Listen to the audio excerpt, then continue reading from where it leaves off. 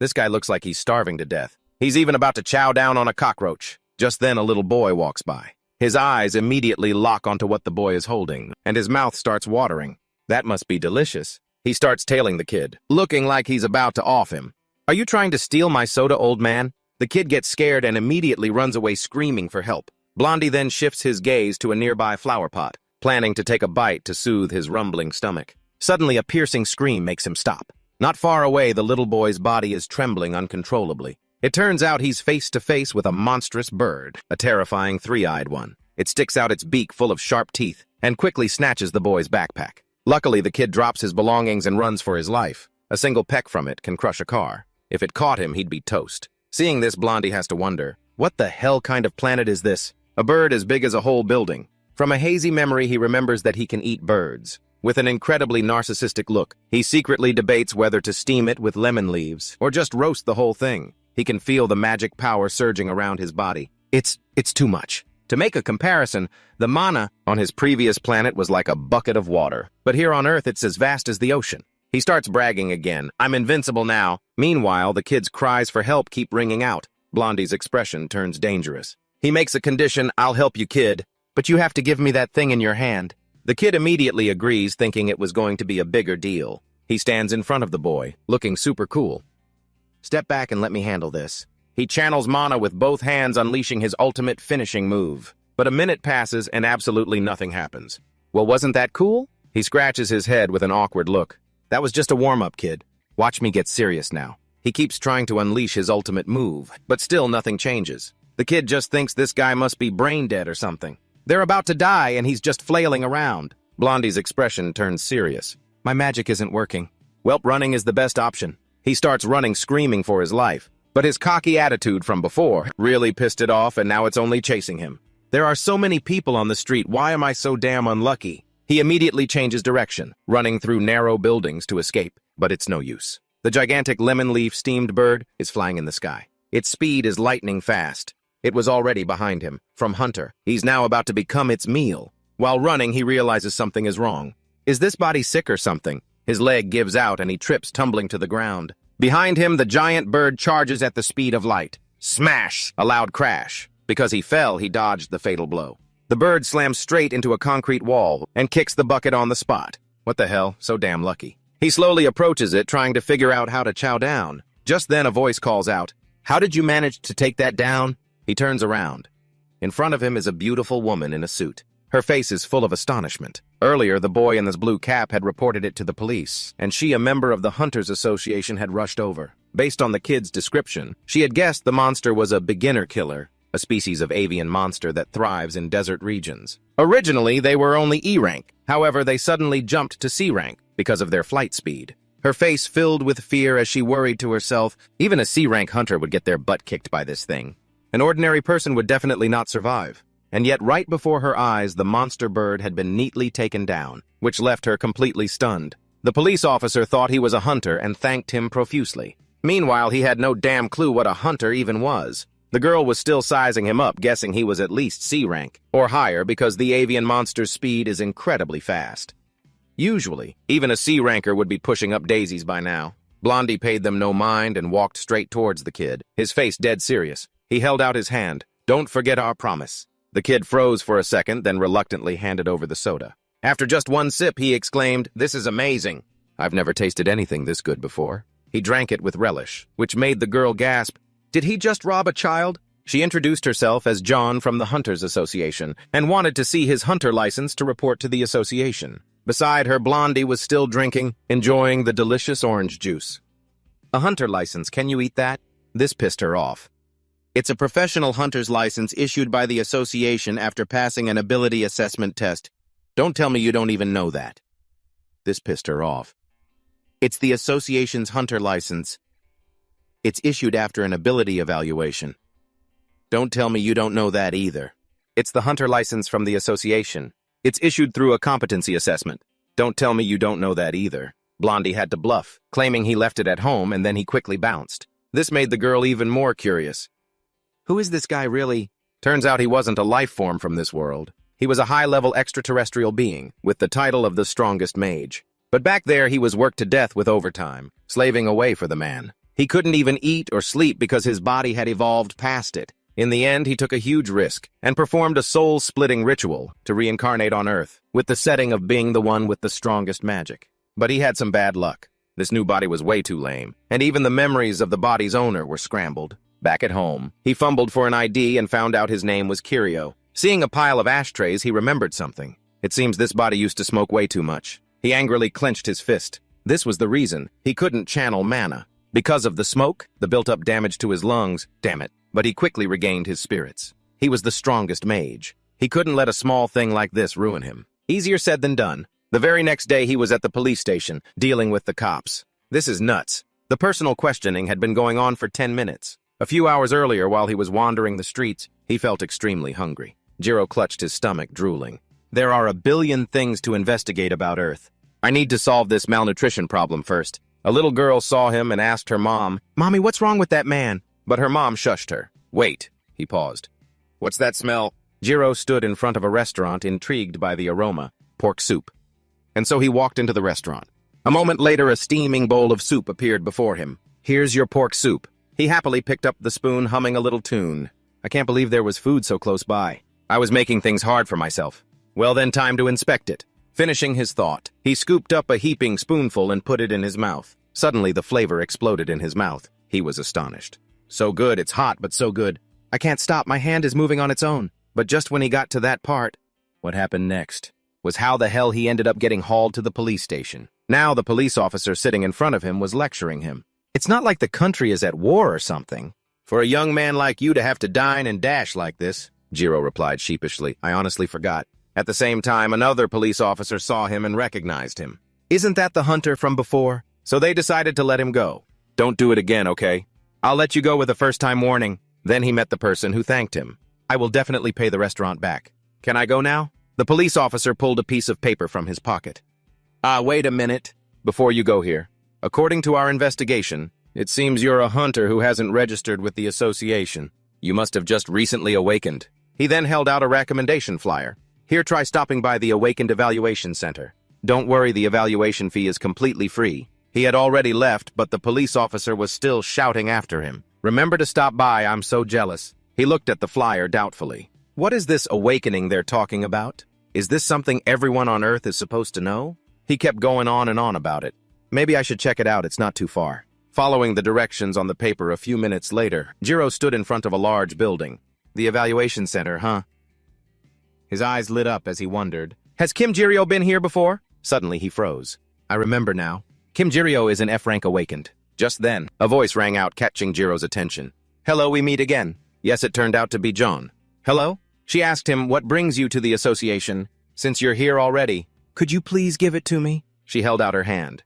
Your hunter license? This triggered a memory fragment from this body. Hunter license, I'll bring it right away. A second later, he groaned internally. Oh no.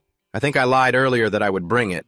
Luckily, I've remembered a little so I can answer. He regained his composure. My apologies about that. I was in a panic at the time. But the truth is, I don't have a hunter license yet. She crossed her arms, looking helpless. No wonder you didn't come back. Then he said calmly, but I am a registered awakened. I just didn't get a card made because I was so disappointed with the result. This surprised Jon. He answered coldly, I'm F-rank. This left Jon completely astonished. You're F-rank? Yeah. Then how could you possibly catch a beginner killer? He glanced away evasively. It was just a fluke.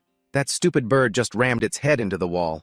This left her so exasperated she didn't even want to talk anymore. A beginner killer that couldn't adapt to its environment and accidentally killed itself. It is not impossible. But the person I saw at that moment had a relaxed expression, as if he'd already killed hundreds of C-rank monsters. There wasn't a hint of fear. Why is he trying to hide his true strength? Most awakened who hide their rank are dangerous individuals, involved in illegal activities. She started to see him in a different light. Could this person be? Then Jon started acting friendly. I see, you were very lucky. Beginner killers are known to have very low intelligence. Suddenly, Jiro had an idea. That's right, Earthlings. Use subtle facial muscle movements to express emotions. I need to learn how to express myself to seem friendlier. Let's give it a shot. He tried to move his facial muscles. Yes, I was truly lucky. It made her recoil. What kind of expression is that? He's extremely suspicious. Then he calmed himself down. I need to get out of here first. Suddenly, Jon fumbled in her jacket pocket. Come to think of it, I have something to give you. "What's your name?" "I'm Kim Jiro." Then she handed him something. "All right, Mr. Jiro, please take this." It turned out what she gave him was a banknote. Jiro wondered to himself, giving money as a greeting. What universe has such a great custom? So he asked, "Why are you giving this to me?" She explained, "You left behind the beginner killer's corpse. I had to process it, and this is your share of the money." Jiro held the bill and couldn't help but think about the bowl of soup from this morning. The meal I ate earlier cost 8,001 per serving. With just this flimsy piece of paper, I can eat 6 bowls like that? He said hesitantly. I can't believe that bird was worth so much. Are its feathers expensive? She crossed her arms and replied, no. A beginner killer's body is very soft, so they have no value. But you were very lucky that it had a mana stone inside it. A C-rank stone is worth about 2,000,001. This made his jaw drop. Wait, 2,000,001? But my share here is only 50,001. She slowly explained about that. The damage you caused while catching that monster. She recalled being reprimanded. Road repair fees. Pedestrian bridge repair fees. You did a great job, really. It was all under my name. Her words were like arrows piercing him. If those guys hadn't run away, we could have legalized the hunt. This made him bow his head, his face dark. I'm sorry. It's fine. Have a good afternoon. Jiro watched Jon's retreating back. He held the bill in his hand, looking furious. 2,000,001? Back on my home planet. That bird is no different from a bug crawling on the street. 2,000,001 for snapping that bird's neck. That's 250 bowls of soup and rice. To survive, I need money. And I came to Earth to have a happy life. To enjoy that ideal life. I need a lot more money. Then he cracked a grotesque smile. I have to become a hunter. Honestly, until lunch today, my future was completely bleak. The owner of this body was broke as a joke. Spending money on a bowl of soup would wipe out my entire savings. But things are different now.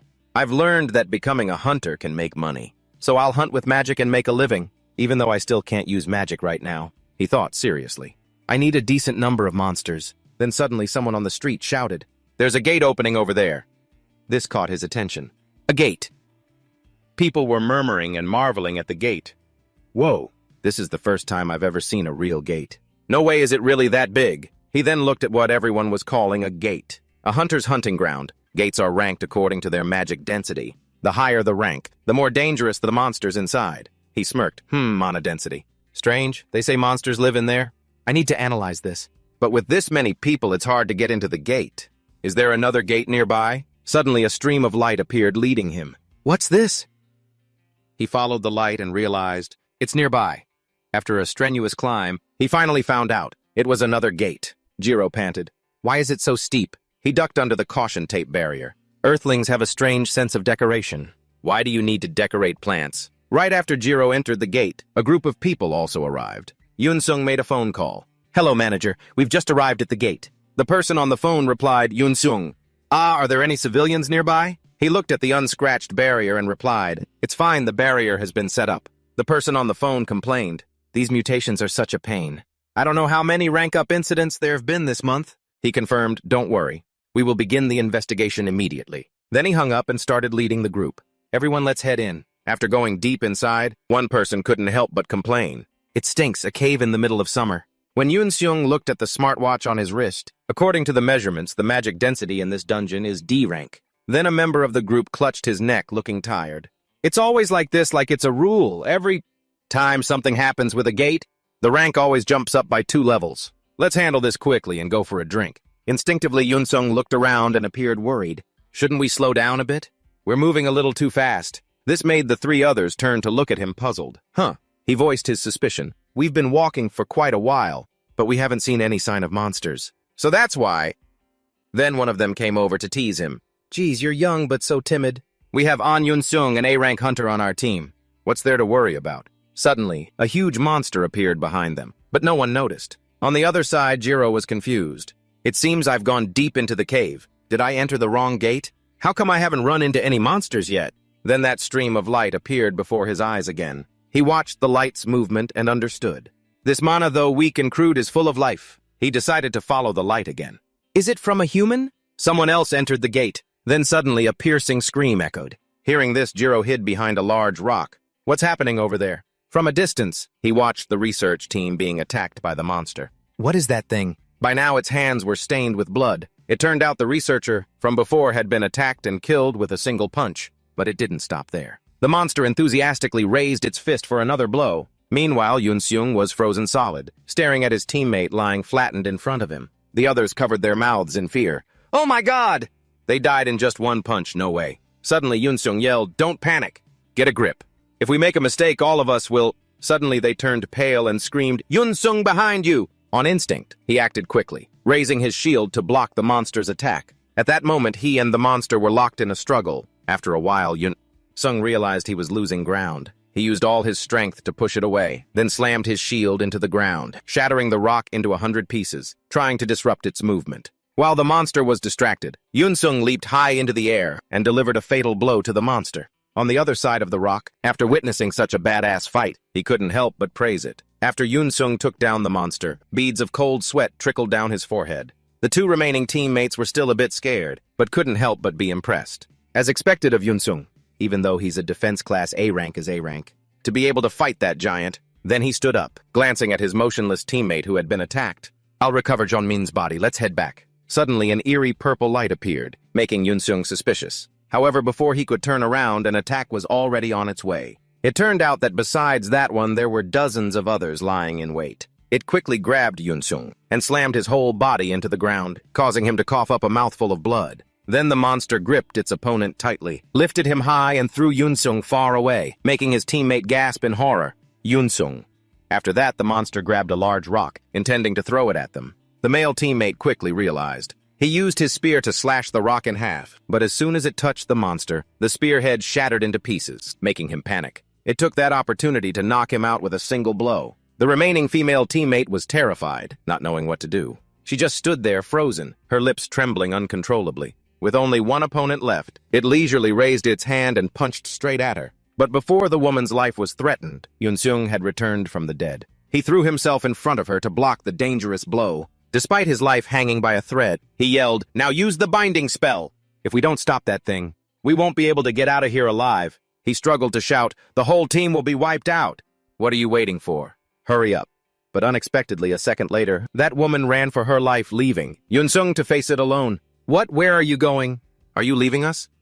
What about Jeonmin? This isn't right." The young man started to despair. "Don't go! Don't run away." Meanwhile, Yunsung's shield was starting to crack. Instantly, he was pushed down and flattened. Seeing this, quickly released its hand, after confirming its opponent could no longer fight back. At this point, Yunsung's vision started to blur. "What I feel after being betrayed isn't anger, but emptiness. I received A-rank awakened powers, thanks to a dungeon break phenomenon. Invitations from all sorts of major guilds poured in, making good connections. Forming a team, increasing our achievements, conquering gates. Everything seemed to be going so smoothly. But in the end, it ends like this." The monster raised its foot, about to crush him. He thought despairingly, "This is just pathetic." Suddenly, a rock hit the monster, drawing its attention. Just then, Jiro stepped out coolly. He said nonchalantly, "I really can't watch this anymore." "Is this the true nature of Earthlings?" "Well, thanks to that, I've completed my analysis now." Jiro casually looked up. "Seeing this monster up close, it's clear now. But it's so outdated, isn't it? Oh well, doesn't matter. Nice to meet you here. A golem, huh? It's been a while." A being made of clay that uses mana as its power core. Golems held countless roles in Alphery, from everyday things like manual labor, running errands, and construction to combat. Alphery was truly a nation built by the hands of golems. Even my own field was golem warfare. The reason there aren't any other monsters around is because this big guy is guarding the place. It seems this gate belongs to someone. Anyway, I've already alerted the guard, so there's no way I can leave easily. He sauntered behind the golem. "Looks like I'll have to fight. I can't use magic." But as the golem attacked, "But there's another way."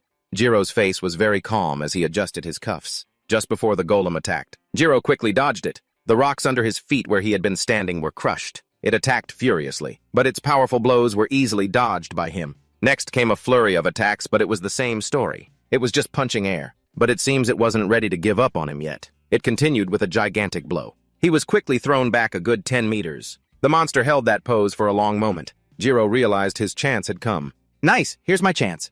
Disabling a golem is very simple. He quickly got up and ran full speed towards the monster. The jewel inscribed on the golem's arm. This jewel isn't just for show. Rather, it's a magic energy sensing device. I just need to input an emergency stop command into this sensor and it's done. For security reasons, only the golem's owner and creator know the emergency stop command. But for a golem this crude and simple, it's too easy to see the encoded command. With that thought, Jiro held his hand out in front of him. He looked like he was about to unleash his power. Quickly, the golem fell. Its fall created a loud noise in the rocky cave. Taking the opportunity, he climbed onto the golem's body. Since I only activated the emergency stop command, of course it hasn't completely stopped working.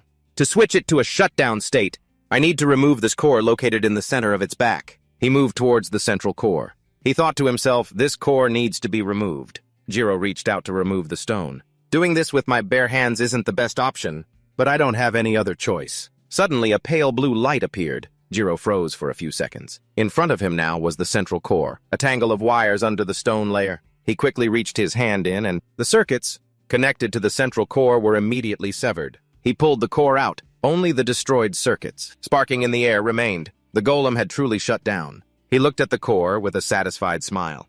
Too easy. At the same time, Yunsung was lying motionless. His hand suddenly moved. His mother's words appeared in his mind. Yunsung, I know you want to be a hunter, but do you know how dangerous this job is? He smiled reassuringly. Don't worry, Mom. I may look like this, but I'm an A-rank awakened. His mother was still worried. But what I said isn't wrong. I respect your wishes. But what if something happens? Yunsung took his mother's hand. He comforted her. I'm a recognized hunter now, so you don't have to worry. I promise. I'll show you my success as a hunter.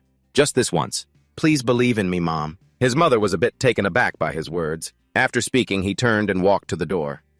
I'm leaving now. Suddenly, his mother's called out, Yunsung! She reminded him, whatever you do, be careful. The image of his mother gave him immense vitality. He slowly opened his eyes. His trembling hands pushed against the ground as he tried to sit up. Suddenly, his eyes narrowed. It turned out he saw Jiro up there. What is this scene? What happened? He wondered, did he take down that golem with his bare hands? No more importantly, how did he get in here? I'm sure there was a guard, checking people entering and leaving. Could it be? A judgment formed in his mind. He's a hunter. Suddenly, Jiro threw the destroyed core down. Yunsung saw him walking towards him and became very worried. He's coming this way. He struggled to move. Damn it! Suddenly, his face froze. Jiro was now standing right in front of him. Yunsung was sweating nervously. He held out his hand asking if he needed help. Scene changed to a high-rise company building. An annoyed voice rang out. These damn reporters. Is this how you want to make headlines? Yunsung's arm was now bandaged, but the newspaper isn't wrong. The director across from him was furious. Yunsung, why wait until later? I get that another hunter took down the monster, not you, but you don't even know that person's name. If he was stronger than you, there's no way he wouldn't be famous. As he spoke, he held an iPad in front of him. But look, nobody knows who he is. This person probably isn't a registered hunter. He continued to ramble. Luckily, the reporters are only focused on the A-rank monster. Besides, if this continues... Hearing this, Yunsung couldn't take it anymore and slammed the table, standing up. Director, he interrupted, I'm doing this for you, Yunsung. This will only tarnish your career. Even if you're an A-rank hunter, if you show your weakness, you'll immediately become a target for others. You know that, don't you? Why don't you just say you were the one who took down that golem? At those words, Yunsung's face fell for a long moment. He clenched his fist and spoke. I'm sorry, I think... It's better to be honest. It's the least I can do out of respect for that hunter. He definitely didn't seem like the type to do anything illegal. The director asked back, Are you sure? Without a hint of hesitation, he affirmed, If he had bad intentions, he wouldn't have let me live. He's a good person. I really want to repay him. The director pushed up his glasses and made a decision. I understand if that's what you're saying. I'll be leaving now. He looked up and replied, Yes. Yunsung left right after. The director was alone in the large room. He leaned back on the sofa, tired. A hunter who can easily kill a golem that even on Yunsung's team couldn't handle. How? Meanwhile, in Gio's cramped room, he was lying on a mattress playing with his phone. His eyes lit up. Earthlings are freaking amazing. Last night I accidentally unlocked this phone. What is this? And it's been like this all night. In front of him were social news feeds. He wondered, you can freely access information, and even if you're not part of a privileged class. Whoa, is this heaven?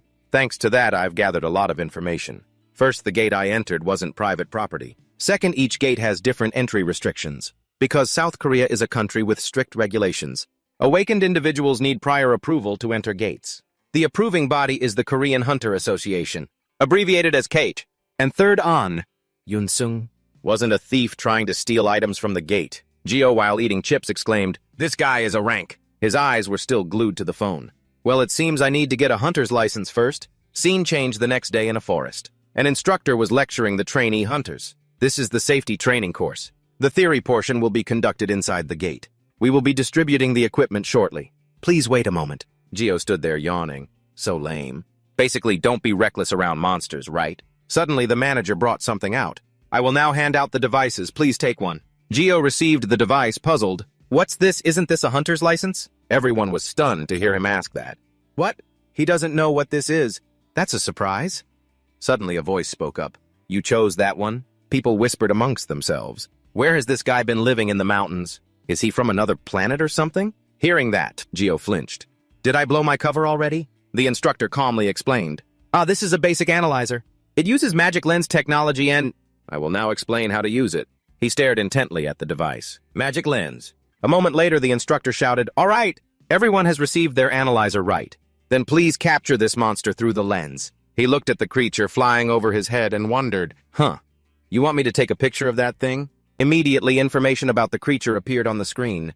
It's an F-rank poison butterfly. He looked at the device, thinking. Earthlings use tools to identify their enemies. The instructor suddenly appeared beside him and said cheerfully, All analyzers not only help identify monsters, but also have an item search function. He wondered, items. The man said, It will help you find useful resources. So try looking around. Gio raised the device and pointed it at the instructor. The screen displayed not found, cannot find data. He quickly realized. It doesn't work on humans, huh? Gio continued to scan everything. Hot fruit, a plant species characterized by red fibers, composed of various strands. Finally, he understood. Oh, so this is the item recognition function. Then it should recognize this too. Thinking this, he scanned the ground. The screen displayed not found, cannot find data. He was surprised. What it's supposed to distinguish useful things? Why doesn't it recognize this? And then he suddenly realized something. Wait, perhaps it only recognizes things with mana, distinguishing between valuable items and those without mana. While convenient, it's also a rather inaccurate method. There are still things that are useful but don't contain mana. This patch of dirt is a prime example. He clenched a handful of dirt. At a glance, it's just ordinary dirt. Absorption magic, a rare spell that can absorb mana. But it's strange. If this world is quite advanced in magical research, there's no reason they wouldn't recognize absorption magic. Now Gio closed his eyes and wondered, why doesn't anyone know about this? Suddenly, as if remembering something, he came to a realization. Wait a minute. Thinking this, he approached the instructor and asked, Excuse me, I have a question. The instructor smiled and replied, Yes, go ahead. He pretended to ponder and said, Do you know when awakened individuals first started appearing in South Korea? The instructor answered, Yes, of course, it was 7 years ago. He explained that at that time, the dungeon shock caused awakened individuals to appear all over the world simultaneously. Hearing this, he was utterly astonished. What 7 years ago? Only 7 years ago. Flashing back to the past, the history of magic in Alfari is over 60,000 years old. I get it now. I have to live with these primitives. No wonder their technology is so unbalanced. It all looks so strange. There's no way magical engineering could have developed this fast. Primitive magical knowledge, contrasted with a modern level of technology. Evolution has occurred in an unusual way. This is awesome. Gio sat down under the shade of a tree. Well, anyway, he picked up a handful of dirt, his heart filled with enthusiasm. I can use this absorption art that no one knows about, huh? A profession that can make you millions if you're determined. Hunter. But compared to the glamorous words woven by the media, the lives of low-rank hunters are no different from hell. However, one of my legs is injured. He recalled his first day on Earth, being chased by that big bird.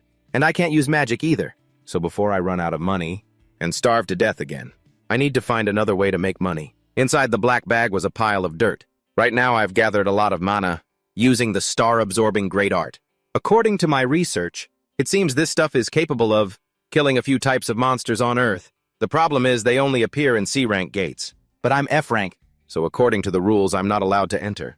Also absorbing mana, with the star absorbing great art without knowing much about Earth, is a bit weird. And the fact that the body I possessed is rank F is also a problem. As he was deep in thought, a loud notification sound rang out, startling him so much he swore out loud, "Holy crap!" He picked up his phone and read the news alert. Emergency disaster warning website alert. Dungeon break 713. 12:30 p.m. red level gate appeared near Mapo district. Seoul, warning B-rank monster present. Evacuate immediately. After confirming the monster's movement path, he wondered, what's this evacuate, huh?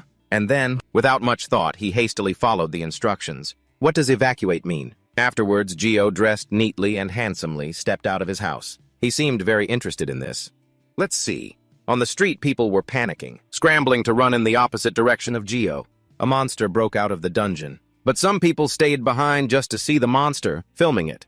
Is that a B-rank monster? It's huge. He pushed through the crowd, annoyed. Damn it! Well, this is a first. Gio got to see a dinosaur-like monster in real life. Just then, a person with a camera pushed forward and bumped into Gio. Excuse me, let me through. The push was hard enough to make him groan. Seeing this, the man sneered, what a weakling. Just a little push and you're already collapsing. These people, blocking the way to Rubberneck and causing a scene. This annoyed Gio. What's with the attitude you asking for a fight? But in reality, Gio just looked confused.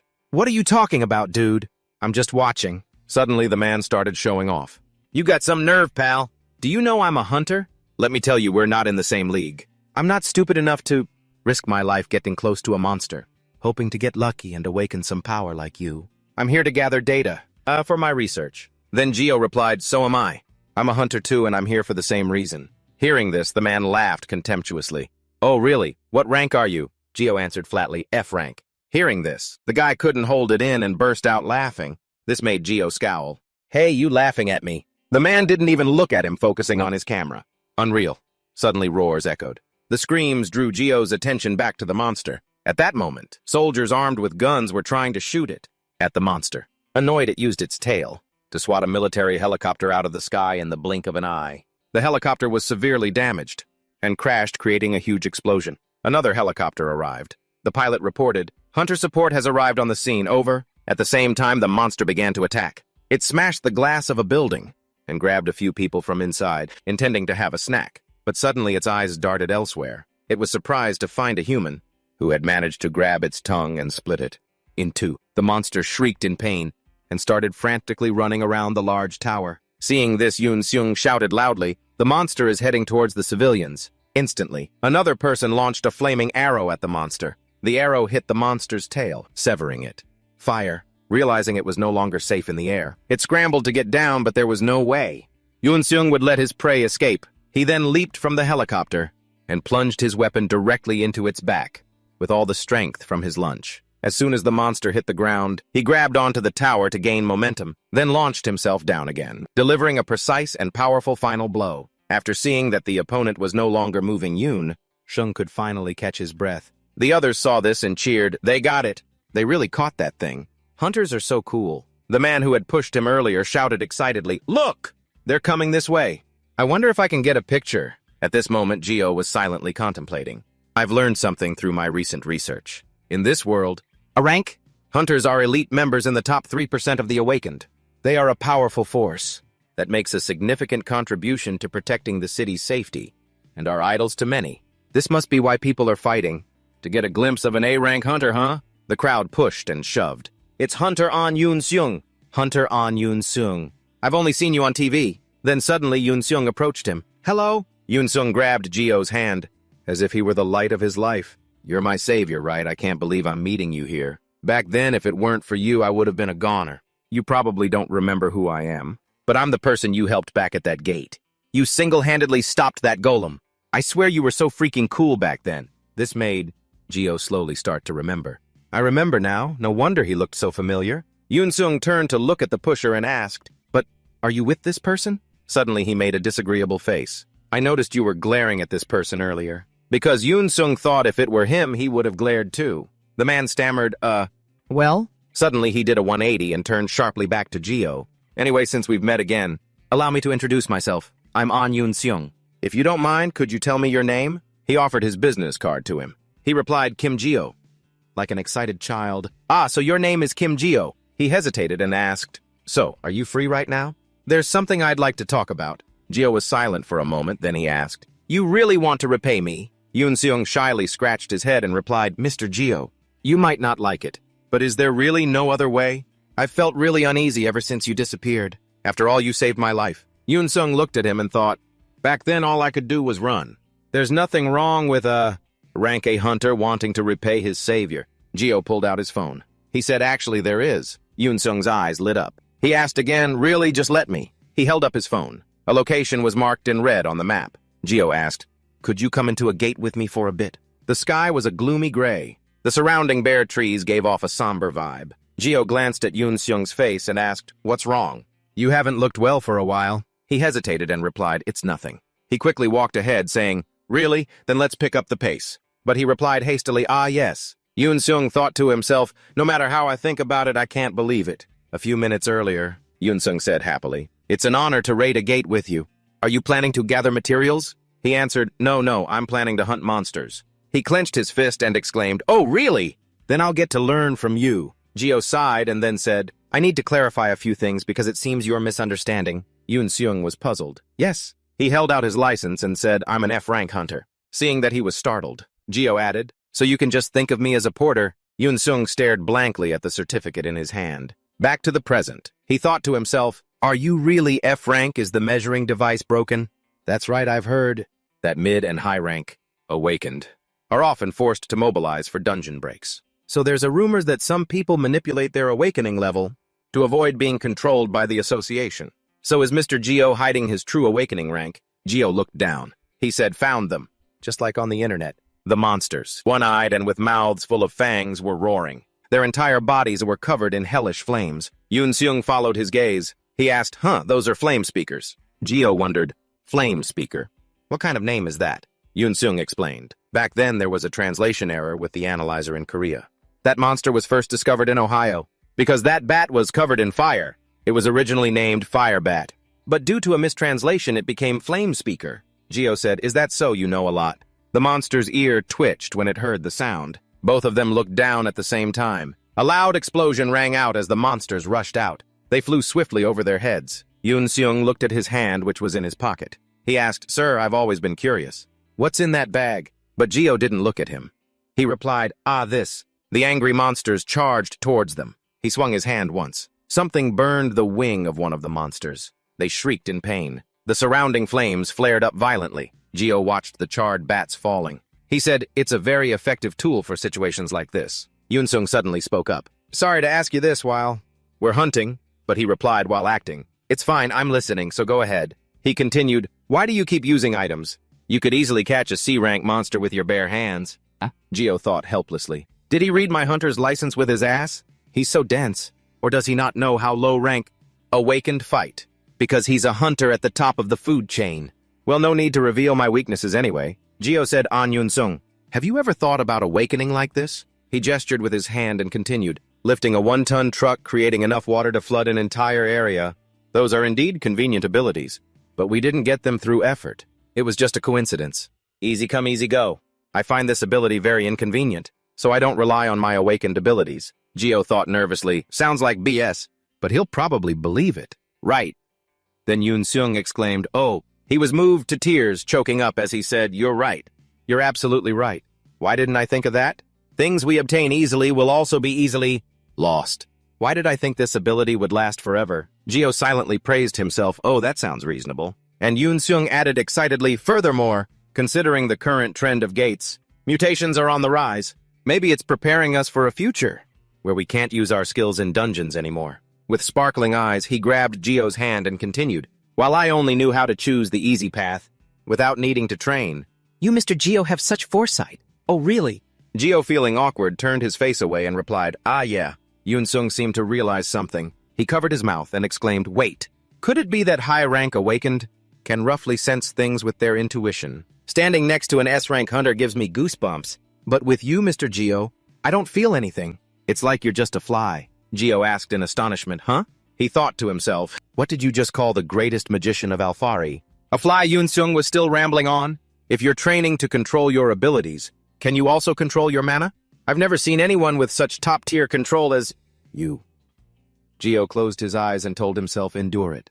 He's just a primitive, so the awakening level is similar to mana density. Well, let's just say that for now." He puffed out his chest and replied, "More or less." A little later, the two were sitting in a restaurant. Yunsung asked him, "If you go into dungeons again, can you call me?" Gio wondered why you've already repaid your debt. Yunsung scratched his head and said, "Honestly, going with you was really eye-opening for me. Because of that incident, my team disbanded, and I only awakened less than half a year ago. It's very dangerous for me to operate alone, because I lack experience. But if I form a team Gio thought, it seems he's still hurt from being backstabbed by his teammates. If it were me, I'd be the same." He put his hand in his pocket and replied, "If you want to help, I have no reason to refuse. But if we're in danger, I can't guarantee I'll save you. You have to protect yourself. I'm not strong enough to protect you. If we fight, I'll definitely lose because I'm very weak." As for the golem incident, your response was a bit...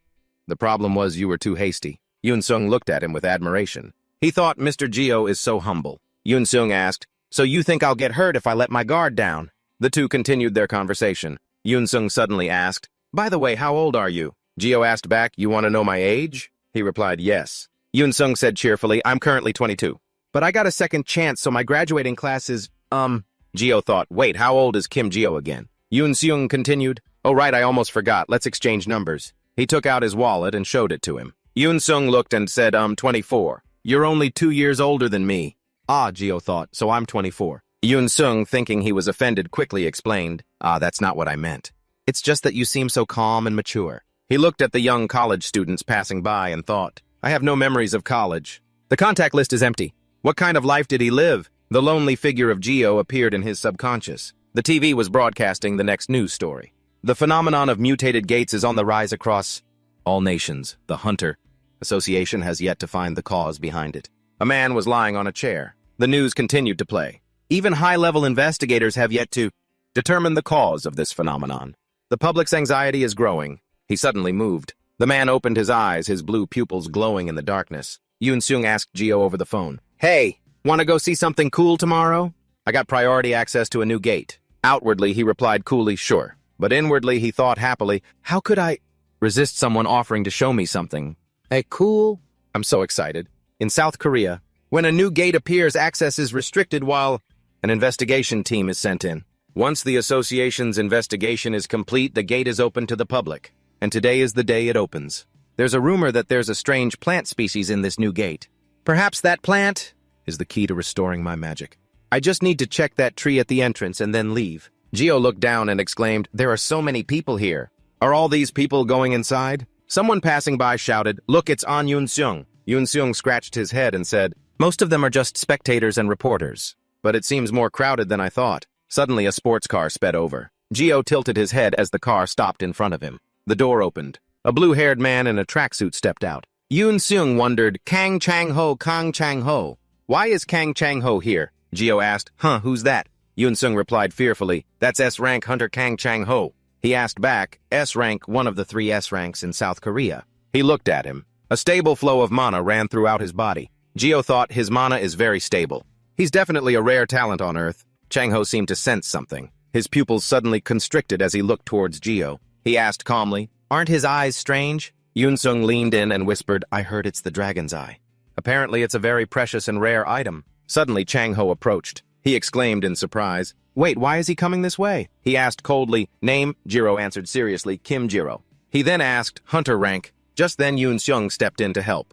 Hello Hunter Kang Changho. This person is just a porter helping me out. If there's a problem? Changho seemed to radiate killing intent as he growled, I'm not talking to you. Yunsung was deeply hurt. He shut his mouth and retreated behind Jiro. He answered F-rank. He crossed his arms skeptically and asked, really is that true? Did he see the mana? Hidden inside Kim Jiro's body, mana is simply an energy-producing organ. Just because the respiratory system is refined, doesn't mean the total amount of mana in the body decreases. A mage of Kang Changho's caliber can assess a person's potential, even from the faintest signal. Jiro said calmly, if you don't believe me, I can show you my hunter license. Changho spoke up. Someone who can look an S-rank hunter and straight in the eye and answer. Hunter Kim Jiro, if you can. Just then, Yunsung mustered all his courage, put an arm around Jiro's shoulder and said, hey Jiro, it's about time. We were just here to take a quick look, right? Shouldn't we get going? If we don't leave, we'll be late for our appointment. He quickly pushed him away. Jiro pointed and asked, but the plan today was to explore this place. Yunsung shouted, interrupting him, hey, let's just hurry up and go. Jiro kept looking back. Changho silently watched him leave. Then Yunsung asked, hey, do you really not know Hunter Kang Changho? Were you living abroad? Jiro was startled. He stammered, I was away for a while. He said, I don't mean to gossip, but that hunter has a pretty bad reputation. Jiro asked, why is that? He continued, he has a criminal record for assault. Nobody wants to enter a gate with an S-rank criminal. Even ignoring his past, his recent actions haven't been much better. Jiro wondered what happened. Yunsung said, I have a cousin named Choi Jin, rank 3A class. She entered a gate with Kang Changho and he attacked her. I heard he only picks fights with strong awakeners. Silence. Jiro was touched, thinking, so that's why you pulled me away. Worried that S-rank psycho would bother me. What a considerate little dude. Jiro said, all right, let's head back. Are we going to check out that so-called mysterious plant species? Yes. Jiro was silent, then suddenly asked, But hey, Yunsung. Earlier, you said Kang Changho's eyes are something like a dragon's eye. Right so. Does that mean it's something that can be bought and sold like your shield? Yunsung replied, yes, the first time he got it. It was in the form of a small orb. It seems he swallowed it to use it. He asked, Is there anything like a dragon's lung? He replied, Let me check. Looks like there's only a transaction history. Nothing available right now. But since the lungs aren't very popular, one might eventually pop up. He crossed his arms, looked at the screen, and asked again, Why aren't they popular? What's the price? Yunsung said, They don't enhance mana, like the eye's heart or liver. Those can at least be made into potions, but the lungs have no use at all. Ah, here it is. The price is cheap too. 2.6 billion won. He replied 2.6. He was startled and asked again, What did you say, 2.6 billion? Yunsung said innocently. So cheap. You couldn't buy the other parts no matter how much you offered. Jiro shed a silent tear. He thinks I really shouldn't have asked. The taxi sped down the road. He looked at the screen, searching for the name Kang Changho. Jiro thought Kang Changho. The more I learn about him, the scarier he gets. Letting a guy like that roam free out there, that is just insane. Should I avoid his gaze from now on? What if he wants to fight me? My life would be over. Suddenly, a sports car came speeding up from behind. It slammed into the back of the taxi. Jiro lurched forward from the impact. The driver quickly swerved and hit a lamppost. The driver gasped for air while Jiro was thrown to the floor. He asked fearfully, Oh no, are you okay? He replied, Yeah. The driver got out of the car and yelled, Are you crazy, you bastard? Don't you know how to drive properly? Get out here now. The car owner stepped out and said, I'm sincerely sorry. Changho smiled and replied, It's been a while since I've driven, so I mixed up the gas and the brake. Jiro got out of the car. He thought Kang Changho. He approached holding his phone and said, Hello, Kim Jiro F-Rank Hunter, I need a favor. Could you give me your contact information? He thought, Is he nuts? How bad of a driver do you have to be to hit someone on an empty road? The driver stammered, Kang Changho, Hunter Kang Changho. Since you caused the accident, you have to pay for the repairs. He took out some money and said casually, Here, take this. Jiro watched the driver bow respectfully. He said sincerely, Thank you. He silently wondered, How much is that? He held out his phone and said, Anyway, please save my contact information. He wondered. Changho continued, I just used up all my cash, so I'll have to pay for your medical expenses gradually. Jiro thought to himself, I don't really get what you're saying. Is this how you handle a traffic accident? It's just a phone number. What's the big deal about not giving it? He handed the phone back and replied, Here you go. Jiro looked at the man in front of him and thought, Kang Changho. Background. The only son of a famous company owner. He was born with a silver spoon and became a hunter, but he has a criminal record for serious assault. Because he has a lot of money, he could hire good lawyers to defend him, but he was still sent to prison. There are countless online testimonies stating Kang Changho abused others. However, there's a bigger issue at hand. His parents passed away a few years ago, when monsters escaped from a dungeon. And right after that incident, Kang Changho sold all the company shares he inherited, effectively liquidating his family's business. People used the time of his unclear awakening as an excuse. Rumors that Kang Changho committed assault for money started to surface, but it has yet to be proven. He tilted his head and started a conversation. Are you also going to take care of that chicken today? I was a bit surprised that someone like you is working as a porter. Changho sat on the sports car. He offered, I know some jobs that pay better. Are you interested in hearing about them? Jiro looked at Changho, his eyes thoughtful. A well-paying job, huh? Then he spoke. Hearing about it wouldn't hurt. He smirked, his tone carrying a hint of challenge. Stop working for An Yunsung and work for me. I'll give you 80% of the items and profits you get from the gate. He froze upon hearing those words. Is he scouting me with such ridiculous terms? Jiro silently reasoned in his head, this S-rank hunter must have realized the potential in Kim Jiro's body. Could it be that Kim Jiro's magic is equivalent to or even higher than S-rank? He raised his hands, glanced at them, and became lost in thought. If I could properly harness my magic, I would be able to control this entire planet. A few seconds later, Jiro crossed his arms, looking pensive. Well, I'm in a difficult position where I can't enter an S-rank gate. I'm not sure if I can work with you. Hearing this, Changho immediately interjected, What are you talking about, S-rank? He leaned back against his expensive red sports car, his voice tinged with arrogance. No way! Would they push a hunter of your rank into a high-level gate? I like that. Jiro was slightly startled and blurted out, You approached me after checking my awakening potential? Then Changho frowned and asked, Awakening potential what? You're F rank, right? My proposal is to train you directly. In other words, I'm offering to be your sponsor. Then, Jiro put a hand on the back of his neck. I see. I misunderstood and said something a bit strange. But inside, he felt like he'd been doused with cold water. So embarrassing, he smirked. Can I take that as a yes? He raised his hand, a questioning look clear in his eyes. Hold on, what exactly did you see in me? To make such an offer. Hearing this, Changho seemed even more pleased. His expression turned sinister. His smile curved in a chillingly creepy way. Seeing that expression, Jiro froze his face, turning pale. Only one thought remained in his mind. Damn it, Yunsung, I really miss you right now. Elsewhere, a loud sound echoed. A car accident with Kang Changho. Jiro calmly tore open a bag of candy. I said I had an appointment to meet you and ran for it. But thinking back, it feels like that bastard caused the accident on purpose. After hearing this, he spoke up. It's true that he only picks on strong hunters.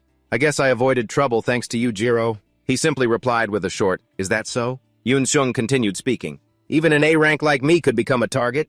He let out a small laugh, his eyes shining with gratitude. If I have a hunter like you by my side, I won't stand out anymore if Kang Changho does that. He must think Yunsung is too excited. Jiro just sighed, silently wondering, what should I do? Call the police. But what would I even say? Jiro briefly imagined having to risk his life.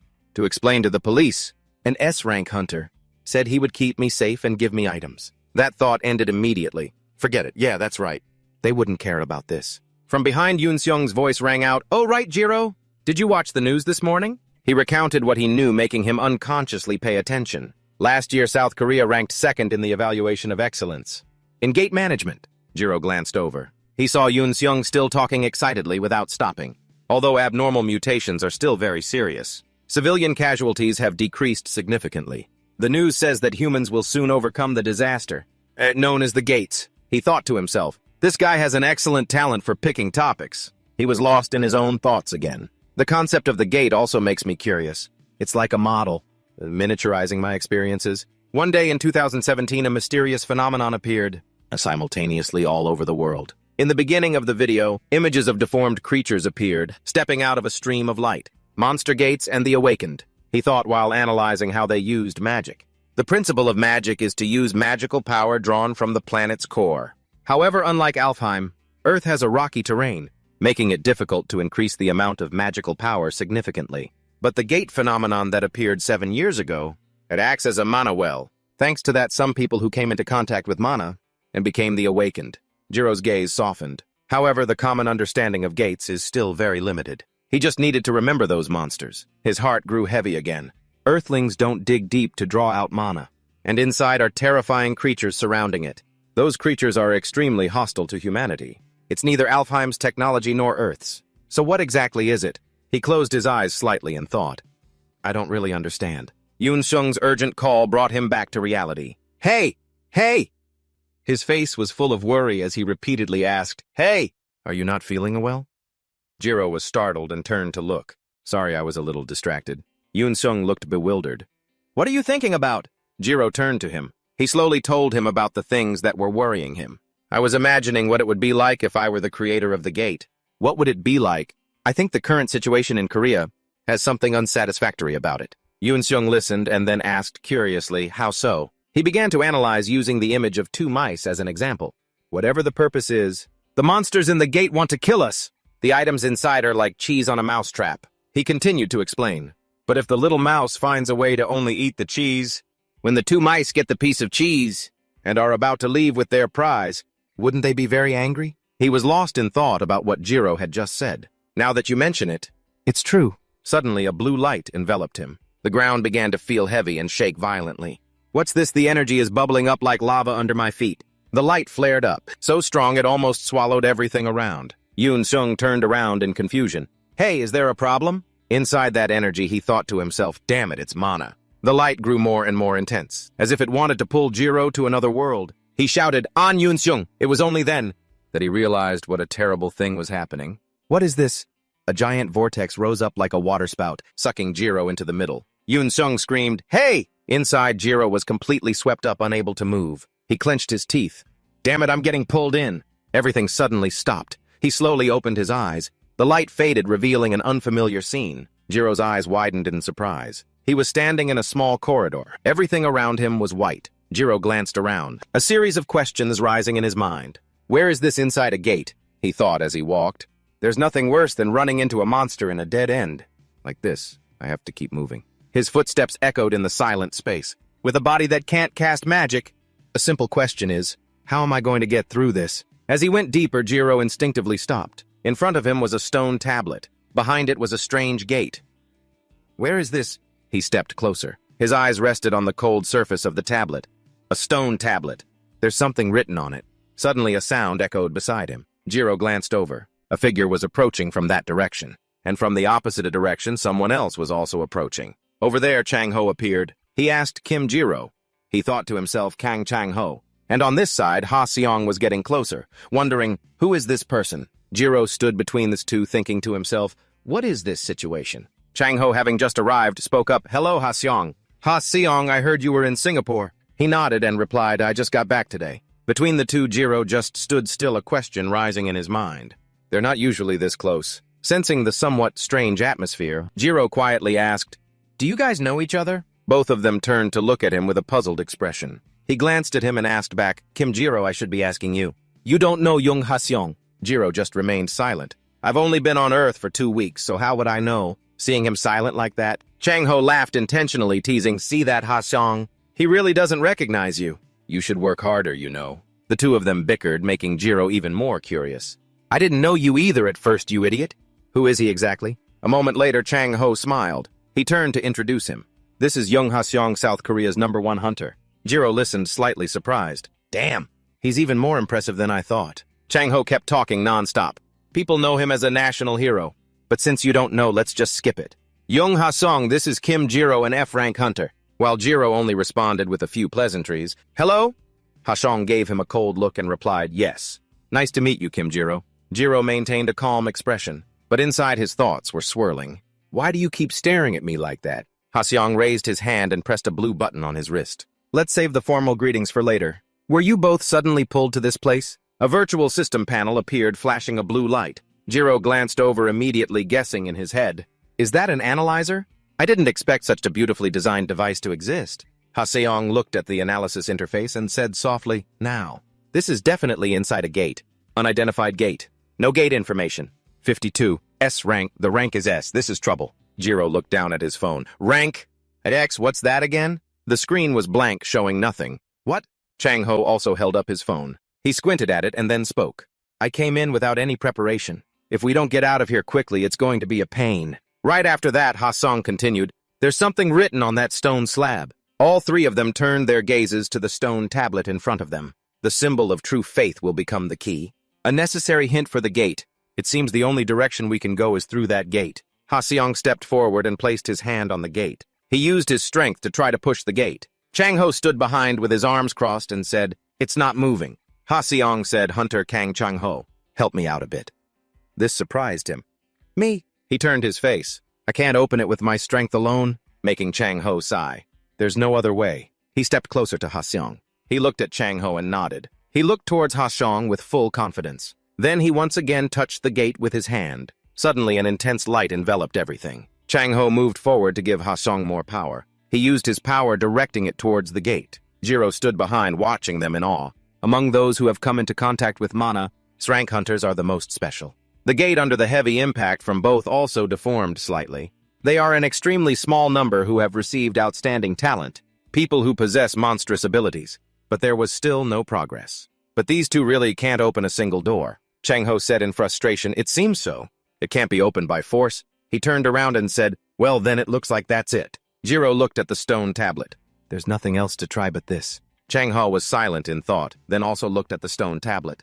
But doesn't its mouth look like a hole? Big enough to fit an arm into. Ha Seong was silent. Jiro frowned slightly, a bad feeling rising in his gut. No way. He felt uneasy, but if we don't open the door, we'll be trapped here. Coming here unprepared. If we stay like this, we'll run out of food.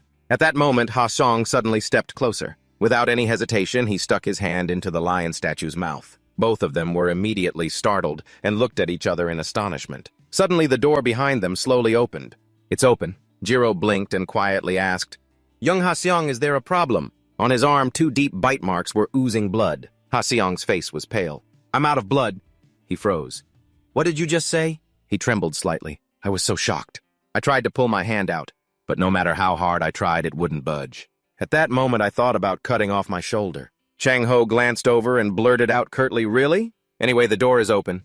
Let's go in." Jiro thought to himself, "I have a bad feeling about this. Is this really okay?" The three of them continued to advance deeper into the dark corridor. Suddenly, he flinched. "Damn it again!" Changho exclaimed. "Another lion statue." Ha-seong gritted his teeth. "No time to stand around looking." He stepped forward and put his hand in the lion's mouth. "We need to get out of here quickly." Then he lowered his voice. "Let's go." Changho took a deep breath and stepped forward. He saw another lion statue. "Huh." Jiro's mind flashed with a thought. "Put your hand in the lion's mouth and the door will open." "Is that really all there is to it?" Ha-seong looked at him. "Hunter Kang Changho, you open the next door, okay?" He frowned. "Why me?" He replied, "The blood absorption rate has changed." Ha-seong was sweating slightly. "The first one was no problem, but the second one made me a little dizzy." He then suggested, "In this kind of dungeon, the requirements will get progressively harder. We should take turns." He nodded slightly. "Yeah, you've done a good job so far," Changho said bluntly. "Why don't you just finish it?" Ha-seong glared at him annoyed. "Are you being uncooperative?" He shrugged. "You don't know my hunter level?" He emphasized, "I don't care." "I'll say it again, Hunter Kang Changho, cooperate," he said coldly. "What if I refuse?" Jiro watched the scene, feeling uneasy. "Are these guys about to fight?" Hey, the tension between the two became as tight as a bowstring. Changho growled, "If we keep opening these gates and it gets to my turn, I'll end up being bled dry, right?" He laughed menacingly. "At least I should have the right to choose when it's my turn, right? So that no one feels cheated. Don't you think so? Besides," he glanced at Jiro, "isn't there another hunter over there? Why don't you ask him?" Jiro sighed in frustration. "Damn it! Now he's bringing me up." He thought to himself, the survival rate of subgates is about 60%. This place might not have monsters, but that doesn't mean it's safe. He glanced around. A maze that allows you to proceed by giving blood. The blood-sucking hole is a perfect fit for a human arm. In other words, the solution to this dungeon is to sacrifice one person. Jiro lowered his head. "Aren't we screwed?" Ha-seong was angry. "Are you seriously suggesting an F-rank handle this? While there are 2 S-rank hunters here. Really?" Before he could finish his sentence, the space suddenly shook. All three turned instinctively. In front of them, a giant foot stepped out from the darkness. Along with it were glowing red eyes narrowed fiercely, radiating a terrifying killing intent. "What?" Jiro stepped back, shouting in alarm. "What the hell is that? Weren't there supposed to be no weird things here?" The beast growled, black aura spreading throughout the corridor. A second later, it went berserk and charged. The terrifying pressure almost pushed Jiro back. At the same time, Ha-seong, his body engulfed in flames, charged straight ahead. A powerful swing of his sword caused a burst of fire. In an instant, the demonic beast was cut down. Jiro was stunned. "No way!" Fire in the air. "Is it some kind of primitive mage magic?" He turned to look at Changho. "If that's the case, then his ability must be..." He chuckled softly. "He can still fight after having his blood sucked." Jiro was startled. Before the words had even left his mouth, another demonic beast went berserk and charged. Its large body pounced towards the two of them. Ha-seong shouted, "Kang Changho behind you!" He reacted extremely quickly. He glanced, then spun around and delivered a devastating punch. In a flash, the beast fell, blood splattering on the stone floor. Jiro was astonished. "Crazy strong. Is Kang Changho's awakening skill physical enhancement?" Changho lightly dusted off his hands. "Its body is weaker than I thought. Probably a C-class monster." Ha-seong snapped, "Too early to relax. Look over there." From the dark wall, a series of beast carvings suddenly lit up. A second later, each one stepped out from the stone. Soon, a whole swarm charged out like a broken beehive. The rumbling roar shook the entire space. Claws flashed in the air. They surrounded the three of them, advancing step by step. Ha-seong took a few steps back, his voice low. "They're not high-level beasts, but this many is a real pain. Watch your back, Hunter Kang Changho." He clenched his fists. "Just worry about your own business." The two immediately coordinated. Ha-seong slid across the ground, his flaming sword tearing through the air. Changho charged in. A punch as heavy as a sledgehammer crushed the beast's head. Ha-seong spun around. Flames reflected in his red eyes. He unleashed slashes beside him as sharp as a tempest. Changho's eyes were cold. He clenched his fist and threw a powerful punch. The other beasts charged in madly, roaring endlessly amidst the chaos. Ha-seong's eyes burned with killing intent. In a flash, he had cut down a dozen of them. Jiro let out a soft breath. "Damn, for 2 S-rankers, this is insane." The deafening sounds of violent clashes echoed. Ha-seong sighed. "There are more of them than I thought. Due to blood loss, my vitality is dropping to a critical level." He glanced back at the lion statue. A strange premonition flashed in his mind at this point. Looking at the lion statue's glowing red eyes, its mouth opened wider as if inviting him in, he suddenly paused. Ha tightened his grip on his sword's hilt. A whisper escaped his lips, found it. Immediately after, Ha spun and swung his sword with force. A fierce flame erupted, sweeping across the horde of beasts. So that's how it is, Kim Jiro thought to himself. Unbelievable, so an S-rank hunter can do something like this. His eyes trembled in disbelief. They killed the monsters in the blink of an eye. A sense of helplessness welled up inside him. Even if I were to get my magic back, conquering the whole world would be tough. Suddenly, Ha voice cut through Kang Changho Kim Jiro. He pointed forward. Look. His eyes widened. The lion statue's eyes are glowing, Ha said urgently. This gate. It seems that if you feed it blood, for a certain amount of time, it will trigger a wave of monsters. Just then a cracking sound came from the wall. A new monster poked its head out. Jiro's eyes widened in horror. So that means... Before he could finish, he saw a dark shadow lunging from behind. He immediately shouted a warning, Jong Ha-seong. Startled, Ha-seong whipped his head around. Quick as lightning, he unsheathed his sword. The steel blade flashed. One thrust straight into the monster's throat and black blood splattered everywhere. Changho was surprised. There's a time limit. As soon as he said it, monsters began appearing frantically from everywhere. Their roars thundered like a storm. Jiro stared ahead tensely, his heart pounding. Ha-seong yelled loudly, Kim Jiro! Changho's eyes darted around. He shot forward like the wind cutting through them. Without hesitation, Changho dashed straight toward the lion statue. He plunged his arm deep into the statue's mouth. The other two looked up. The monsters in the air suddenly disintegrated into dust. Jiro was astonished. What the? I can't believe he cooperated that quickly. Changho tilted his head. Who's next? Ha-seong calmly replied, let's take turns. He was cautious. We can't be sure that one person can handle it. His composure stunned Jiro. This is why he's called a national hero, he marveled internally. The moment he knew I was an F rank, he removed me from the list of sacrifices, immediately, and protected me when a monster appeared. Thanks to him, everyone can move forward, and I don't have to shed a drop of blood. But I feel a little guilty. After killing all the beasts, the three of them walked forward again. Just then, Ha-seong's breathing became ragged. His eyes were glazed and sweat dripped down his face. Jiro immediately supported Jong Ha-seong. Are you okay? He forced a smile. I'm fine. These gates are usually small. We must not be far from the exit, he worried. His face is getting paler by the second. Jiro sighed in relief. Good thing it's Kang Changho's turn to open the gate. He stood in front and called out Jong Ha-seong. Then he turned his head and advised, let's stop for a moment. Why, I just realized something. There's no guarantee the exit is behind this gate. Besides, everyone is starting to feel the strain. Yes, he said grimly. Maybe we missed a clue somewhere. Let's go back and check the previous rooms. Ha-seong replied irritably. You're just trying to stall for time, aren't you? He clenched his fists. When raiding an S-rank gate, the standard procedure is to comply with the conditions. You know that very well. He lost his temper. Or, are you planning to attack me during the chaos? While the monsters are attacking. Just like the Choi Jin incident. His voice was heavy with pressure. I'm not dragging this out. Open the gate. Changho let out a cold laugh. All right. I'll open it. Don't be so tense. I never said I wouldn't help with the strategy. He tilted his head. And you've got it wrong. What happened with Choi Jin was an accident. As he touched the lion statue, he said softly, I'm not a madman who attacks his comrades for no reason. His eyes flashed with a cold light. Because I have a criminal record. I understand why you don't trust me. Changho said in a calm voice. But Jong Ha-seong, you're being overly suspicious of me right now. That's why. You keep making rash decisions. Because you want to get out of here as fast as possible, right? His hand entered the lion statue's mouth. All right, I'll open the gate. But you should really think seriously about what I said. Even when it's your turn. I still suggest we go back and check first. Jiro watched, the two of them thinking he's making more sense than I thought. For a moment he looked at Changho. So the rumors, it were just rumors after all. Ha-seong walked over and asked, Are you all right, Kang Changho? He replied softly, Don't worry about me. I brought recovery potions. I can probably open the gate a few more times after drinking this. He softly suggested, Let's push on a little further. If in the next room, we don't find an exit, then we'll find another way. Jiro watched him slowly take out a potion bottle, thinking, at this rate, I'm going to have to support Kang Changho. But in the next second, his eyes widened in terror. Changho, now behind him, was holding a potion bottle. Without hesitation, he smashed it hard against Ha-seong. Ha-seong had no time to react. He was stunned and collapsed instantly. Changho looked down at him and said calmly, So it even works on an S rank. Jiro panicked.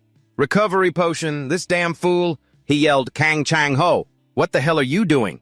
Changho turned and spoke. Kim Jiro, he asked slowly, have you ever heard of a gate called the Iron Maiden that appeared in Northern Europe? He smirked. It's almost exactly like this dungeon.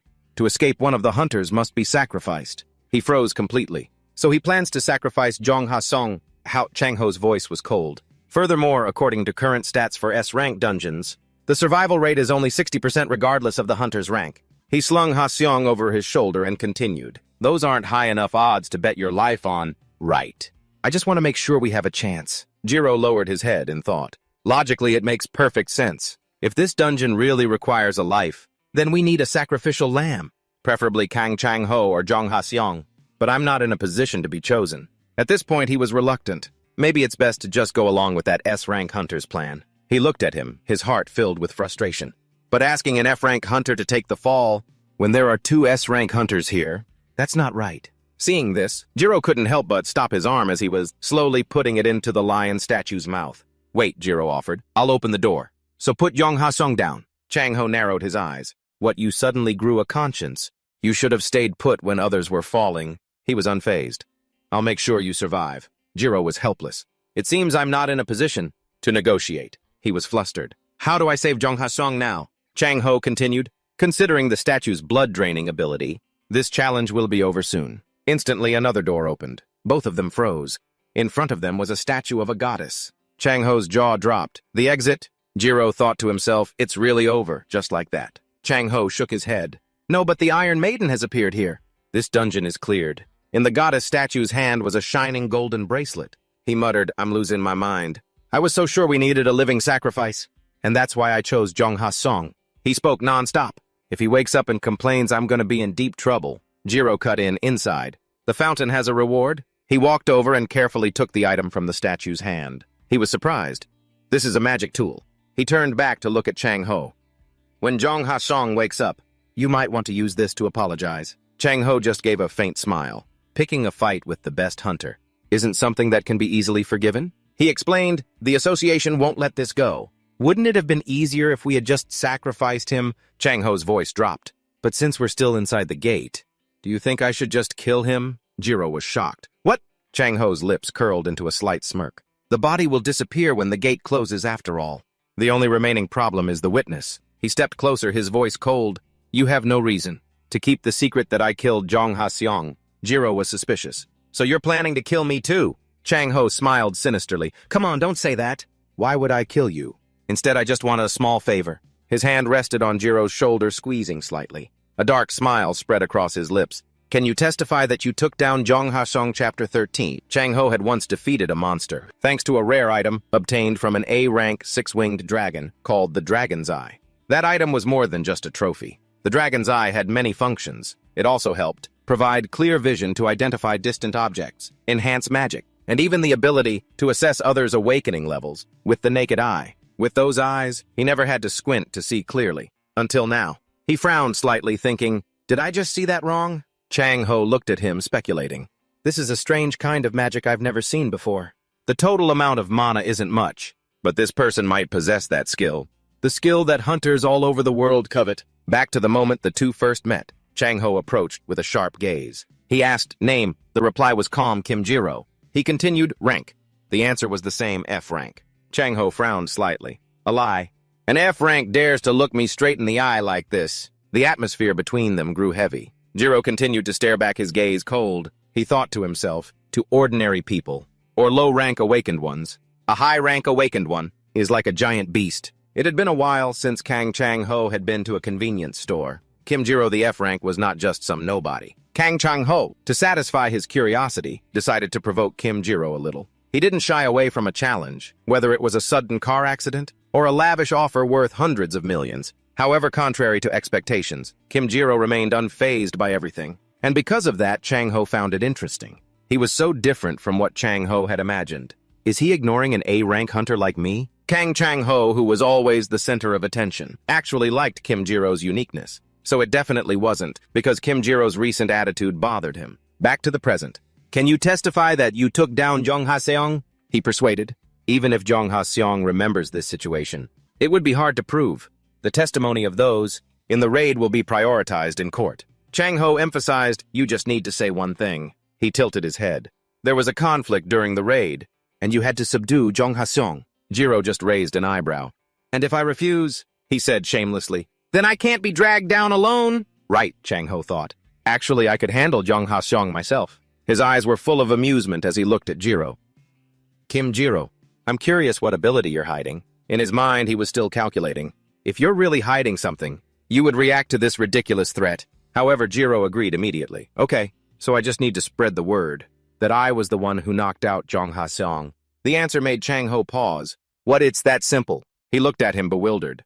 There's not a single sign of fear in his expression, meaning he's not agreeing out of fear. Changho wondered, is it to avoid a confrontation? A thought flashed through his mind. He said it himself. He couldn't enter an S-rank gate recently. That means he could enter one before. He thought to himself, so Kim Jiro is actually a high-rank awakened. If he deliberately lowered his magic level to that of an insect, he frowned slightly. It must be as suffocating as being gagged and put in a straitjacket. Thanks to that, even I couldn't guess what kind of awakened he is. Changho looked at him confused. But is it necessary to lower his awakening rank all the way down to Fae? I want to probe a little more. But after a moment of thought, he spoke. All right. Very thoughtful of you. Changho turned away and instructed, now let's get out of this damn dungeon. For now, that's that. Jiro thought to himself, damn, I'm out of it, thank God. The two of them continued walking. As they exited the gate, the bright light made him pause. We're out. In front of him was the forest of reporters pushing and shoving. The hunters have finally come out of the third exit. Jiro frowned slightly. Why are there so many people here? The crowd buzzed. Turn the cameras on! Get over there! Congratulations on surviving. Can you tell us what kind of gate it was? What rank were the monsters? Are there no other survivors? All the microphones were pointed at him. How many hunters did you start the raid with? Jiro was momentarily stunned. Gate? He wondered, wait, are all the exits converging here? Everyone's gaze then shifted. A shout rang out, it's Hunter Kang Changho! Jong Ha-seong is here too. 2 S-rank hunters, the crowd murmured. But why is Jong Ha-seong unconscious? He slowly walked out. At that moment, a woman from the association stepped forward. Hunter Kang Changho. We need to ask you a few questions. He asked her back, you're from the association? She nodded. Yes, sir. She continued, I have many questions, but it seems one needs to be prioritized. Why is Hunter Jong Ha-seong unconscious? Changho hesitated. About that, the woman was surprised. Don't tell me he fell victim to one of the gate's tricks. He shook his head. No. There was a bit of a disagreement over choosing a sacrifice. He pointed at Jiro. So that guy knocked out Jong Ha-seong. Jiro thought with exasperation, lying the second he steps out of the dungeon. The woman was agitated. What did you say? Say something that makes sense. How can Korea's #1 representative be taken down by a hunter? I've never even seen before. Jiro frowned. Good, at least the association staff can think. The woman stepped forward, her voice sharp. Stop lying to us, Kang Changho. Tell the truth. She questioned him directly. Weren't you the one who did that to Jong Ha-seong? He scoffed. Hey. His eyes flashed with the fierce look as he glared at Jiro. Instead of just standing there listening, why don't you say something? Jiro took a soft breath. There was no other way. He spoke up. You see, Jiro confessed, I was the one who knocked out Hunter Jong Ha-seong. The atmosphere immediately froze. The woman was stunned. Everyone around was horrified for a moment. Changho smirked with satisfaction. Yes, Jiro explained, but I didn't intend to harm him.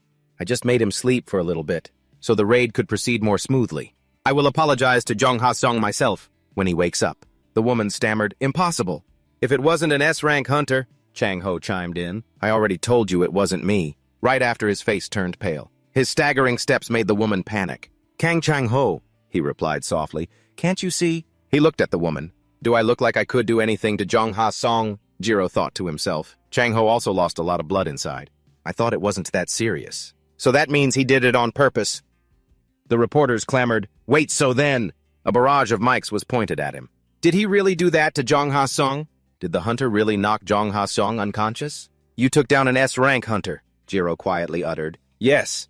He pursed his lips and confirmed before the entire crowd. Yes, I did it. Instantly breaking news exploded online. Songjin Daily, Jong Ha-seong unconscious. Caused conflict with another hunter. Reporter Kim of Seongjin Daily. Hunter Jong Ha-seong unconscious after mass disappearance incident. Cause a subgate, not due to monsters, elsewhere. Ha-seong sat on a hospital bed. He angrily crumpled the newspaper in his hand. Kim Jiro, you did this to me. Yunsung calmly looked at the other person and said, Hey, I saw the article this morning before it got taken down. Is it true that you took down Jong Ha-seong? Jiro brought a spoonful of rice to his lips without looking away. Oh, yeah, they started to realize the problem inside. So he wants to see me today. While enjoying his meal, Jiro replied, Well, you could say that. This gave Yunsung quite a scare. Then Jiro changed the subject. Anyway, you were trapped in the subgate, right? You weren't hurt. Hearing this, the kid's doubtful eyes immediately lit up. He's worried about me again. He then replied, of course not, thanks to you pushing me aside. Suddenly his phone rang. Jiro calmly said, hold on. I have a call. He thought, who is it, hello? A voice came from the other end of the line. Is this Hunter Kim Jiro's number? A few seconds later, Jiro's facial expression changed completely. This is Jong Ha-sung. His hand holding the spoon froze for a moment. Ah, yes. Looking at the dazed kid on the other side, Jiro waved his hand a few times. You go ahead and eat. His mind was a bit troubled as he thought, I left my number with the association because I wanted to apologize in person. How should I apologize? Should I video call and bow my head? While the kid behind him was still focused on the food on the table, the voice from the other side continued. I have some questions about yesterday. Memories of that day quickly flooded back. Were you the one who knocked me out? Hearing these words, Jiro felt a bit awkward. Something's weird about this. The man on the other end pushed an IV pole with one hand down the hallway of the hospital and continued patiently. Actually, I suddenly passed out that day, so I don't remember anything. I suspect it was Hunter Kang Changho, but I'm not sure. According to him, Jong Ha-seong remembered being hit on the back of the head. The problem was what he saw when he turned around. The man's voice was a bit agitated as he asked, can you explain what happened then? Hearing this, Jiro's expression became stiff and strangely guilty. Crap. This S-ranker is asking questions, and weird news keeps popping up. Should I just tell him that I was forced by Kang Changho? But why would Jong Ha-seong believe me? Interspersed with a long sigh, Jong's steady voice echoed. I found out after looking into this. The reason Jong Ha-seong is called a national hero is not because he's a symbol of justice. The presence and energy that man exuded was overwhelming. They were nothing like the small-timers they usually encountered. It was simply because of the enormous number of gates he had cleared. Jiro listened with some apprehension. In other words, he's a workaholic who only focuses on clearing gates. Would someone like him care about protecting an F rank? Like me. Is he even sure he can take on Kang Changho? Finally, under Jiro's curious gaze, his steady voice rang out. I'm sorry, Jong Ha-seong. I was the one who knocked you out. When that confession was made, both ends of the line shared the same grim expression. Jiro made up an excuse that he thought was reasonable. I was worried you were overexerting yourself, so I did it. At that moment, the sound of a door opening came from behind. While you were unconscious, I was going to sacrifice myself. I really have something for you as an apology. It's the reward item from clearing the dungeon. His words were suddenly cut off by a loud shout from the other end. Are you kidding me? This startled him. He continued shouting, what? This is something we could have talked out and resolved.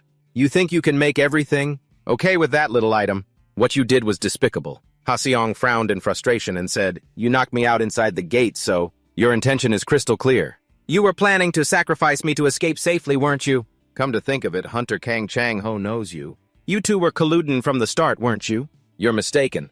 And you really just an F-rank hunter? Every single word made Jiro freeze up with guilt. Speechless. Enough. Talking more is just a waste of time. From now on, I'll be watching you. As for that death sentence, the call took a while. Sorry. It's okay.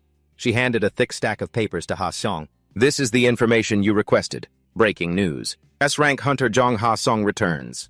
Unconscious. Reporter Kim after the Nimbo's disappearance incident. Hunter Jong Ha-seong has been found unconscious. 'Cause not a monster, but a subgate. The woman's steady voice continued.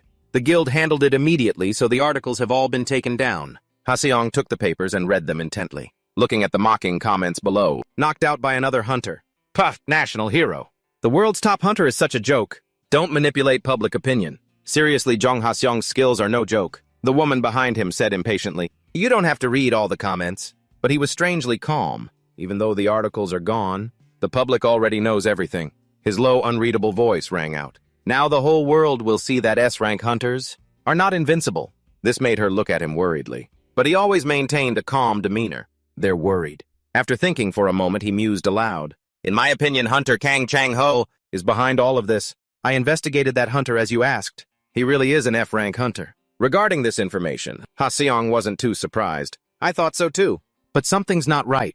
If that hunter was really just F-rank, Kang Changho wouldn't have let him live. His expression was a bit grim as he continued. Why would Kang Changho need to make a deal or force an F-rank hunter to take the blame? He has no reason to do that. He could have just killed him. The unspoken words were the most thought-provoking. More importantly, Kim Jiro's eyes looked as if he was watching me fall. Ever since I awakened, no one has ever made me feel so uneasy. Finally, as if realizing the issue, he said, as expected, it's highly likely his rank is fake. Contact the association immediately. Go on. This surprised her. No way. I'll request a reevaluation of Kim Giryeo's awakening level. Other illusions rose one after another. Skills are the superpowers of the awakened. Every person has at least one skill upon awakening. But the magic of this planet still has many limitations. The image of strange mutants with hands full of different colors made the scene even more bizarre. Mages can only use the type of magic they get when they awaken. For example, someone like Hwasong, no matter how much they train, can't learn ice magic, a power that ordinary people wouldn't dare dream of. If they want to use a different type of magic, there's only one way. They have to pay a hefty price to obtain a magic tool called a skill stone. Thinking of myself, that voice dropped a little. But I'm different. I am a reincarnated soul who knows all about magic. So theoretically, I can use any ability on this earth, as long as I meet the conditions. The arrogant voice rang out again. I'm a genius. The train of thought continued unbroken. The problem is I can't show off this talent right away. Moreover, the recent incident has attracted the attention of S-rank hunters and others. A hand scrolled across a screen, displaying countless skeptical comments from the public. Giryo continued. So I'm still trying to research, and I've finally found a way to use a reinforcement artifact. Thinking of his internal organs deteriorating with his magic, he took a deep breath. My body is wrecked, so mana can't circulate completely. But since I can still breathe, I can control a little bit of the mana inside, and I'll use it to activate the reinforcement artifact. But how is it that the materials for this artifact are at?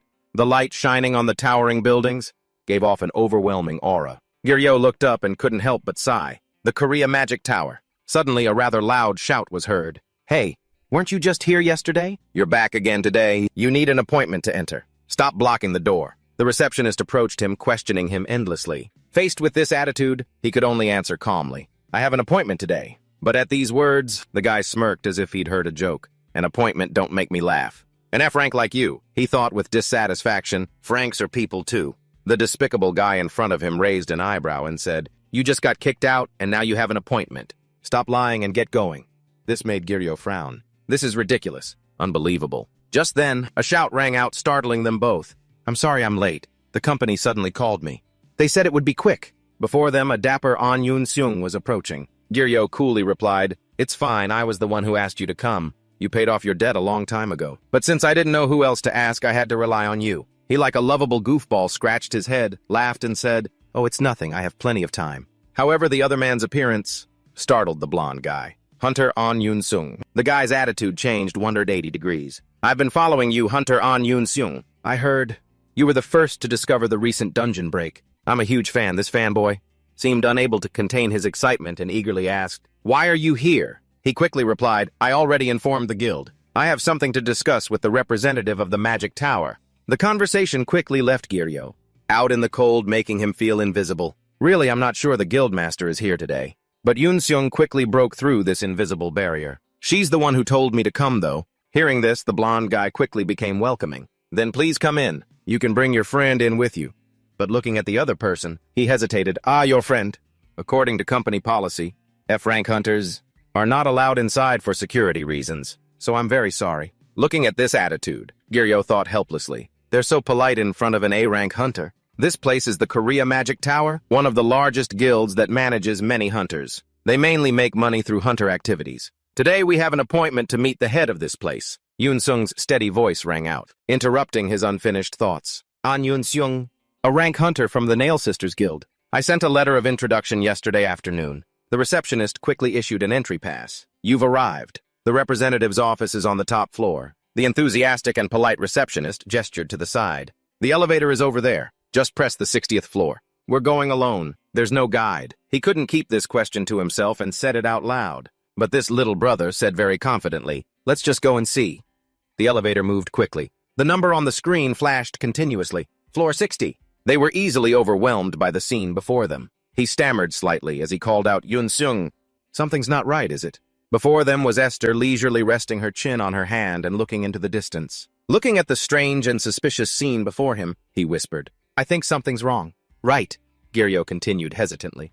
I'm sure I pressed the 60th floor, but why did it stop on the second floor? Is the elevator broken? An Yunsung broke into a cold sweat and answered hesitantly, Sorry, Hyung, I forgot to mention, but it seems like we're being tested. This confused Giryo. Tested, he followed up. There's a rumor that the owner of this building, or rather the guildmaster, has a rather strange hobby, but it's understandable. South Korea only has 3 S-rank hunters, so getting an appointment with her is extremely difficult. The people here act like they will definitely meet their visitors, but once you get to the company, they trap visitors. In a maze they created. Looking at the scene before him, Giryo asked, "This is a maze, right?" He quickly replied, "That's right, the entire building is a maze. You'll have to find your own way to the top floor." Seeing Yunsung's seriousness, he could only think, "So this is a I'll only meet those who can pass my test kind of thing." Giryo looked at the expression on the other's face. He suggested, "How about we take the stairs?" But when his hand touched the doorknob, only the click of a lock was heard. Looking at the scene outside the glass, he thought to himself, "You've got to be kidding me. We just came from the 2nd floor, and now we've jumped to the basement parking lot." This also made Yunsung frustrated. I heard that if you open a door, it connects to a random place, making you go in circles without being able to escape. Let's go back to the 2nd floor." Yunsung had no other choice but to agree, As they walked, he asked, "How many people have passed this test?" He hesitated and replied, "I'm not sure. I haven't heard anything. Maybe no one has passed it yet." He turned his head slightly to look at the other man. "How can that be? There's no way not a single person has passed, because the employees who work here must know the solution. Do you have any clues?" He didn't know how to answer appropriately. "Only a few people in the executive department know." A slightly skeptical voice spoke up while looking around. "How are we supposed to solve a complex maze like this on our own? Don't tell me they want us to waste expensive items to solve this maze." Probably. At this point, a strong figure walked forward step by step. "It's true that we were the ones who urgently requested this meeting, but to play all these games just for that, honestly, this person has an unbearable hobby. But I have to admit this maze is very well designed, almost to the point where I want to meet the mage who created it." Looking at the path ahead, he couldn't help but have lingering thoughts. A maze created by magic. I get the feeling that this is the achievement of someone with the same origins as me. As for him seeing, his contemplative state made him even more worried. "Young, what should we do? Should we split up to find the way? At this rate, we're just wasting time." But contrary to his worries, Giryo just said a single reassuring sentence. "Don't worry, Yunsung." Then he thought to himself, "Even though I'm basically useless right now, there's something I can still do. The magic structure is so simple, yet these primitive people can't even find the solution." A handful of magic power raised up as he whispered, "Found it." This made Yunsung shout in surprise. "The real path to the top floor. How did you do that, Young?" He pointed forward and then turned to look at him. "Yunsung, let me ask you something. If you want the inside of an elevator shaft to be empty, would you send the elevator car to another floor?" Yunsung asked blankly. "The inside of the elevator shaft is empty." He faced it as if it were something familiar, without a hint of surprise. "The structure of an elevator is a vertical shaft, right? So the elevator car moves vertically." "Right," he could only answer in surprise. "Ah, yes, that's right." "All right, wait a moment." Giryo's finger lightly touched the button. The first thing to do is press the open door button for the elevator. Next, he leaned in to see the number pad inside. He quickly pressed a button. Go inside and press the button to go to a higher floor. Then, before the elevator doors close, quickly get out of the elevator. Giryo turned his head and said, "Step back." Giryo quickly kicked a nearby section of the wall. This confused him, and he asked, "Hyung, what are you trying to do?" Unlike him, his expression didn't change at all. After that action, large holes gradually appeared inside. This made Yunsung terrified. Why did you suddenly do that? But there wasn't much time for him to think or be surprised. "Let's go, Yunsung." He looked at him. "Go where?" Giryo patiently explained. "This floor is connected to the one above through a portal." His feet quickly leaped from the ledge. "So jump, Hyung." Giryo. His body was gradually surrounded by strange streams of light. Very quickly, Giryo landed safely. The light behind him also changed color. It quickly became noisy behind him. "I've jumped down into more dangerous chasms than this in dungeons. So why do I still feel so scared?" A sudden laugh came from a strange direction, making him instantly wary. From a distance where hazy smoke billowed continuously, a voice emerged. "You two have successfully made it here. And you're the fastest among all the participants who have tried to solve my maze. I didn't expect you two to find the emergency exit." The high-pitched voice caressed both of their ears. "I'm very impressed." But that was just the warm-up. Her eyes scanned the two figures before her. The woman said, "From now on, your opponent will be me, Esther of the Magic Tower. She is the master of South Korea's Magic Tower." "Esther?" Her playful voice rang out again. "Now everyone have a seat. Hunter An Yunsung." She crossed her arms, looked at him, and said, "Could you introduce the person next to you? From what I've observed, this person has very strong analysis skills." Esther sat down on a soft chair, mentally assessing him. "Because with your mediocre analysis skills, there's no way you could have solved my maze. I set the difficulty high, but you solved it with ease." His eyes briefly scanned the person before him. "She's the one who created the maze, just like the rumors." Her personality is really one of a kind. Giryo cleared his throat and introduced himself. I'm Kim Giryo. She smiled amiably. I like skilled people. Kim Giryo, I hope we can be good friends. Since we both have rare skills. This surprised them both a little. Both have rare skills, he thought to himself. What does she mean? She said, awakened who possess analysis-type skills are very rare, so you can be considered quite special. Yunsung cut in. Ms. Esther here is a hunter with the curse attribute, one of the very few in the world. The words curse attribute echoed in his mind. Indeed, I remember reading information about this company. The magic power radiating from her body was strong. Esther, an awakened with the curse attribute. She hunts monsters by using debuffs like weaken and slow. This world is only in the early stages of a mana explosion, so people who can use these kinds of complex spells are quite rare. I guess on Earth, most awakened are like Hwasong and Kang Changho, who awakened simple fire-type magic and use it to enhance their combat abilities. Awakened, who can create magic shields or heal like An, Yunsung are even rarer. Cursing or mental manipulation must be extremely rare. I apologize for not recognizing you sooner, he said blandly. I was a bit shocked by the information I just heard. So a notification sound quickly appeared. Level +1 recovery process has increased. She laughed. You must have been very busy lately not to follow the news, right? Because I appear on TV shows a lot. But with such impressive analysis skills, you must receive a lot of job offers, right? Anyway, that's enough small talk. She seriously crossed her arms and said, On Yunsung, you said you wanted to discuss business? Regarding one of the Magic Tower's gates. Right as usual, he was startled to hear his name from her mouth. Ah, yes, but it's not actually me, it's... Giryo quickly spoke up. I would like to request entry into the gate. Yunsung was just helping me get the appointment. Since I'm just a low-rank awakened, I definitely wouldn't be allowed in. As he spoke, he put a hand in his pocket. At this, Esther wondered, what rank are you? The man quickly placed his card on the table. As soon as she saw it, she became excited. Oh, so you're F rank. That's understandable for an awakened, with analysis skills. But compared to them, your rank is indeed even lower. He couldn't help but think. So you're saying, for me to solve your maze? You don't find that strange at all. Esther's sharp voice continued. So why do you want to enter the gate? If you're planning to gather resources, I can't help you.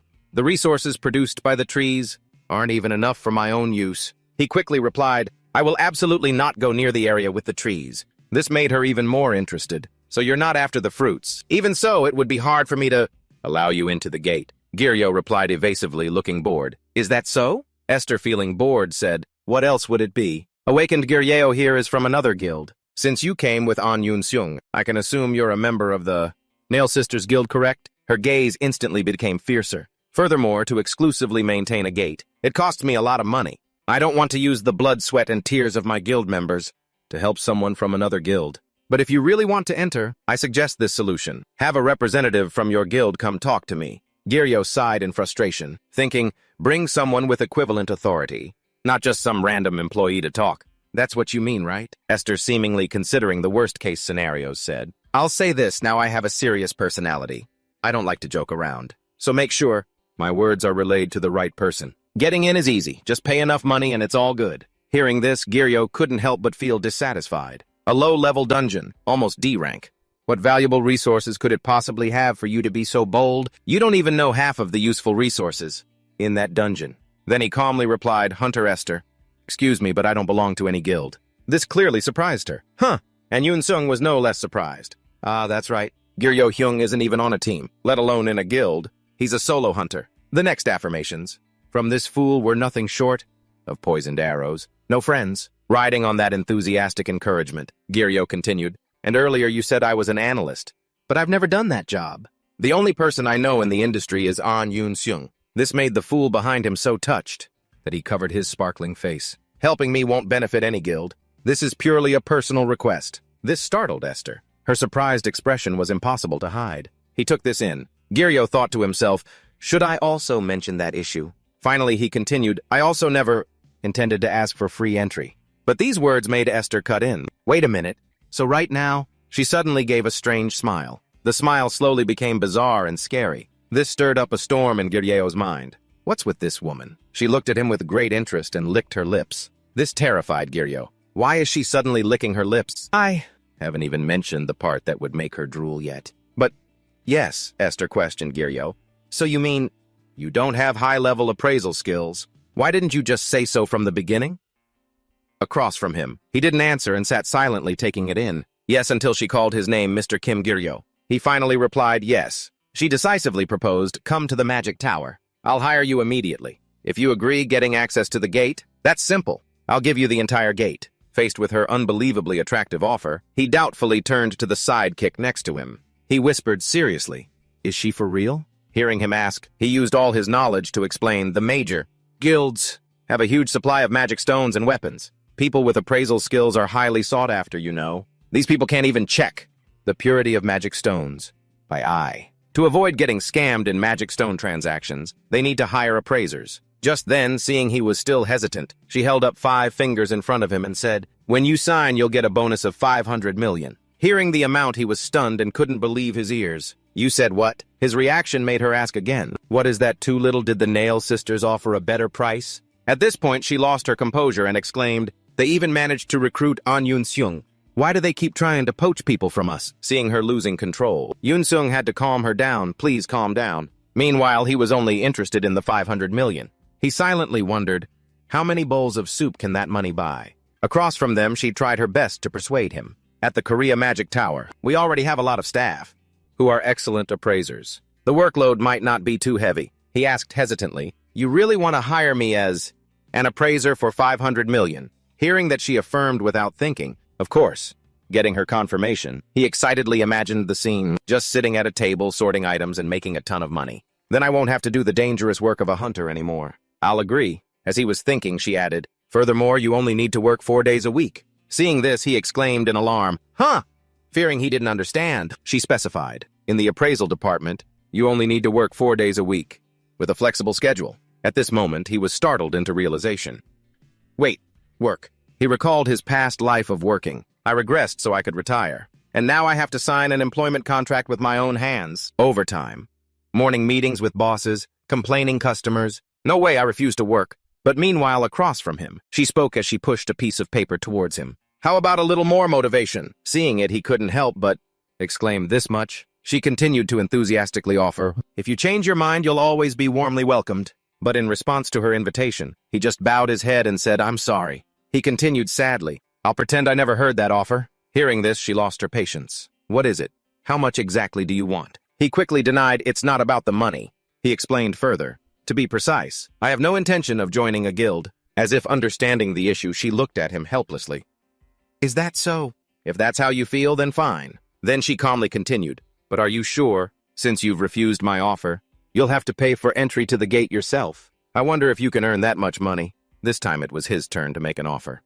"I want to negotiate.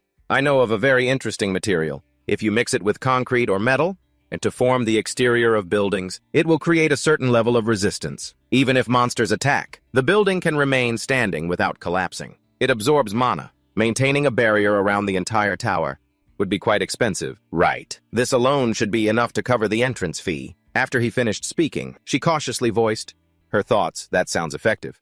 Of course, that's assuming the thing you're talking about actually exists." He followed up, "Then feel free to test it." To convince her further, he took out a bag of sand and said, "I'm the only one who knows the location of this stuff, but I will share it with you. That's from last time. The thing used to defeat the fire bat.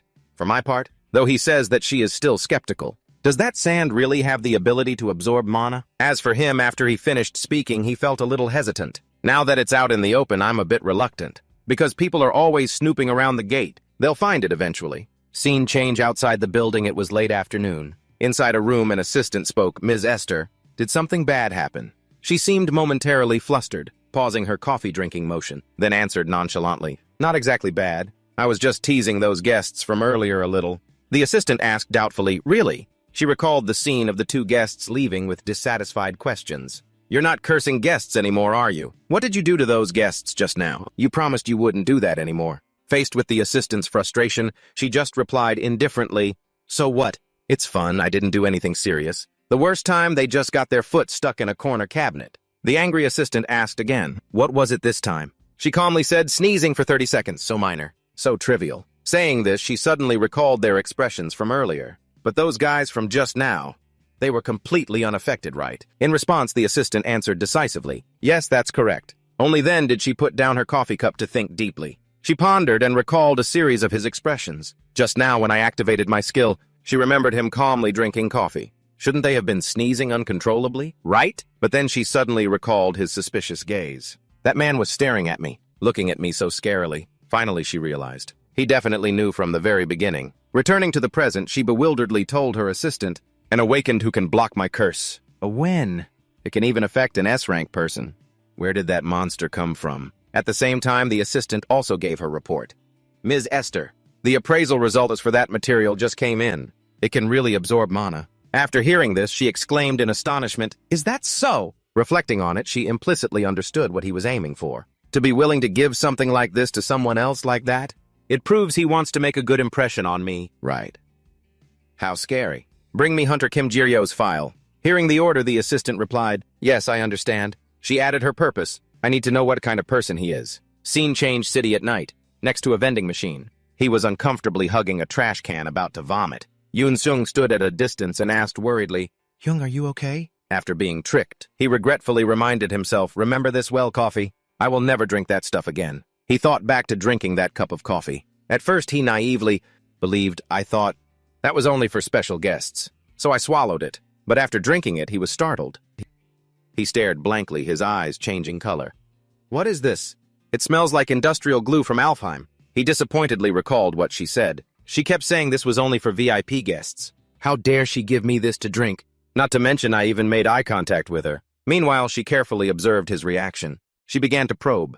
"Is the coffee not to your liking?" He tried to swallow his discomfort. Acting as normal as possible, he replied, "No, it's delicious." But inside he thought, "I can't spit it out. Otherwise, I'll look like some alien creature." With that thought, he grabbed a bottle of water from the vending machine and sighed in relief. That was a close one. Seung then turned his attention to something else. He asked Kiryu quizzically, "That thing you gave Esther earlier?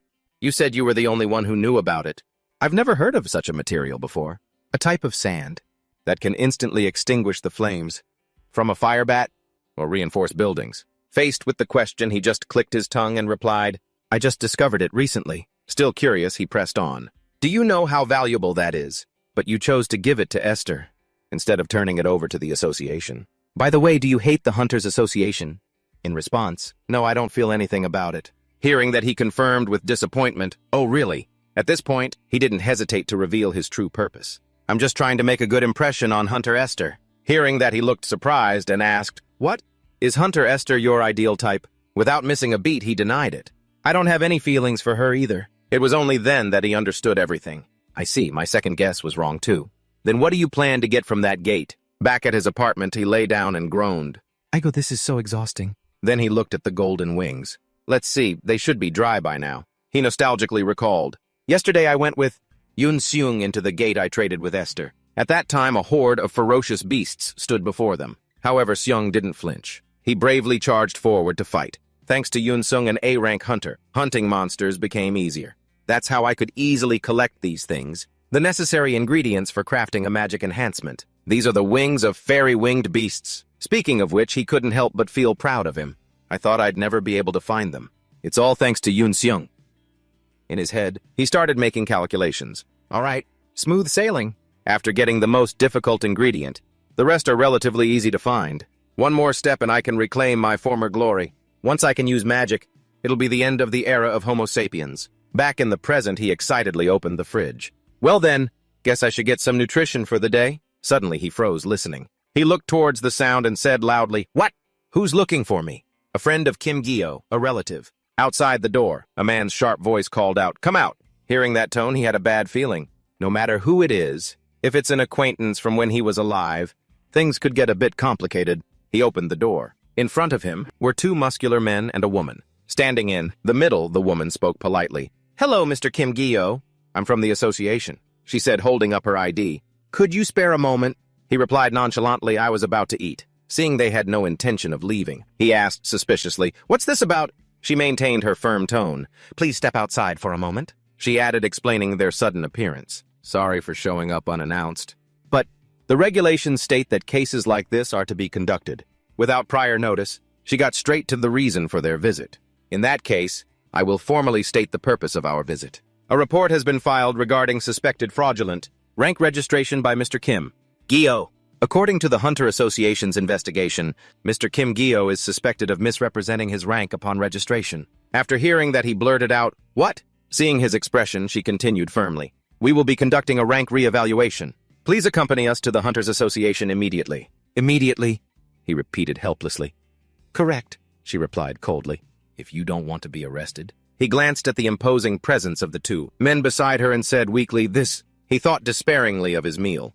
Well, it looks like I won't be having lunch today. In the car taking him to the association, sitting in the front seat was Seo Yujin, the woman with the characteristically long hair. To explain why she had appeared before Kim, Gyo now, we need to go back a few weeks. From the present moment. She sounded cryptic when she mentioned Kim Gyo's name. While sitting in the car, he recalled that moment. When he had answered her, my rank is F, she had asked back full of doubt. You're saying you're F rank? Then how could you have taken down the beginner killer? At the time, he hadn't thought much and gave an evasive answer. It was just luck. That idiot ran headfirst into a wall all by himself. At that time, Kim, Gio's way of handling the situation was not at all like an F-ranker's, so she began to suspect he had falsified his rank from that moment on. And after checking his file, her suspicion grew even stronger. He's really an F rank, only entered a gate once. This is his entire experience as a hunter. Someone who's only entered an F rank gate once, just once, claims to have defeated a C rank monster in a single go, in broad daylight? Could you believe that? After investigating, her suspicion turned to concern. If he really is an awakened who falsified his rank during registration, it would be very dangerous. There's no telling what someone like that would do, while mingling with hunters weaker than himself. However, Seo Yujin didn't have the authority to reinvestigate him. In the end, she just filed a report of suspicion against Kim Gyo of rank fraud according to procedure and let the matter be. The matter should have ended there. But a few days later, after Jong Ha-song was rescued from the gate, unconscious, and filed a complaint against Kim Gyo, the situation changed. I'm just a low-level civil servant. But if even a national hero like Jong Ha-seong is suspicious and files a complaint, it's a whole different story. There's no doubt.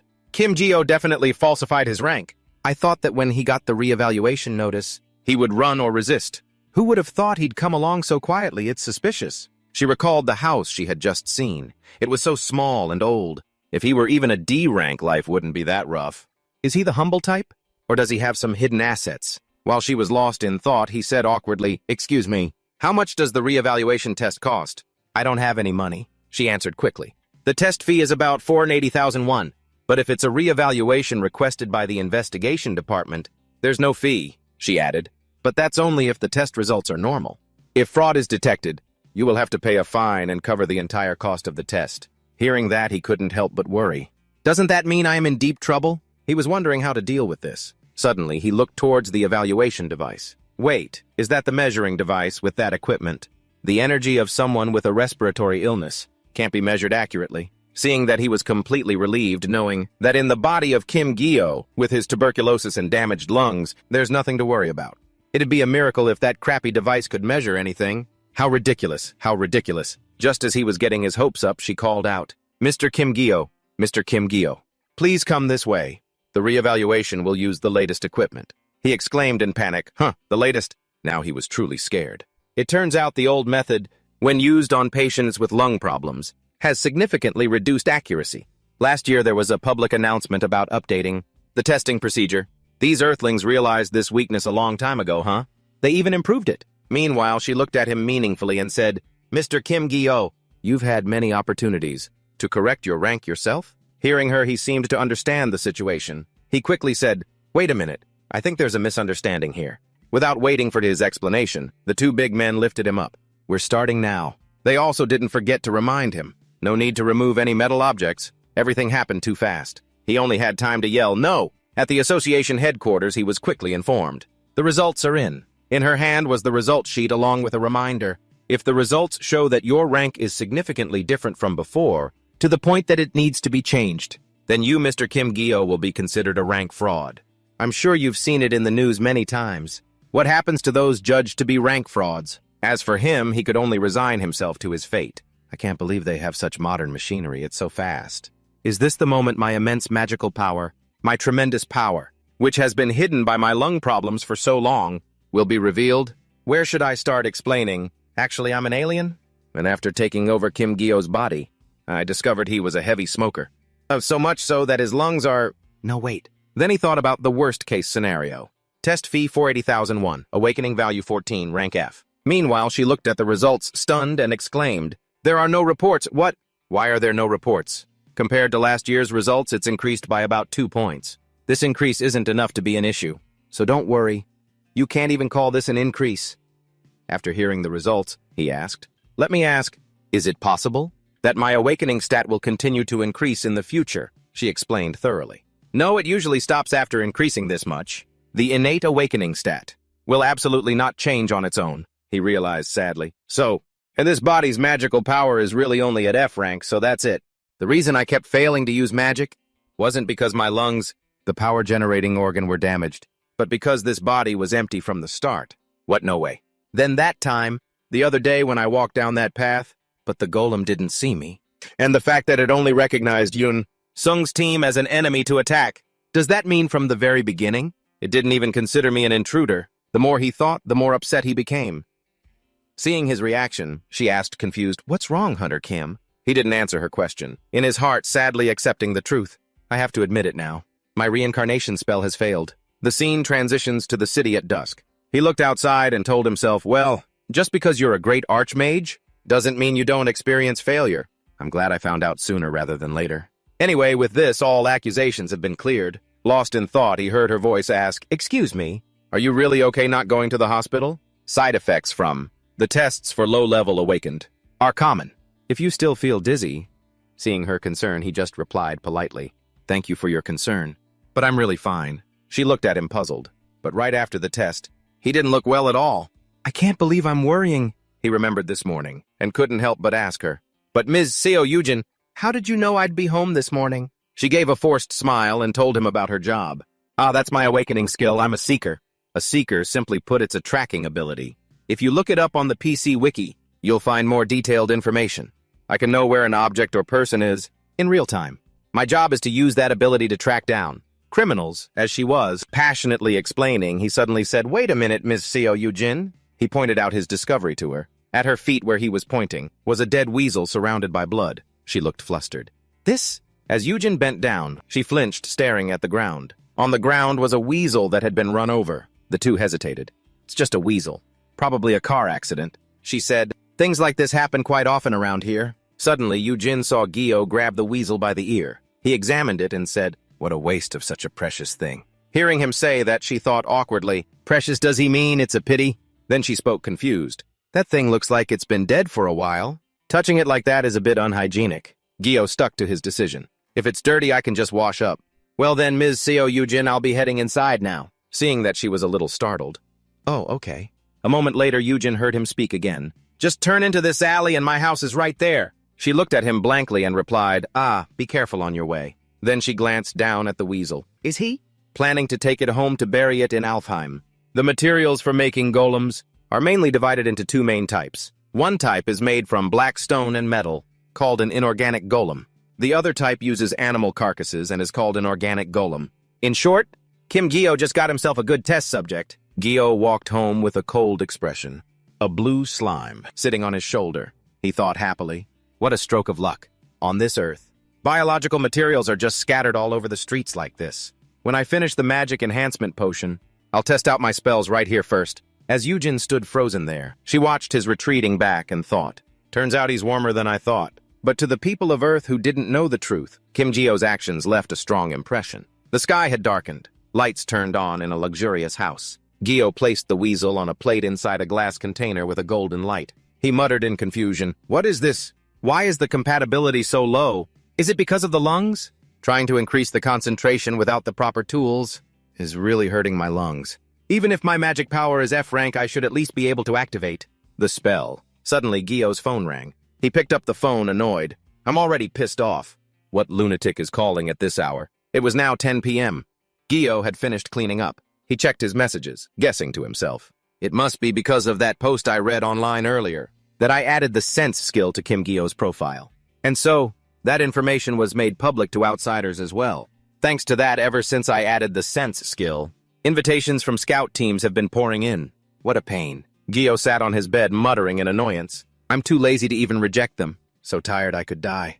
The phone buzzed again. He picked it up and answered irritably, "What now?" On the screen was a girl with a chocolate bar. Gyo hesitated. "The world's best," he muttered, confused. "Meet at the convenience store right now." Then he shoved his hands in his pockets and complained, "This is killing me. But I heard she prepared some for me.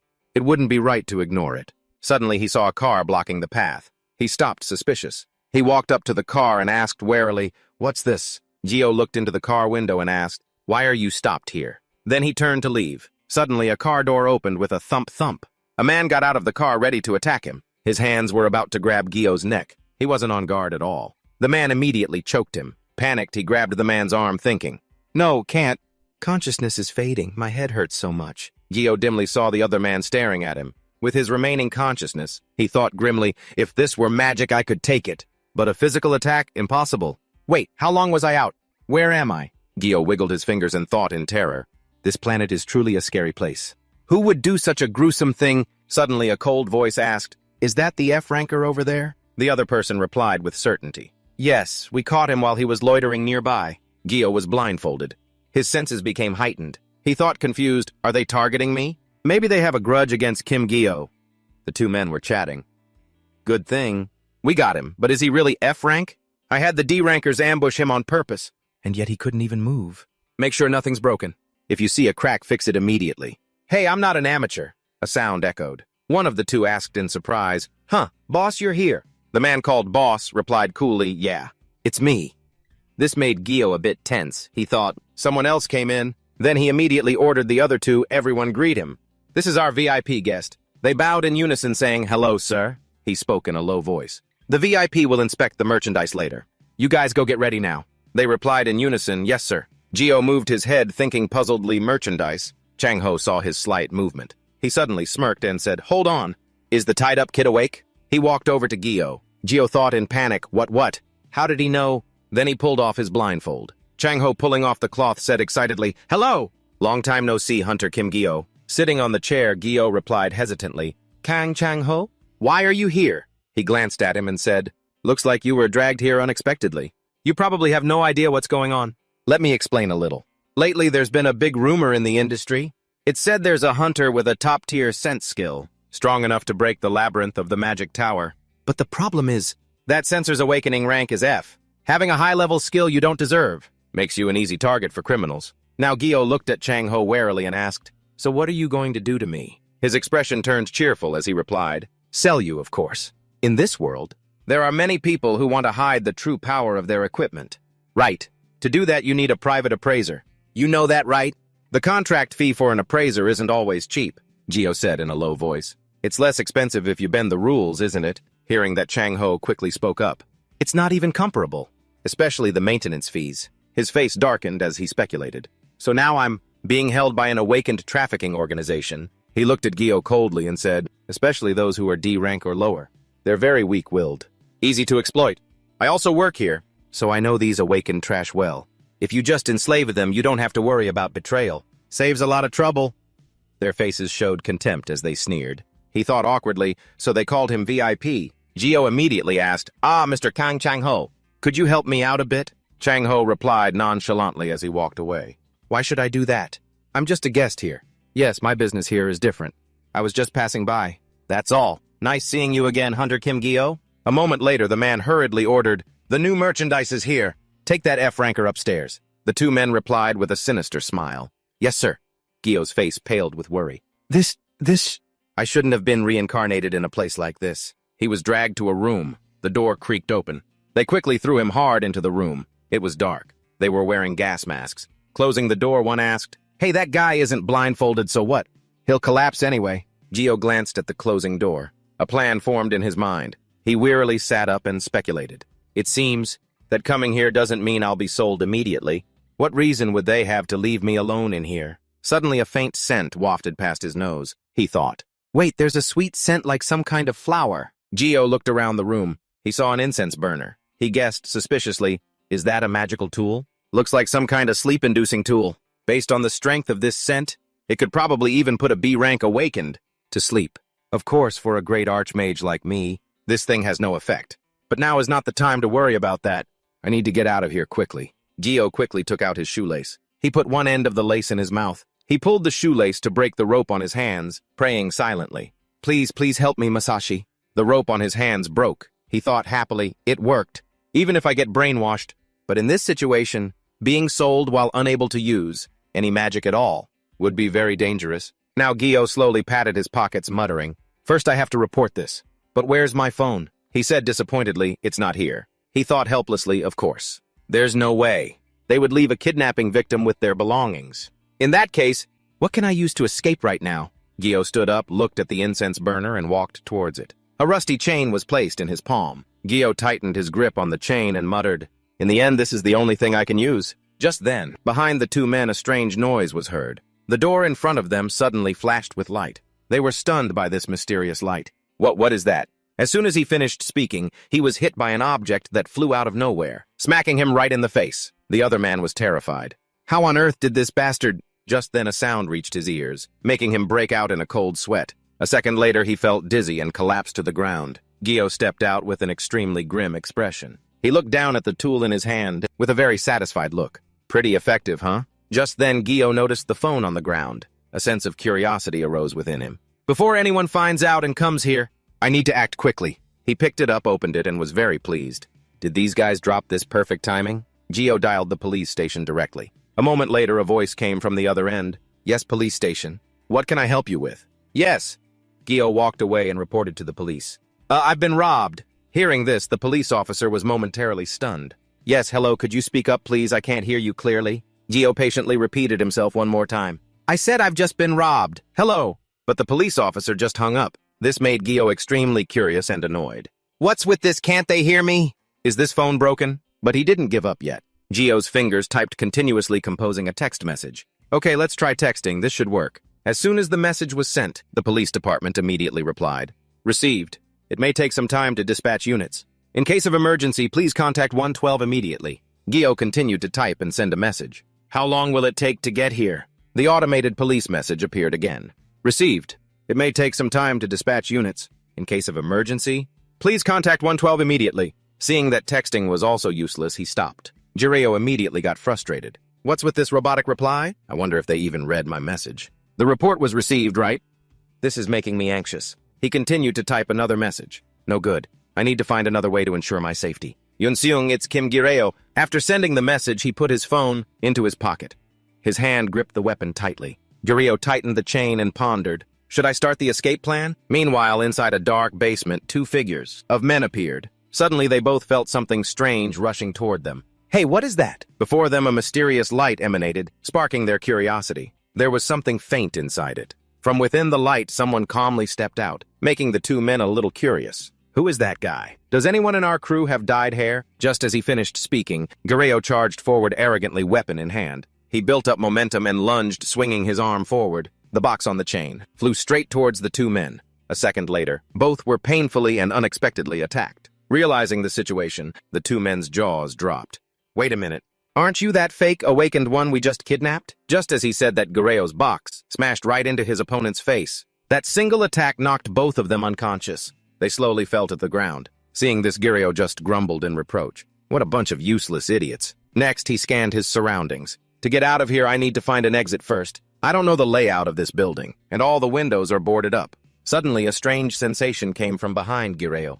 When he immediately turned around, he witnessed a new source of mana pouring out. Mana so strong I can track it. Even in this weak F-rank body, I can feel it. It's a gate. No doubt about it, there's a gate right outside this building. Most gates that hunters pursue are usually in places like forests or mountains or wide open fields. If I use this as a landmark, I can probably get out. As Gireo was lost in thought, a hostile group of people appeared from behind him. Wait, what's this? The locked-up F-ranker has escaped. He quickly and quietly slipped into the stairwell. First, I have to go down. Gireo carefully took one step at a time. Suddenly, he felt his whole body stiffen, as if some force was trying to control him. A hint of fear flashed in his eyes. Damn it! I haven't even run. But before I could even think, my legs froze up, and the group behind him had already caught up. There he is. They quickly found Gireo and stated bluntly, how could an F-ranker possibly escape? Get him now. Just then, a man who looked like the leader spoke up, cutting them off. Wait, that thing he's holding? He seemed to recognize the item and immediately warned, everyone hold your breath. Gireo sneered. It's too late to hold your breath now. Immediately after, he forcefully swung the object, causing the scent from the box to spread intensely. The aggressive blonde guy quickly covered his nose. He choked and coughed. I can't breathe. Gireo kept swinging the box around, with the aim of making the scent spread even further. He even opened the lid and poured out all the fragrance from inside the box. One of the men in this group couldn't take it anymore and came forward cursing. You F-rank bastard! He mustered all his courage and rushed forward to teach Gireo a lesson. Caught by surprise, Gireo was slammed against the wall. The man held his nose tightly but continued to mock him. Even though I shouldn't touch merchandise like, you're toast today. Before he could finish his sentence, Gireo gripped the man's arm tightly. Then with his other hand he unleashed an attack, punching him straight in the chin. Next, a series of kicks sent his opponent flying several meters. Afterward, Gireo, exhausted, slumped to the ground. He was panting heavily, tired to death. Then Gireo picked up the chain again. When he saw the wooden box was empty, he was a bit stunned. What the? My mana?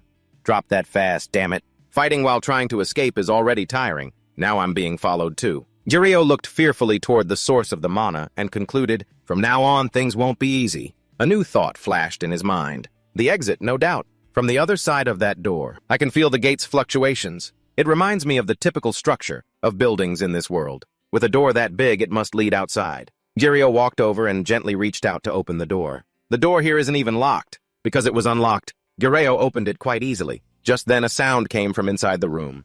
Director and Awakened just escaped from the upper floor. Before he could finish, the people inside the room were completely stunned to see Gireo appear. A middle-aged man was shocked, stunned, in disbelief. What? How did it turn out like this? How the hell are you guys managing things?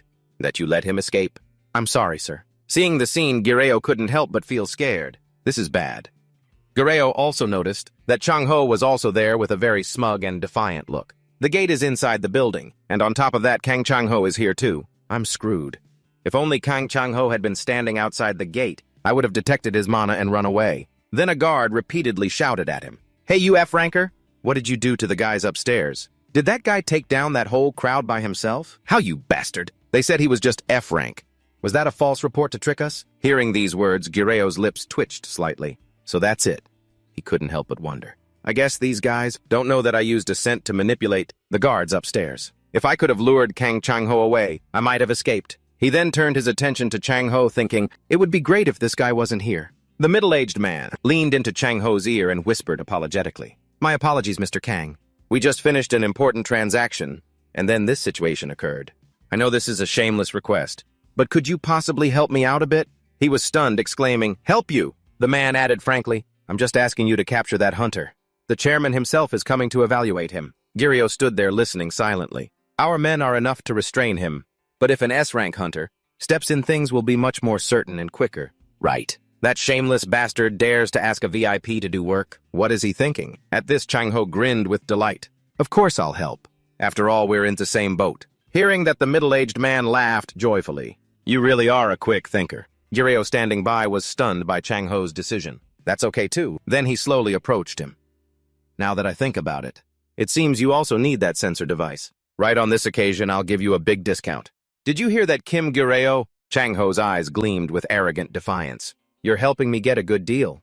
I think that guy will hold me in high regard from now on. Once I capture you right now. Faced with his challenge, Gireo hesitated cautiously. What should I do? When will the police get here? Are they even coming? Did Yunsung see my message? Changho continued to press him.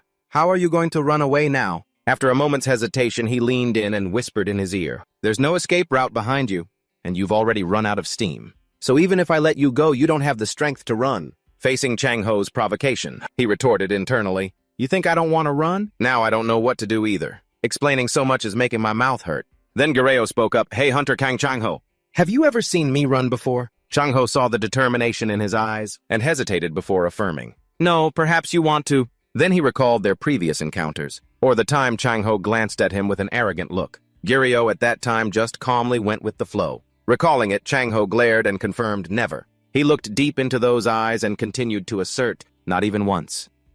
Changho stood opposite Gireo, his voice calm. You mean this time you have no intention of running away? His face showed clear amusement. So shall we give it the go right here? Just as he was about to say more, Gireo cut him off. No, I don't think we need to fight here. Gireo raised both hands. His eyes were indifferent. His nonchalant attitude made Changho pause. I'll surrender. He was momentarily surprised. Surrender? No, he didn't stop there. Changho moved in until his face was just inches from Gireo's. You took down all the guards to get here.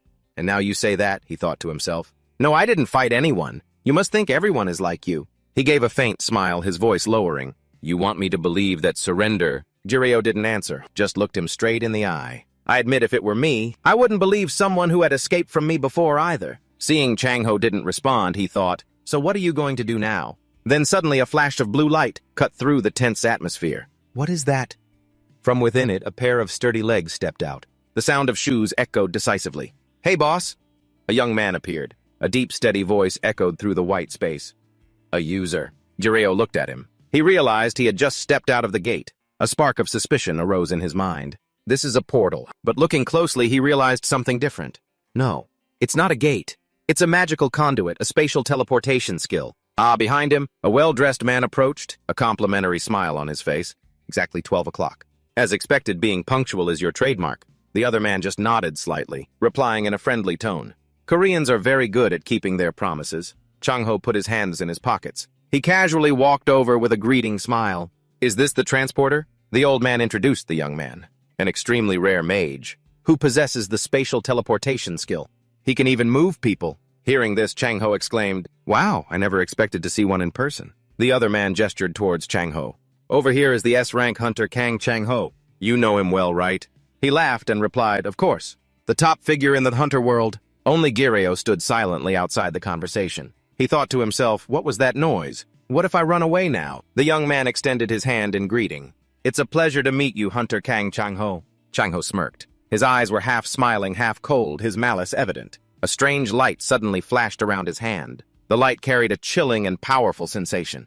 Without a moment's hesitation, Changho gathered all his strength and threw a punch straight into his opponent's face. Our promise. A dry, resounding impact echoed. The blow was so powerful that it sent the man flying back a meter. He fell heavily to the floor. Jiro was frozen, unable to react. He just looked at Changho with utter confusion. A man with him screamed in panic, his voice echoing down the hall. What's happening? He lay motionless after being hit. Blood from his nose and the corner of his mouth stained the ground red. Changho retracted his fist, showing no emotion. The old man looked at him and screamed, his voice breaking with fear. What on earth is going on? But Changho remained calm, his voice steady as if explaining something obvious. Just to deal with this piece of trash, I've already spent a lot of time and money. Those with spatial teleportation skills will vanish at the slightest opening. That's why it's so hard to catch them. Every word he spoke made the other men's faces turn pale. They didn't dare to reply. At first, I didn't care if you were smuggling or illegally occupying portals, but with the one who can open spatial conduits behind them, Jiro still couldn't understand what was happening. What is this? He could clearly feel the mana swirling around Changho, an energy so dense that even the air vibrated. I'm really interested in it. That killing intent spread cold and suffocating. Faced with the slowly revealing monster, the men could only shrink back, trembling in fear. Dragging someone with teleportation skills out of my territory is a completely different matter. A brave guard shouted, Boss, get into the portal quick. But unfortunately, Changho lunged from behind and punched him violently. The guard's body flew a meter, even farther than the young man before. Jiro said nothing, silently looking at him. He really can't be taken down. It's no accident that he reached S rank. Changho swung his fist with an amused expression. Initially, the hunter ranks set by the association only went from A to F. But at some point, hunters with extraordinary power began to appear more and more, and so the out-of-spec rank appeared belatedly. He moved in to finish them all off, a level beyond the standard measure of power S rank. Jiro witnessed everything but did nothing. In reality, they are the apex predators on Earth. The old man was knocked to the ground. His face was filled with utter terror, his whole body shaking uncontrollably. He backed away repeatedly, begging, Please, spare me, I beg you. Changho approached like a bloodthirsty wolf. In a situation like this, you ask me? He smirked with clear contempt. To spare you. The man, both angry and terrified, didn't dare move. A scream of pain pierced the silence. The man writhed in agony, and Jiro just stood from afar, his expressionless eyes chillingly cold. Although he maintained a calm demeanor deep down, he was still a bit wary of Changho. You really shouldn't mess with Kang Changho. His punches were so strong that blood splattered everywhere, even onto his cold face. Jiro watched, his eyes gradually darkening. Outside, sirens blared continuously. A line of police cars stopped in front of the factory. Flashing red and blue lights enveloped the quiet space. The police. Changho glanced outside with a sharp look and asked curtly, Did you call the police? Jiro replied blankly, I guess so. He thought, that's right. He was stunned. For the first time, the expression on his face changed slightly. Jiro watched, even more confused. Why is he so surprised? Changho's face returned to normal. Let me tell you something. Don't lump me in with this organization. I was just stopping these bastards from selling awakened people from Korea overseas. Okay, Jiro replied nonchalantly. That's the police's job, he continued. If you knew how slow the police are, You wouldn't say that, Changho explained in detail. Initially, I expected finding this place to take a few days, but it took way too long to find it. After most of the awakened, from various backgrounds became hunters. Manpower shortages became severe. This couldn't be helped, he said, complaining. But this time they were faster than I thought. Anyway, thanks to Hunter Kim Giryo, lending a little hand, Changho stepped closer, placing a hand on his shoulder. I'm curious, but it's late, so I won't ask any more questions. Giryo said, thanking me. He thought, wait a minute. Giryo watched his retreating figure and thought, hey, that guy. If he goes somewhere else now, it'll be a hassle for me to stay here. Realizing his mistake, he exclaimed, Kang Changho. Wait, Kang Changho, hey, you punk. The police are getting closer, damn it. Looking back at the scene, everyone was covered in injuries except for Giryo. In this situation, if that damned S-rank hunter disappears just like that then. The police rushed in running like the wind towards him. They drew their guns, pointed them at Giryo, and shouted, hands up! The police swarmed him, pinning him down. From now on, if you use your awakened abilities, you will be severely punished. And what did you do to the kidnapping victims? Giryo explained, but I'm the one who reported it. But no one would listen to him. Don't move. As of this moment, you are under arrest for violating the Special Act on Awakened Crimes. He thought, unbelievable. What a bunch of shameless bastards. Giryo looked back at each of them and thought, how can they treat a good-natured alien like this? Suddenly, a girl appeared. Wait a minute. Uzeon had just arrived, panting. Mr. Kim Giryo. She approached and asked, why are you in handcuffs? He replied, I don't understand it myself. The police officer asked, do you know this person? Yes, Uzeon came forward to explain. Yes, this is the person who reported the kidnapping of the awakened people. Hearing that the officer removed the handcuffs. Then I apologize. Giryo thought, I already told you, just listen to me for a second. Freed, he asked, but how did you get here so fast, Ms. Uzeon? She held up her phone and explained. I was contacted by Hunter Yunsung. Giryo looked at the phone. She said she received this from Hunter Kim Giryo. I've received a message that an awakened has been kidnapped. Please help. If you can get there, please contact me. What's the address? I'm on my way. He thought, thank goodness. Yunsung got my message in time. An officer went over to the young man to check his information. Uzeon said, currently Hunter Yunsung is dealing with a monster dungeon break in the city. Seoul, I heard he received this message while on duty. She continued, then I used my tracking skill to get here. Suddenly, a police officer exclaimed, startling them both. Captain! The officer ran to the captain. Reporting, sir. I've run background checks on the people scattered around here. Most of them are connected to an illegal human trafficking ring. He was surprised. What? Uzeon listened with a shocked expression. This is the organization that has been kidnapping awakened people recently and selling them overseas. It seems this place was their gathering point. Hearing this, Giryo thought, I've heard about them. A very sophisticated organization, so much so that even investigative agencies have trouble tracking them. The captain replied, it seems this used to be the boss's base, but it's abandoned now. In fact, this organization has probably already been dismantled. Yes, sir. The officer approached him and asked, did you really wreck this place like this? Giryo replied, it wasn't me, it was that psycho Kang Changho. The officer crossed his arms, looking skeptical. There are a lot of people scattered on the first floor. Are you saying you didn't do it? He stammered, no. Well, I did that part, but something feels strange. The officer said, Mr. Reporter, could you please be a bit clearer? He thought to himself, there's no other way. Now Giryo looked up expressionless. To be honest, I only did it in self-defense. Hearing that confession, Uzeon thought, now that I think about it, Kim Giryo, I wasn't tied up or anything. Then a police officer held up a weapon and asked, so does this belong to the hunter? I found it in the hallway. She continued to ponder. He was even found in the boss's room, and he was the one who reported it. Uzeon looked around the scene. The men lying unconscious looked horribly beaten. She looked at Giryo with confusion. Come to think of it, he has almost no injuries. He was almost sold overseas, yet his attitude is so calm. From that, a suspicion grew in her. Kim Giryo, was he really kidnapped? Or was this whole thing his own doing? Back at his apartment building, he thought about everything that had just happened. And he told himself, it's not like I did it on purpose. He stared at the magical item in front of him for a long time. Then he thought happily about having acquired it. In the end, I got a magical tool.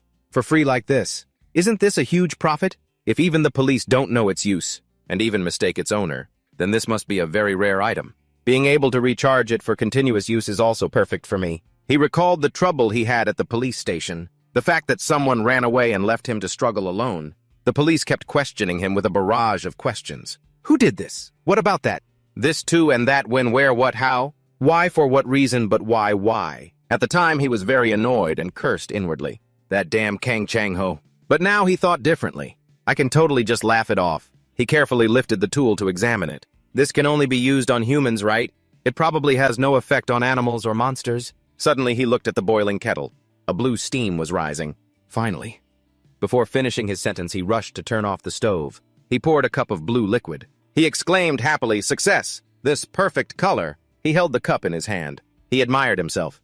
On a remote planet like this, with such mediocre ingredients, I was able to make this. As expected, I truly am. A rare genius archmage. He was excited thinking about its effect. After drinking magic enhancement. Drinking this will surpass the minimum mana threshold. Needed to activate magic. And I can use magic for a short period. As he drank, he mused.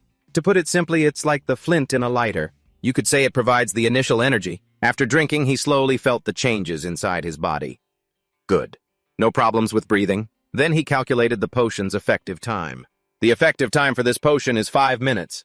That's enough time to complete one spell. So he raised his hand to test the magic. He moved the magic to the injuries on his body to heal them. Bone recovery, right patella and damaged calf muscle. Finally, he controlled the magic, gathering the blue energy in his hand to fix his body's state. Stop aging. After finishing the spells, he wondered, is it done? Back to normal. He felt the wound on his leg and reminded himself, all right, it doesn't hurt anymore. But it's still too early to celebrate, because the journey ahead will be like a long marathon. Checking it myself confirms it. Kim Jireo's mana capacity is trash, but he also noticed his body's bad condition and told himself, just using a bit of low-level magic depleted my mana.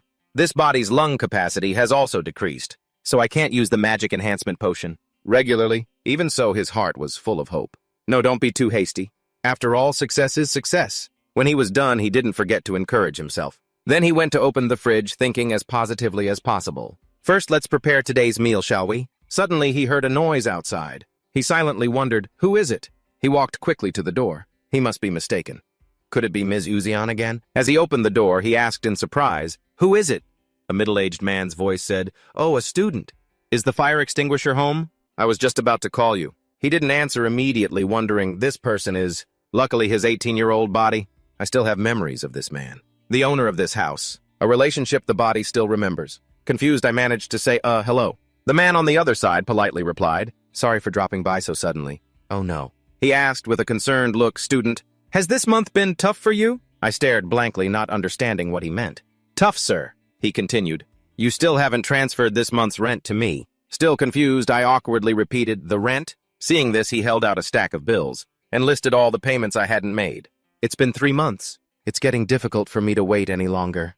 Also, I saw your mailbox was overflowing, so I brought it all here. You haven't paid the management fees either, have you? I didn't know how to handle the situation. I just stammered, that is... My head throbbed thinking about the unpaid amount. How many months overdue is all this? The man urged impatiently. Hey, if you keep doing this, people are going to keep calling me. You need to pay up quickly. I'm only waiting until the end of this month. At this point, I quickly asked, excuse me, how much is the rent exactly? In response, he repeated 450,000 won a month. You're 3 months late, so that's 1,350,000 won. Hearing the amount, I couldn't help but gasp in shock. What? 1,350,000 won. After saying that, he left, but not without a final warning. If you can't pay by the end of the month, then you need to move out. I'm counting on you. As the landlord, I helplessly replied, oh, I understand. The moment the door closed, I cried out in panic, I'm screwed! I felt exhausted thinking about the miserable outcome. If I can't pay 1,350,000 won, I'll be kicked out of this house. Kim Guri's current balance 3,351. I held the bills the landlord had just given me. I started calculating. If the deadline is the end of this month, then I only have 14 days left. Adding up all the bills, the total amount I needed to prepare along with the rent was a whopping 2,000 won. I started thinking of ways. Isn't there anywhere I can get money? Or maybe some money I hid and forgot about? I tried to concentrate to remember anything. Suddenly I remembered Kang Changho. That's right, I still have that. This is a method I really didn't want to use. But I have to go get the money I hid. Without hesitation, I picked up the phone and called. Hello, is this Kang Changho's number? The scene shifts to a luxurious skyscraper. Kang Changho was sitting there eating. While on the phone, he said with surprise, compensation money. He remembered and then said resentfully, the car accident from last time. When I tried to contact you, you didn't answer. Are you having some kind of after effect now? Despite his words, he still complied with my request. So how much do you need? Seeing that he agreed, I quietly said, I looked at the phone screen and stammered, 300. On the other end of the line, he quickly asked, what did you say? I couldn't hear you clearly. I calculated in my head and was about to say, I need 200. Thinking about it from Donga's case to the recent human trafficking ring incident, you owe me. So it's not unreasonable for me to ask for more, right? Waiting for me to speak, he grew impatient.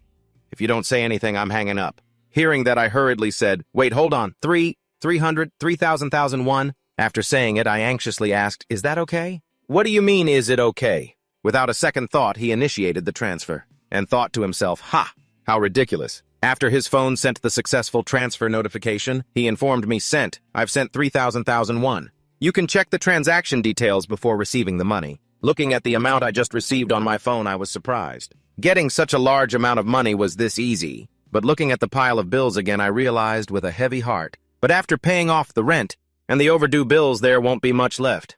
Turns out, this isn't just about making enough to eat. I agonized again, trying to find a way to make money.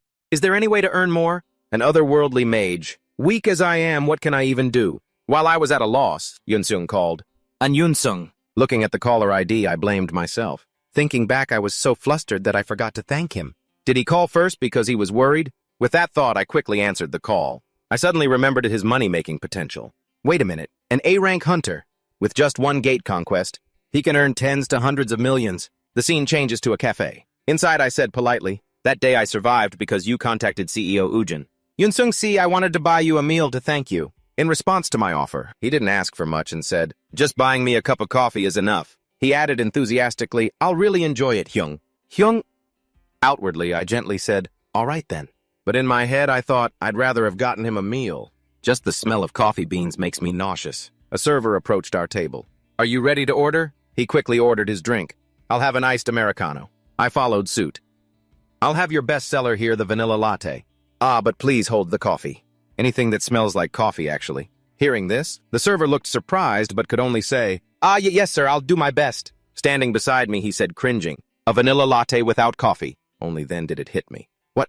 Did I just reveal that I'm an alien? At the table, I said, anyway, I was really surprised. He guiltily remembered my kidnapping from the other day. When I heard you were kidnapped, I was so shocked. I'm really sorry. I should have come myself. I showed my understanding and asked, I heard about it. You were dealing with a dungeon break at the time, right? He recounted with a troubled look. To be honest, the situation there was terrible. That's why I had no choice but to ask Hunter Seong Ujin for help. Seeing him still dwelling on it, I said sympathetically, it's all right. You worked hard late into the night, too. At that moment, I started calculating in my head. First, praise him to lighten the mood. To start, I pried into his recent activities. But Yunsung, have you only been handling dungeon breaks lately? Hearing me, he hesitated. I continued to ask, how long has it been since you've entered a gate besides when you were with me? He looked uncomfortable. That is... I had already guessed it, so I pressed on. Just as I thought. You're still afraid of entering gates, aren't you? He admitted, actually, yes, that's right. Going back might still be a bit difficult for me. Jeong picked up his glass deep in thought. Just as I predicted. A sudden encounter with a high-level monster. Betrayed by the teammates he trusted. The fear that comes from a near-death experience right at his throat. A college student barely in his 20s. How could he possibly overcome that? It must have been a massive psychological shock. After thinking, Jeong spoke up. But Yunsung, even so, you can't just keep following an F-rank hunter like me forever. He offered some advice. It's time for you to form your own team again, or prepare to be a solo hunter. Do you understand what I mean? Yunsung broke out in a cold sweat hearing this. But he still answered obediently, yes. I looked at his crestfallen face helplessly. Suddenly, he looked so dejected. Could he be thinking I'm trying to abandon him? I'm not an idiot. Why would I throw you away? With that thought, I said, that's why I've thought it through. Yunsung, if you don't mind, I'd like to train you personally. What do you think? Jeong's offer was like a shot of adrenaline for Yunsung. He was astonished, unable to believe his ears. Really? I calmly affirmed. I can guide you on how to use your skills and control your mana. To a certain extent. Hearing this, his gloomy expression vanished. Really? For me, that would be absolutely amazing. Jeong put down his glass, feeling very proud. I imagined I was out fishing and had just hooked a big one. He took the bait so easily. This feels so satisfying, I said to him seriously. Well then, since we're on the topic, let's head to a suitable gate right now and give it a try. His eyes lit up at the scenery. Even though he was following, Jeong Yunseong was still very scared. His trauma hadn't yet faded. I glanced at him behind me. Good, everything is going according to plan. This is a cafe near the D-rank gate, the Temple of Maximus. The two of them entered the temple together. This is a gate. That's unpopular because its monostone drop rate is extremely low. In other words, it's the perfect place for training. Jiyoung looked around and remarked, "This place seems all right." Following behind was Yunsung, sweating profusely. I turned around to look at him. "Let's see. You said that. The attribute you awakened is a defensive type." "Right. First, show me your main skill." He obeyed. "Yes, sir." He closed his eyes, trying to calm himself down. "I know. Performing in front of you is making me really nervous." After calming down, Yunsung began to demonstrate his skill for Jiyoung. A stream of blue power quickly appeared. His confidence seemed to have returned. The shield in his hand was also enveloped in that blue power. A protective shield. Active skill 1. Create a shield. Defend with mana in front of the user. 2. The more mana consumed, the larger the shield's size. But when Yunsung didn't hear anything from Jiyoung, he asked shyly, what do you think?" I looked at him seriously. First, I want to ask you something." I pointed at the shield. "Why does it only block the front?" He didn't know the answer either and replied honestly. "Why does it only block the front? Because that's just how the skill is. Ever since I awakened, it's always worked this way." "Ah, so that's how it is." Jiyoung looked at him and thought helplessly, "Wow, this is like watching a chimpanzee hold a knife for the first time. It's frustrating as hell. I don't even know where to start teaching him or what to say." The evening light grew more golden. Jiyoung spoke to him, but he didn't understand. "Yunsung, that skill isn't just for protecting the front. It should cover you from all directions." "Huh," I explained to him. "Don't erect it flatly in front of you. Instead, wrap your body with it in the shape of a glass dome." He asked blankly, "A glass dome shape?" Yunsung tried to shape his power into a dome like Jiyoung said, but couldn't. He looked at his shield helplessly. Hyung, I can increase the size, but I can't change the shape at all." I got angry. "Good grief, you're infuriatingly dense." I walked towards him. "Try again." I guided him step by step. I tapped the armor on his chest with my hand. "Imagine your chest is the center of this skill, and radiate the mana outwards in a sphere like a crystal ball." He asked again, "So round like this." "It seems like I'm not doing it very well." Jiyoung encouraged him. I placed a hand on his shoulder reassuringly. "Stop making that pained face. Focus, don't lose the image in your head." He was startled to see me like this. He could only obey, "Yes, sir." They trained together for the entire afternoon. Jiyoung guided Yunsung every step of the way. "Keep your back straight and breathe out." "Yes. No, that's not what I meant by radiating mana. I'm sorry. It was a difficult process for both Yunsung and me." But after 20 minutes of Spartan-style training, Yunsung was panting heavily. We finally saw results. He finally created a protective circle just as Jiyoung had requested at the beginning of the session. He showed it off happily. I did it, Hyung, this is right, isn't it? But I can't move even a single step." Just then a crack appeared in the protective barrier. Then it shattered. He looked up as the protective layer broke into pieces. He mocked himself, "Ha, it shattered." Seeing this, I immediately comforted him. "It's okay, just keep trying. It'll get better." Jiyoung stood watching Yunsung. "Once he's succeeded, if he practices until he's proficient, sooner or later he'll be able to create a shield with no blind spots." Yunsung didn't stay sad for long. He ran towards me joyfully. "Thank you for helping me, Hyung. I never could have imagined that my skill could be used like this," I explained. "Ultimately, skills depend on your state of mind. But in reality, mana is greatly influenced by the controller's psyche. Therefore, people who are a little boastful and arrogant have a high chance of becoming good mages." Yunsung called out, "Jiyoung Hyung." Hearing him, I also responded, "What is it?" He wondered what the next training session would be. Now that you know how, let's try some practical application." The two of them entered a real battle. A large monster attacked Yunsung. He frowned, highly focused. The monster charged, and he blocked its attack. He leaped, shield held tight, and attacked it. The monster dodged his attack. He quickly detected its counterattack and used his shield. This time, he successfully used the dome shield. The monster struck a powerful blow against his shield. He stood inside the protective layer, extremely anxious. The attack landed and its weapon shattered. The shield had protected him. He quickly jumped to another spot and looked for an opportunity to counterattack. His dome shield showed no signs of weakening. He regained the upper hand. He then unleashed a series of powerful attacks. He charged swiftly towards the monster. Finally, the monster was defeated. Jiyoung watched Yunsung train from the outside. When he saw the monster was defeated, he also shouted joyfully from the sidelines, "Excellent, well done." As expected of an A rank, the power difference is overwhelming. He immediately reverted to his usual indifferent state. "Well then now." He looked at the mana stones. "I should probably get started too." He thought, "I'm sure someone said that. These magic stones and the gems from their foreheads, these things can be exchanged for money." Right. He relentlessly picked up the stones and put them in his bag, still not forgetting to give instructions. Yunsung was enthusiastically training with the monsters inside. "Safety first. Understand?" Yunsung looked carefully ahead and hit it. He happily picked up all the dropped stones. While he's busy training his skills, I'll have to quickly pick up the items that a rank drops. Why would I need to hunt monsters myself? Just this is enough to live on for a month.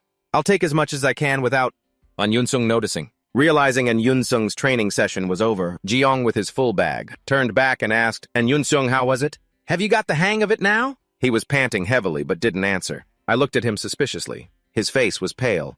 His reaction is a bit slow, strange. I suddenly thought, no way. Could it be that he found out I was stealing his stuff? Yunsung looked at me in disbelief. This is unbelievable. How could he just by watching my skill a single time be able to figure out its hidden applications? It's hidden. Moreover, his guidance was as natural as breathing. I've never heard of a skill that can find problems in another skill. Furthermore, Jeong-hyung isn't an analysis type awakened. I saw it with my own eyes. He's a hunter with clear combat abilities. The sensory skill, it must be something he learned from an off-the-shelf item. A sensory skill obtained that way. Couldn't possibly be that exceptionally good. So in the end, what level of ability does he have? To be able to give advice like this, as I thought he's no ordinary person. A voice cut directly through the chaotic mess of thoughts. And Yunsung, what's wrong with you? Jiong asked seriously. He didn't seem to notice anything. Do you understand now? While Yunsung hesitated, calling out Hyung, he thought to himself, this is so embarrassing. In front of someone so talented, I can't even use the skill properly. How pathetic must I look? He let out a sentence. I tried, but it seems I still can't do it. Then he bowed a full 90 degrees and said, I'm sorry. You're spending your precious time teaching me, and I'll try to practice it perfectly, as soon as possible. Hyung. This left Jiong momentarily speechless. Then he slowly opened his mouth. Yunsung, don't rush. If you can't do it today, we can continue next time. It's not like you have to return to hunter activities right now anyway. Why the hurry? He said helplessly. But standing under the burning sunset, the image of the humble and confident young man, I'll help you again tomorrow and the day after. Or even the days after that, however long it takes. I'm an F-rank hunter, so I have plenty of time. Yunsung felt like he had found the light of his life. He was incredibly moved and called out, Young. He thought to himself, he's passing on his valuable experience to help someone like me who's lost his confidence. He's even telling such an easy lie, just so I don't feel pressured. He lifted his head. I've felt this since the first time we met, but he's truly an admirable person. A rare find. I want to do something to repay this kindness, no matter what it takes. He asked cheerfully, Is there anything you want me to do for you, Hyung? This confused Ji-young. Huh!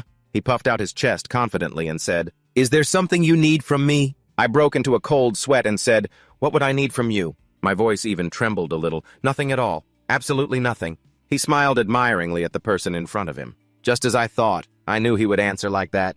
Because he's a person without a single selfish bone in his body. My question was so silly that it even made him stammer when he answered. Jiyoung's face had turned pale by now. But Yunsung didn't notice and was still praising him in his heart. He's not someone easily tempted by material things, like the pragmatists in modern society. He took a step forward, still lost in thought. I thought that when I became an A-rank hunter, I could do something to repay him. And yet I couldn't even manage a proper thank you. He smiled at me and said, I understand, Hyung. Today I'll listen to you. Stop here and not overdo it. Jiong held his breath, watching him. In the end, I still didn't say anything. Yunsung didn't pay it any mind and skipped ahead, saying, Well then, I'll be leaving first, Hyung. He left with great determination in his heart. For now I should focus on seriously receiving his training to build up my strength. And then one day, I will definitely be able to help him. Jiong quietly watched his retreating back. I thought with confusion. He really doesn't expect anything from me. Could that just have been his way of subtly reminding me? I glanced down at the colorful fragments below. Maybe for an A-rank hunter, this stuff is just like a 10-1 coin. I followed his retreating back. If this keeps up, even C-rank or B-rank gates might be worth looking forward to. Outside, Jiong was expressionless, but inside he was already celebrating. Just by selling the items I picked up today, it's enough to pay the monthly rent. When they stepped out of the gate, the sky outside was already dark. Seeing the person waiting for him, he was a little speechless. Standing in front of the two was Ujin. She held a notebook and looked at the two of them without expression. Yunsung didn't recognize her and asked, That person is... She took out her watch to check the time. Then she said, Hello, Hunter and Yunsung. You're a little late, aren't you? This is just a D-rank gate, she said. I came here today because I have a message to deliver to Hunter. And Yunsung. Hearing this, the two of them suddenly became tense. She approached and said, Hunter Kim Ji-young. He's an F-rank hunter. Ujin questioned unhappily. Why are you here? The atmosphere became strangely tense. She continued, Hunter Kim Ji-young. You were once suspected of reawakening, and even had to be reevaluated. Correct. Her sharp gaze swept over him. And yet as soon as you've cleared your name, I didn't expect to see you entering an illegal gate. Jiang was caught red-handed. Entering a gate not suitable for his rank was a problem. He cursed inwardly, "Damn it, the problem is this again." Seeing him silent, Yunsung was about to explain Hunter Shong Ujin. Actually, Before he could finish, I cut him off. I entered as a porter. I'm working under contract with Yunsung. She didn't believe it. And you call that an explanation? Just rummaging through? A bag to see what's inside, you call that working? Of course I could feel the bag on my back was too obvious. It was even glowing. I didn't expect to be exposed right after leaving the gate. She warned Hunter and Yunsung. You too, if you continue to recklessly enter illegal gates like this, you'll be in big trouble. He didn't dare to argue. That's true. But he was cut off by Jiang again. Wait. Song Ujin-si. I struggled to explain. Illegal. In the association's regulations, it's clearly stated. Ujin cut me off. There are clearly no restrictions on porters entering gates. She continued seriously, but that betrays the real porters. This regulation is not for clever people like you to exploit. Her eyes were filled with a sharp glint. Why don't you realize that such an attitude only makes others more suspicious? She said F-rank hunters usually out of fear for their lives always strictly adhere to the regulations. But this attitude of ignoring rank limits like this only makes people more suspicious. Please cooperate with the association. I lowered my head and reluctantly replied, yes, I understand. Beside me, Yunsung looked like he was about to cry from frustration. But Jiang could only feel helpless. Right now, there was no other way but to say that. They were just being lenient with me, so I forgot for a while. But I observed the aura around her. This awaken's rank is B. Even a B rank is a monster level that can tear apart a lion with their bare hands. Finally, I came to a conclusion. There's nothing good to be gained from intentionally causing more trouble. Ujin flipped her notebook and turned to Yunsung. Hunter, and Yunsung, please come with me for a moment.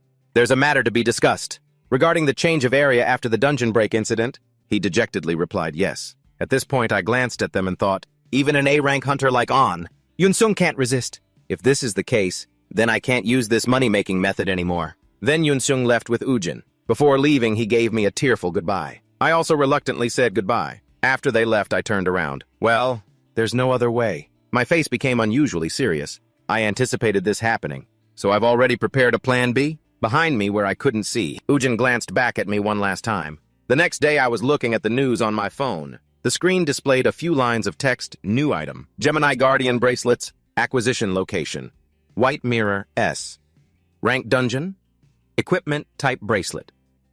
Description, can be used twice. At this time, I was still lying in bed thinking, lately, every morning when I wake up, I've gotten used to collecting information about hunters, I muttered. It seems the analysis of this item is complete. Gemini Guardian bracelets, huh? I analyzed. There's been no information about it all this time. Turns out, this bracelet first appeared in an S-rank dungeon. Then I sat up and clasped the bracelet on my wrist. I had hoped that maybe Jong Haseong would contact me again, so I kept it safe. Should I give up on that now? I carefully observed the details, drawing my own conclusions. So it's for real. This weapon, that I've only kept as a precious item until now, is finally being brought out today for a reason. He said emotionlessly, all right, let's get this show on the road. Because today's experiment will be a little dangerous. A pair of feet stepped onto the green grass. That person was Jireo. He wore his familiar backpack, peering around as if looking for something. Where is this place? Suddenly he froze. A green gate appeared before him. Found it. He stopped at a sign. It read gate with the lowest danger level, F-rank gate. Gates are divided into two types, blue gates and red gates. This is a type of blue gate with no final boss. The boss appears in a large area. Small monsters appear continuously. Just by defeating a sufficient number of monsters, the gate will close automatically. Today I'll hunt here because this gate has free entry. It's really ideal for practice, he thought to himself. CEO, Uzion's warning has cut off my lucrative money-making path. Jireo stood alone in the middle of the green field. He looked to the other side and saw a herd of animals diligently grazing. He thought to himself, the painful mountain goat. Its snout made a sound like a broken violin. He took out a green potion and said without expression, this cry sounds really strange. Then he uncorked the potion bottle. It looks gentle on the outside, but this is a dangerous monster, one of the top ranked in F-class. He chugged the potion in one go and thought, so it's worth a pretty penny too? After drinking, his body emitted a blue light, symbolizing an abundant source of power. Amazing. The power is surging. The surging power swirled around his body. The power of magic. He raised his thumb. A small but powerful spark appeared on it. It finally noticed me. Next, he pointed at the goat. He shot the flame towards it. The flame flew towards the goat, erupting into a huge mass. He said with disgust, "Turn to ash, you piece of trash!" The fire shot straight towards it. The goat saw it too. But unexpectedly, the fire was suddenly extinguished. The man and the beast stared at each other in silence. He let out a "huh." Looking closely, the flame had indeed hit, but it only left a small dent on the goat's head. Other than that, there was no effect. The goat was silent. Then it suddenly glared. He sensed something was wrong and yelled, "Wait a minute." The goat was angered by him. Veins popped on its forehead and smoke flared from its nostrils. It looked incredibly fierce. Needless to say, it charged towards him at top speed. Its eyes glowed, looking like it would use all its strength. He was scared out of his wits. Then, knowing he couldn't win, he tucked his tail and ran. I knew it. I knew this would happen. F-rank magic is just this pathetic. He glanced back at the goat as he ran. Unbelievably, it was already about to catch up. He screamed frantically, "What the hell is this thing? Why is it so fast?" The goat was still chasing him with all its might. At this point, knowing he couldn't outrun it, he cursed under his breath, "Damn it!" He felt a glimmer of hope when he saw the gate, the green one in front of him. It was the entrance from before. He thought just a little more. Jiro was nearly exhausted.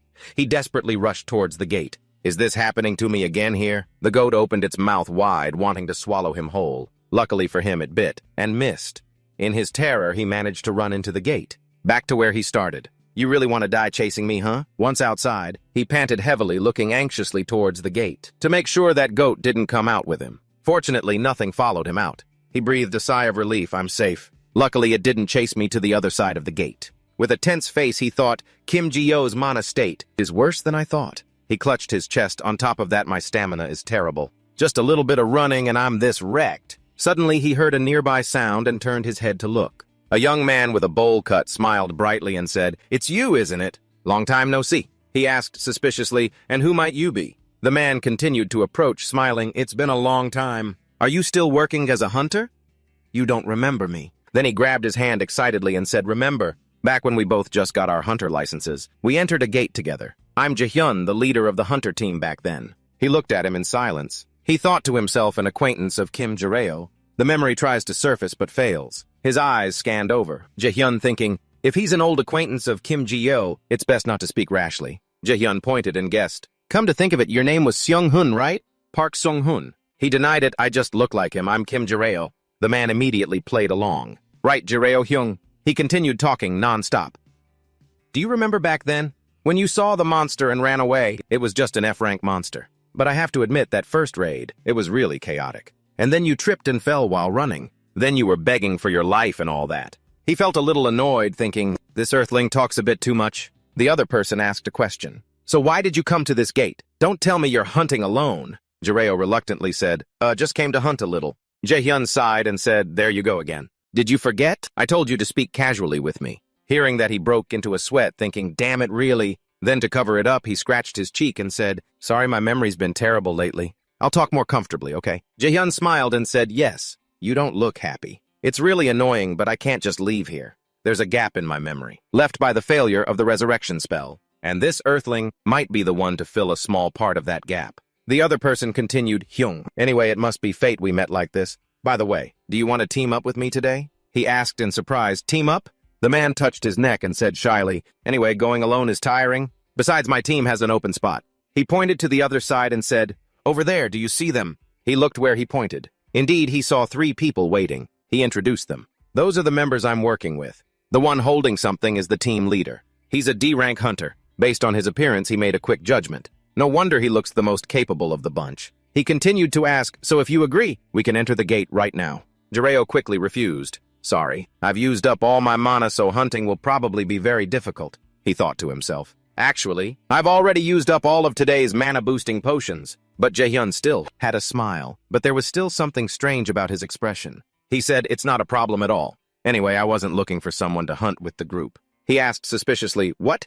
The guy said, "Actually, the person who canceled today was the porter for the hunting team. The whole team was worried about whether we'd have to carry our own backpacks. But doing that is a bit inconvenient for our team. Could you be our luggage porter? Temporarily, just for today. The pay will be generous. How about it?" Hearing the word money, his eyes immediately lit up. Generous pay. He rested his chin on his hand, thinking, if it's just helping carry luggage, then this is a chance to see how a normal hunter party operates. That wouldn't be a bad idea. While the guys were organizing their gear from a distance, a monster appeared. Immediately, the group looked towards it ready for battle. This monster looked like a wildebeest. It showed its head. Doyen, holding his weapon, yelled, "Lure it in!" Then his hand touched the hilt of the sword on his back. His gaze was fixed straight ahead. He ordered, "From now on, aim for critical hits. Everyone be careful not to engage it head-on." At this moment, the monster clenched its teeth, as if showing off the formidable weapon it possessed. Suddenly, someone shouted, "Everyone wait!" The beast suddenly threw its front leg high into the air. The crystal shards around its leg broke off and flew everywhere.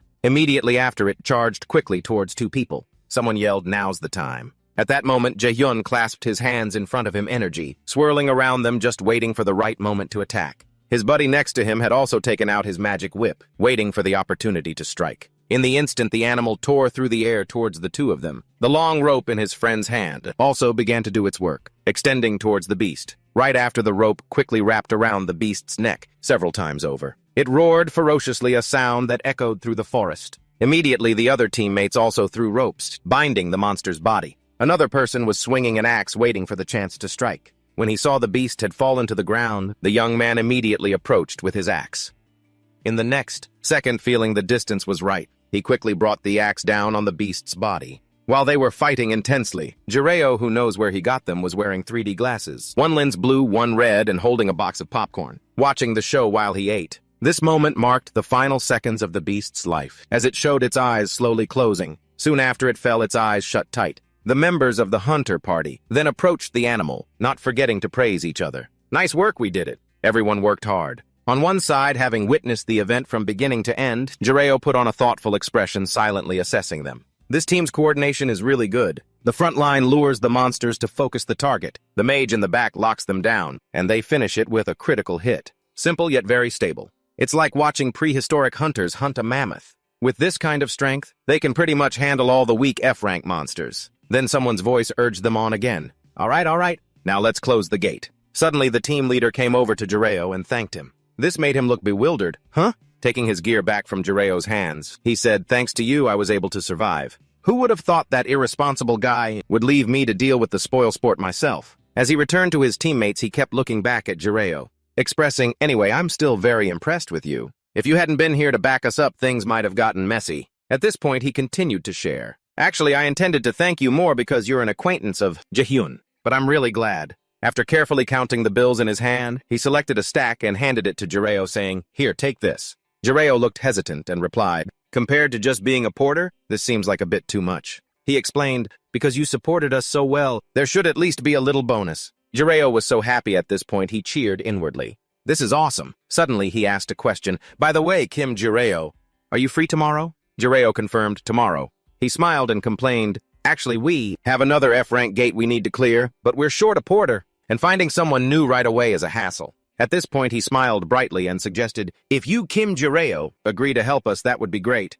He had noticed the gold bracelet Jireo was wearing on his wrist, with a greedy gaze. That night in some high-end restaurant, from outside, someone's startled voice could be heard. "Hey, are you sure?" A person swiped through an iPad screen, placing it in front of everyone and confirming, "I told you. The thing in that guy's hand, it's definitely an item from a high-rank gate, with a resale value that could increase up to 400%. He lifted a glass of beer and asked again, "What do you mean, are you sure?" Jae-hyun let out a breath and confirmed, "Information about the ring was just released yesterday." "Right. A fake copy must have been made already." He brought the beer glass to his lips but didn't drink, instead continuing to gossip.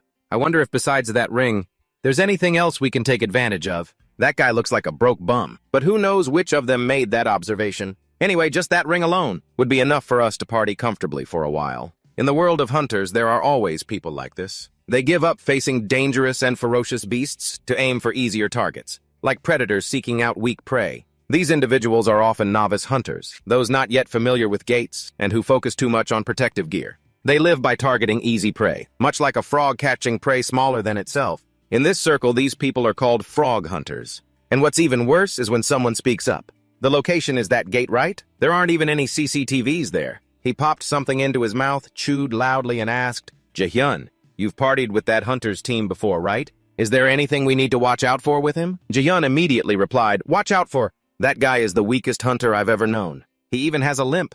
He can't even run properly. And he's found so many valuable items. I heard last year he even ran away from an F-rank gate." He skewered another piece of meat with his fork and replied, "That's right."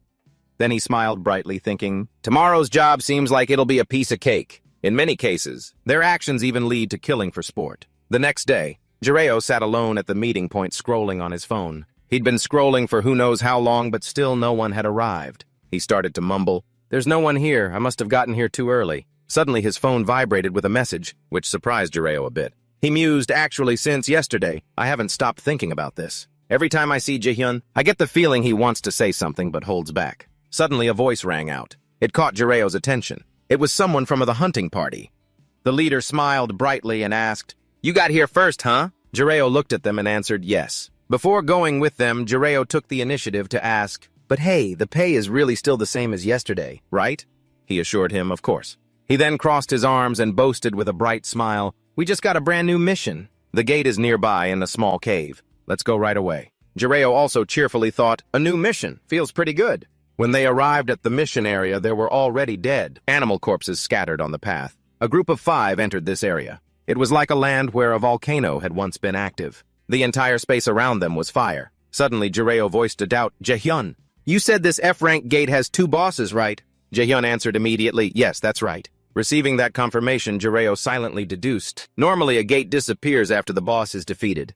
But if there are still living people inside, the gate won't close. I'd like to research these types of gates more deeply, but for now I need to focus on the mission. If I can earn this much just by being a porter, maybe I won't need to take advantage of Yunsung's kindness anymore." Suddenly someone spoke up, causing everyone to turn their heads. "Everyone," Jireo seriously said what he was thinking. "I think we've been down this path before." One of them showed surprise, questioning, "Huh, what do you mean?" Jireo pointed to the monster lying over there and suggested, "Look over there. The corpse of the monster from before is still intact. It seems we've taken a wrong turn. Does anyone here have a navigation skill?" One man was holding an object that looked like a glass bottle. While he was seriously looking in another direction, the man raised the glass bottle high above his head, at the same time aiming it towards Jireo. No, in that case, his sentence was left unfinished, as a hard object struck him forcefully on the head. Jireo's eyes widened in shock. He staggered, nearly falling. Jireo fell to the ground, coughing several times, clutching the spot on his head where he was hit.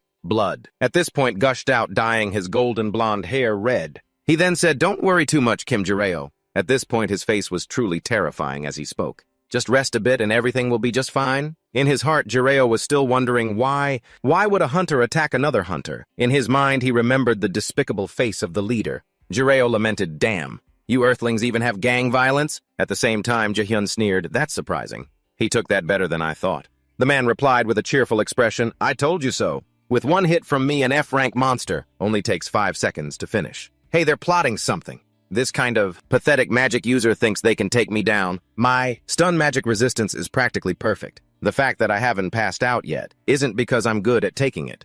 This smell is truly awful." Just then, someone behind him reminded Hyungnim, "I think 5 seconds have passed." At that moment, Jireo's eyes realized something. In his ear, someone's voice still echoed a judgment. It seems like something's not right. At that moment, Jireo's hands clenched the ground. He determined, when the smell gets weird, running is the best option. The other guys, unable to react in time, looked at each other and asked, "What is this?" "He's running away." By the time Jireo was a good distance ahead of them, the leader frantically gave the order, "Get him! Get him!" He pointed in one direction and screamed, "He's running away! Catch him now!" His accomplice was still in shock from the scene that just unfolded. "That guy, I thought he couldn't even run." At this point, Jireo thought while running, "I need to ditch this heavy backpack first, to run faster." Because he was so focused on running forward, he didn't notice a vine was following him. "I have to get out of this damn place first." That vine suddenly wrapped tightly around Jireo's leg. Then it lifted him upside down. "What's with these vines?" A furious shout suddenly echoed everywhere. Kim Jaehyun mumbled, "It's truly magical." He controlled the vines to bind Jireo tightly and angrily interrogated him. "Last year you were so timid, so weak and feeble, but now you're completely healed and running like the wind. What's the deal, Jireo?" To save his own life, he begged Jaehyun to spare him. "You're still worried about that stuff now. Please let me go." When the man with the sword arrived, he curiously asked Jaehyun, "What the hell is with that guy? Why isn't he knocked out after all that?" Hearing this, Jaehyun honestly said, "I have no idea. I've searched him all over, and all I found was this cheap bracelet." The other man ordered, "Try putting him down. Watch out, he might try something." Unexpectedly released, Jireo fell straight to the ground. He cried out in pain. "All right." Jireo held his forehead. "Oh my God. Suddenly, a cold voice rang out in front of him. Listen carefully. The man placed the blade of his axe under Jireo's chin and threatened him. If you run again, I'll pull out every single one of your teeth before I finish you. Got it? Terrified, Jireo quickly agreed. I get it. You could have just said so nicely. He raised his hands in surrender. At least you should let me know the reason why you guys are doing this to me. When he saw no one answering him, Jireo looked up. At that moment, everyone's attention was focused on him. Jireo turned to look at the gold bracelet on his wrist. Then he shook his hand in front of the group. Whichever way his hand moved, all eyes followed. Jireo finally realized. Could it be because of this bracelet? So you guys were planning to knock me out?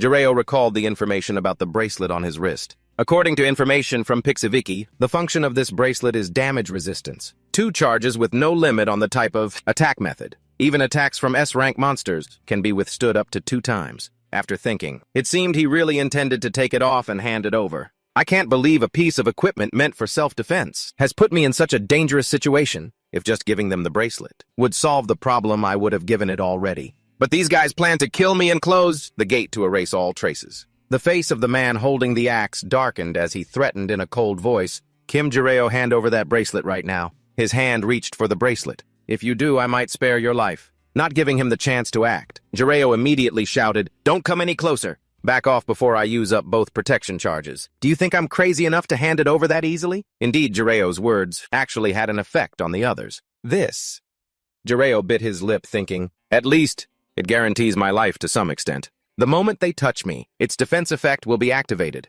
and once the protection charges are used up, this bracelet will be nothing more than a common piece of jewelry. But if this keeps up, this standoff will never end. He looked straight at Jaehyun and asked, Kim Jaehyun, can't you let me go? Hearing that Jaehyun asked doubtfully what, Jireo continued, If you spare my life, I'll pretend nothing happened today. I'm not seriously injured, so how could I press charges against you? Jaehyun laughed loudly. Yeah, right. You think we don't know that as soon as you get out of here? You'll run off and blab to everyone about what we did. The man with the axe got angry. This guy, he kicked Jireo hard, and even grabbed him by the collar. Are you kidding me? The guy hit and cursed, humiliating Jireo. An F rank. Like you has the nerve to use items and artifacts. The way you're playing these mind games is really pissing me off. Seriously. Jireo's face took a heavy punch. Go on, use it. I said try out the bracelet's protection function, you bastard. Jaehyun's group just stood by and watched Jireo get beaten.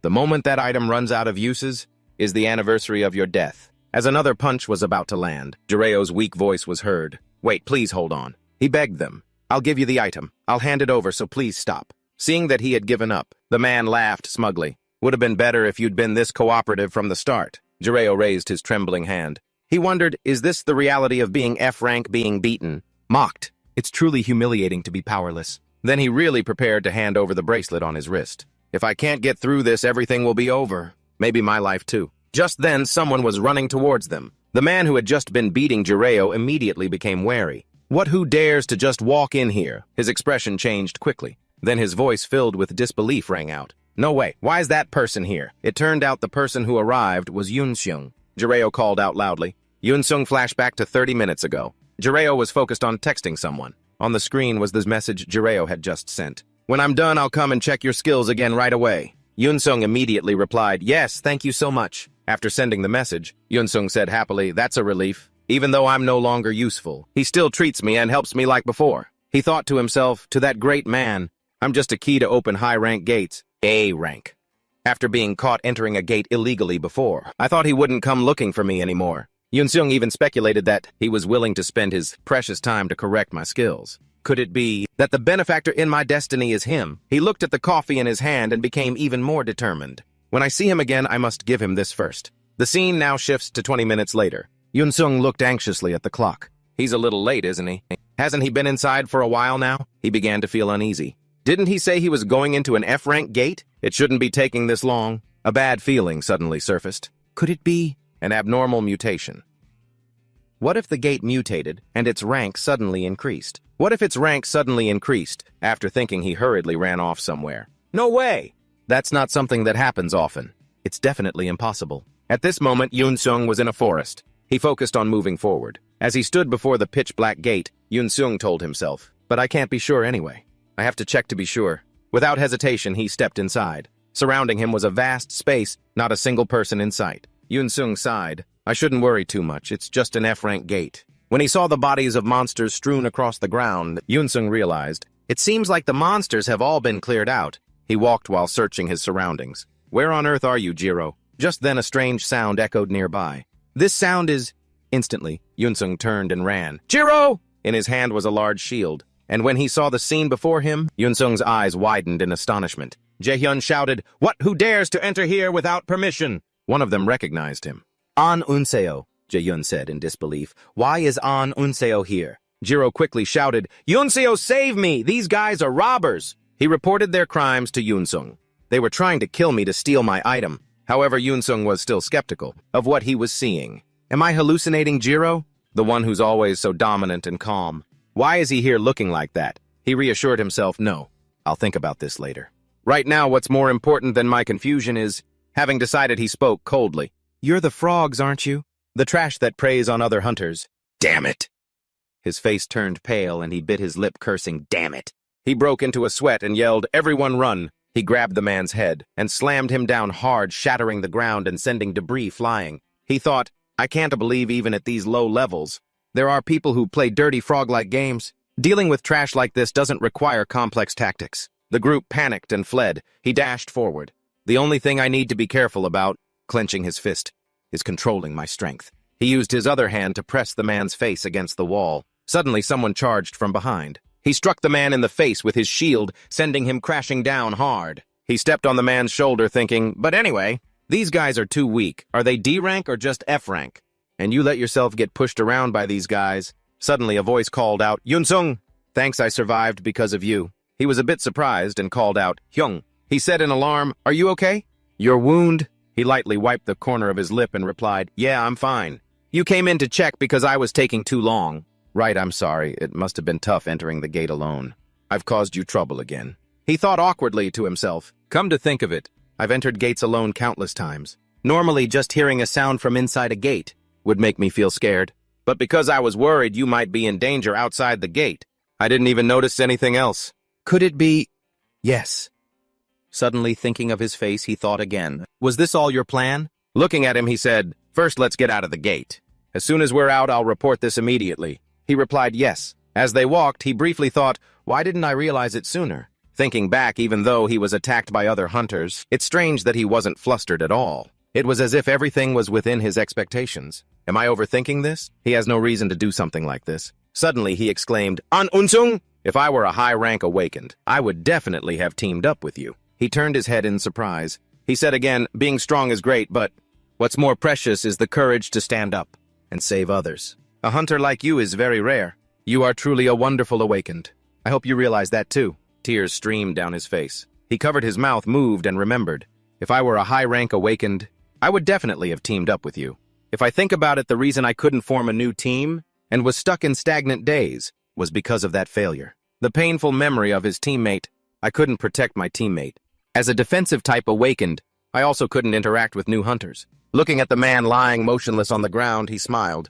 But having to save an acquaintance who was in danger at this moment. Yes, could it be that Jiro intentionally recreated a situation similar to that time to help me have a successful experience? The image of his capable Hyung appeared. That's right, it was all his plan. From the beginning, calling me to this gate, letting himself be beaten by low-rank awakened. Looking at him, he thought, even those wounds, he created them himself to put on an act. I can't believe there's someone willing to do all this for someone else. He said, Hyung, can I ask you something? Why do you always care so much about me? He turned to look at him and said, care about you? Yes, you teach me all sorts of things. And help me with my training too. He looked up slightly and replied, you're a good kid, that's enough. He was overjoyed. That's my Hyung. The gate opened and the two stepped through. After passing through, he asked, we're finally out. Can you file the report for me? Yes. His gaze suddenly landed on him as he said, sorry, let's start training tomorrow. I have to go home now. He asked in surprise, huh? You're not going to the hospital, you're going home. Let me call a healer I know to come over. He waved his hand lightly, turning away as he replied, no, it's too much trouble. I can take care of it myself. I'm leaving first. He was alarmed. No, Hyung, but...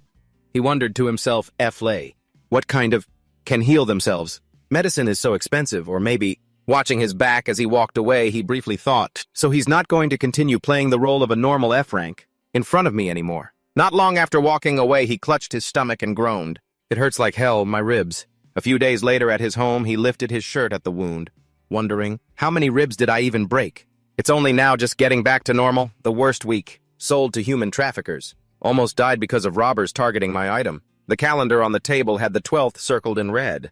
I also have to attend the association meeting today. It would be good to get it over with at once. Why do I have to explain my reasons again? Putting on a pair of black pants, he sighed. What a pain. Of course, complaining won't change anything. Holding the bracelet in his hand, he said, "What do I do with this now? I have to cover it with my sleeve." He stared intently at it. After some belated research, I just found out the auction price for this item is in the hundreds of millions. 2 damage nullifications. But it's still a long way from being enough to buy a dragon's lung. He stuffed it into his pocket. Even so, I can't just easily decide to sell it. From now on, I have to carry it without drawing attention. Stepping onto the last step, he briefly thought, for someone with no ability to use magic, like me, I don't know when or how I might need this. His face suddenly turned grim. He saw a blindingly red car in front of him. Some crazy person in broad daylight like this? He looked surprised as the car window slowly rolled down. The man smiled and looked at him. Kang Changho. Kang Changho, sitting in the car, leaned against the seat and looked out. Jiro was startled and screamed internally, Kang Changho. He pretended he didn't see anything, turning away to avoid his gaze. Damn it! He really is a madman. From inside the car, his voice called out, I know everything. You're avoiding my gaze. If I had known this, I would have just ignored him and left. He silently regretted it. The man asked with a smile, Hunter Jiro, where are you headed at this hour? He took out his phone to look, scratching his face. I have some business at the Hunters Association, but I guess I took too long in the shower and time just flew by. I'm busy, so I have to go. He quickly found an excuse to leave. Well, then have a good Monday. Hearing that the man smirked slyly, a cold aura emanated from him. Get in, while I'm still asking nicely. In the blink of an eye, he was sitting firmly in the passenger seat, looking completely unwilling, and replied yes. He muttered to himself grimly, I am absolutely not doing this because I want to. As an intelligent and educated extraterrestrial, I am merely responding to a proposal to resolve an issue through dialogue. But why did this person come all the way to my doorstep? Changho looked at him and smiled. If it's about the secret related to Yung Haseong, I've kept it very well so far. The kidnapping incident last time was just, except for the part involving Kang Changho, I don't think I did anything wrong, to the extent that he would personally seek me out like this. After he finished buckling his seatbelt, the man stepped on the gas. I heard the news. The car started speeding down the road. He asked, I heard you were attacked by frogs. He was a bit surprised. Frogs, so he explained, the guys who make a living by hunting other hunters like us. He thought, is he talking about the bracelet robbery? But how did this person know about that and come here? Then he replied, yes, that's right. Hearing the answer, he continued, I heard you were injured, so I came to check. Luckily, it wasn't a serious injury, right? He answered, yes, it wasn't anything serious. Then, he suddenly realized something and instantly turned to look at him. Wait a minute, what did you come to check? He said calmly, I came to check if Hunter Jiro was seriously injured in that incident. It was a dangerous accident, first dragged into an S-rank gate, then getting kidnapped. It seems like there's never a peaceful day. At this point, I'm starting to suspect if you might even enjoy dangerous things. He stared wide-eyed at him. He continued, oh, speaking of which, I have a surprise gift for you. Open the glove compartment. He asked blankly like a country bumpkin. The glove compartment, what's that? Below your knee, there's a storage space. Pull it out and open it. He patiently instructed. He then did as he was told, opening the small compartment below his knee to look. He thought to himself, a pink potion bottle was rolling around inside the box. He explained, it's a recovery potion. You probably don't need it much right now, but I prepared it, so just take it. He picked up the potion bottle, curiously examining this planet's medicine. This is an Earth-type recovery potion. Could it be because he heard I was injured in the robbery? That he's giving it to me? Things like this are very normal back on my home planet. Like when someone gets hurt, their friends will buy them a recovery potion. It's like the feeling of giving fever medicine to someone with a cold. Accepting a small gift like this is also polite, so he thanked him. Thank you, I'll make good use of it. He was a little surprised. You're not even surprised by that. In his heart, he wanted to say no. I'm truly surprised that someone like you would suddenly do something so kind. But I'm not going to risk drinking this. Bringing it back to study is fine. Who knows if there's something strange mixed in? The car suddenly braked hard. He turned to announce, we're here, get out. He was slightly taken aback. He looked out the car window. In front of him was a massive ultra-modern headquarters. The building sparkled and gleamed. He urged him, aren't you getting out? Didn't you say you had business at the Hunters Association? He still hadn't recovered from his daze and asked again, He stuttered a reply, I didn't expect you to take me all the way here. I thought you had your own business. I told you before. Today I only came to check on your condition. Well then remember to take care of your health. Don't do anything foolish and get yourself killed. As he unbuckled his seatbelt, he replied, "Thank you. Thank you." Before leaving, he called out to him, "Hey, Kang Changho." He stood outside the car, leaning down slightly. "Why are you so interested in me?" In his mind, he added, "When before you even said if I didn't confess, you would kill me." The man smirked again. "I'm quite interested in fostering talent among hunters in Korea. You are one of those with potential." He rested his hand on his head and replied, "Therefore, I also don't want to harm Hunter Kim Jiro. If it's not necessary, you get my meaning." He glanced at him. In his head, he thought, "You mean you're telling me to keep quiet about Young Ha-sung?" With that said, he quickly urged him to go. "All right, well then get going. I heard you were late because you showered too long. See you later." He stood silently by the road, watching the car drive away. The man's words echoed in his ears. He couldn't stop wondering, fostering talent, interested in training hunters in Korea, to the point of destroying organizations that kidnap awakened, sees a talented person get injured, and immediately comes to give them medicine. Truly a true patriot. He turned on his heel to walk away. I'd like to think so. But an awakened, willing to kill his own kind just to achieve his goals, cannot possibly be such a righteous person. He remembered that terrifying look of his. But above all, what puzzles me the most is, why Kang Changho would show interest in an F rank like me? Then he closed his eyes tightly. And the answer to this perplexing problem will unexpectedly be revealed. One day, the scene changes to his room. At this moment, his face was utterly shocked, holding a smartphone in his hand. Could it be? On the screen was information from an article. Shocking crimes targeting awakened beings. Is the cause of these murders related to awakening? The culprit? In this U.S. serial murder case has not been clearly investigated, but the victims are awakened, of all different ranks. He was terrified. It couldn't be because of this right. Growth ambition. According to the description on a website that categorizes the magical skills of Earthlings, this is a skill that kills the strong to steal the opponent's skill. He was skeptical.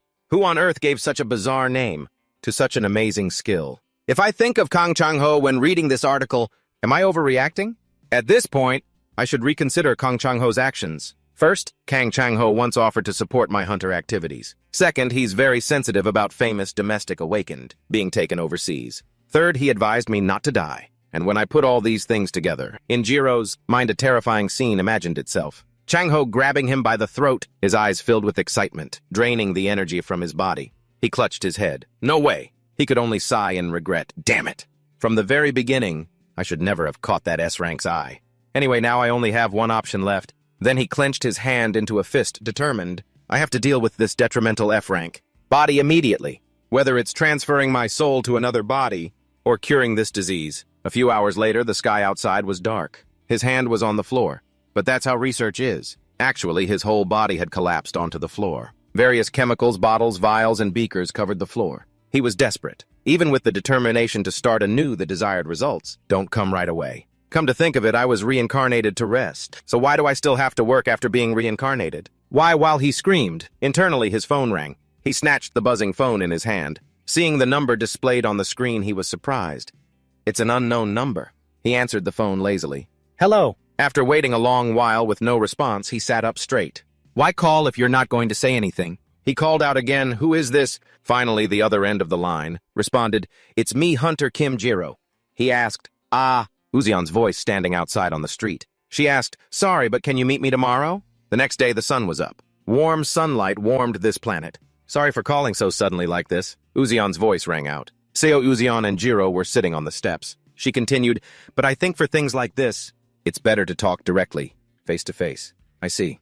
You don't need to apologize. Although he said that, his mouth said one thing while his heart said another. He complained internally. Even so, contact from the association is usually a hassle. But I also owe this B-rank hunter, so I'll just hear her out for now. She began to get to the main point. We need the analysis skill of Hunter Kim Jiro. Could you help me with this job? Just for about 2 weeks. She made the offer. He asked in return, appraising some item. She then explained no. Currently, there's a case I'm cooperating with the police on. The criminals in that case left a trace in a gate, but we can't decipher it. So the investigation is at a standstill. She added, we've even invited national experts, but we haven't gotten any results. High-value cases are usually snatched up by foreign companies or major guilds. The remaining experts in the country don't have very different techniques. In short, you want me to investigate that gate, right? Yes. I think if it's a hunter, the results might be different. You even managed to get through the Magic Tower's labyrinth. And also, among the experts I know, you're the only one who doesn't belong to any organization. That's true. Inviting experts from private companies isn't easy either. She spoke with sincerity, hoping he would understand. I'm truly sorry, but we can't offer a high fee. Due to budget issues, the subsidy has been cut. So it's practically volunteer work, huh? Volunteer work? He asked, dumbfounded. She pleaded earnestly, trying to persuade him. I know this is an unreasonable request, but could you please help us? I also helped a hunter once. No, that's not it. He was a bit confused about what she was trying to say. She turned her face away and sighed. Sorry for being rude. Please forget what I just said. Rescuing the kidnapped victims was the obvious thing to do. Bringing that up here isn't right. She rested one hand on the stone step, placing the other on her chest in a gesture of assurance. She turned her face to him and said, If the payment isn't enough, I'll add more from my own pocket. Please cooperate with this investigation. He sighed and thought to himself, At times like this, I should probably be a bit more thick-skinned. Moreover, isn't this woman's main job being an association employee? Association employee, although it sometimes seems like she's assisting the police. Thanks to her tracking ability, why is she so enthusiastic about this investigation? Thinking this, he asked her directly. Could it be that if you catch the criminals, you get some kind of reward? She quickly replied, I don't really get any clear benefit from it. But even so, shouldn't we still try our best? After all, in every case, someone's life is involved. He glanced at her again, suspicious. Is it because up until now, I've been led around by superiors who lack morals and responsibility? Led around, but that's just that. Then he suddenly opened his mouth and called her name. Seo Uzion, you just said that. You'd even be willing to use your own money to ask for my help, right? His demeanor became gloomy. Then let's use that money right now. Uzion paused, her eyes widening slightly in surprise. How much? In front of them, a steaming bowl of kalguksu was served. The gentle aroma spread across the table. Jiro didn't say a word. Immediately picking up his chopsticks and taking a large slurp of noodles, Uzion watched silently. I thought I would have to fight and persuade him a lot just to use my card. But the first thing he said was, his words echoed in her mind. From today, for the 2 weeks we're working, buy me lunch every day. On that condition, I will join the gate investigation. Is that all? Uzion was stunned. I'm so confused. So I brought him to my favorite restaurant. Is a bowl of kalguksu really all it takes? Just then Jiro was eating and nodding in praise. This is really good. He's even eating so heartily. Uzion could only watch, her mind a tangled mess of thoughts. I can't believe an awakened like this exists. Most awakened, with sensory abilities, go crazy after receiving a huge sum of money. They usually wallow in luxury and vanity to a despicable degree. But this person lives in a small, cramped rental room. No, maybe from the beginning he's just used to a simple life. Then the memory of the kidnapping flashed through her mind. Why during the kidnapping? Did he not run outside but was present in the room of the organization's leader, the human trafficker? And why did he sneak into a high-level gate? The suspicions about him are still piling up. She lightly tapped her chopsticks on the table, the dry tapping sound in the quiet space. Furthermore, after the information about him possessing the appraisal, skill was revealed. I heard he received countless recruitment offers, and yet he ignored them all. Why did he accept my condition? Is it simply to repay the favor from the kidnapping incident? No way. That kidnapping incident, no matter what, was handled by Hunter Kim Jiro. I was just used as a tool to catch the criminals. And yet he says he's helping me. Impossible. Even though it was an urgent situation, so we had to cooperate temporarily. I absolutely must not let my guard down. Suddenly, Jiro's hand trembled slightly as he picked up a dumpling. The steam passed through the chopsticks. He thought to himself, anyway, an offer is an offer. But eating alone is a bit rude, isn't it? Then breaking the silence, Seo Uzion. Well then, let's talk business. He put down his chopsticks, his voice much more serious. Starting now. Which gate do we have to investigate? Uzion was silent for a moment, then replied succinctly, terrorism. Jiro immediately looked up, his face showing a hint of confusion. Terrorism in Korea. She didn't answer right away, just looked straight at him. But their methods are a bit unusual. It's not the kind of terrorism with bombs or explosives. Then how? She said concisely, with monsters. Uzion frowned slightly. Recently, someone has been intentionally causing dungeon breaks. Dungeon break. The phenomenon of mysterious creatures from beyond the gate, pouring into the streets. This name is related to the nature of the gate. A gate is originally a passage connecting to another space called a dungeon. There's a rule here like a time bomb, usually 7 to 10 days. If it's a larger scale, 3 to 5 days. If the dungeon is not conquered and is left alone, the dungeon's entrance, the gate will be destroyed. If an explosion like a supernova occurs, the dungeon will disappear. All the monsters inside will simultaneously pour out into the city. Therefore, this phenomenon is called a dungeon break. In the process of humanity developing exploration technology, the main driving force for gates also came from this phenomenon. Yes. Jiro heard this and thought to himself. His heart felt heavy as if it were being squeezed. And yet someone is intentionally causing this disaster. Then he frowned, full of doubt. How is that even possible? We don't know either. We have to investigate it from now on. Jiro still couldn't help but wonder. But if a dungeon break has already happened, the gate will disappear. So what's left to investigate? The gate hasn't disappeared yet. She looked up, her brow slightly furrowed. That's why I said the culprits left a trace, Uzion recalled not long ago. A fire-type monster appeared in the suburbs. It was a large-scale dungeon break case. Jiro's face was emotionless. But the dungeon where the monsters appeared has not yet disappeared. A few days later, in front of him was a giant broken pane of glass, the red glow from the water's surface. He watched intently as the light reflected in his eyes. Then a voice called from behind him, "Hunter Jiro!" He turned around. Uzion, along with a few colleagues, approached. "You're here early," he replied in a dry voice. "I took a taxi." Jiro looked at the person. This is the person who will enter the gate with Hunter Jiro. He asked further, "What about you, Seo Uzion?" "I'll wait outside the gate. I'm not suited for combat. It can't be a defense type awakened." She crossed her arms, her eyes fixed on the gate. Even though this is just a B-rank gate, the gate suppression team already took out the boss, so there shouldn't be anything left inside. There's no danger, so feel free to investigate. Jiro stopped short, a thoughtful look on his face. Something's not right with this gate. He ventured deeper inside. The air was thick with the smell of sulfur. It's been an hour since we started investigating inside the video gate. Oh my god, I feel like I'm about to melt. In this brutal heat, there should at least be some water. Sweat soaked through his shirt, dripping down his neck. There's nothing inside but rocks. No monsters, no survivors. So why hasn't the gate collapsed yet? His colleague glanced around and said, his voice weary, "Should we head back? Looks like we've checked everything." "All right, let's go." Jiro replied, but a hint of interest remained in his heart. But this time wasn't wasted. Thanks to this, we discovered something interesting. Outside, Seon-Ujin was already waiting. The two men, drenched in sweat, stepped out of the gate. "You're back?" she asked immediately. "Find anything? Give me some water first." Seon-Ujin looked at him, her eyes a mix of curiosity and tension. "Nothing unusual inside, right?" He wiped the sweat from his brow, his voice low. "First, there's some bad news." Hearing this, Seon-Ujin grew anxious. "It seems it'll be very difficult to identify the culprit." "What, why?" Jiro lifted the water bottle. "There are no clues to help identify them, and there are no signs of tampering inside the dungeon." He then sighed, looked up at her, and spoke slowly but firmly. "But we did find something strange. This gate, it's like a passageway that someone forced open." Seon-Ujin looked up as well. "If this is a passageway that was forced open, then—" Jiro hesitated, choosing his words carefully. "In other words, this is a fake exit. It's a long story if I explain everything, so I'll just get to the main point." His voice was firm. "The terrorists know how to create new entrances and exits in a dungeon. And of course, they also know how to close off the old passageways, meaning this gate has been swapped." Seon-Ujin was confused. Why would the culprit do that? Is it necessary to cause a dungeon break? Not really. He thought to himself, then replied, "Based on my analysis of the gate, there are several ways to intentionally trigger a dungeon break. But the number of passageways is unrelated to a dungeon break." He paused, staring at the smoldering remnant of the crack Seon-Ujin. "This isn't the first time a strange incident like this has happened, is it?" "That's right."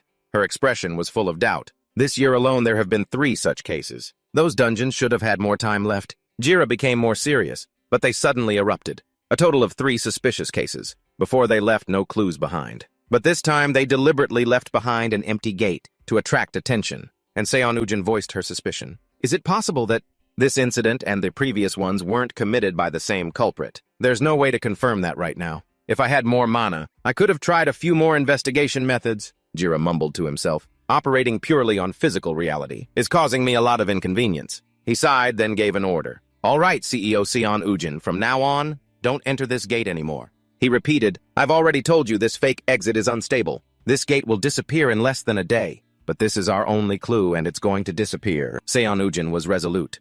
"Before that happens, I think I need to find new clues." Night fell. Tonight was a full moon. The moonlight shone brightly in the dark sky. Contrary to CEO Seon-Ujin's wishes, that gate vanished, even before the investigation could make any progress. And just like that, the only lead to catch the culprit was gone. He held his phone, concentrating on his deductions and scrolling through information. He leaned over, tucking a pillow between his legs. Since that day, the terrorist attacks also suddenly stopped. Contact with CEO Seon-Ujin also became less frequent. He scrolled through news sites online. Anyway, the gate for the investigation is gone. There isn't much related news either. Then he suddenly stopped at a post, with the sound of a crowd's footsteps in the background. People have been talking a lot about this case lately. He rolled onto his stomach, skimming through the article's information. The seventh victim of the serial disappearances in Unpyeong district has appeared just 4 days after the police formed a special investigation team and began searching for the missing persons. After scrolling through the article, he scrolled down to read the netizens' comments.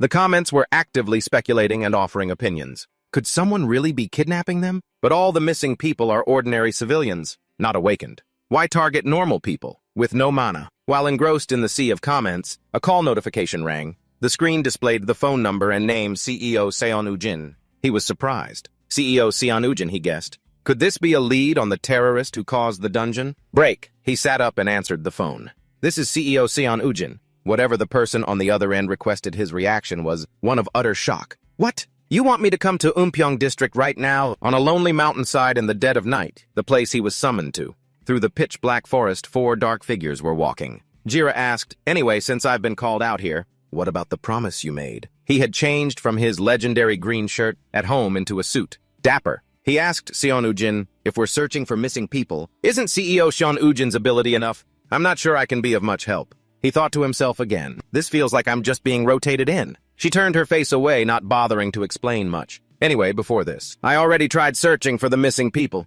I activated my skill. The forest they were walking through suddenly transformed into a mystical space. Seon Ujin continued to explain, but the location is a bit strange. The 2 people I tried to find earlier, I couldn't trace them. Only with the last person did the skill work normally. The location displayed is underground, he asked, stunned. What? She elaborated. I can sense the missing person from an unusual depth, where they might have been buried. You mean, one of the missing people is buried underground? Seeing this, she affirmed with absolute certainty, this is definitely not just a simple case of burying a body.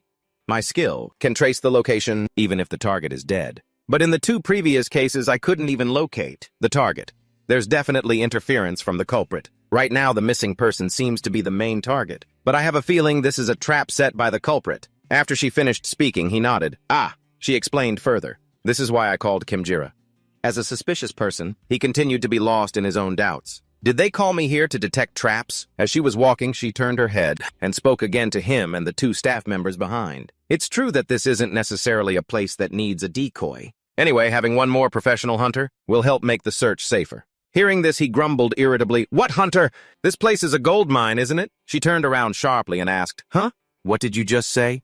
He walked forward, passing her. It's nothing. Though he said it was nothing, he was grumbling internally, whatever. Grumbling at her is useless. He replied to her to reassure her. Anyway, I understand the situation. Let's just continue the search. Time continued to pass. Misty clouds covered the mountain peaks, but where they passed, they left deep footprints in the ground. Everyone? Seon Ujin's voice called out. He turned his face towards her, waiting to see what was happening. It's this spot, she said dramatically. Her 2 eyes glowed a bright blue. The 2 guys behind were surprised. Huh? She began to explain her observations. Underground, right where we're standing, is the missing person. I don't sense any movement. Could the clue we're looking for? Suddenly, amidst their discussion, a mysterious figure appeared from behind. He was carrying a staff and stuck it into the ground next to their footprints. On their side, they were still talking nonstop. Might be closer than we think. The figure flickered behind the trees. He wore a cloak and a hood, his entire body dressed in black, extremely mysterious. A moment later, a large number of police arrived. The area where they stood was cordoned off and carefully guarded. Inside, a voice rang out. In other words, the missing person is underground here. The police captain asked. Yes, Captain, he replied. Understood. He then ordered them, start digging and check it out. He began assigning tasks to each person to speed up the investigation. Team 1 continue searching the surrounding area. A voice replied, Roger. Seon Ujin crossed her arms and walked towards Jira. I'm asking Hunter Kim Jira to check the surroundings with me. We've already found the location of the missing person. But didn't we say that? The culprit intentionally lured them here. There might be explosive traps or other dangerous things around here, even though there are no signs of a large trap yet. He complied. I understand. Then he asked another question. By the way, aren't you the one in charge here? She answered nonchalantly. My job is done. Today I've used up the number of times I can use my search skill. Her face fell as she told him after tracking 3 times, I'm nothing more than an empty shell, catching the criminal or rescuing the victim. Team 2 will handle everything now. All the awakened are in Team 2. He pondered her words. Empty shell, huh? She walked up to stand shoulder to shoulder with him and questioned. Hey, Have you seen anything dangerous around here lately? No, I haven't seen anything unusual. At least in this area, there are no signs that mana has been used. Hearing this answer, she felt relieved and gave a forced smile. That's good then. Suddenly her gaze became incredibly sharp, as if she had detected something. She blocked his path. Wait a minute, Hunter. Kim Jiro paused for a moment. She pointed in a direction in the forest and asked, Do you see that spot? He looked over. See what it's over there, next to the tree. From the direction she pointed, a figure in black emerged, wearing a hood and hiding behind a large tree trunk. He placed his hand on his forehead and took a step in that direction, his mind filled with doubt. What on earth does she see over there? I lived at the bottom of the sea in my past life, so even though Kim Jiro's eyesight isn't terrible, but using mana, it'll be faster to scan. Thinking this, he immediately used his mana. His eyes lit up with a magical blue light. As it scanned in that direction, sure enough, a blue silhouette appeared peeking from behind the tree. Seon-Ujin asked anxiously, Do you feel like someone is standing there? Yes, he replied quickly, turning back. There's an awakened person there. His words hit her like a lightning bolt. She asked to confirm again. An awakened. Are you sure? Although the mana source is very weak, I can feel it clearly. Thinking this, he immediately replied to her, Yes, I'm sure. Hearing this confirmation, Seon-Ujin rushed off, not forgetting to instruct Jiro understood. Anyway, the situation is still unclear. You stay right here. I'll go get Team 2. He tried to observe the figure behind the tree that Seon-Ujin had pointed to. After observing for a while, the face of the mysterious lurker was finally revealed. He exclaimed in his head in surprise, A hiker! He stood still as a statue, his brain working at full capacity to deduce the situation. Who is that? Are they related to the case? Definitely an awakened about E-rank mana level. But what is he holding? Between the man's teeth, something was glowing a faint blue. Seon-Ujin's work speed was truly fast. After a short while, she had called a whole team over. She led them over, hurriedly pointing towards the tree. Captain over there! He noticed the light between the man's teeth was starting to change in a strange way. Lightning. The man's entire body surged with power. His energy source became incredibly large and abundant. He was stunned. His mana level suddenly skyrocketed. The man's gaze suddenly became sharp and he stared intently, in one direction. With his keen eyes, Jiro immediately realized something was wrong. Wait a minute, that guy... His eyes glowed brightly. A dazzling group of mana appeared in his hand. He smirked. He started to panic. The target. Could it be... Then he screamed her name. This sudden turn of events startled Seon-Ujin.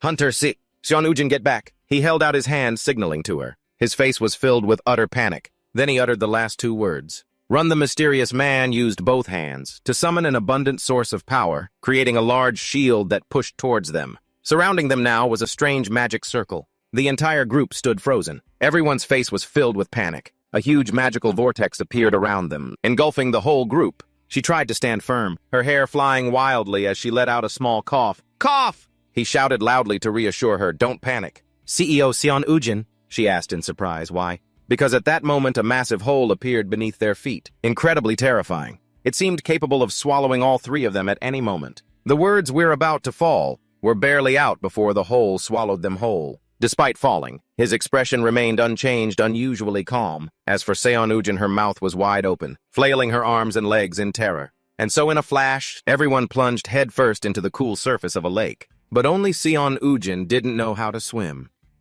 Help!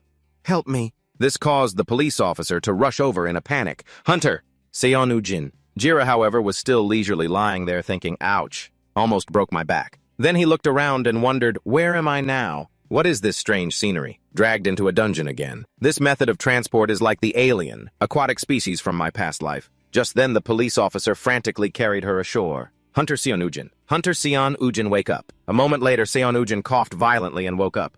Thank goodness. Then he turned to Jiro. Captain Kang, what is going on? Did we just enter a gate? Seeing this, he walked up and nodded. Looks like it. Looking up at the top, Jiro cursed under his breath in annoyance. Damn it! Has the gate closed? Could it be that terrorist? Only now is the full picture of the case in Unpyeong district becoming clear. Then he looked at the other two. The people who were dragged in here are CEO Seon-Ujin, a D-rank police officer, and me. So that's 3 people. The captain didn't make it in time. He sighed again. We've been discovered. My head is a mess. First, I need to get a handle on the situation. Just then, another group of people trapped in here also saw them. Hey, are you hunters? This caught the police officer's attention. Are you the missing high school students? They then ran over crying. Yes, we're alive. They threw themselves at him, hugging him. You came to get us, right? Right. Officer, please get us out of here. Calm down. Then the police officer took out his phone. We also need to understand the situation first. Then the student said that, at first, many people were captured and brought here. There were 6 of us. They're all dead. Now it's just us left. After a moment of examination, information appeared. Winter of Ethan appears. Enemy attacks with ice and flying monsters. B-rank gate, Jiro thought to himself. That's pretty high. After hearing this, Seon Ujin felt a little less worried. Anyway, if it's B rank, we have an awakened, who can handle it easily, so that's a relief. At this point, Jiro spoke up. Anyway, the number of monsters isn't too large. A B rank hunter is enough to aim for clearing this place. Is that so? Then he turned his gaze towards her. Seon Ujin, let's try hunting first. Who knows, a new exit might appear. However, there was no reply from her. What's wrong, Seon Ujin? Then suddenly her voice started to tremble. Let me out. Let me out of here. I can't stay here anymore. Hurry. Please, please let me out of here. Behind that fear was, in her childhood, CEO Seon Ujin's life was very normal. She woke up in the morning and went to school. After school, she helped with the work at her parents' tea plantation. At this time, her mother giggled and told her, "My daughter, I'm fine. You go out and play with your friends, your father, and I don't want our children to have to do hard farm work. But I find picking tea leaves more fun." Seon Ujin loved the green tea hills. Whenever she had the chance, she would follow her parents out to help.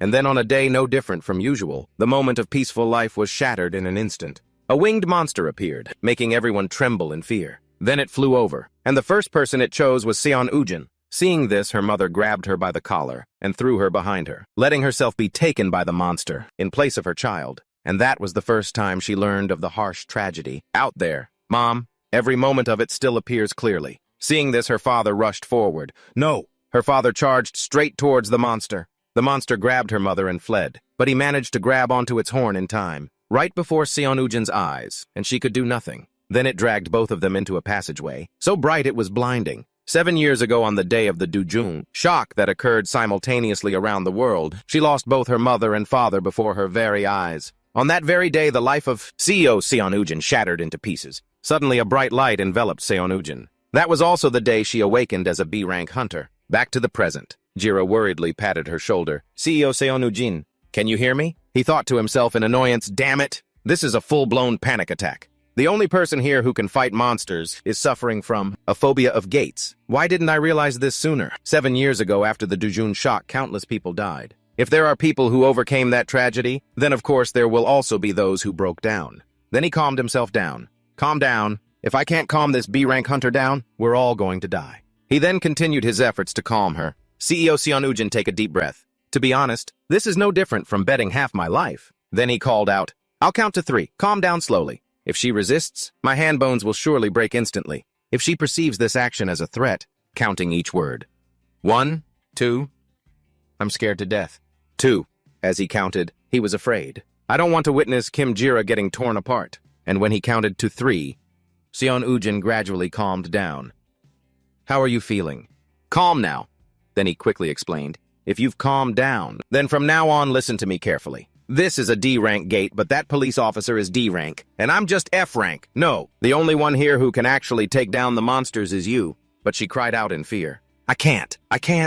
This made Jira plead desperately. Why can't you? Outside you were hunting monsters just fine, like the beginner killer, for example. However, she still firmly refused. That's because they were only C-rank. I've never fought monsters of my own rank before. Can't you help me, Jira? So he had to reassure her. Calm down. CEO Seon Ujin. I'm only F-rank. But she kept insisting. Kim Jira? She couldn't be bothered to say more. At this point, you're still saying that. Why are you forcing me? Please help me. Do you still think I faked my rank? You yourself directly re-evaluated me, so why don't you believe me? At this point, she was still screaming, and you already know I'm a seeker. Besides that skill, I don't know how to use anything else. What do you want me to do? You really can't do it. If you don't fight, everyone here will die. Then Seon Ujin replied, trembling, I can't. We're going to die anyway. This left him speechless. Suddenly, Seon Ujin screamed even louder. I said I can't! He then placed a hand on her shoulder to reassure her. Get a grip, Seon Ujin. You didn't awaken as a seer, did you? While Seon Ujin was still scared, Jira's voice reminded her. Get a grip, Seon Ujin. You haven't awakened yet.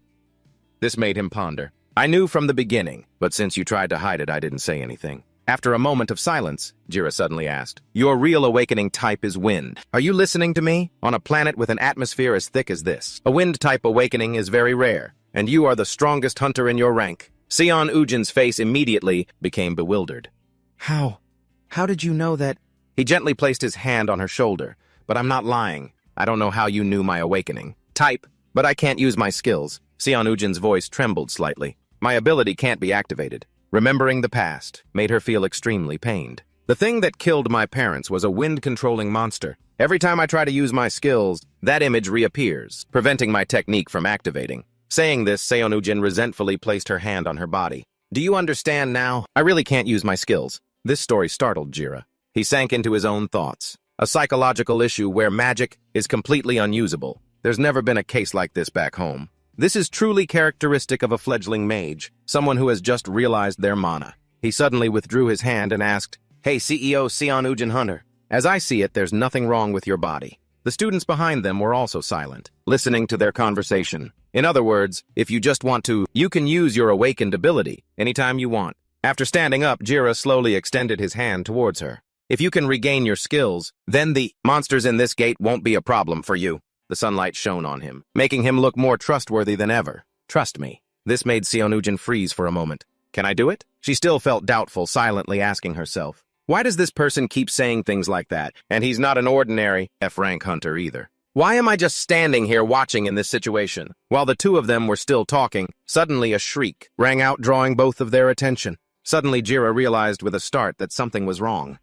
What is that? The monster charged forward, causing the students to quickly run ahead. Move! This monster's face had become incredibly terrifying, as if it wanted to eat them alive. Everyone realized the situation was not good. Jiro reacted with a start. Damn it! He turned his head and suddenly shouted, CEO Seon Ujin, run! He noticed Seon Ujin was still standing frozen in fear. This made him even more furious. I said run. This is driving me crazy. The thoughts in his head appeared. Survivors like us have no choice but to run, even if it can fly. Jiro quickly turned and ran. Hurry, run! Only now did he slowly turn his gaze behind him. But the monster had also ignored Seon Ujin and was charging straight ahead. Why did it ignore the person standing still? He despaired, and just try to run as fast as possible to chase after me. Unfortunately, at this moment, Jiro accidentally tripped. He fell hard onto the ground below. His eyes immediately filled with fear as he glanced behind him. The monster had also targeted Jiro. I'm dead for sure. Seeing no other way out, he could only call out in desperation. I'm sorry. Seon Ujin? Hunter? Ujin was still standing there, frozen in fear. Help me at the same time. As soon as he finished speaking, the monster used its tail to pierce through his body. He felt the pain spreading throughout his body. Only then did Ujin snap out of it. He was gradually losing his strength, no longer aware of anything. She hurriedly screamed, calling out for Hunter Kim Jiraiya. Jiraiya was still impaled by the monster's tail. Hunter Kim Jiraiya. Sweat streamed down her face. What in the world is this situation? Looking at his agonized state, she wondered in a daze. Could it be that he wasn't faking his rank all this time? No way. Is he actually an S rank? As she thought about it, she felt even more hopeless. What do I do? What should I do if this goes on? Ujin knew that Jiraiya's life was in danger. That monster will fly away with Hunter Kim Jiraiya. Things will only get more complicated. And then it will kill him mercilessly somewhere, just like that time. Unconsciously, Ujin remembered the scene. At the same time, the monster slowly dragged Jiraiya's body, lifting it into the air. She suddenly screamed in anger, No! Her arm began to glow in the air, and Ujin was determined not to let the past repeat itself. Stop right there. She used her ability to attack the monster. This purifying light suddenly caught its attention. Before it could react, its body was sliced into 1,000 pieces. She was startled to realize something was wrong. Jiraiya's body was slowly falling to the ground, making her anxious. Kim Jiraiya. Ujin rushed towards him. At this moment, she didn't care about anything else. She just tried her best to catch Jiraiya's body. After confirming he was still alive, she was finally able to calm down. A moment later, Ujin anxiously asked Kim Jiraiya, Are you okay? What should I do? She could only rummage through the things she had brought. My things. Do I have a healing potion? No potion. Just then, Jiraiya suddenly called out, Ms. Seo Ujin? His next words startled her. You used your skill, didn't you? Even though he was weak, he didn't forget to praise her. I told you could do it. He deeply appreciated her recent actions. Thanks to you, I'm alive. These words touched Ujin's heart. I never thought I could save someone. She was about to say more when an officer suddenly ran over. Hunter, are you all right? Ujin quickly called out to the officer. Her face was filled with worry. Do you have a first aid kit? He quickly shook his head and explained. No, I don't. Jiraiya at their side was about to say something else. Hey! The officer quickly warned him, don't move around recklessly. He nodded, stood up, and announced to everyone. I'm fine, but first everyone please step back a bit. He was trying to calm himself down. I'm going to take off my shirt to check the wound and use a healing potion. Uyon found this strange. You have a healing potion. The officer was still a little worried. Can you do it alone? He nodded and continued to voice his thoughts. Yes, it'll just take a moment. In the meantime, gather the victims in one place. There might still be monsters around, so stay quiet. Uyon, standing nearby, felt extremely suspicious as she watched. His body has a hole like that, and yet he can still be so calm. She quietly asked herself a question. Or is the pain so bad he's gone numb? Finally, Jiraiya went to a place far away from everyone. The officer kept comforting the people around him. Kids don't cry, but they could only cry pitifully. I want to go home. On one side, Jiraiya, trembling, reached out and grabbed the tail piercing his body. I almost had to start my third life. His face was a bit tired.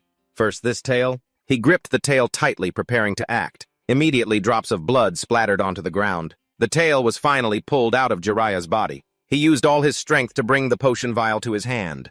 Good thing I prepared this magic enhancement potion beforehand. Without hesitation, he drank the entire potion in an instant. His wound began to emit a magical light. This potion was still continuously taking effect. But after just a short time, the wound had slowly healed. However, it was still a piercing wound, so recovery took a little time. Over on this side, Uyon quietly thought, but is Kim Jiraiya really okay? After all, the wound looked quite serious. She was lost in her own thoughts. If something bad happens to him, just because I brought him into this dangerous dungeon, suddenly a voice rang out. The treatment is complete. Hearing him speak, she was very confused. Appraiser, are you okay now? Jiraiya nodded in confirmation. Yeah.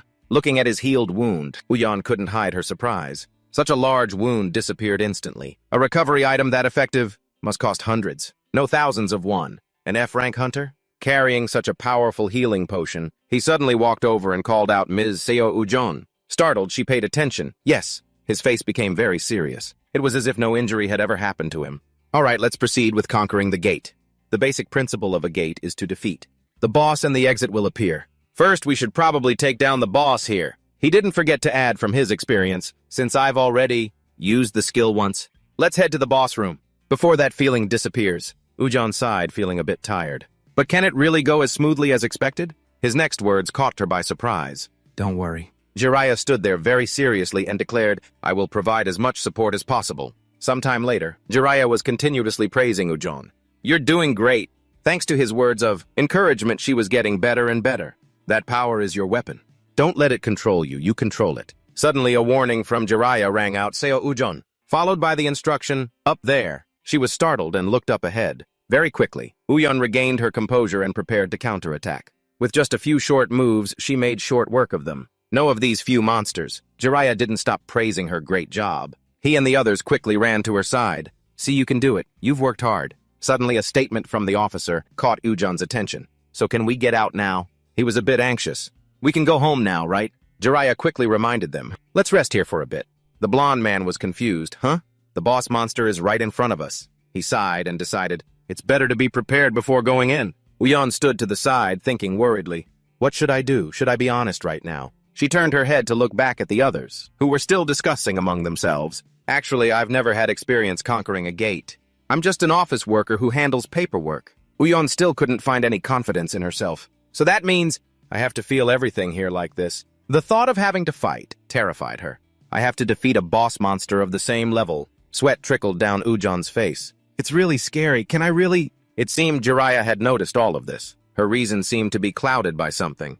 See this through to the end. A moment later, Jiraiya slowly walked towards Ujon. He suddenly asked her, in the end, you still can't do it. Hearing this, she looked up at him. He quickly shared his thoughts. Even so, it's not your fault. If anyone's to blame, it's my fault for trying to force you to stand up while you're dealing with psychological trauma. Remembering what just happened, Jiraiya slowly said, I'm sorry. After all, this is a matter of life and death. I was too worried. He sighed and continued to comfort Ujon. It's all because that guy Lelum threw us in here. This isn't your fault, Ms. Ujon. He didn't forget to point towards the pitiful people, still sitting quietly to the side. But with the situation as it is, let's try one more time. At this point, Jiraiya suddenly stood up. If you can get through this, then you can survive in any gate. His words held a certain warmth, but it's still a difficult task. Just prepare yourself and move forward slowly. A smile unconsciously appeared on her lips. He was about to say something else. Rest a little more, then. Ujon suddenly stood up. I've rested enough. She had completely regained her initial confidence. Let's go. Let's take down the boss. A while later, Jiraiya slowly walked forward to scout the situation.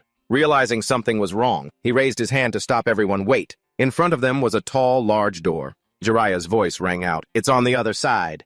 The size is too big. About 4 to 5 meters high. Worried for everyone's safety, he didn't forget to add, it could be dangerous. So from here on, only myself and Ms. Seo Ujon will go in. Everyone else stay here. And so, Jiraiya and Ujon slowly entered. The space here was completely different from the outside. A giant monster appeared right before their eyes. It had a very scary face and a massive body. Looking at the monster, Jiraiya seriously remarked, I don't see any obvious weaknesses. It's better to use your skill right away to restrain it. Ujon cut him off. Got it. She slowly extended her hand forward, thinking to herself, if possible, I have to end this in one go.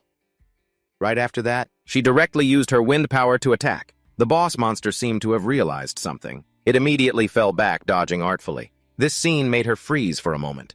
It dodged! From behind, Jiraiya quickly shouted, Ms. Seo Ujon. At the same time, the monster was preparing its counterattack. Get out of the way. Seeing its powerful attack, Jiraiya dashed forward like the wind. Ujon, not giving up, slowly raised her hand. She used all her strength, continuously attacking with wind power. This only made the monster more frenzied, charging forward to attack. Sensing the situation was not good, her face became somewhat serious. Fortunately, she managed to dodge this monster's attack in time, but the ground here was made of ice, causing her to slip and fall. Ujon quickly calmed herself and turned around. She struck out with her hand towards the giant monster. Watching the fierce battle between the two, Jiraiya thought to himself, Seo Ujon looks exhausted. He felt a bit lost, not knowing what to do. Her body's mana is probably almost depleted, but other than watching Ujon fight, Jiraiya had no other choice. Even if I support her, defeating a boss of the same level is not easy. He could only put all his faith in her. Besides, this is her first time using her powers. At the same time, bright red drops of blood slowly dripped onto the ice below. The only good thing is, the previous attack severely injured it. It looks like that monster will fall before Hunter Seo does. Ujon realized the situation wasn't good. The monster was continuously attacking Ujon. She was also using her powers to defend. But right at this moment, she realized something was wrong. The monster from who knows when had lunged to attack. Ujon slowly put her hand forward, trying to block. The winds rushed forward, slicing straight into the monster's large hands. This time, losing a hand made it scream in a frenzy. Its sharp claws continuously lunged forward. It seemed the monster was trying to use its tail to turn the tables. Ujon quickly retreated to maintain distance. Her face immediately turned ashen with seriousness. This is bad. She realized this monster was not as easy as she had thought. She had been constantly draining mana until now. It felt like being under a curse that drained her energy. During the fight, Ujon had lost a lot of strength. I can clearly feel it. My body has completely run out of mana. She didn't know what to do next. This is the limit now. Ujon suddenly thrust her hand forward. I have to end this. Before the monster could react, she had already launched her attack. The winds continuously struck the monster's body. Having been severely injured, it couldn't react and fell backward. It once again used its tail to prepare a counterattack. Ujon's agile body quickly dodged. Noticing the monster's weakness, she slowly turned around. Please.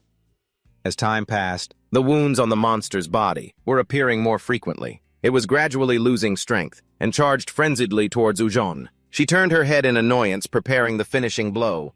Enough!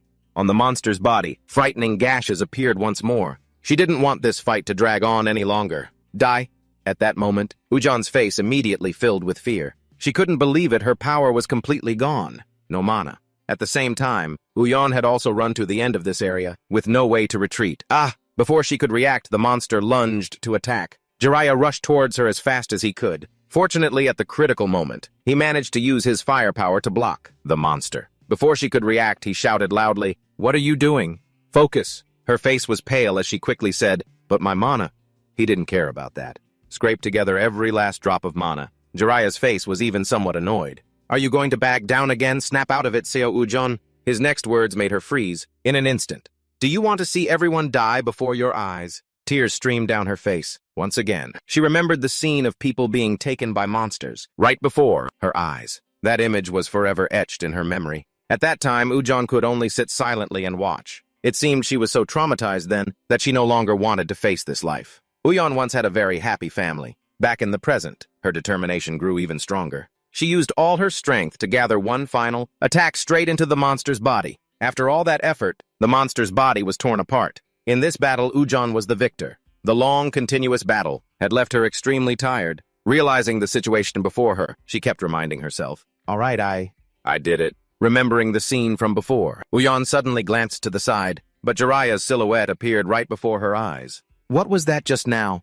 He was still standing there deep in thought, looking at the monster's corpse. Wonder if there's anything valuable to collect. The more she thought, the more confused she became, wondering, how could he block an attack from a monster of B rank? Clearly, Kim Jiraiya isn't wearing any special equipment, and he didn't use any skills either. Just then, Jiraiya suddenly approached her. You've worked hard, Ms. Seo Ujon.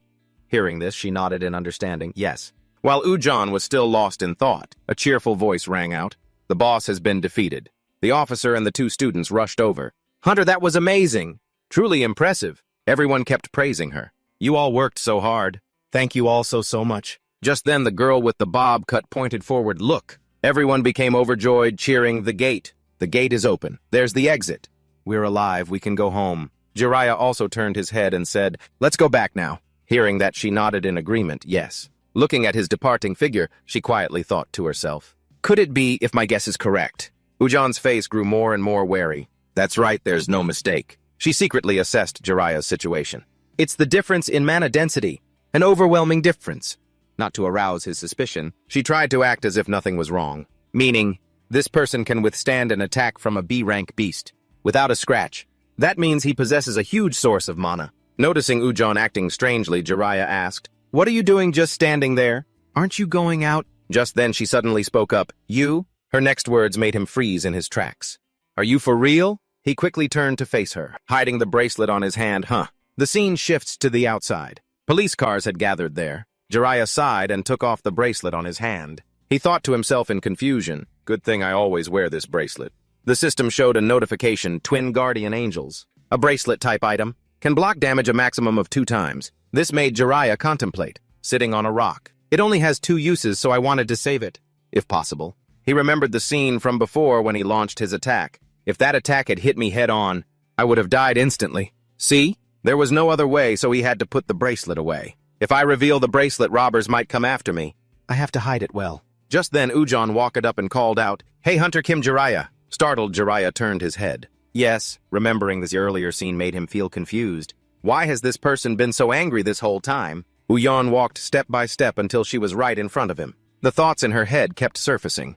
Honestly, I just want to grab you by the collar and drag you away. A hunter who couldn't even touch the boss, and yet you pretend to be injured to put on a show. This made her curious, just to get me to overcome my psychological trauma and activate my skills. After a moment of silence, Uyon suddenly commented, I can sort of guess why you did it. But I absolutely will not thank you for something like that. These words confused Jiraiya. He must be out of his mind. She continued to berate him. Why on earth did you have to go that far? Jiraiya suddenly cut her off. What are you talking about? He smiled and sat there calmly and explained, I'm the one who should be thanking you. Why would Ms. Seo Ujon say thank you? Ms. Seo Ujon, you're the one who saved us. His words left her completely stunned. Thanks to you, we all survived. He smiled gently and praised her, thank you so much. Ujon was frozen in place by this scene. She was about to say something else, when a call from behind rang out. Hunter Seo Ujon. The girl with the bob cut ran over joyfully to express her gratitude. I almost forgot to greet you. Hunter Nim, thank you so much. The woman next to her also smiled and added a few words. You are my daughter's savior. Thank you so much. You're like the person who saved our entire family. Seeing this, Ujon repeatedly shook her head and explained, no, it was nothing. I just did what I had to do. But in her eyes, there was a strange pensiveness. She stood there, lost in her own thoughts. The whole time in the gate, I was only thinking about myself. The first time I conquered a gate, I received thanks like this. Thinking of this, Ujon remembered the scene in the dungeon. Hunter Kim Jiraiya. Why did he go to such lengths for me? What did he stand to gain from doing that? She secretly glanced towards Jiraiya. On the contrary, he even thanked me. Noticing he was still sitting there motionless, made her even more confused. What on earth is he thinking? A while later, Jiraiya slowly stood up. His face was a little worried as he thought to himself, I can go now, right? He realized the guy from behind had also been arrested by the police. Although there were some hiccups, the criminal has been safely arrested. The missing people have been rescued, so I have nothing left to do. Jiraiya continued to walk forward. Now I'll leave the rest to the police. Anyway, the 2-week promise with CEO, Ujon also ends tomorrow. He turned to survey the situation and then remembered his earlier action. Earlier, I also smiled slightly. To show my gratitude for being saved? It was just a slight smile. This left him very confused. I wonder if I expressed the emotion correctly. I really want to know how a native feels. Realizing something wasn't right, Uyon turned her head in surprise. Their eyes met by chance. Jiraiya's face suddenly broke into a terrifying smile. Again, this smile made her flinch, her face pale. Seeing her turn away left him very confused. He even foolishly asked himself, what's with that shocked expression? Does my face look that strange? I even practiced my expressions at home in the mirror. Not staying any longer, Jiraiya wiped his tears and left. One day, I will express emotions, so perfectly that I can fool all of humanity. At the same time, Uyon also turned her head and quietly looked at his retreating figure. Time passed, and a few days later, inside a coffee shop, Ujon sat comfortably. She was still enjoying this moment when suddenly, a voice rang out, "Hunter Seo Ujon." Yunso smiled and walked over to greet her. "Hello, the weather is really nice today." Hearing this, she nodded in understanding. "Hello, Hunter and Unseo. Is an iced Americano still okay?" He happily sat down. "Yes, thank you." Remembering something, his face became very confused. "But why did you call me here? You don't usually arrange meetings on the weekend." She sighed and said, "I just have a few things I want to ask." After a moment of hesitation, Uyon slowly called out Hunter and Unseo. "By any chance," her next words made Unseo freeze on the spot. "Are you close with Hunter Kim Jiraiya?" "No." His strange reaction immediately caught her attention. "I haven't even said anything yet. What's with this suspicious reaction?" He shook his head and quickly explained. No, what I mean is, hearing Jiraiya's name so suddenly just surprised me. That's all." Her face was somewhat calm. She lifted her coffee cup to her lips. "I already knew you two were very close from before." And Unzo, hearing this, asked curiously, Is it because of that kidnapping incident?" She shook her head and thoughtfully explained, "No, actually, I didn't think much of it at the time." At this point, Ujin began to recount the story of when the three of them met. "Afterward, when I saw an A rank and an F rank come out of the gate together, I felt that something was strange." At this point, she got straight to the point. "So I'm asking you, Hunter and Unseo, how long have you known Hunter Kim Jiraiya?" Unseo immediately looked at her with a stunned expression. "Why are you suddenly curious about that? Does that have anything to do with the association?" Seeing this, she sighed and thought, "That's a pretty strong defensive reaction." Then Ujon voiced her concern, "No, this has nothing to do with the association, so you don't need to worry about that." To gain Yunsung's trust, she made sure to add, "To be honest, I suspect Kim Ji-ok might be a criminal." This startled him for a moment. What does that mean?" Ujon gently placed her coffee cup down on the table. "If by any chance Hunter An Yunsung is harmed by a malicious awakened and gets into trouble, I'll help you." He was still defending him. "That's ridiculous. Ji-ok a criminal? No way. He's..." She quickly looked at him with a judgmental gaze. The one who hid his awakening stats. Realizing the situation, Yunsung became bewildered. She continued her criticism. "Falsifying your rank is a serious crime. In this industry, just going up one rank changes your salary by a whole digit. So to declare a lower rank, it's hard to understand." Her voice echoed. "If it's not for some other gain, isn't it very unusual?" Hearing this, Yunsung nodded in agreement. "Well, that's true." Ujin's face slowly broke into a confident smile as she announced, "The whole association knows that Hunter An Yunsung is an upright and hard-working person. It's because someone like you is close to that F rank that I find it strange. I think Hunter Kim Ji-ok registering the wrong rank probably has a reason." Her voice continued to ring out in this place. "Either he's so strong that even A ranks are wary of him. I'm afraid you might be being used by him." Yunsung on the side thought worriedly. "It feels like she's interrogating me as if she already knows something." He secretly glanced at her, observing the situation. If so, then could it be that Ji-ok has already revealed his true awakening stats? The more he thought, the more something felt wrong. Come to think of it, the two of them were caught in the sewer accident in Unpyeong district. This made Yunsung desperately recall, Ji-ok, I get it. He must have wanted to protect everyone, so he was forced to reveal his true strength. He was also thinking, if that incident blew his F-rank cover, what else can I do? Just then Ujon's voice rang out. "Let me be clear." Before he could understand what was happening, she continued, "I don't intend to arrest you or Kim Ji-ok right away. I just want to confirm the truth." Seeing no other way, Yunsung quickly made a decision. "All right, it's better if I clear up the misunderstanding about him right here." Much better. Doing so might actually help Ji-ok a lot more. After a moment of silence, he slowly spoke up. "Okay, I'll tell you about Ji-ok." His face became extremely serious.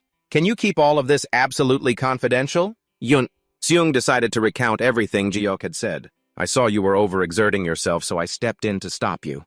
While he was unconscious, I intended to act as the sacrifice." He stood up and said with certainty, "That's what he said." Yunsung's palms had clenched into fists at some point. In other words, he was forced to step in to save Jong Haseong. This left Ujon sitting to the side extremely confused. "Forced to," Are you saying he knocked someone else unconscious? At this point, his eyes suddenly lit up. That's right. He wanted to become the sacrifice instead of Jong Haseong. Normally, everyone tries to push the sacrificial role onto others, but he refused to do that. His proud tone left Ujon speechless. He even apologized.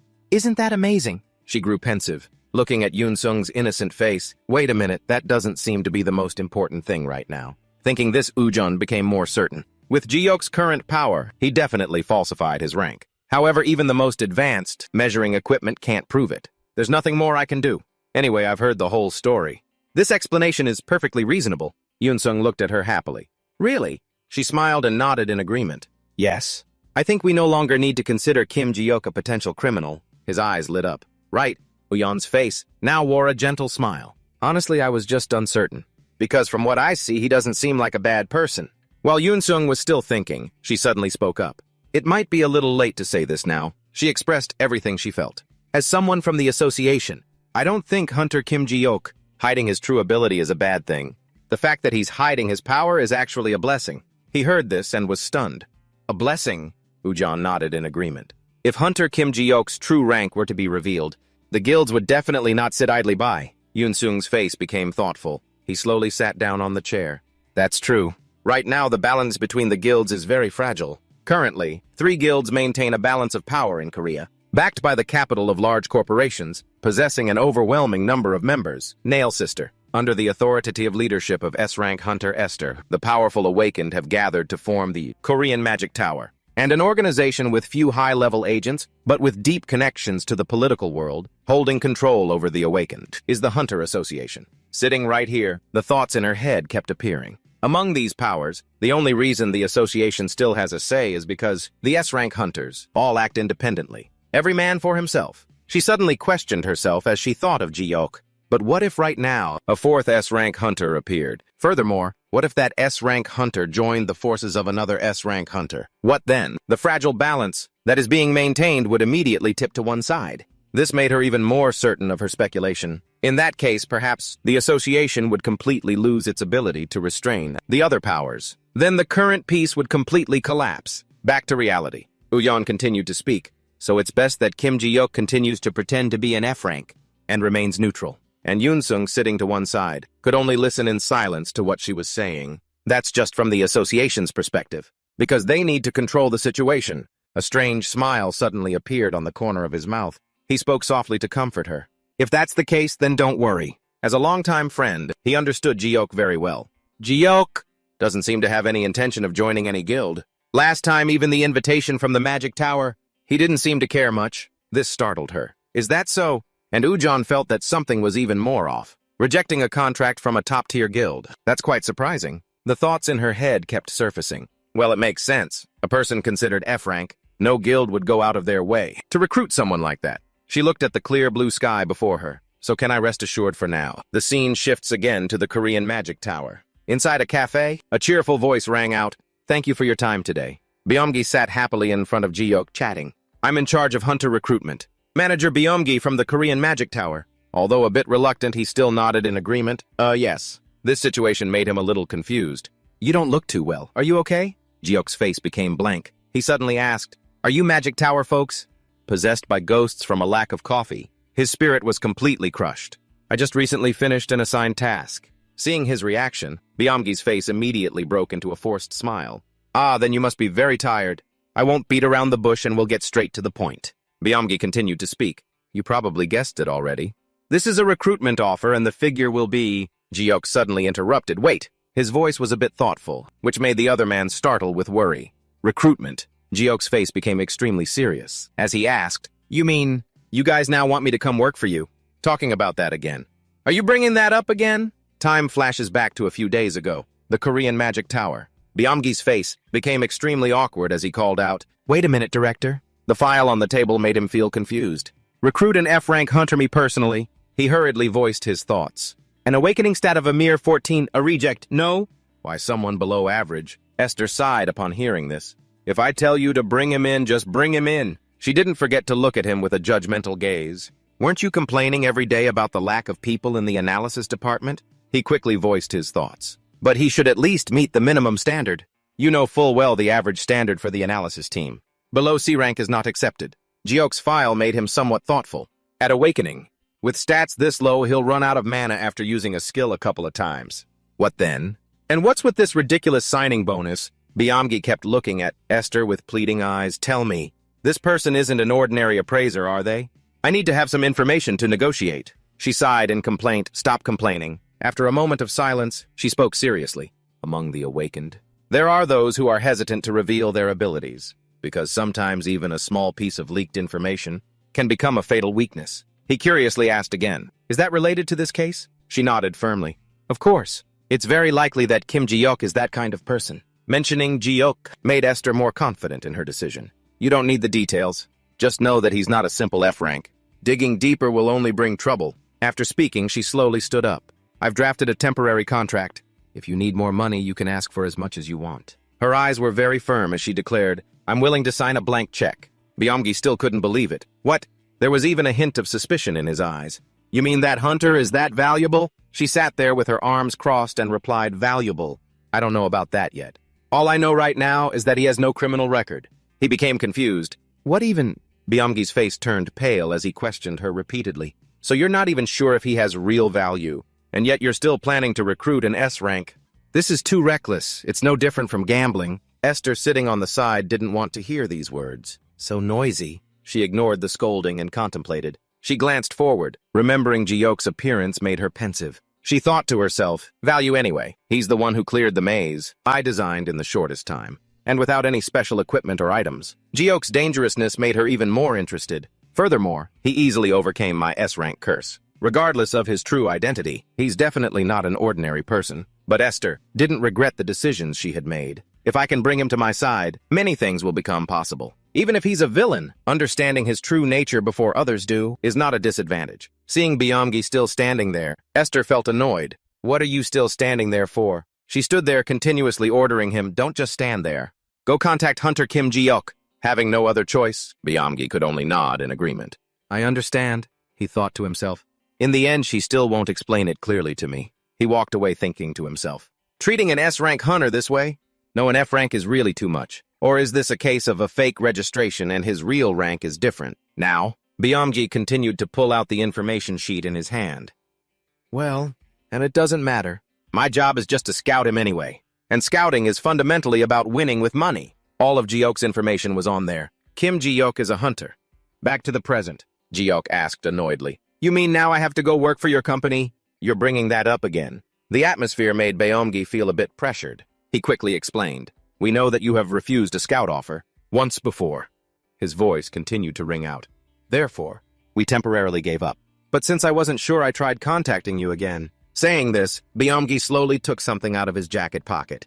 The previous offer was made quite suddenly, so the conditions might not have been satisfactory for you. He was extremely happy as he placed the contract down on the table. So I brought the revised contract here. Byamgi had even added many different conditions. Of course, if further negotiation is needed, it's entirely possible. Ji-ok saw this and thought to himself, indeed the amount of money in the contract caught his attention. For an F rank, this amount is truly excessive. Even so, he had no desire to go to work that badly. But this is far from enough. I'm someone who accepted rebirth just to gain freedom. But fighting for freedom, only to have to live a corporate life again, I absolutely refuse. Ji-ok did not hesitate and directly refused. That's enough, I refuse. This made Byamgi freeze for a moment. Refuse, and so decisively. His voice stammered a bit. But please wait a moment. Hunter Nim, he kept probing. Have you already made an agreement with another guild? Ji-ok glanced away annoyed. It's not for that reason. He didn't forget to state his decision. I just don't have any intention of joining any guild. This confused him and he hurriedly tried to stop him. But if you continue your career as a hunter, sooner or later you'll need a guild.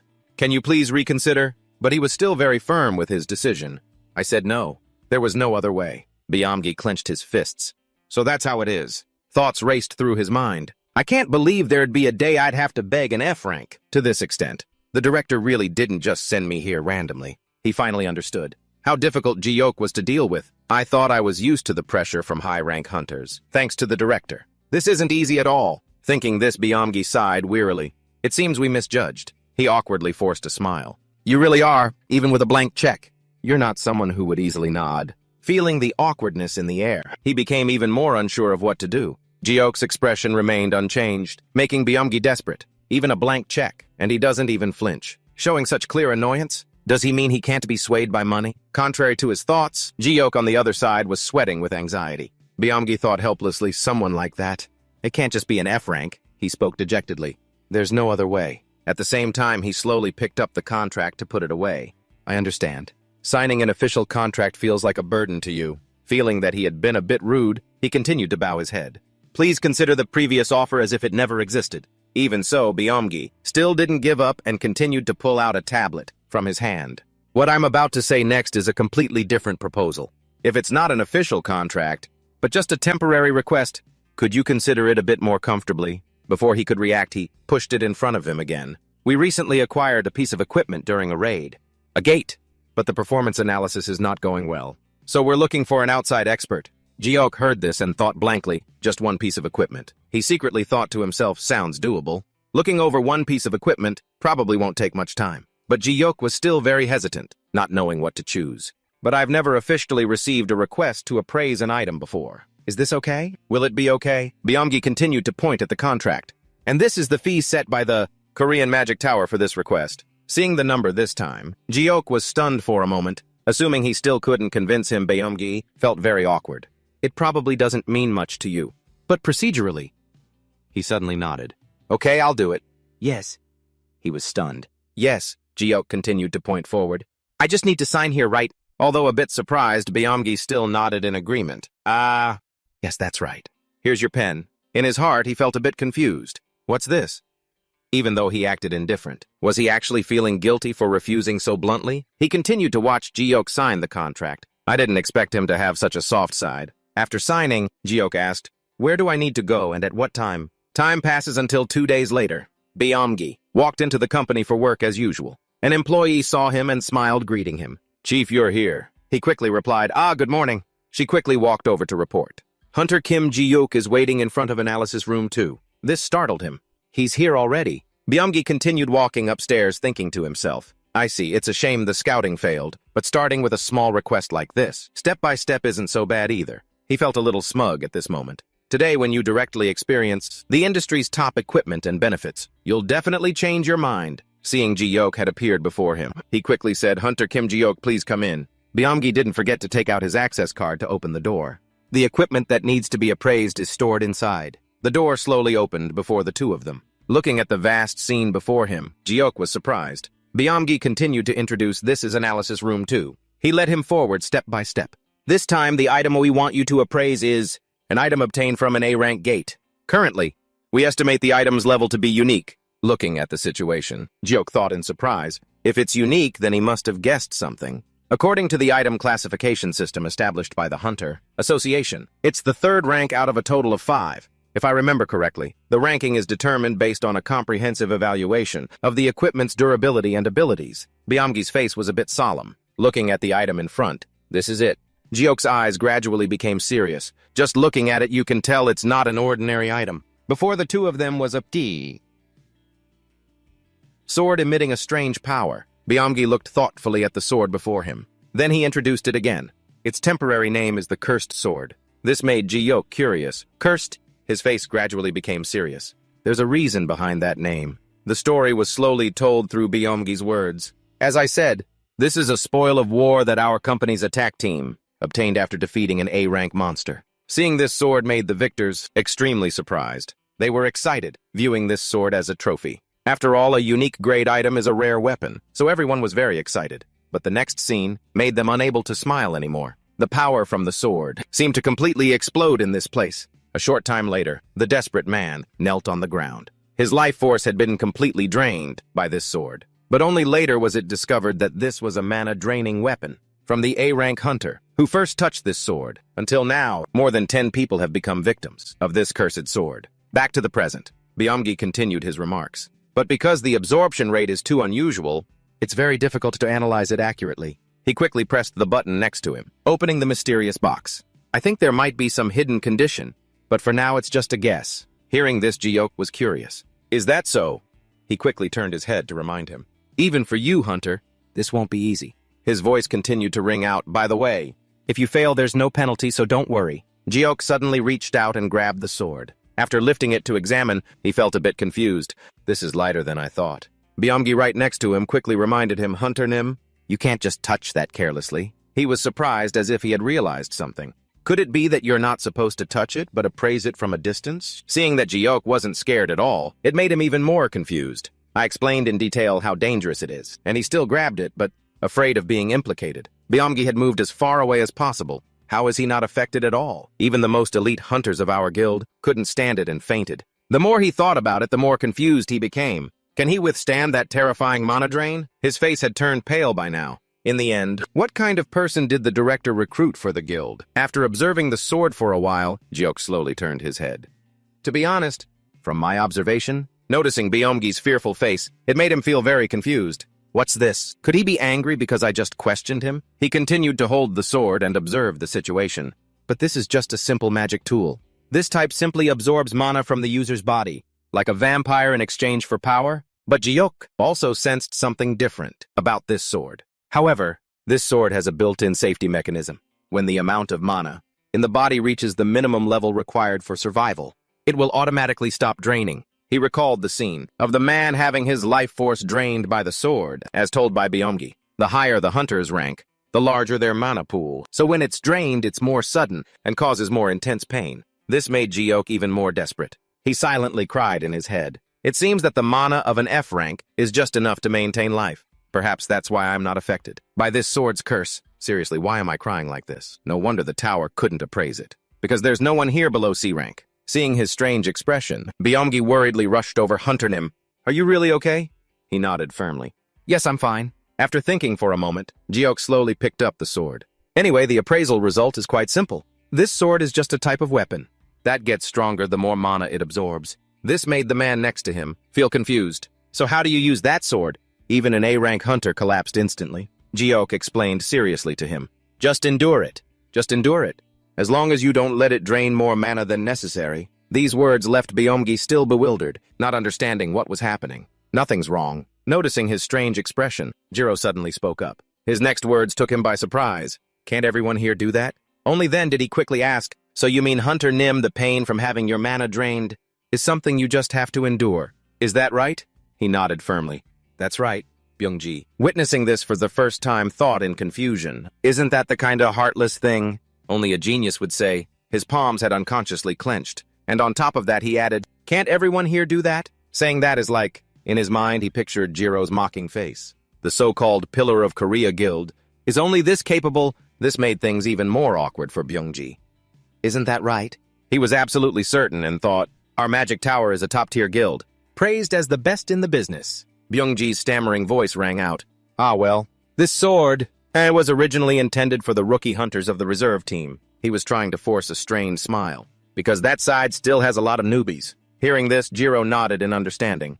Then it's true it's not easy to find an awakened one with enough skill to use this sword. He quietly thought to himself, though the issue is more about control than the amount of mana. After a moment of calculation, he quickly raised the sword in his hand. Among the people I know, perhaps Kang Changho. Honestly, his words were just BS, because he didn't know many people. If it were him, he could probably use it without any problem. This name made the listening Byung-gi a bit stunned. Kang Changho. Jiro nodded with certainty. This made Byung-gi even more thoughtful. Are you saying you have to be S rank to be able to use this sword? So, does that mean he himself is close to that level? He continued to watch Jiro's every move. What a terrifying person. His face was now indescribable. The fact that no magical aura could be felt from him was even more frightening. What kind of trick does he use that a person like that can look like a normal person? Remembering something, Jiro suddenly turned his head and called out to the manager. Mr. Byung-gi. Seeing him jump like that made him feel confused. What is it?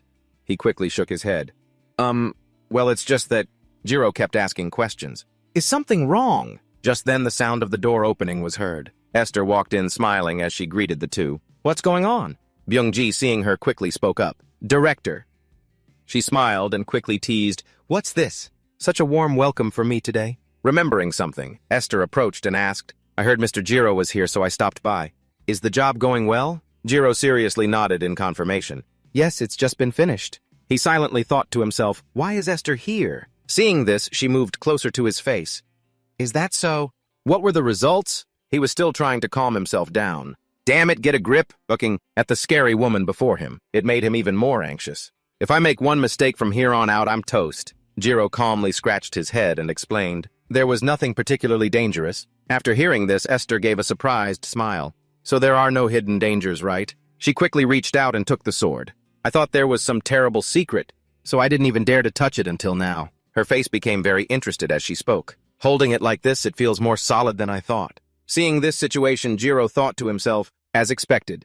At level 5, her resistance to mana drain is really good. Noticing Byungji's anxiety made him feel confused. Is he afraid Esther will play with the sword and cut herself? He quickly stepped forward, reaching his hand toward her. Hunter Esther, could you let me borrow the sword for a moment? I want to do one last check before finishing all the work. She smiled and nodded in agreement. Okay, yes. Realizing something wasn't right, she suddenly asked him, Mr. Jiro, do you like that sword? Jiro didn't understand what she was getting at. Pardon. She smiled and gestured with her hand, announcing, anyway, no one in my guild urgently needs it. If you like it, I can just give it to you. Jiro's face became thoughtful, looking at the sword in his hand. To be honest, this isn't exactly a top-tier artifact. Not that great. For an F-rank guy, like me, it's probably not a good fit. Besides, accepting a random favor from a curse mage is a bit awkward. He then voiced his thoughts. I think this item is a bit out of my league. Hearing this, Esther laughed in surprise. Huh. Are you saying your skill level is too low? Her words left Jiro completely speechless as he thought to himself. Is this the typical sarcastic way of Earthlings? If I knew how to laugh and handle this smoothly, that would have been great. But last time my reaction to Jon Sun-won was terrible, so I'm hesitant. Seeing him stand there silently, she suddenly became thoughtful. Her footsteps gradually moved forward. All right, I get it.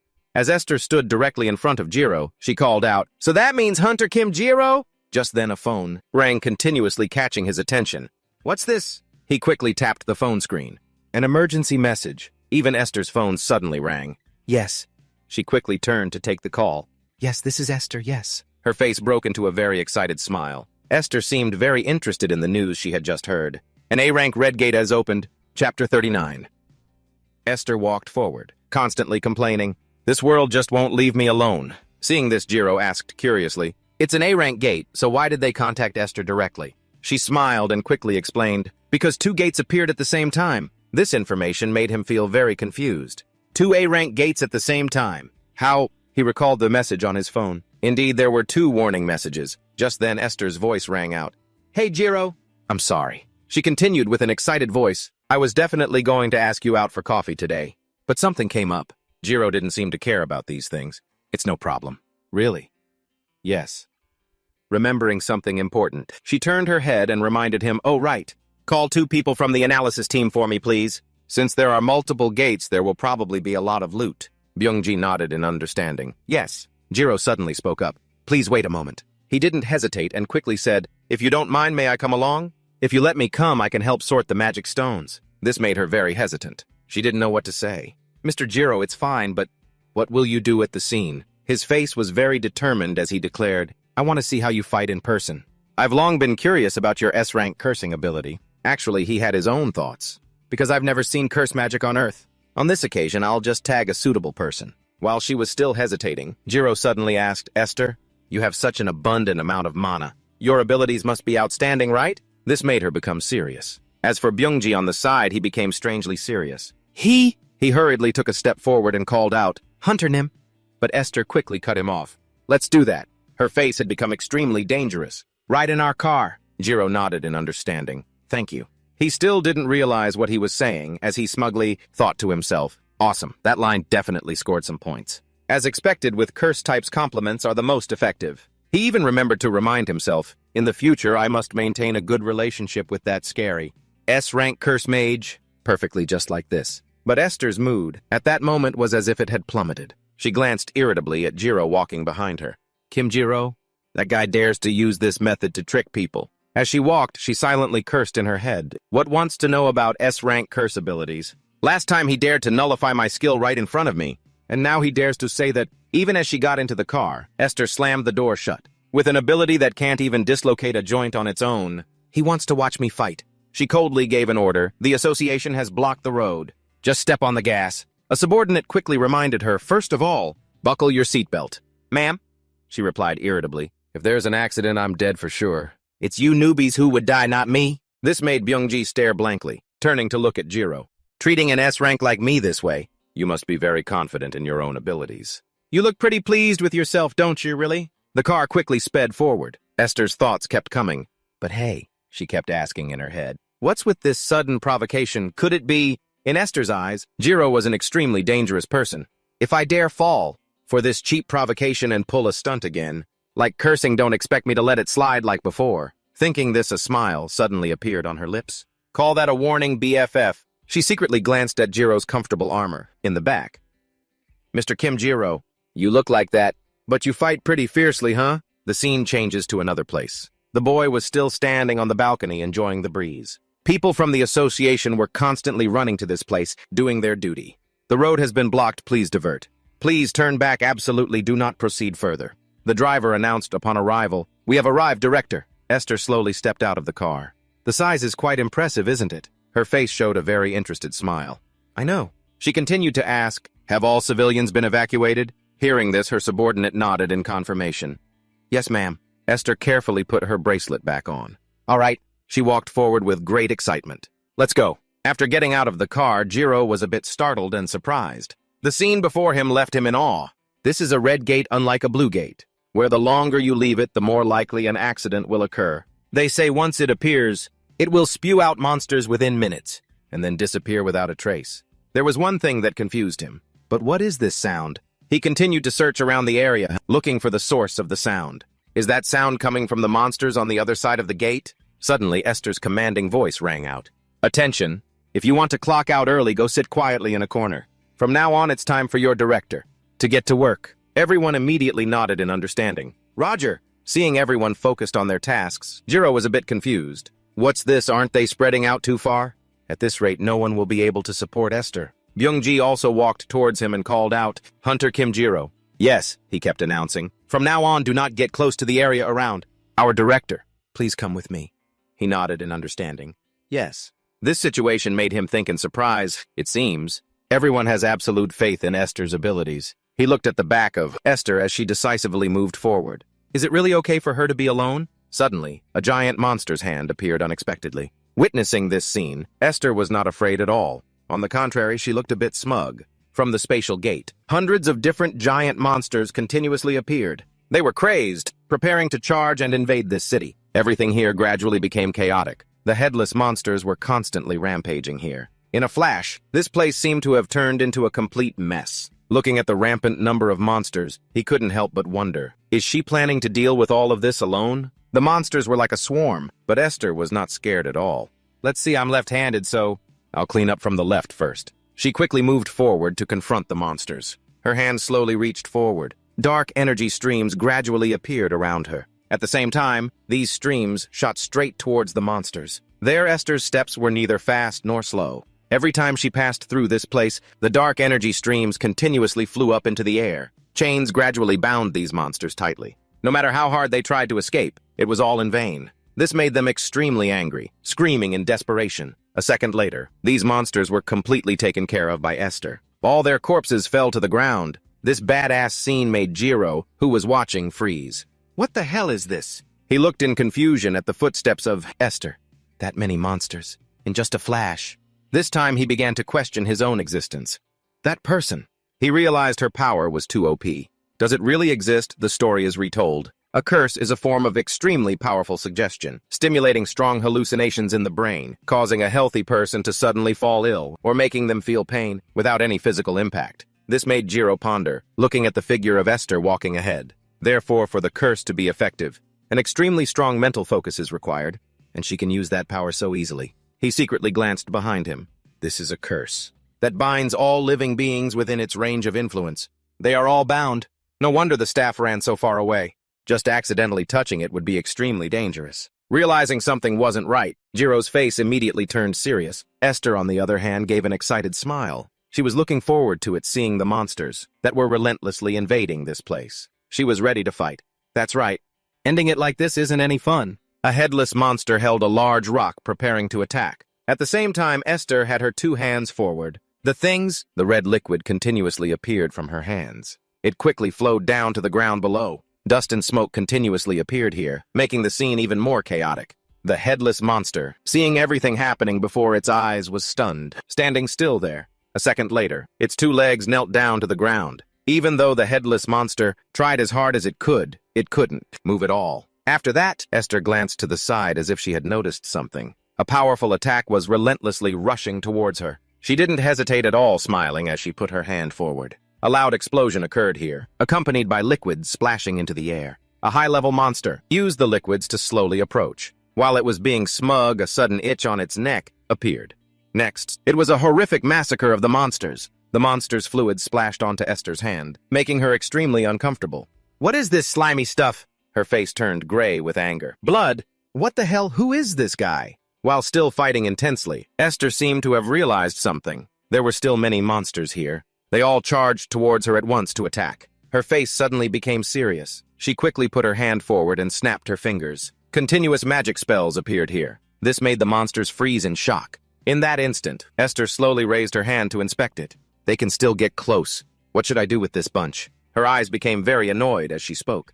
If only all of them would die a painful death, that would be great. Her action also made a monster suddenly. Notice, not only that, the surrounding monsters at this time also sensed the abnormality. Their bodies automatically exploded after being controlled by Esther. Blood flowed unceasingly, down to the ground, catching Jiro's attention. He realized the woman in front of him was no ordinary person. This is the true power of an S-rank. Last time, Kang Changho and Jong Ha-seong didn't use their full strength just to protect me. Seeing that it wasn't over yet, his face showed some confusion. Giant legs suddenly appeared here. It was trying to break through the spatial gate to get inside. A giant spider monster appeared right before their eyes. Its legs were extremely disgusting with various tentacles. Seeing it appear, Esther laughed in surprise. This is the boss of this gate. Towards this giant monster, she didn't show any fear, so there was a reason it couldn't come out sooner. Her spells still continuously surrounded this monster. Its face suddenly changed in a very disgusting way. Seeing this, Jiro was startled and took notice. A second later, it was quickly defeated by Esther. This scene left Jiro speechless, standing still on the spot. Wasn't that supposed to be an extremely strong opponent? What was that? This also made her feel annoyed. What's this? How boring. A large shadow made her suddenly take notice. This one looks way more legit than the last one. And Jiro, watching from the side, was sweating profusely. What, there's another one? Moreover, it's not a living creature. He was a bit worried about Esther's fate. Of course you can't cast a curse on an object that isn't a living creature. And Jiro knew that this giant monster was not going to be an easy fight. Even against that scrap metal boss, Esther's curse is completely useless. He asked himself, what is she planning to do? Right at this moment, the giant monster continuously attacked Esther. She quickly moved back to maintain distance. Even so, the monster refused to let her go. The ground continuously shattered under the terrifying power of this monster. Luckily, Esther managed to dodge in time. She quickly waved her hand, preparing a counterattack. Not only that, her kicks were extremely powerful, shattering the giant monster's legs. Losing a supporting leg made it extremely pained. She slowly jumped up onto its body. Before it could react, Esther continued to run forward quickly. This time, she targeted its long neck on one side. Her speed was, to say the least, too fast, too furious. After seeing the opportunity arise, her feet leaped into the air. After that, Esther was looking for a chance to defeat this monster. Her eyes coldly glanced back. The monster's face became extremely annoyed, preparing to retaliate. A loud explosion rang out. Everything happened so fast, startling everyone around. Esther coldly looked down at the ground below. The giant monster's body had gradually shattered. Finally, it lay still on the ground, unmoving. This scene made the onlookers behind them continuously marvel. As expected of Director Esther, thanks to the director showing up, 2 A-rank gates were resolved in the blink of an eye. Though he acted normal, Jiro was secretly thinking, if magic doesn't work, just beat it with brute force.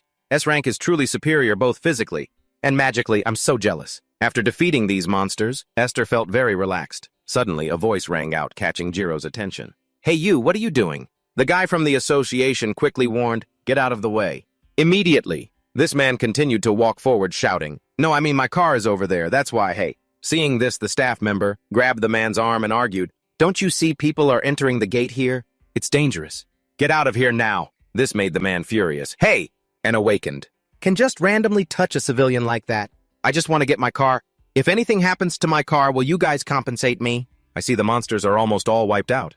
What else is there to be dangerous? Jiro, witnessing this scene, was speechless, not knowing what to say. This is not good. The curse has spread beyond control. He thought of the outcome for that poor man. If a non-awakened person gets hit by even a little bit of S-rank magic. The sound of the argument caught Esther's attention. I told you to get out of the way. The association staff member was still trying to stop him. You can't do that, sir. Seeing this, she asked in surprise, a civilian. After a brief moment of thought, she suddenly gave an order. Magic Tower, cancel the skill now. Tighten the perimeter security immediately. The people from the association heard this and nodded in agreement. Yes, ma'am. Jiro's face immediately turned grim. What? He realized her action was a huge mistake. In a situation like this, canceling the skill, Chapter 41, Esther slowly put her hand forward and declared, Witch. Dispel skill. Tighten the surrounding security immediately. She warned irritably. If you don't want that person to die, evacuate him quickly. Her subordinate heard this and nodded in agreement. Yes. Jiro's face gradually grew worse. What in this situation she's dispelling the skill? He looked at the chaotic scene before him. If she dispels the skill then, the monsters that have been suppressed by the skill until now will... Suddenly, a monster's giant eye opened wide, looking ahead. Jiro realized something was wrong. He quickly shouted, Esther! The monster, with its giant hands, struck directly where she was standing. Watch out! A loud sound erupted. The scene became extremely chaotic. Luckily, just in time, Esther quickly moved back. Just a single blow, its shock immediately shook her entire body. After seeing her chance, Esther charged forward again. She continuously punched its body directly. This caused the giant monster immense pain. Another monster immediately joined the battle. It used its sharp legs to stab continuously at the ground. This made it very difficult for Esther to dodge from side to side. It was extremely difficult, but she remained safe without any injuries. The monster stood still, spitting out a strange slime. It suddenly sprayed straight ahead without hesitation. Esther calmly looked at the scene before her. This place was filled with a strange purple slime. Before she could react, this slime had completely enveloped her legs. Esther's face gradually became troubled. What is this sticky fluid? I can't move. She instinctively looked up. The monster had already attacked her directly. Over on this side, Esther's subordinate hurriedly reported. Director evacuation complete. Civilians have been controlled, entire vicinity secured. A strange smile suddenly appeared on her lips. Is that so? Esther suddenly raised her hand and snapped. Around her appeared various magic spells and enchantments. Then there's nothing to be afraid of anymore. She continued to use magic circles to tightly bind the giant monster's body. All of this was observed by Jiro. If an S-rank hunter can use mana correctly, then from the beginning this couldn't even be called a fight. He stared intently at the monster, struggling in pain on one side. It's literally a one-sided suppression. Its fluids continuously appeared. Its body gradually transformed, as it was surrounded by Esther's spells. Its condition worsened by the second. Jiro also wondered to himself, when an S-rank hunter goes all out, how many monsters in the world can withstand that? Immediately after, the monster's body suddenly shattered into various fragments. It immediately fell to the ground, making everyone rejoice. We got them.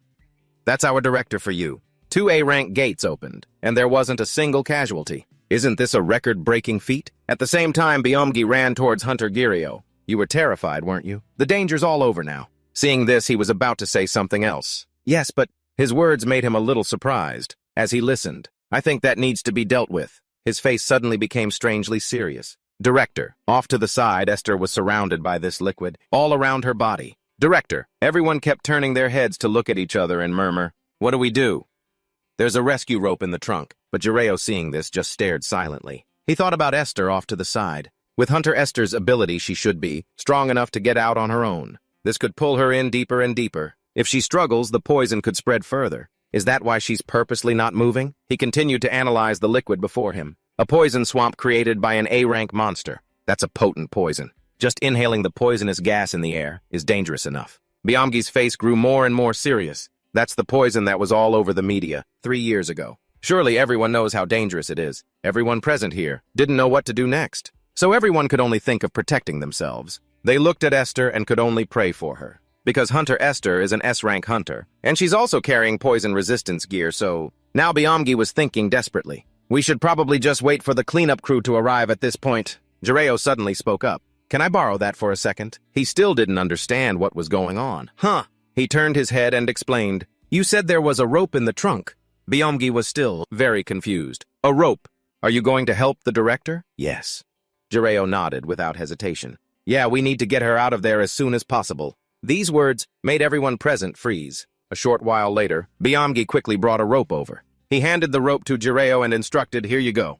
It's about 15 meters long. He began to understand.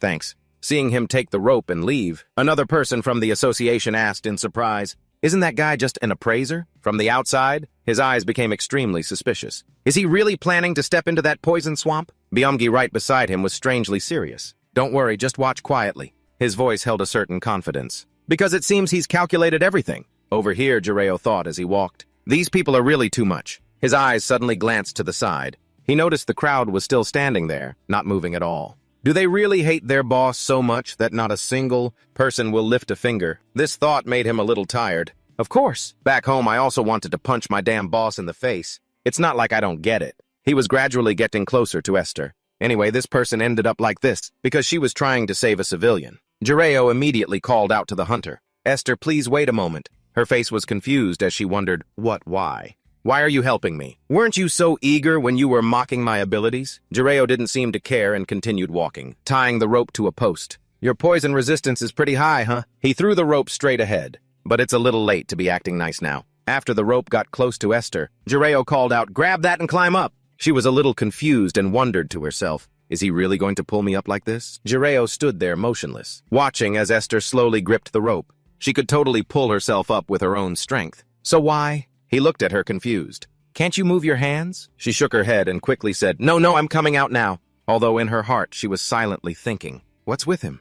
He came to save me, but he's so weirdly cold. She continued to recall her status. Because I'm an S-rank hunter. All this time, people have just been kissing up to get on my good side. Maybe it's because I've seen too many people do good deeds in exchange for favors that I've become like this. She didn't understand that Jireo also had his own thoughts. Actually, since I don't have the strength to pull you, I'm just going to stand here and watch. However, Esther used her own strength and gradually made her way out. This is actually pretty refreshing. Someone this genuine. Finally, she was able to stand up on her own. The slime clinging to her body made her extremely uncomfortable. Just then, Jireo's voice caught her attention. Hold on. He gently reached out and pulled the slime out of her hair. His face was completely calm as he explained. The mud almost got in your ear. Esther looked at this and thought to herself, but when he's being nice, he's actually really nice. It was only then that Jireo realized something was wrong. His face turned pale with disbelief. This is poison! Jireo stared at the liquid on his hand, not daring to believe it. This is poison. The thoughts in his head raced. Is this a type of poison that's barely within my resistance range? No. If you fell into a poison swamp, you should have told me. I almost died. Esther calmly and slowly spoke up. Anyway, thanks. She sighed, looking away a little awkwardly. No matter how annoyed I am, after receiving help, it's not right to just stay silent. This made Jireo think to himself. This person is an S-rank hunter, and also a guildmaster. Yet she still throws herself into such dangerous work. He quickly said, you worked hard. Just then the cleanup crew in hazmat suits arrived.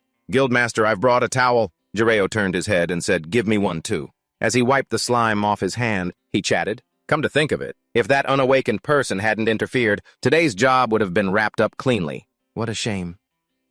Esther heard this and nodded in agreement. That's right.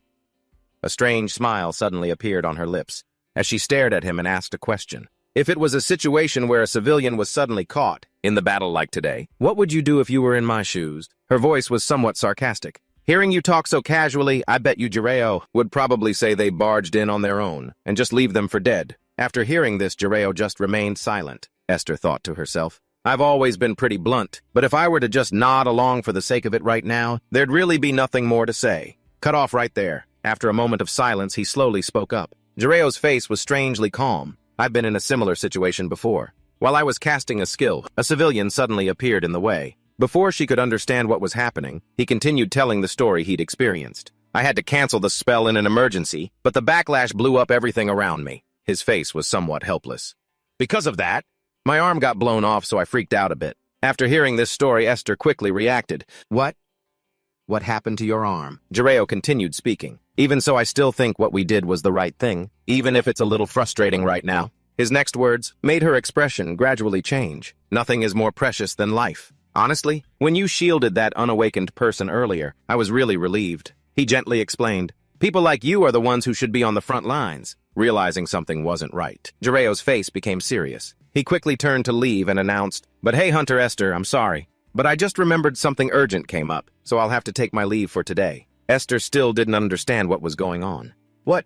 I'm really sorry. See you later. She was about to reach out to stop him. What the? Wait a minute, Hunter Kim Jireo. Her face was full of confusion as she wondered. Is his stomach upset or something? Esther suddenly remembered what Jireo had said then. Anyway, I still think what I did was the right thing. She let out a strange, silent smile. Kim Jireo might be a better hunter than I thought. Over on this side, Jireo looked desperately at his hand being corroded by the poison. My hand, I don't have complete poison resistance. A while later, Esther's voice rang out. At first, I thought that guy was the same type of hothead. The arrogant and rude type, no joke. The secretary turned to look at her in surprise. Who, Kim Jireo? She nodded and continued talking. Ah, the one who's resistant to curses. Esther walked casually forward, step by step, as she explained. I don't usually believe in judging by appearances, you know. But because his gaze was so sharp, I had a preconceived notion. But after talking to him, it turns out he's not what I thought. This made the secretary look dazed. Really? She nodded, pulling the chain forward. He's surprisingly polite. A red liquid dripped continuously from the chain. Usually high-rank awakeners have difficult personalities. But next was a trembling body, being dragged a long distance across the ground. But Hunter Kim Jireo is a rare case who's still reasonable. Esther turned her head, flashing a terrifying smile. Well, that's a good thing, isn't it? The two of them stared, intently at the two men held fast by the chain. If they weren't villains, why would this saint of justice, Esther, even need to step in? After dealing with the matter, Esther continued to drag the two men forward. This whole thing was a real pain, though. She sighed and turned her head back, looking tired. The video evidence? I have to record it outside one by one. She already had a phone in her hand, ready to take pictures. God, when are they going to develop a body cam that can be used inside a gate? To not waste any time, Esther cheerfully picked up the chain. All right, time to wrap this up. The secretary had also stepped back into a defensive stance.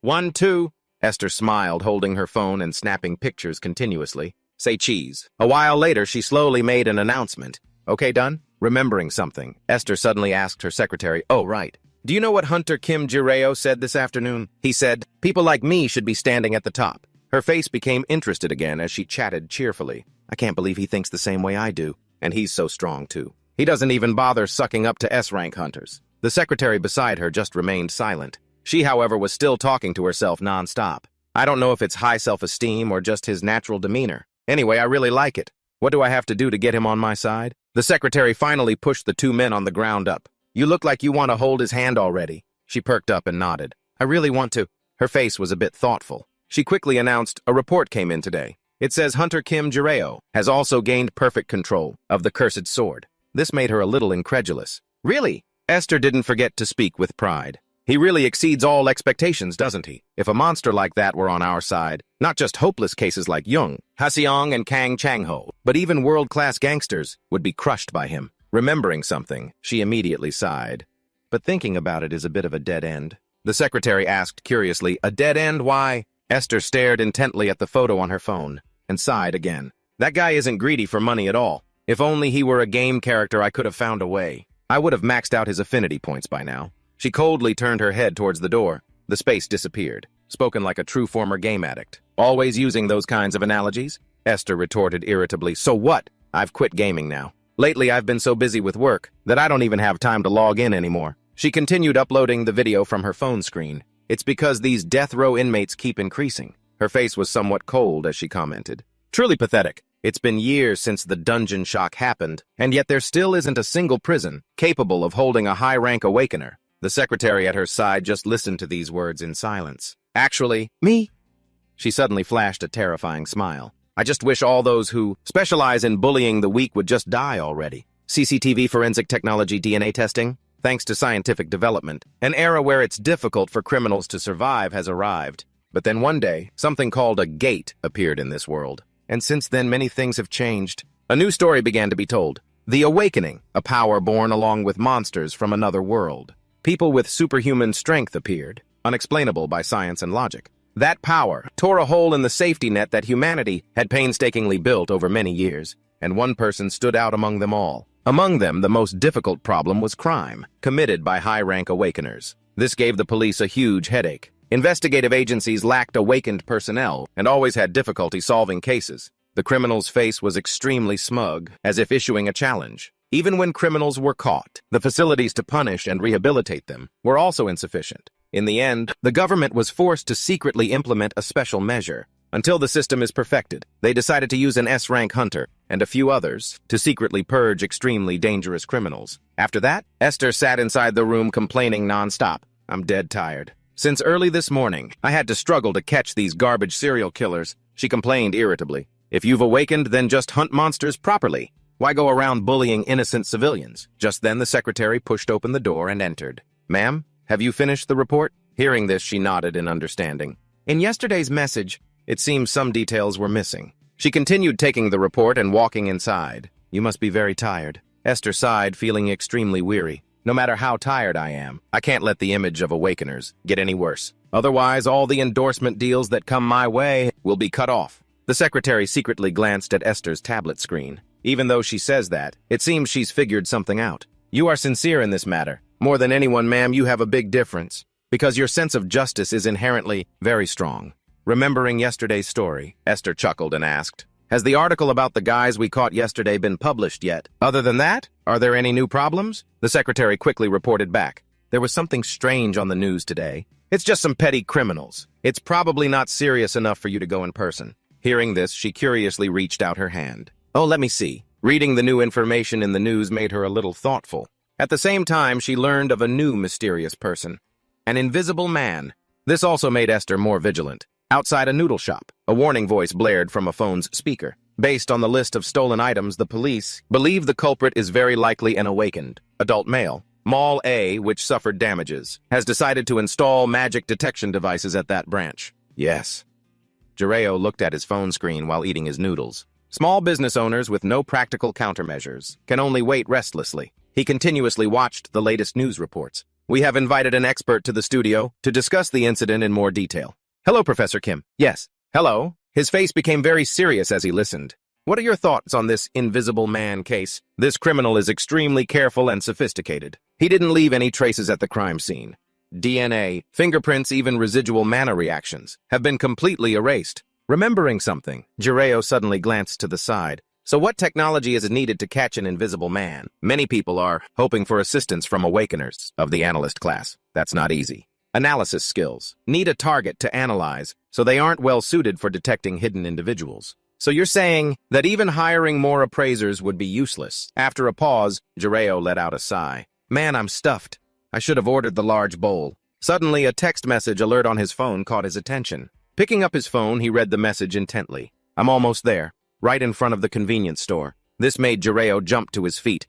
It's that time already. He quickly cleaned up the noodle cup on the table. I have to get rid of the evidence quickly. The story is retold. Last night, the appraisal fee for the sword, the cursed sword, was transferred to my account from the magic tower. Just for appraising one cheap sword, I got 10 million won. I decided to use this money immediately. Yunsung saw Jireo standing there and cried out desperately. How dare I make you wait for me? I deserve to die, he quickly explained. No, I just got here early, remembering something? Jireo asked. So shall we go? Is the place far? Yunsung quickly pointed forward. No, sir, it's right ahead. His face immediately looked dazed.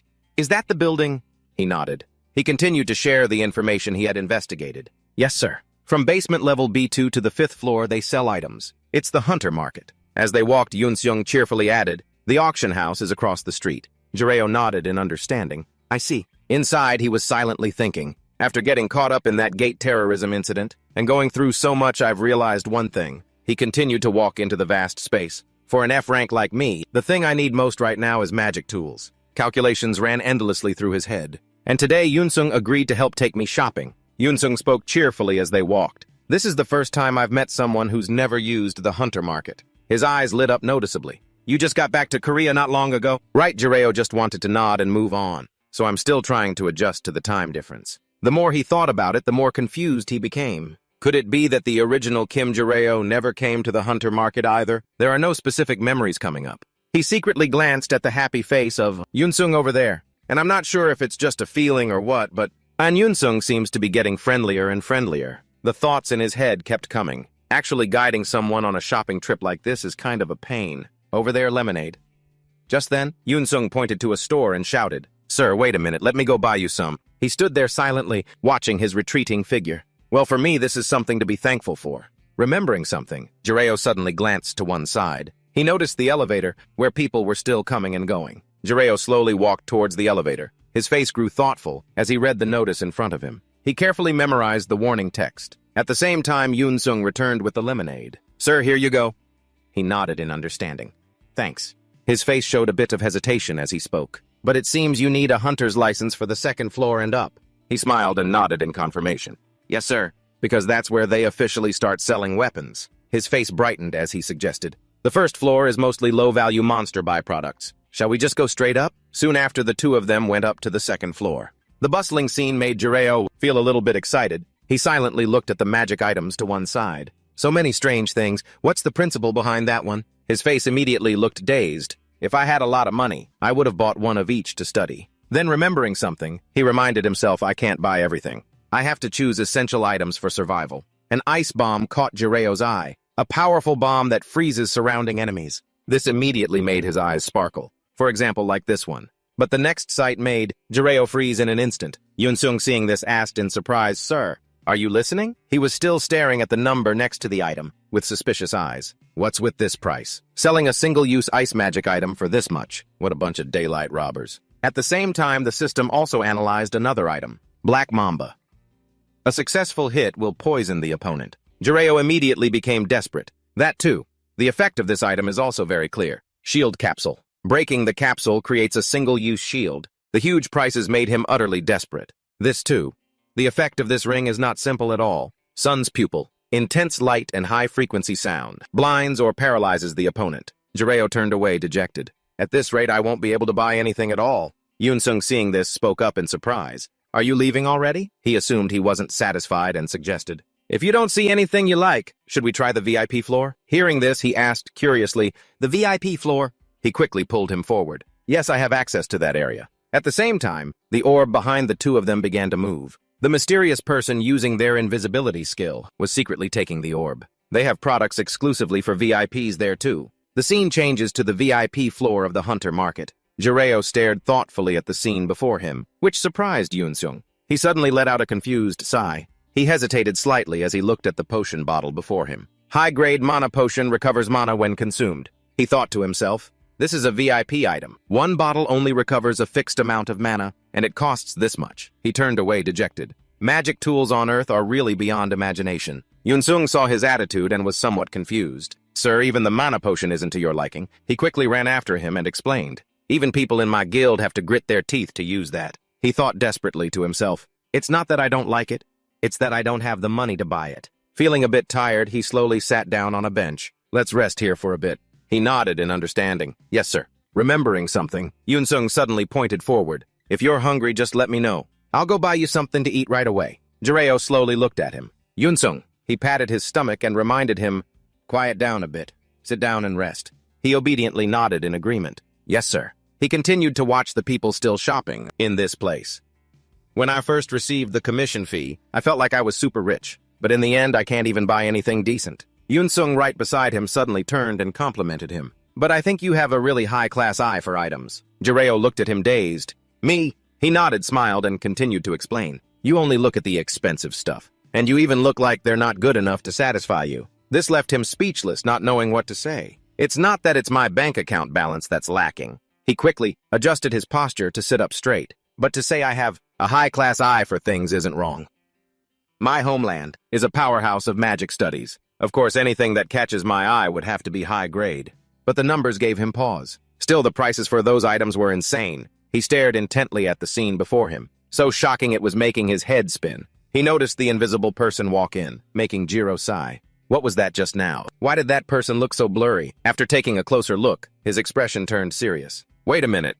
That's an awakened. Upon realizing this, his face grew intent. What's he doing? Moreover, that thing. He was startled to realize the items inside, the man's backpack, were the ones he had seen earlier. Why is he just wandering around carrying that stuff? He definitely didn't buy it legitimately. As the thought crossed his mind, this situation felt strangely familiar. Jiro suddenly asked Unseo, Hey, did you see the news today? Unseo looked confused. What news? Jiro explained the invisible thief. He nodded and replied, I saw it on social media. Some awakened with a weird ability, right? This made Jiro a little happy. That's right, that's him. Realizing no one else had noticed the mysterious person, he began to ponder. This place is crawling with awakened, so how come no one can see him? Could his invisibility skill be on par with an item sold here? Jiro suddenly announced, I think I just found that invisible guy. The news startled the younger man. What? Jiro quickly prompted him. Anyway, it'd probably be easier for you to catch him, right? Hearing that, the boy stood up. You're right. Okay, head over to that display counter. Jiro continued, pointing forward. Just use some random skill over there.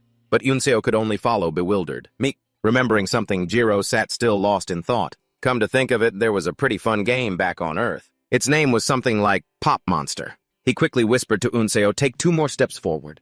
Then turn right there." The boy's face grew more and more confused as he kept asking questions. Here is this right, but he must have a plan right. Use a skill right here, I've got to. After all, it's Jiro. Jiro's voice rang out, catching the invisible man's attention.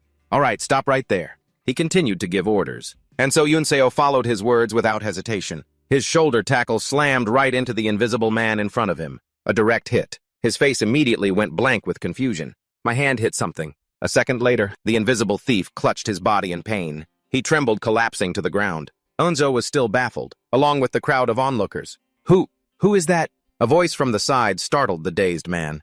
A thief, Jiro continued, shouting for the guards. There's a thief here. His expression was a bit annoyed. Seriously. He looked at the guards, subduing the invisible man. Not a single peaceful day goes by. After they went outside, Unseo praised him non-stop. You're seriously amazing. He couldn't hide his admiration as they walked. You spotted a criminal with just one look, one that even the police have been struggling with for so long. Jiro sighed and explained it was nothing special, although Jiro had his own thoughts. Honestly, it's the fault of those who couldn't detect him. Suddenly, the younger man felt something was off. But this mall even has mana detectors. How could he sneak in without being detected? Jiro calmly explained to him. Those things are only installed at the entrances. They don't monitor the entire building. He probably climbed in through a window or something. Anyway, Yunseo, you're hungry, right? With that, he decisively turned to leave. Let's go. Consider it my treat today to thank you. This made Yunseo confused. But you haven't bought anything yet, Jiro explained thoughtfully. I looked at everything but didn't see anything worth buying. He didn't forget to add, I guess I'll have to come back and check again next time. Just then an item in front of him caught his eye. It was the Mirror of Reflection. Magic reflects only E-rank attacks or lower. Attribute magic feedback. Reflects light magic back to the caster. However, its price was a bit high. Price 500,000 won. Jiro stood there blankly staring at the item. To think this thing is here. These clueless earthlings. They have no idea of its true value, selling it for a dirt cheap price like this. He felt a little thrill of excitement. He quickly announced, I'll take this one. He didn't forget to think to himself, I can't believe I scored such a great find like this. Unseo, standing to the side, was confused. Jiro, you came all this way just to buy that? Jiro remained very calm, looking at the mirror right in front of him. With just a little tinkering, this magical tool will become ridiculously overpowered. The scene shifts to the inside of a dark room. A man silently listens to the news broadcast. In other news, the report was about that mysterious person. At around 6 p.m. today, a thief who has been committing a string of crimes at shopping malls and stores, an awakened in his 20s has been arrested. According to the police, the awakened used an invisibility ability to carry out his criminal acts. The man quickly reached out and turned off the TV screen. His exact motive, or whether he had accomplices, is still unclear. He spoke with some annoyance. He got caught too quickly. His voice was incredibly menacing, causing the woman next to him to become frightened. I heard he even got past the mana detectors. I thought the surveillance part was done and dusted. So how did he end up getting spotted? Is that Yunseo kid really that perceptive? The girl trembled and spoke up. It wasn't, he asked curiously. It wasn't him then who? She sat there and recounted what she knew. It wasn't Hunter Unseo. Someone else spotted him first. Then she fearfully pointed forward. There! On the TV screen, a replay showed the figure of Jiro, the one with the blonde hair, and she continued to tell him what she knew. That person was the first to notice the invisibility ability, and he signaled and gave directions to Unseo. Hearing this, the man sighed. Well, in any case, he was still discovered by an awakened. Suddenly, a subordinate slowly approached. Sir! They quickly held up a box and announced, We've brought back the goods. He then nodded, signaling. Just leave it there. He didn't forget to add a few more reminders. Take all the packaging off those boxes. After all, we're handing them over to the black market middleman soon anyway. The man's face was perfectly calm as he warned them. Also, I'll be checking each one later. If any of the equipment is scratched, you're dead. Hearing this, the subordinates nodded in understanding. Yes, we understand. Glancing at the pitiful woman, he spoke with surprise. Now where were we? Ah, right. We were talking about how an awakened discovered the invisibility ability. His expression grew serious as he thought. We've already lost 2 members of the organization this month alone. This annoyed the man. He calculated his next plan. To avoid capture, they've changed their names a dozen times, constantly changing hideouts, but it was useless. He recalled some members who had been caught by Esther. It's unclear how their identities were leaked, but that woman knew exactly who was taken out. That powerful woman made even him shudder. the head of Korea's Magic Tower Seoul. Esther. The man's mind was racing. Protecting the innocent. Preventing social chaos or whatever? In reality, she's a murderer, who only kills other awakened like herself. He suddenly spoke up. That crazy bitch! His face twisted in annoyance as he slowly stood up.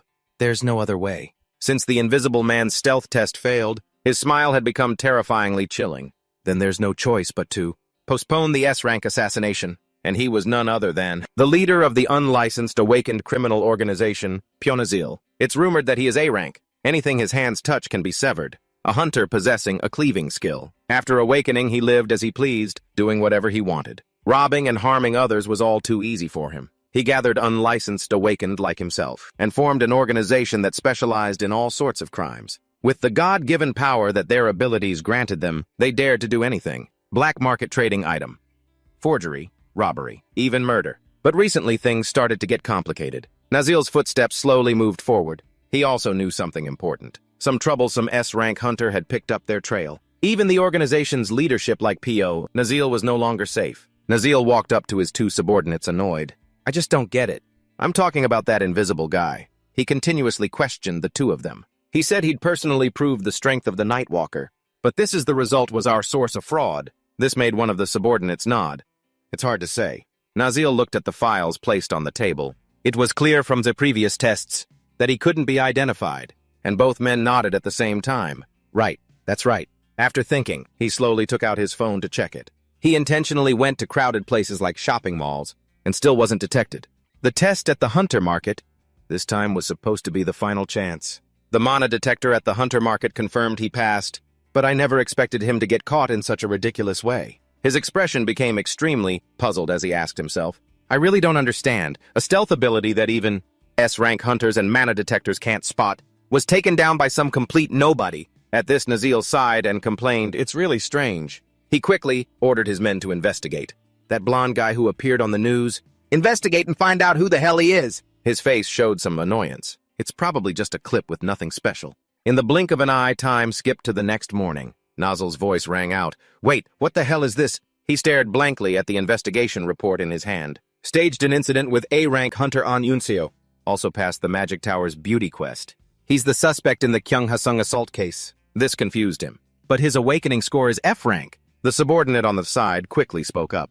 It's a typical characteristic of rank forgers. He's been scheduled for 2 reevaluations in 2 years. The association must be suspicious of him too. Nazil suddenly asked, This guy is one of us, isn't he? The other man shook his head and explained, I don't know. I've asked around everywhere, but no one recognizes him. The more he thought, the more annoyed he became.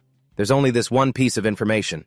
There isn't even any common item transaction data on him. The one with the glasses quickly shared his opinion. He's probably using the black market. Nazil kept asking questions. Who the hell is this guy that he's so well disguised? He slowly placed the paper down on the table. The more we investigate, the more perfect his cover seems. He had his own thoughts. First off, that invisible guy has been silenced tight with a contract item. There's no way any information could leak from him. In any case, they can't possibly know our plans. While he was still deep in thought, the woman next to him suddenly spoke up.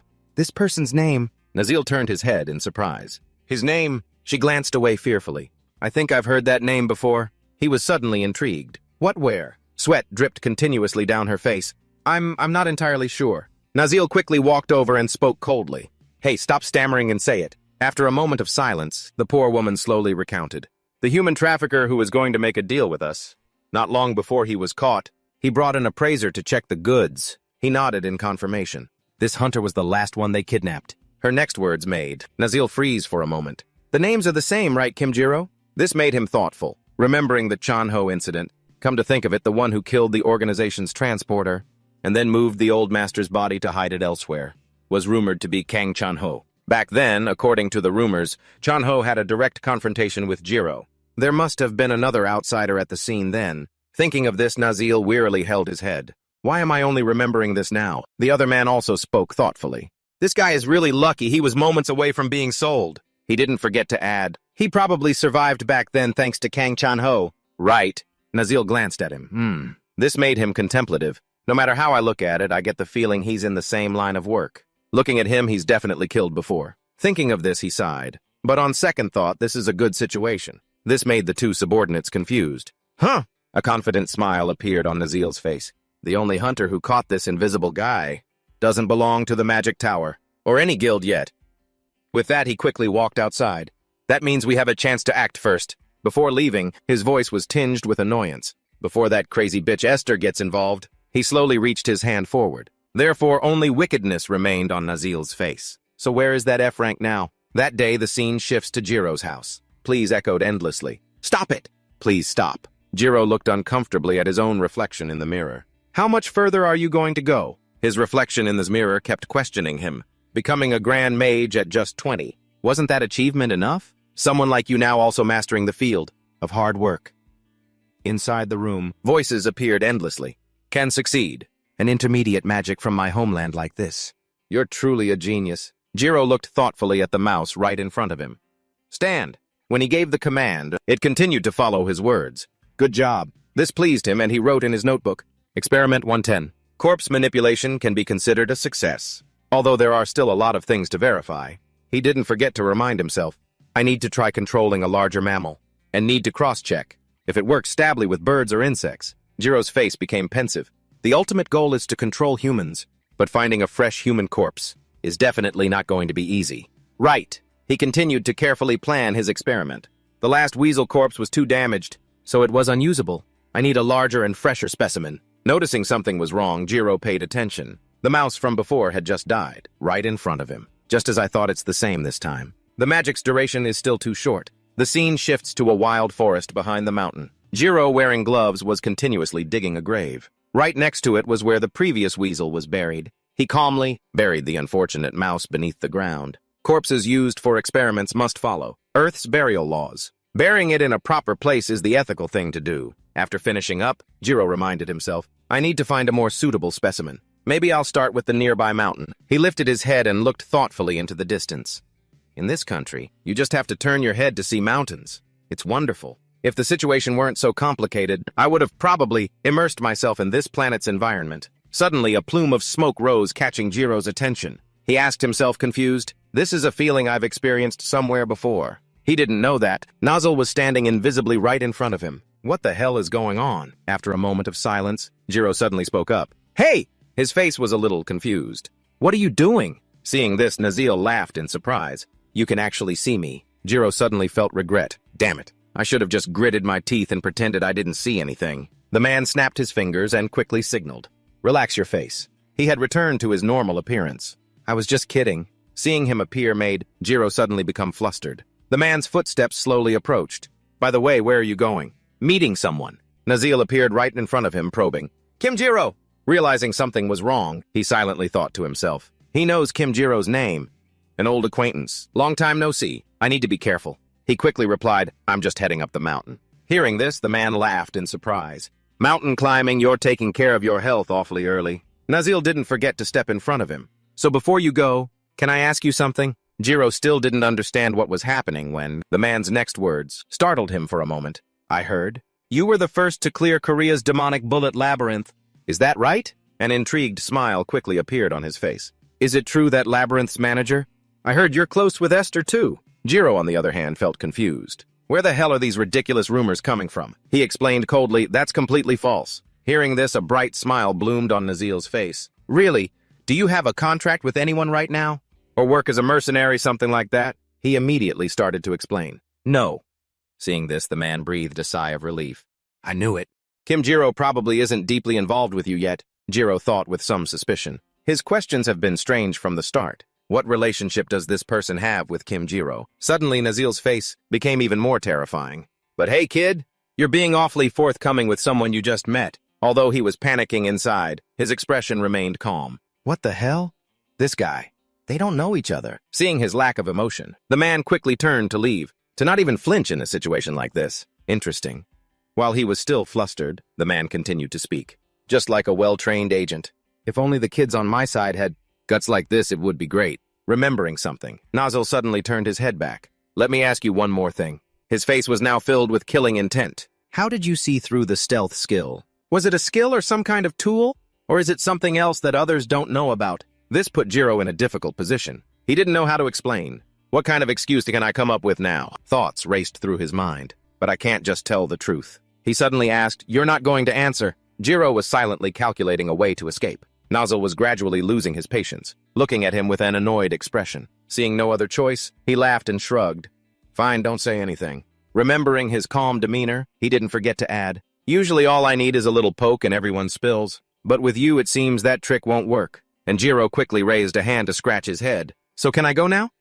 He was a bit confused, but the man still nodded in agreement. No. A sarcastic smile appeared on his face. You need to hear the whole story, Kim Jiro. I didn't realize you were so impatient. This made him think angrily to himself. Why does he keep calling me by my enemy's name so disrespectful? Feeling a bit confused, Jiro asked, How do you know my name anyway? Nazil laughed and answered as if nothing had happened. What? You're only curious about that. He continued to extend his hand towards him. But let me introduce myself. To be fair, I'll give you my name too. I'm Park Junti. Even after hearing his name, Jiro's face still held a hint of suspicion. Seeing him stand still without moving, Nazil suddenly asked, What's wrong? Not gonna shake? A triumphant smile appeared on his face. Don't tell me you see something else again. Jiro's heart was now in complete turmoil. He didn't know what to do. Damn it. This guy isn't a light-based mage like I thought. He continued to look at the light in his palm.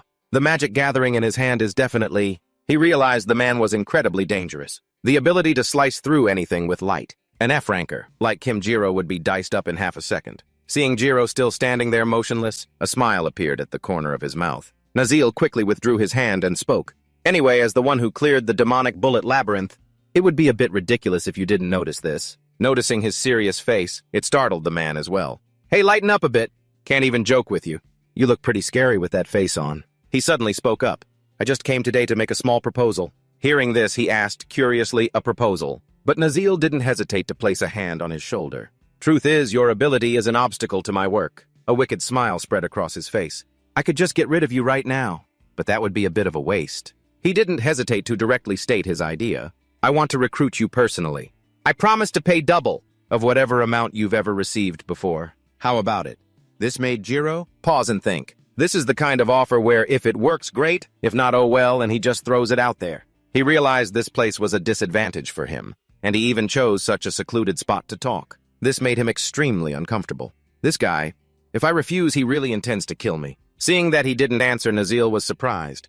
You don't like it? Jiro continued to look down at the man's hand. Turns out he's already in a combat stance. He doesn't even intend to wait long for my answer. This made him extremely angry. Damn it. This no-win situation made Jiro desperate. How do I get out of this situation? Seeing Jiro's lack of reaction, Nazil suddenly asked, You don't like it? After a moment of silence, he replied, Double. His face was a little skeptical. Are you sure? The man couldn't hide his surprise. You want to switch jobs too? The veins on his hand bulged ready to act. Don't worry about that.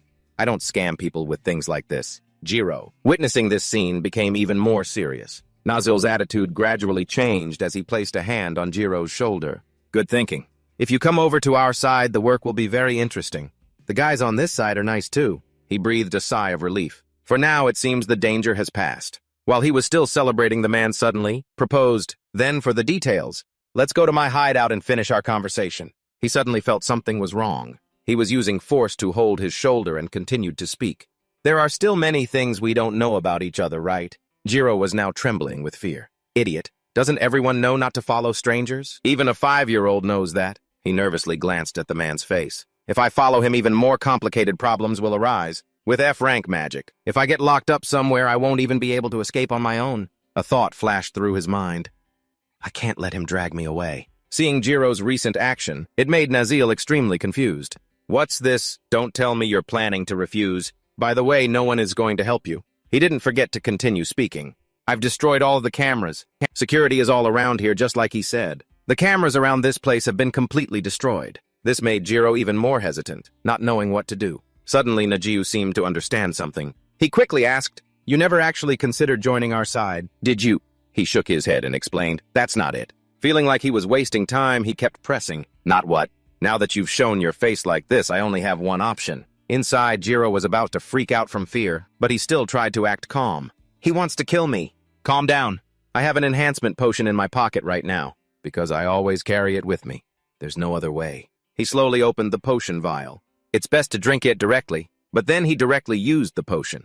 Injecting it straight into my bloodstream will also work. Seeing that Jiro didn't want to cooperate, only annoyed Naju more. Well, I guess there's no other way. No one in my organization can use brainwashing skills. He still hadn't noticed the change in him. Even if I drag you along, it's useless. Naju was still using his large frame to try and intimidate him. Seeing as you're planning to go to our competitor, suddenly a strong wind blew, sending leaves flying. He could also sense that something was wrong. The crows suddenly lifted their heads to the sky and cawed. Seeing this, the other crows immediately followed suit. The scene here gradually descended into chaos. The black crows continuously flew in one direction across the sky. Everything was happening right before his eyes, leaving Naju utterly confused. What the hell? He jerked his head back to look at him. Kim Jiro in his eyes had now become incredibly terrifying. What are you plotting? Crows were constantly circling the area. This made him stare blankly ahead. What the hell is this? Jiro stood opposite him, trying to appear calm while thinking to himself. This is the best I can do right now. He was still holding the potion vial in his hand.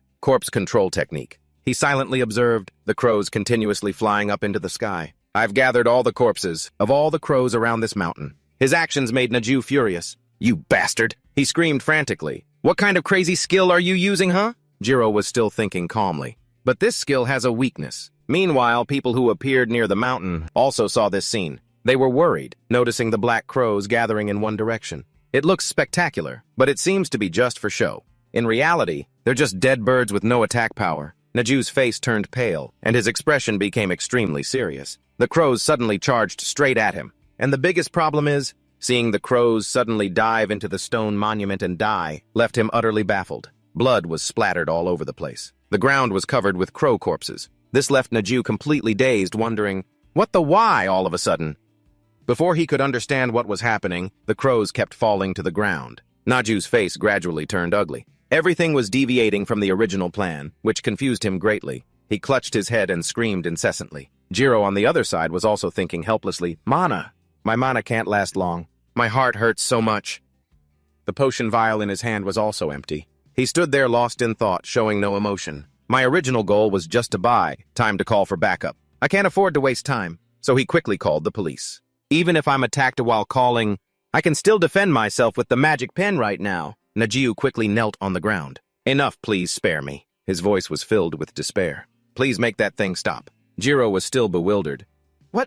What's wrong with this guy? Naju kept begging in desperation, please. In his mind, he thought, a curse-type hunter. He looked at the crow corpses on the ground, but the more he thought, the less he dared to face the terrifying expression of Jiro. Normally, a curse only causes temporary psychological distress, at most. Naju then slowly raised his head to look forward. But usually, a curse only causes temporary mental disturbance. He despaired, recalling the scene of the black crows continuously circling in the sky. Taking a life with a curse is nearly impossible. An animal's primal survival instinct is an extremely strong defense mechanism. This made him involuntarily recall the fearsome image of Esther. The only one who could do this must be the only person on Earth. Thinking of this, Naju despaired even more. The demon on Earth. And yet he could kill this whole flock of birds at once. At that moment, Jiro was also on the phone reporting to the police. I'm at Seoul City Park.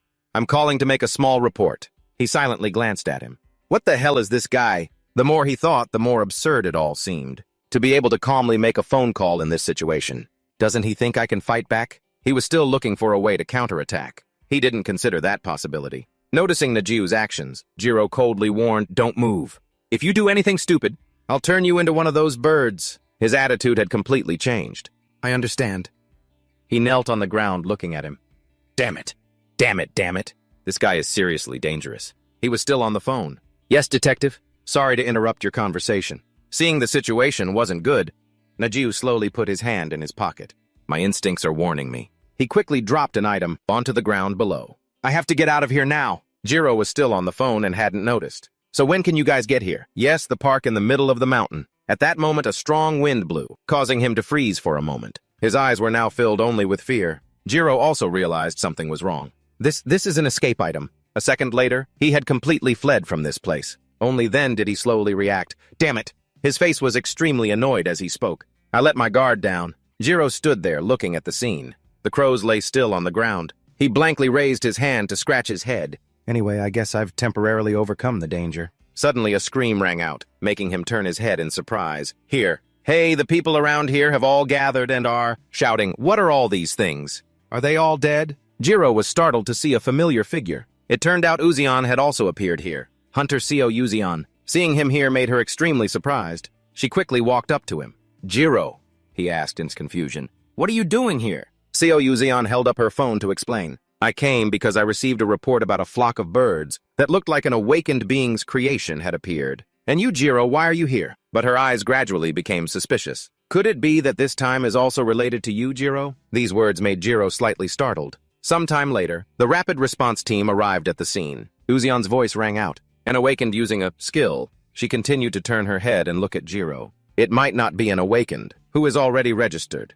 First, trace them based on Jiro's important item. He nodded his head and spoke. That way, we might be able to find that item as well. This made her very curious. The awakening level of the culprit is about what?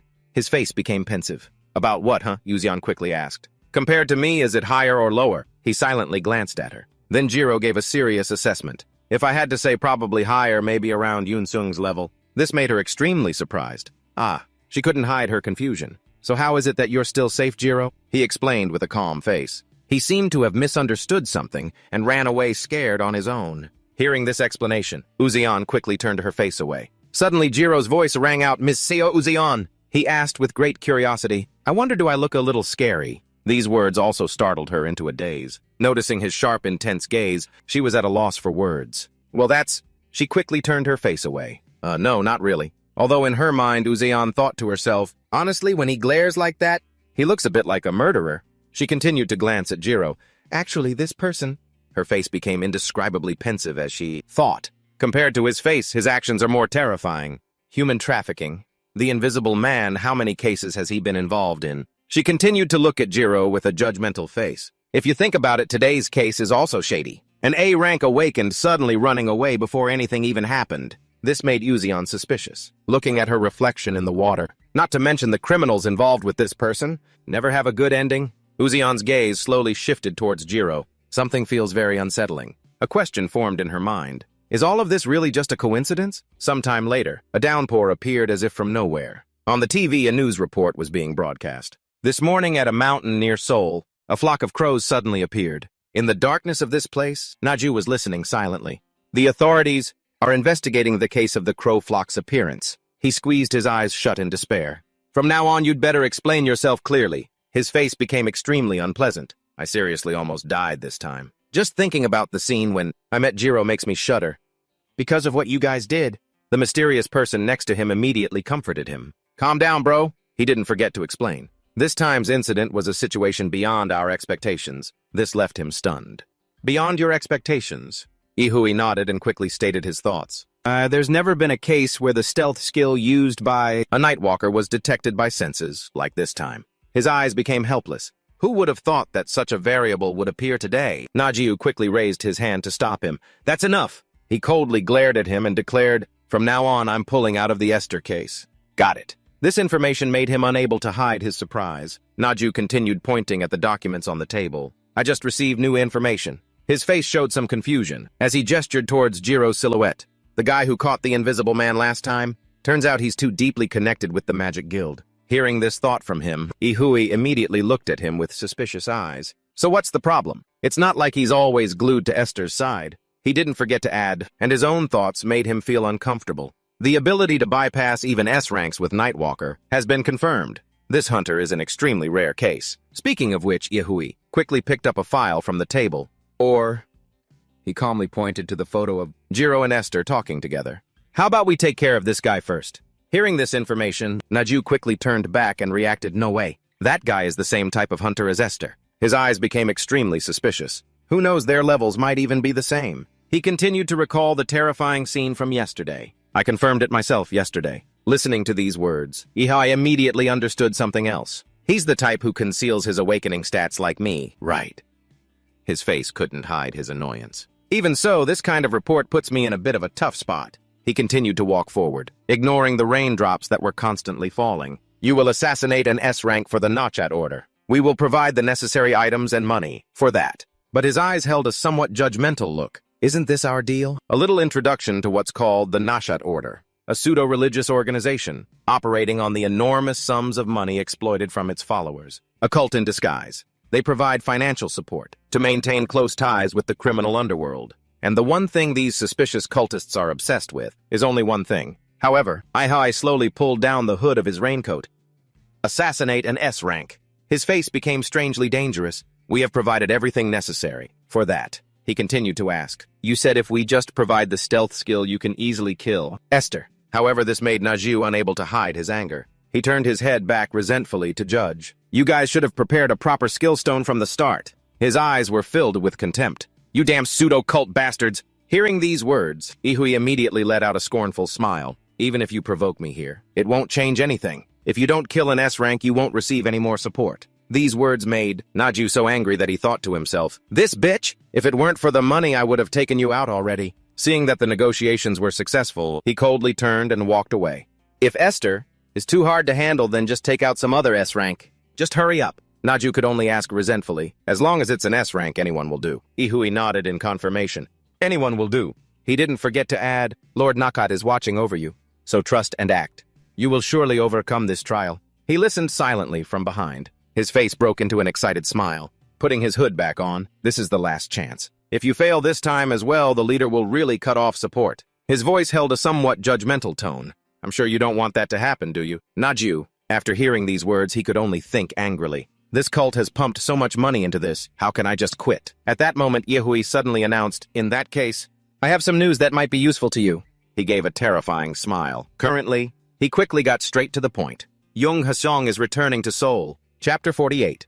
Time rewinds to 6 years ago. The waters off the coast of Busan. A terrifying scene unfolded. The year the dungeon shock occurred. Sea monsters continuously appeared in this place. The world had truly become a hell.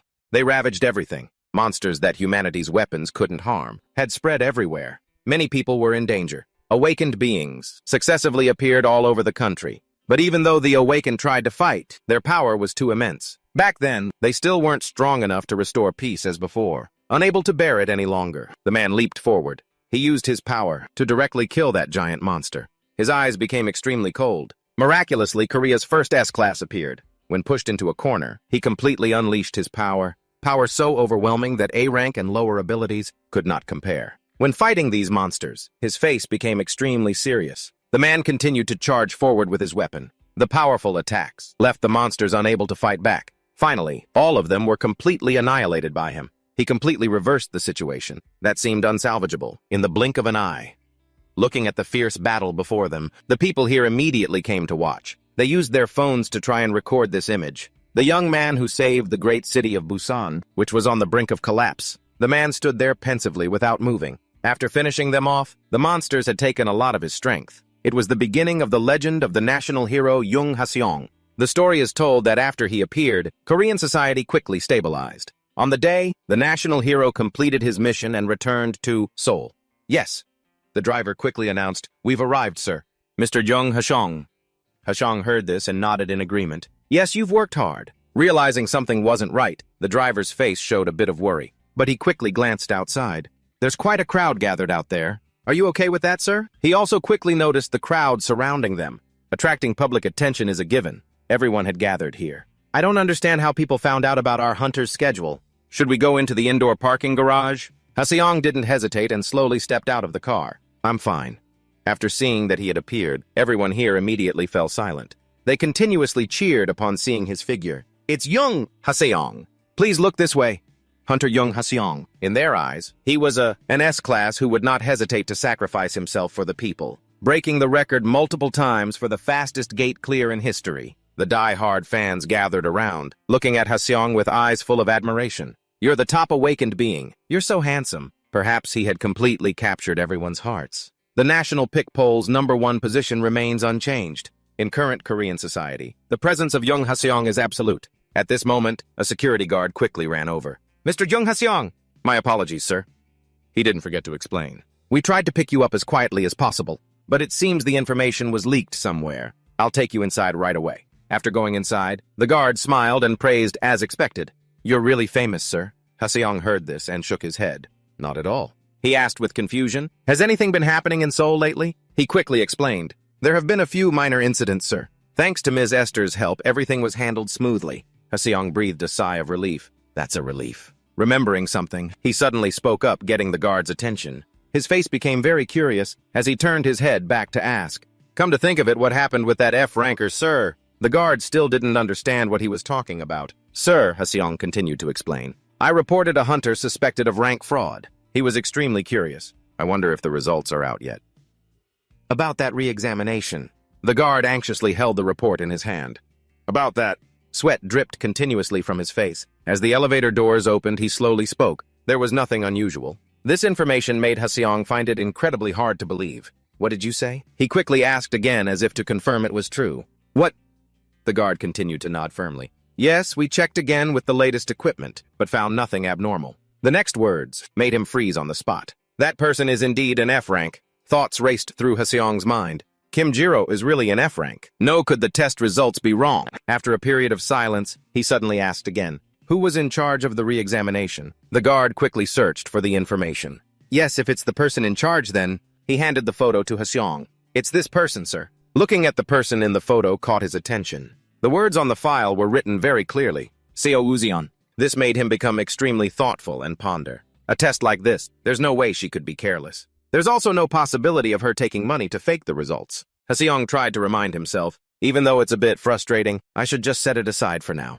At a time like this, it's better to clear another dungeon. He continued to ask, what about the list of gates that are about to have a dungeon break? The guard quickly explained again, I've already prepared it. You just need to turn to the next page, sir. Remembering something, he looked at him in surprise. You've just returned and you already want to schedule work. Haseong chuckled and nodded in confirmation. Of course. He quickly looked at the location marked on the map. Can I start from the nearest gate? The scene shifts to beneath a large bridge. Haseong's footsteps slowly appear at this place. He was standing in front of the dungeon gate there. Remembering everything he had heard, made his face even more pensive. Kim Jiro is an F rank, not wanting to waste time. Haseong slowly stepped inside. I have to meet him in person once, to verify this. I can't rule out the possibility that he managed to bypass the test. Right now he had his own calculations in his head. If I ask the association for his address and then go find him. Unfortunately, at this moment, Haseong accidentally bumped into a man. Seeing this, he quickly spoke up. Sorry. A familiar voice rang out, causing him to freeze on the spot.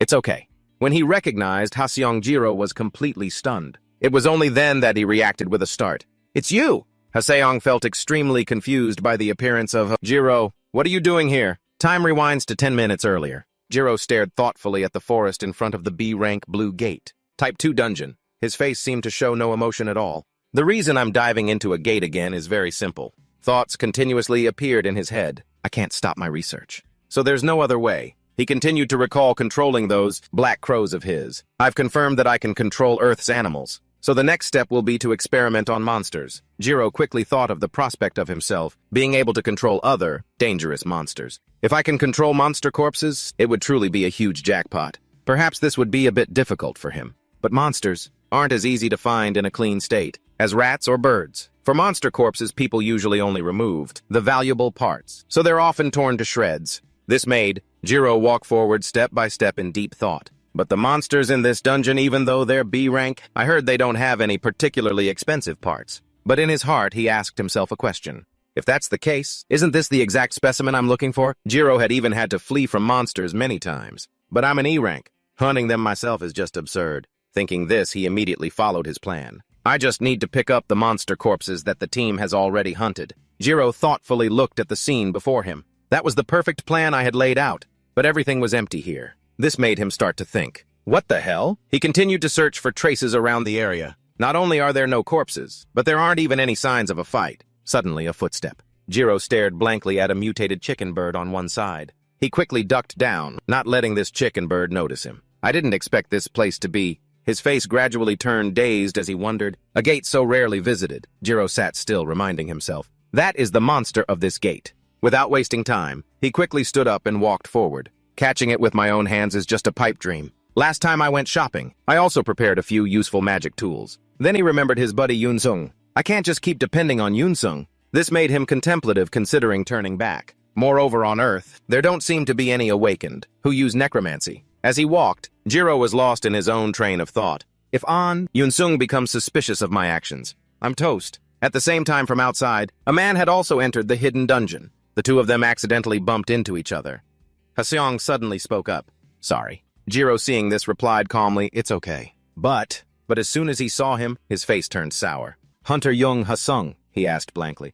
What are you doing here? The next second, Hasung drew his sword. Without hesitation, he held the sword to Jiro's neck. Before he could react, Ha-sung suddenly asked, "This is a B-rank gate, right?" His face became extremely suspicious as he questioned, "Didn't you say you were F-rank?" Jiro didn't know how to explain the situation. Ha-sung continued to look at him with a judgmental gaze. "You clearly cheated on your rank, didn't you?" He continuously cursed out the association. What kind of shoddy work is this? This made him feel extremely awkward. Damn it. But while he was still unsure of what to do, Ha-sung continued to question him. "What are you doing here? Are you planning to hunt B-rank monsters?" Only then did he slowly speak up.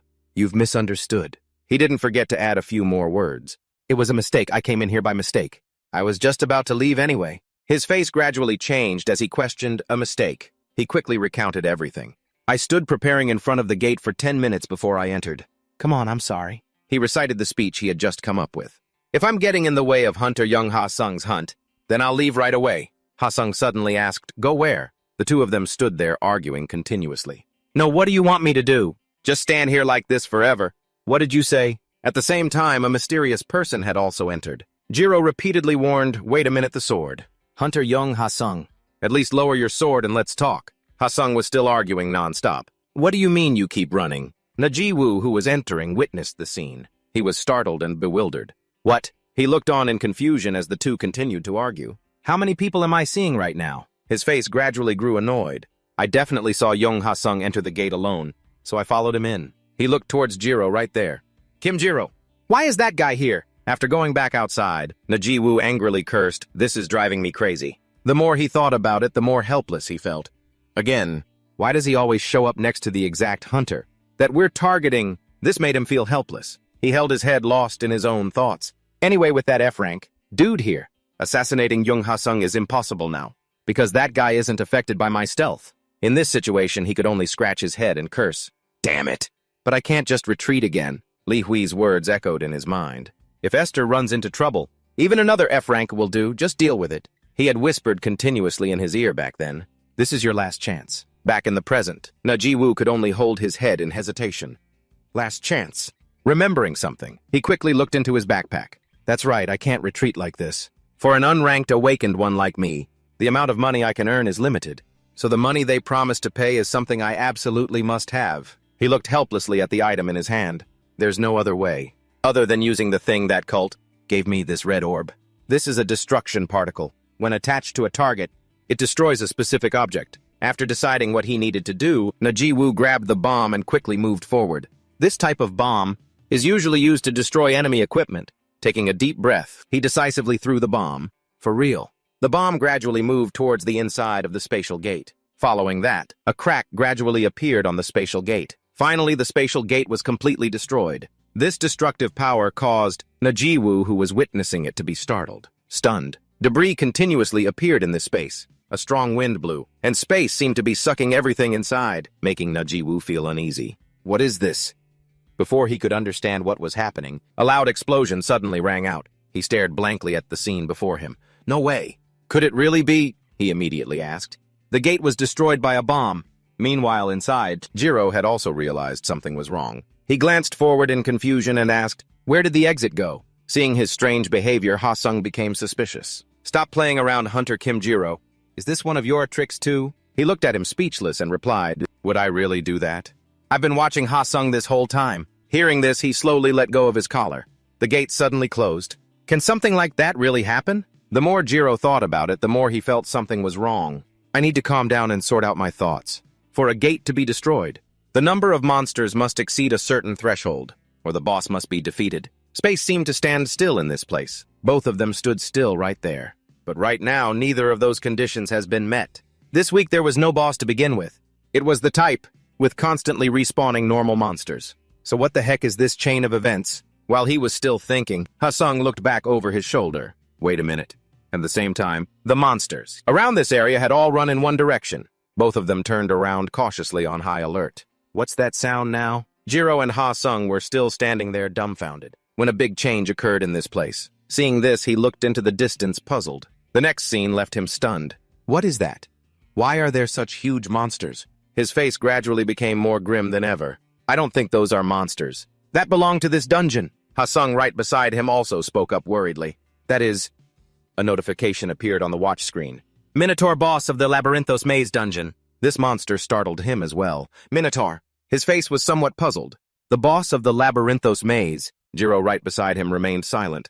Boss? Powerful footsteps were running quickly forward. It seemed like all of them were targeting the two of them. All these boss-level monsters are heading this way. Seeing this, Yunsung sighed and announced, "It seems this gate has established a new boss." His face became extremely serious, because the gate was destroyed when there was no boss. So all the normal monsters here have been replaced by these mana beasts of boss level randomly. Jiro right beside him was utterly helpless. "I don't really get it, but it looks like we're in big trouble." He raised a hand to scratch his head in confusion. Anyway, being stuck with an S-ranker is still lucky. Hunter Young, Yunsung. He then asked her, "Where should I go to hide now?" He didn't forget to add a few more words. "I can't fight, so I'll only be a hindrance. If you show me a spot, I'll hide right away." He suddenly turned his head to look at him. "What are you talking about?" His next words made him freeze. "I have no intention of protecting you. Mr. Kim Jiro can take care of Mr. Kim Jiro himself." Jiro's face gradually turned blank. "Now." Yunsung didn't care about the expression on his face, and reminded him someone called a hunter. Can't even handle that much? He could only clutch his head in confusion. Why did that guy suddenly flip out? He looked at the minotaurs charging endlessly. It made him despair. Forcing an F rank to get through this mess on his own, he hurriedly asked, "Is it because of the surprise attack last time? If it's about that the culprit wasn't me, it was..." Yunsung suddenly cut him off. "Kang Changho, right?" His face became very calm. "I already figured that out. I don't really care about it." He still asked in confusion, "If it's not because of that, then why are you taking it out on me? Because your attitude is truly disappointing." While he still didn't understand what was happening, he continued to pass judgment. "You registered as F rank but freely enter B rank gates, enjoying all the benefits of a hunter, but shirking the responsibility." These words made him fall silent for a moment. Jiro was about to explain something more. "Hunter Young Yunsung, why?" But Yunsung had already turned and walked away. "I just have to see hunters. Like you and I get pissed off." He was still trying to speak. "No, what I mean is..." But he didn't seem to care much. Even if it's a duty, it's only being mobilized when there's a dungeon break. He only believed his own opinion was right. "While you were doing that, how many people..." Jiro suddenly shouted loudly, "Hey! Damn it, please stop cutting me off." Just thinking about this terrible misunderstanding made him even angrier. "I really am F rank, and I only have the analysis skill." Yunsung's eyes immediately became annoyed. He looked thoughtfully at the minotaurs relentlessly charging forward to attack. Yunsung immediately turned into a state of combat readiness. His eyes were emotionless as he decisively drew his sword. With just a single blow, he was able to take down this monster. Its corpse cut in two lay still on the ground. While Jiro was still stunned, Yunsung's voice rang out. "Understood, Hunter Kim Jiro F rank." But he stood there coldly and reminded him, "Well then, with that analysis skill you're so good at, just manage on your own, okay?" This made Jiro confused. "What do you mean?" Then he suddenly ran far away from him, adding to his despair. Hunter Young Yunsung. But in his head, only thoughts kept appearing. That guy. How could he just abandon a helpless guy like that and leave? "From now on, I'm going to hate on everything you do." At this moment, the monsters had surrounded Jiro. Seeing this, he reacted with a start. The giant monsters were still continuously charging towards this place. Damn it. The monsters are all coming this way. They must have sensed the presence of the S-rank hunter, who just disappeared, right? Jiro hurriedly turned in another direction, looking for a way to escape. Damn, I'm screwed. He desperately tried to escape from the minotaurs. I should have just clung to Yunsung's pants and followed him.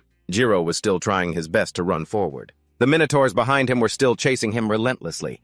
If I stop, I'm definitely dead. Suddenly, one of them's eyes lit up. It used its power to strike directly at him, but luckily he managed to dodge it. Just grazing it would have killed me. His face became extremely serious, as he thought, at this rate my stamina won't hold out. I have to find an exit quickly, or create a new one myself. While he was still in despair, the familiar figure of Yunsung suddenly appeared. His power could slash the minotaurs into many pieces, surprising Jiro. Young Yunsung. He stared blankly at the chaotic battlefield, right before his eyes. That guy? Did he just incinerate the whole group of monsters and the entire forest? The more he thought about it, the more suspicious he became. That destructive power is truly absurd. Yunsung continued to use the tip of his sword to glide across the bodies of these monsters. Realizing the situation was a bit off, Jiro thought worriedly. But even after killing so many, the exit still hasn't appeared. To open the exit, do we have to kill all the monsters? Suddenly, a familiar patch appeared beside him, catching his attention. A minotaur charged directly to attack, forcing him to dodge in a hurry. But while Jiro was still unsure of what to do, a thought came to him. This is no good. It's better to get close to Young Yunsung to take cover. Suddenly, he noticed the minotaur. In front was using a magic circle. What is that? The more he thought, the more suspicious he became. Is there a monster like that in here? Sweat trickled down Jiro's face incessantly. Wait a minute, that skill is definitely... He knew his life was about to come to an end. Stone Spike, an area of effect skill. His face gradually turned to despair. Getting hit by that is certain death. Damn it, I probably can't dodge it in time. Suddenly a thought flashed through his mind. At this point, there's only one way. Jiro hurriedly ran over and called out, Hunter Young Ha-sung. He didn't forget to shout a loud announcement. Someone's using an area of effect skill. Seeing this, Ha-sung turned his head in surprise. What? Jiro was still thinking silently. If he caused this, he has to solve it himself. His voice continued to ring out, reminding, block it. The ground here immediately crumbled under the combat power of the Minotaur. Ha-sung's face gradually contorted. Damn it! He coldly gripped his sword and charged forward. Towards this giant monster, he became extremely vigilant. Flames engulfed everything in this place. The Minotaur was gradually being incinerated, sinking into a sea of fire. This place had become a chaotic mess, with the forest torn in half. Ha-sung wearily sheathed his sword. So is the cleanup done? A sound rang out suddenly, catching his attention. Feeling curious, he quickly turned his head. The next scene made Ha-sung freeze on the spot. Unexpectedly, the last attack had caused Jiro to be burned, trembling and lying still there. Kim Jiro, are you okay? His hand had been pitifully burned by the flames. His face gradually grew worried. Damn it! His arm. Remembering something, he hurriedly rummaged through his backpack. Healing potion. There must be a healing potion somewhere. Ha-sung was helplessly lost in his own thoughts. Someone else sacrificed because of my skill again. I should have been more careful. That my out-of-control power could hurt others. He stood there continuously muttering the words, I'm sorry, I'm truly sorry. Remembering something, he hurriedly turned his head back. Kim Jiro, see, are you still conscious? Jiro tried to keep himself as calm as possible. I'm fine.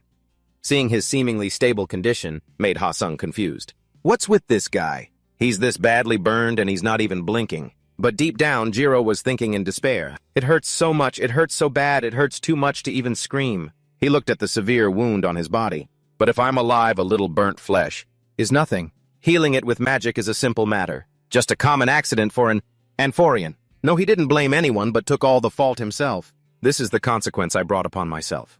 I intentionally ran towards Ha-sung. Jiro struggled to sit up. I'm the one who should be... His next words made him freeze for a moment. I'm sorry for suddenly rushing over like that. Ha-sung finally reacted. Why? His voice gradually grew weaker. Why are you apologizing? He suddenly yelled loudly, Ha-sung. A Minotaur had appeared behind him. He quickly grabbed his sword, regaining his will. With a single blow, he was able to deal with this monster. The scene here became chaotic once again. Jiro had also realized something was unusual. He hurriedly spoke up in confusion. Looks like they're coming again. There's no other way. He clutched his badly burned arm and slowly stood up. My treatment will have to be postponed for now, yes. He continued to realize the immediate plan he had to make. First of all, we need to focus on getting out of this gate. Jiro said with a trembling body, my eyes are still usable. I will try my best to support you. These words of his made Ha-sung freeze for a moment. Could you protect me a little? Jiro, in order to save his own life, did not hesitate to beg. I'm counting on you, Hunter Young Ha-sung. Sometime after that, Ha-sung was continuously attacking the Minotaur monsters. Now they were even carrying weapons to attack. He wasn't afraid at all. He directly used his sword to retaliate. In just a few seconds, its giant hammer was shattered to pieces. He continued to raise his sword high in his hand. Hundreds of slashes rained down on the body of this giant monster. Without looking at the monster's corpse, Ha-sung immediately turned away. Behind him were hundreds of pieces of the monster's body. Fighting these giant monsters, Ha-sung gradually became calmer. Suddenly a call rang out, making him turn his head. Hunter Young Ha-sung. Jiro looked around and seriously announced. It seems like that one was the last. He quickly pointed forward. Look over there. After all that time and effort, the gate had finally opened. Before the two of them, the teleportation gate had appeared. Jiro hurriedly spoke up, urging this path could disappear at any moment. Let's get out of here quickly. Suddenly, Ha-sung stepped forward. He quickly took his arm to support him, which made him confused. Let me help you. Just like that, the two of them gradually walked outside. Jiro didn't forget to pat his shoulder in praise. You worked hard. Hunter Young Ha-sung. Ha-sung was stunned by his action. Are you just going to leave like that? He seriously explained to him, as you can see, I need urgent treatment for my wound. He was about to say something more. I'll take you to the hospital. Since you were injured because of me, the treatment costs. Jiro shook his head and explained, that's not necessary. He didn't forget to add, I can take care of something this small myself. He had his own thoughts in his head. Just one mana enhancement potion will heal it right up. Seeing that he had refused his offer, Ha-sung hesitated, not knowing what to do. He didn't stay any longer and turned to leave. Well, then I'll be on my way. The more Ha-sung thought about it, the more absurd it felt. Hunter Kim Jiro. Is he really someone with no power at all? He quietly watched his figure from behind.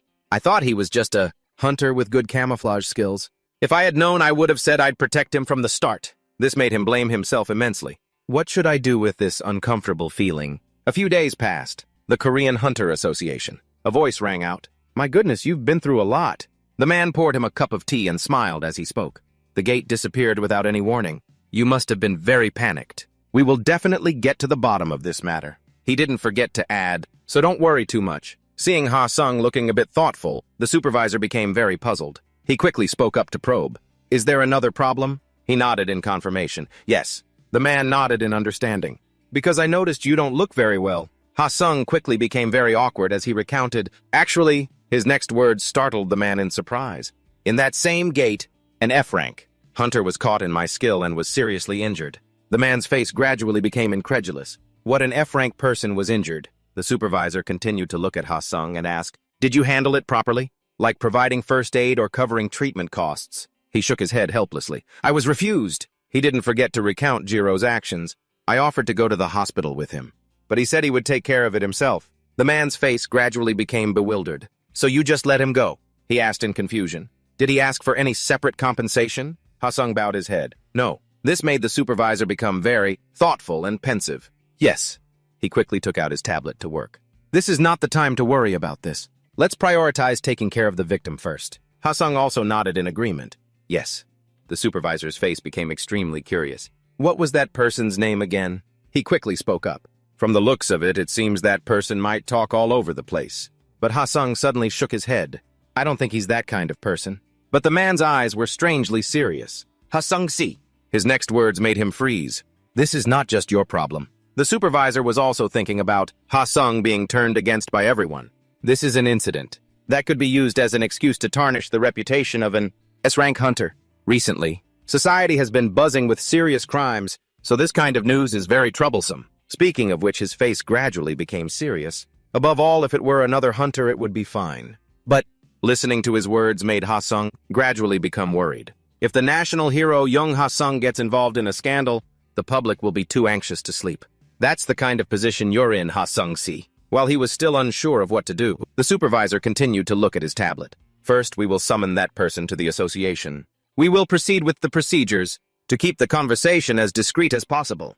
As long as that person keeps quiet, this matter will be resolved smoothly. After some thought, Ha-sung also nodded in agreement. That's right, we can't let any trouble happen. On it was Jiro's information sheet. Sometime later, the three of them were sitting inside the meeting room. Jiro blankly flipped through the document in his hand. His face was a little confused, looking at the two men before him now. His attitude became extremely annoyed. Are you guys kidding me? Jiro looked annoyed at the two people in front of him and asked, Are you kidding me? This made the supervisor jump a little. Surprised, he quickly spoke up. Is there something you're not satisfied with? Jiro was only paying attention to the text on the contract. After a moment of silence, the supervisor slowly spoke. Please speak frankly.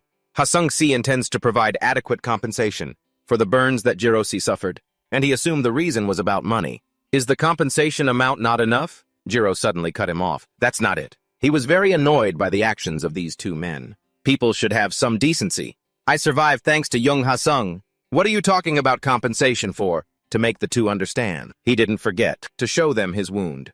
The burn has healed completely. The supervisor's face gradually became awkward. But the cost, the treatment cost, or compensation for mental distress. He shook his head and said, not necessary. But this action of his made Ha-sung immediately become serious. He quickly turned his head to look at him. Then if not money, how about something else? Hearing that Jiro was curious. Something else, he spoke without hesitation. For example, a ticket to a rare dungeon that our guild owns. The supervisor's face also showed a forced smile. Jiro-si, you once said you entered the B-rank gate out of curiosity, right? He quickly made an offer. How about we send a professional escort team, so you can safely survey high-rank gates? Or we could get a group of hunters to go with you to help you clear gates more safely. The more he listened, the more speechless Jiro felt. What's with these guys? He was confused and a little suspicious, looking at the supervisor's actions. Why are they suddenly so eager to send someone into a dungeon? From the beginning, I was the one who entered the gate illegally and got injured. It's also my fault. And then he continued to look at Ha-sung's worried face. That guy who's always as cold as ice, suddenly changing his attitude, is also very suspicious. This made him involuntarily recall his previous time. In my experience, Earthlings are never kind without a reason. The thoughts in Jiro's head emerged. And yet the side offering money is acting so difficult. He didn't forget the scary face of Naji Wu back then. This made Jiro even more certain, and put him on high alert with humans. His eyes were somewhat serious.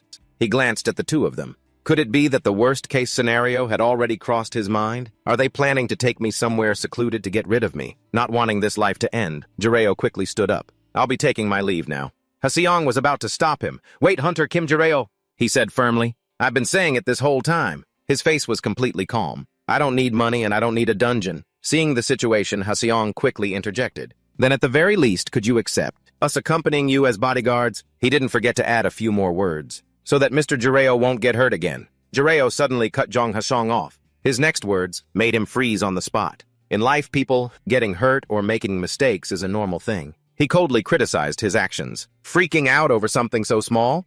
You're taking it way too seriously. Do you have any idea how weird that looks? Huh. This barrage of words left him speechless. A while later, the superior sighed, looking at the contract in his hand. I wonder if I left some kind of loophole. That made him misunderstand. He didn't forget to console Haseong. Anyway, don't worry. This entire conversation has been recorded. Remembering what happened, he couldn't help but be startled. He's sharp. Usually in cases like this, people would play the victim to demand a hefty sum. But Haseong was silently thinking, that's true. Jireo's actions made him even more confused. But Kim Jireo didn't take the money. He didn't take the dungeon either. He refused everything. So what on earth made him so angry? He thought carefully about what had happened. And those words? Jireo's serious comment at that time, worrying so excessively over such a trivial thing. Don't you know how weird that looks? This made it so Haseong couldn't focus on anything around him. Those words kept echoing in my head. A question formed in his mind. Do I look weird? The scene shifts to late at night at a barbecue restaurant. Looking at the meat grilling on the stove, Yunsung asked in surprise, a concern? Jireo nodded in confirmation. I wanted to get some advice from you. You're asking me? His eyes lit up noticeably. What is it? As long as I can help, I'll tell you everything I know. Jireo's face gradually became awkward. Well, it's... His next words made, Yunsung immediately looked dazed. Somehow, the situation has turned into me about to be killed by Jong Haseong. His demeanor changed completely. Killed. He continued to urge him on. Just hear me out. It's not like I'm actually going to die for sure. Jireo's voice held a note of helplessness. If possible, I'd like to resolve this peacefully. But his words weren't getting through to him at all. Jong Haseong wants to kill you. What happened this time? Does the meat need flipping? What? What the hell are you talking about? And how can you talk about this while eating meat? He didn't forget to stare intently at him. I'm asking because you're also a high-rank hunter. Do you know anything about Jong Haseong? This made him look dazed, asking so suddenly like that. The more he thought, the more unbelievable Yunsung found it. It's not just any other hunter, but... Jireo finally looked up and asked, that Jong Haseong guy. What about Jong Haseong? He thought for a moment, then quickly said what he felt. He's a very cold and dry person. How should I put it? He's kind of the same type of person as you. He didn't forget to recount the story from that time. Normally, he's not the type to pick personal fights with other people. In fact, in Yunsung's eyes, Haseong is an extremely talented person. He just occasionally loses his temper when it comes to gate clearing. That's it. At this point, his voice gradually became serious. I can't imagine Jong Haseong getting angry enough to kill someone. Besides, you're not the type of person who would make someone hate you that deeply. He didn't forget to ask. Could it be that you're misunderstanding something? Jireo continued to put meat into the bowl. Maybe, he thought to himself. It's possible I overanalyzed Jong Haseong's offer. He then replied, I think you're right. Jireo continued to hand the bowl of meat to Yunsung. The top-ranked hunter in Korea would never bother with a hunter who is an F-rank like me. He chuckled and took the bowl. To be more accurate for Hunter Jong Haseong, that incident also puts a lot of pressure on him. This statement made him curious. Pressure.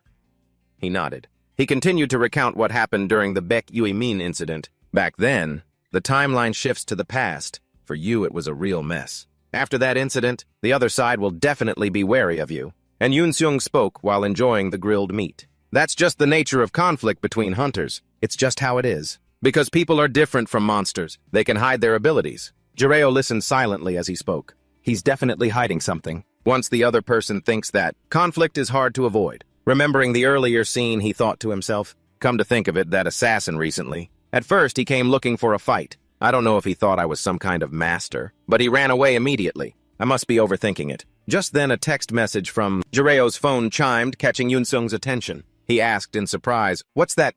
"A text." He quickly picked up his phone. Then he quickly replied, "Hold on, let me just answer this." Seeing his eyes light up caught his attention even more. His face was calm. "What is it?" Curious hearing this, he became flustered. "Not really. That..." Jireo didn't hesitate to show him the phone. "It's just something trivial." On it was a series of messages from a conversation. "Kim Jireo si, if you haven't eaten, let's have lunch together today. I know a really good high-end Korean restaurant. Sorry, I'm currently busy with a police investigation." Next was another message. "Hello. The weather's gotten cooler lately, hasn't it? I suddenly thought of you, so I thought I'd send a text. Have you eaten? I just finished eating." And finally, today's message. "Hunter. Kim Jireo.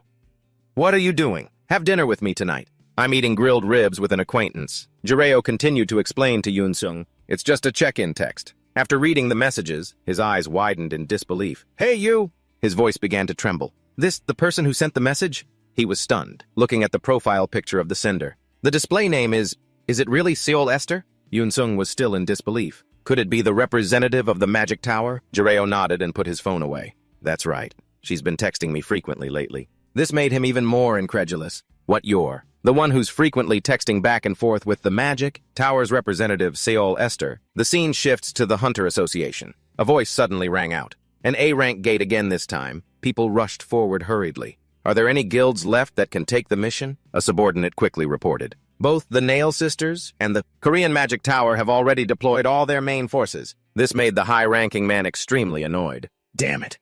He quickly pulled out his phone. "Then is there no one left besides that hunter?" The scene shifts. Recovery potions are scattered on the ground. "A rank gate?" Haseong wearily wiped the blood from his body. "Understood. I'll be on my way immediately." He instructed seriously, "Start the car driver." This made the driver extremely distressed. "What, you just cleared one gate and you're going again?" He continued to speak. "You haven't slept for 40 hours straight. At least go home and change your clothes first," Haseong stubbornly replied. "I'm fine." He wearily bowed his head to rest for a moment. "Anyway, the blood..." But his eyes became incredibly weary. "We'll just splatter boringly again anyway." The scene shifts to Jireo's peaceful building. Inside the room, he seriously looked at the concocted potion vials. "Good. Perfect. The formulas were written clearly on them. Thanks to today's experiment, I've grasped pain resistance, too."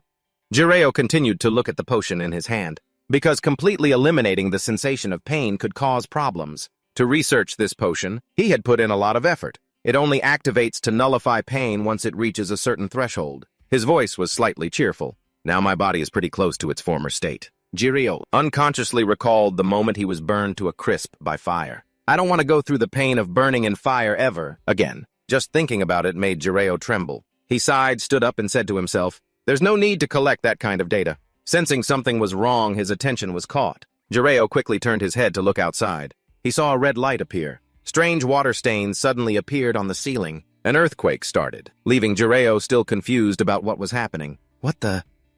He quickly put his hands up to brace himself and wondered, "What is this?" Screams from outside rang out, catching Jireo's attention. "Everyone, evacuate now, it's dangerous here." Without hesitation, he ran outside. What on earth is happening? The more he thought, the more confused he became. What the hell is this? Looking at the crimson sky before him, along with everything being destroyed, made him freeze. This is...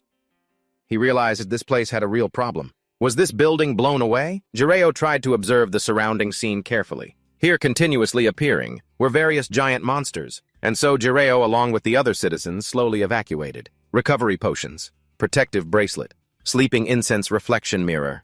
What do I need for evacuation? Just bringing my magic tools should be enough. Remembering something, he glanced at his phone. Jireo's face showed a bit of disappointment. But why does my phone have no signal? Just then screams came from ahead. "No one's phone is working. I can't call my family," he asked himself in surprise. Could it be because everyone is making calls? But while he was still thinking, a scream rang out. "Run!" The monsters were now hunting the poor civilians. Monsters. An unlucky man was immediately chased down. A monster grabbed him. He was dragged into the sky, screaming desperately. "Help me! Move! Where are the Awakeners? Call the Awakeners quickly." Seeing this scene made Jireo grit his teeth and run fast. Damn it! He didn't know what to do next. But where am I supposed to run? Seeing everyone gathered up ahead made Jireo very confused. Is that the place? Do people on Earth use subway stations as shelters? In an emergency, a security guard stood blocking the way, warning, "Back up. If you go any further, it'll be very dangerous." The crowd was still pleading, "Let us in." Are you just going to let us die out here? Seeing this, Jireo was stunned. But it seems like we can't get in. He was still trying to find another way. I'll be trampled to death by the crowd before the monsters even get me. A sudden thought popped into his head. It's better to escape alone. He stood there watching the monsters. They were still flying around non-stop. Jireo carefully sensed the monsters around this area, analyzing the flow of mana. If I just pick places where the monsters can't detect me, he tried to move forward slowly, step by step. Sensing a familiar fire energy made him freeze. Jireo quickly turned his head to look in one direction. This mana source is... Without hesitation, he ran forward step by step. If this isn't an illusion, then it's definitely this way.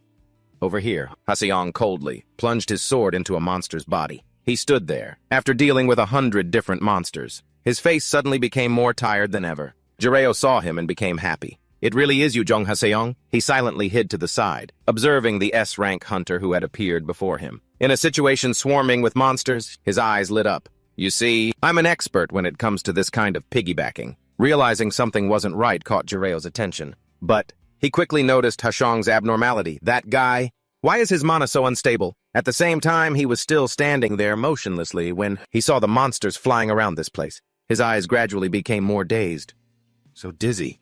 He could no longer tell what was a monster and what was just his surroundings. Has his mind been affected? Close the gate. Then close another and another and another. Haseong's body was probably nearing its limit, and yet the situation just kept getting worse. This is definitely an act of man-made terrorism. He stood there hopeless, watching the monsters charge toward him. Who on earth is doing this and for what purpose? He unconsciously thought of Esther. The master of the Magic Tower Guild said she was heading to Changju. She can't make it. The monsters saw Haseong letting his guard down and charged straight in to attack. He didn't hesitate and stared intently at them. Haseong raised the sword in his hand again, so he quickly used one blow to annihilate all 10 monsters flying in the sky. I have to hold out. Their corpses gradually fell to the ground below. He used this short time to rest. Even so, Haseong's strength was almost depleted. He wearily fumbled in his pocket for a stamina recovery potion. Looking at the vial in his hand made him feel utterly helpless. There's not much left now. Suddenly, desperate voices rang out, catching his attention. Please save me. Help me. He stared blankly at the man crushed under a rock before him. A survivor? Haseong didn't hesitate. He quickly ran towards the poor man. Don't move, I'll clear the rubble immediately. After lifting the giant rock, he asked seriously, Are you okay? The man kept crying out, I can't move my leg. Please help me up. Seeing this, Haseong sighed and instructed, Grab onto me. He quickly helped the poor man up, as he thought. The communication towers must be disabled right now. If I use my walkie-talkie to call the guild staff for evacuation? Remembering something, his eyes suddenly flickered towards him. But over there, it seems he recognized Haseong, your hunter Jong Haseong, the #1 ranked hunter, right before he could react. The man directly grabbed his neck with both hands. His face gradually grew blank, not understanding what was happening. In the next second, his demeanor slowly changed. The man was holding a bomb, right then and there. Haseong couldn't believe this was happening. A suicide bomb terrorist? A huge explosion erupted on the spot. Jireo, watching from a distance, was also startled. He looked back towards Haseong in a panic. His body was now lying in a pool of blood, making him even more desperate. Hunter Jong Haseong is... The scene had become extremely chaotic. Haseong lay there trembling, enduring it. His body was now in extreme pain. He struggled to crawl up from the ground. I was too careless. The blood from his body was gradually staining everything red. Was this a terrorist attack targeting me from the beginning? Because I always act alone. It was easier for them to make a move. He managed to grab the recovery potion in his hand. Could it be that even the recent dungeon breaks were intentionally set up to drain my mana, but now even holding the potion bottle made him tremble? Unable to bear it any longer, Haseong fell heavily to the ground below. His vision gradually became blurrier than ever. He quickly saw Jireo's figure running over. After a quick assessment of the situation, he spoke worriedly. This wound is really serious. Jireo continued to rummage through his backpack. Good thing I brought healing potions. He sighed, looking at his current state. Anyway, Jong Haseong, finally, he pulled out a healing potion from his bag. Without me, you would have been toast. A while later, sounds continuously echoed. Hunter Haseong, Hunter. Haseong was able to open his eyes after a long time. Jong Haseong. Jireo looked at him seriously and asked, Are you awake now? Can you still move? Seeing this, he sat up in surprise. You are... Seeing Jireo made him extremely curious. Why are you here? You didn't evacuate, he explained seriously. I was looking for a place to evacuate and happened to find you. Haseong remembered something. He quickly pulled out a shirt. First use this towel and put this on. This tacky shirt left even Haseong speechless. Don't you have anything else? Realizing something wasn't right, his face immediately looked blank. Huh? He looked at his completely healed body. You used a potion on me, didn't you? Jireo continued to rummage through his backpack for other shirts. Yes. The more he thought, the more confused he became. Unbelievable. What kind of potion can heal such a severe wound in the blink of an eye? Haseong didn't forget to announce. I will definitely repay you. I wonder how much it's worth. Jireo's face became unreadable. I'm not really sure. He just wanted to give a vague answer. It was a gift, so I don't know the exact price. He remembered Changho's face in his mind. Just then, a sound rang out, catching both of their attention. The walkie-talkie quickly signaled, requesting response ETV headquarters.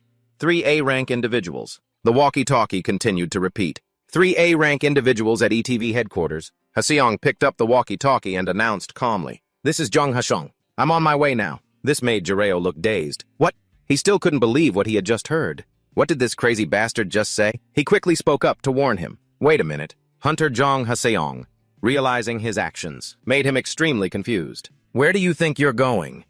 You can't move around like that right now. He turned his head in surprise. Huh, Jireo explained seriously. Your lung was torn open by the explosion. It was only because of timely treatment. You need to rest completely now. He felt quite worried about his body. Your lung just finished regenerating. If you use mana now, it'll leave lasting damage, but he didn't want to hear any of it. I appreciate the advice, but he was preparing for the next battle. In this situation, there's no other choice. Jireo stood there motionlessly. You're going to use magic in that state, he thought in a panic. How important are the lungs to a mage? You know, he didn't forget to threaten him. If you do that, you could be left with permanent damage. Haseong didn't hesitate to pick up the sword from the ground. I accept that. This made Jireo think angrily. This stubborn fool. Kim Jireo, right now people are still dying. His voice became serious. There's no time. If I don't act innocent, people will continue to die. Jireo suddenly asked, so what? Haseong turned his head, annoyed. What did you say? He didn't hesitate to reply, so what? It's not your fault. He was still stunned by what he'd just said. You call that a reason? He continued to criticize. That's their problem. You're not the only hunter in this entire city. Jireo was just speaking his mind. Just for one day, you can leave it to someone else. Seeing this, Haseong let out a sigh. As soon as this is over, I'll rest. He took his sword and walked forward. So please get out of my way. Jireo didn't hesitate and slowly reached out his hand. He directly blocked his actions. I can't let you pass. This made Hashong's face gradually darken. Stop it, I'm grateful for your help. But if you continue, you'll be obstructing a mission. In his mind, he was still alert and thinking silently. Talking to him is like talking to a brick wall. This is beyond some heroic impulse. He continued to look at Haseong's current state. He knows how badly he's injured. Is he pushing himself this hard because of the association's orders? His eyes were filled with contempt. I've seen too many young, talented people fall into that kind of delusion. While Jireo was still thinking, Haseong walked right past him. I used to be like that. He was willing to sacrifice himself for all the citizens. I don't have time to argue. As he was walking away, he suddenly turned his head. He declared, Hunter Jong Haseong, this is your final warning. If you keep this up, your lungs will be permanently damaged, and you'll regret it for the rest of your life. Seeing this, he asked confusedly, a warning? There was a hint of contempt in his voice. Someone who claims to be F rank is warning me. To be honest, I'm not buying it at all. With a rank like that, what can you even do? Anyway, I'm still going. He suddenly pulled a chain from his backpack. Haseong was turning back and slowly speaking. We'll talk later. Something was thrown at him, startling him. Haseong's face became extremely confused. Luckily, just in the nick of time, he quickly drew his sword. Finally, he was able to slash the object in two. The two pieces fell heavily to the ground below. Haseong turned around, annoyed, and shouted, What the hell do you think you're doing? Suddenly, his steps gradually became weaker. He noticed the change in his body. Unable to bear it any longer, Haseong knelt on the ground in despair. This is Jireo. Seeing this situation, thought happily. Good, it worked. Originally, this item only works on people B rank and below, but I tweaked it so it would work on S ranks too. His voice continued to ring out. Sorry, Hunter Jong Hashong, but this is for your own good. Realizing something wasn't right, Jireo quickly noticed a strange object. He stared intently at the ring on his hand. I've never seen this ring before. Could it be that after getting tricked by Kang Changho, he prepared a stun resistance item? Seeing him collapsed on the ground, he sighed and thought, he prepared this thoroughly, and still got taken down by the same trick twice. He must be pissed. Jireo slowly approached Haseong's body. Looks like this is going to be a pain later. To save his life, he had no other choice. Anyway, I can't just stand by and watch a mage with a bright future destroy his own lungs. I can't just stand by and watch that happen. That painful image somehow resembled himself in the past. He quickly approached Haseong's body. Then he carefully lifted him. So heavy. Jireo looked at his peacefully sleeping face and sighed. Geez, he carried him on his back while complaining nonstop. I'm so nice I'm screwing myself over. The scene shifts to a hospital inside the city. The doctors and medical staff were deep in thought, staring at each other's faces. Haseong sat angrily on the hospital bed, cursing Kim Jireo. His face was filled with rage. That son of a bitch! Time rewinds to 24 hours earlier. Everyone gathered to look at the scene before them. The medical staff were also confused. But this is so confusing. What on earth happened? They asked in surprise. Hunter Young Hajong ended up like this. Jireo quickly replied. Do you need an explanation just to get him hospitalized? His voice kept ringing out. It's not like he was injured or in an accident.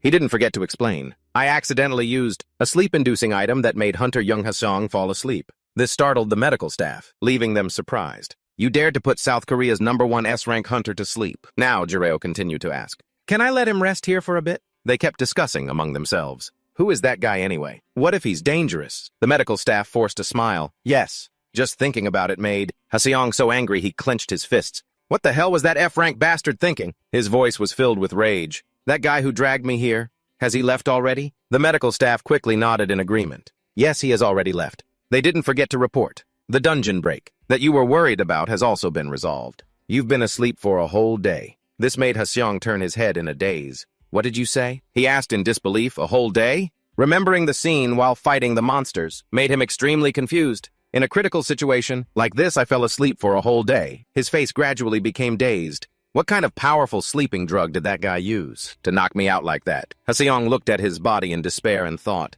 while I was unconscious like this, I wonder how many more people had to die. The story began to unfold. My nightmare always starts with being late. The day I accidentally went to school late because I overslept was the day tragedy struck. A dungeon break caused all my friends to lose their lives. Since that day, I've thought about it countless times. Haseong ran desperately towards the rubble. Guys, if I had been at school at that time, he tried to find familiar figures. Guys, teacher, if I had faced the monsters with my friends.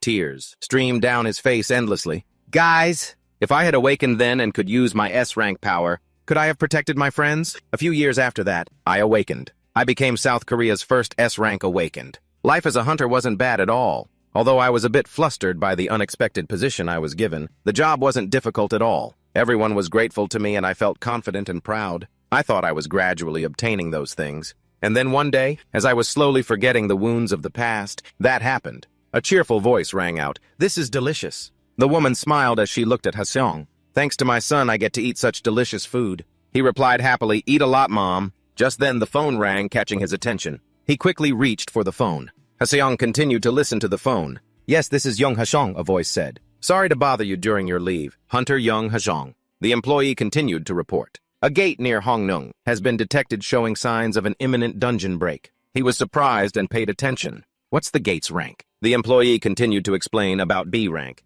"Copy that." Haseong silently thought to himself. "B rank, I can close it quickly." He quickly probed. "How much longer until the dungeon break?" The person on the other end of the line quickly spoke up. "Probably about a day." At that time, the conditions for a dungeon break to occur were still unclear. He placed his hand back on the table. "Then I just need to close it before the end of the day." Haseong's mother looked on dazed. "Do you have to go right now?" He shook his head and explained, "It's okay, Mom." A happy smile spreads across his face. "I still have time. I'll go after I finish eating."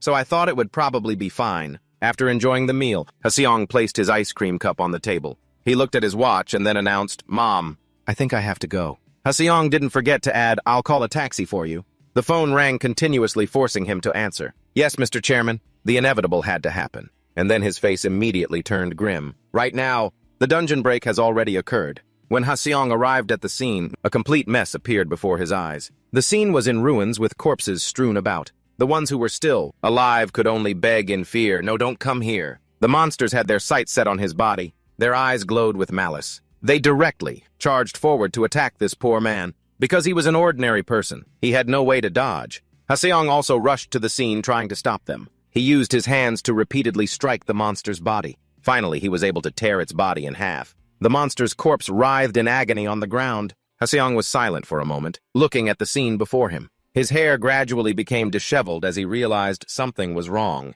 The man from before stood there trembling and pleading, "Please save me." He rushed towards him. "Please just hang on a little longer." His voice grew increasingly urgent. "I have a recovery potion." But by then it was too late. The man died right before his eyes. It left him frozen. It was only then that Haseong truly realized his mistake. This is no good. If I had just come a few minutes earlier, I could have saved everyone. In just a brief moment of complacency and delay, cries of mourning rang out continuously. Oh God, my poor child. So many people would forever be unable to see their loved ones again. A once happy family was now left with only sorrow. If only at that moment I had gotten up right after receiving the call. All of this was heard by Haseong, who was standing outside listening. He silently closed his eyes, sinking into self-blame. If only I had been a little more vigilant. It was my fault. This dream startled Haseong, waking him up abruptly. He stared blankly at the unfamiliar ceiling.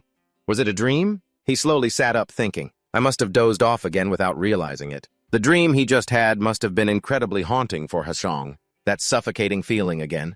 His eyes gradually became tired and thoughtful. When I'm just living like a dungeon hunting machine, it's rare for my emotions to fluctuate like this. He quickly pulled the IV needle out of his hand. It's been a long time since I've felt this angry. After remembering everything, Haseong slowly placed his feet on the floor. It seems... He hurriedly walked outside. Kim Jiro. His eyes became incredibly hostile. I must put an end to things with that guy. Disaster Relief Shelter, Gangnam Gymnasium. This is an announcement from the Disaster Relief Shelter. At the dungeon, a support staff member announced to everyone over a megaphone. If you are here to receive water or lunch, please bring your ID to the distribution area. His voice echoed continuously. I will repeat the announcement one more time. Inside a tent, Jiro comfortably finished his simple meal. Looking at the cramped space before him, he thought to himself. They said they provide temporary housing for those who lost their homes. How interesting. He reached for his phone again. The landlord said it would take a while to rebuild, so I guess my magic research will have to be put on hold. Thinking about this made Jiro ponder. Oh well, I'll just focus on gathering information on Earth. In the meantime, looking at the incoming call on his phone confused him. An annoyed thought appeared in his mind. This guy again? What now? But he still answered the phone. Hello, a voice suddenly rang out. Hello, Hunter Kim Jiro? Can you talk right now? Yes, Jiro nodded in understanding. Yes, Hunter Seong Ujin. Did they finally catch the attacker? Ujin's face gradually became serious. No, that's not the problem right now, she quickly asked. What the hell did you do this time? He still didn't understand what was happening. What are you suddenly talking about? I saw it, so I kept bringing up the name Young Haseong. Young Haseong. Ujin didn't forget to recount what happened. That guy stormed into the association this morning, demanding your home address like a madman. It seems that Jireo's actions had made Haseong furious. His eyes were completely wild. She didn't forget to recount everything. I also got yelled at because he wouldn't let the reevaluation issue go. This made him speechless. I knew it, Jireo sighed. When I knocked him out, I was prepared for this. But just thinking about how terrifying Haseong is made him unsure of what to do next. He knows my number. Why did he run to the association to ask for my address? Does he really want to come and beat me up himself? He quickly spoke up. I'll explain in detail later. Anyway, is Young Haseong at the association right now? Ujin nodded in agreement. Yes. Jireo didn't hesitate and decided, I'll head there now. He quickly hung up the phone. It's better to end this before it gets any worse. His face became extremely worried. Damn, I'm not good at handling this kind of stuff. Jireo didn't forget to prepare for his next move. How do Earthlings usually apologize? How to apologize? What followed were some utterly speechless poses. Bow down, head down. Kneel while bowing your head. Scene changes to the back gate of the Hunters Association. Ujin looked at the scene, also worried. She thought, this is crazy. She was stunned to see Haseong's face right there. What the hell happened to make young Haseong so angry? This confused her, and she couldn't stop sweating. He said he would handle it himself, but is that even possible? Anyway, when is that guy going to get here? The sight before her suddenly caught Ujin's attention. The taxi door slowly opened. Familiar footsteps slowly approached. Seeing Jireo, who had appeared, made Ujin completely dumbfounded. Mr. Kim Jireo. He nodded towards her. Hunter Seong Ujin. She kept whispering, hurry up and explain. What happened? His face was extremely calm as he walked forward. I knocked out young Haseong yesterday. She thought she must have misheard. What? Jireo remained nonchalant as if nothing had happened. What's done is done. He gently placed a hand on her shoulder to comfort her. Don't worry. I'll resolve this somehow. Watching from behind, Ujin was still somewhat worried. Don't tell me this is going to turn into a massacre. She could only watch to see what would happen. Both of them have quite calm personalities. Jireo continued to walk forward with a calm face. So hopefully, seeing that he had arrived, made Haseong's mood even worse. They would just talk things out calmly. He quickly drew his sword without hesitation. His eyes became filled with rage. This situation left Ujin frozen. In an instant, I didn't even see young Haseong draw his sword. She realized with a daze. Jireo had bowed his head in front of Haseong, and he dodged it. Seeing this situation, he slowly lowered his sword. I held back a little to test your level, but I didn't expect you to dodge it completely. His voice was a little confused. Who the hell are you really? Jireo just remained silent, but inside he was terrified. I almost died just now. If I hadn't bowed my head and apologized immediately, he recalled the scene from earlier when he was reading his phone. So I should bow when I see him. I would have been killed. It's over. Goodbye, cruel world. Jireo quickly waved his hands to stop him. Young Haseong! Calm down. He didn't forget to take all the blame on himself. I was truly wrong. I came here to apologize. Haseong's face was still filled with anger. If an apology could fix everything, then what would be this point of laws? He silently thought to himself, makes sense. But he still spoke up to explain. You know I didn't mean it. He didn't forget to add, I was genuinely worried about your health. Haseong's eyes were still filled with suspicion. And how am I supposed to believe that? He continued to look at Jireo with judging eyes. Suddenly you knock someone out with me. You're no different from the terrorists. This made him think in desperation. This is why I had to knock you out. He kept questioning, be honest. Didn't you have another motive? Hearing this, Jireo's attitude slowly changed. Motive, I should be the one asking you. He stared coldly at him and asked, why are you always in such a rush? Before he could answer, he quickly judged him. I saw online that you break the record for closing dungeons every year. But his eyes were somewhat cold. That means you're constantly working yourself to the bone in dungeons without any rest. He continued to comment on Haseong's actions. You hand over your dungeon spoils to the government, like a fool, keeping nothing for yourself.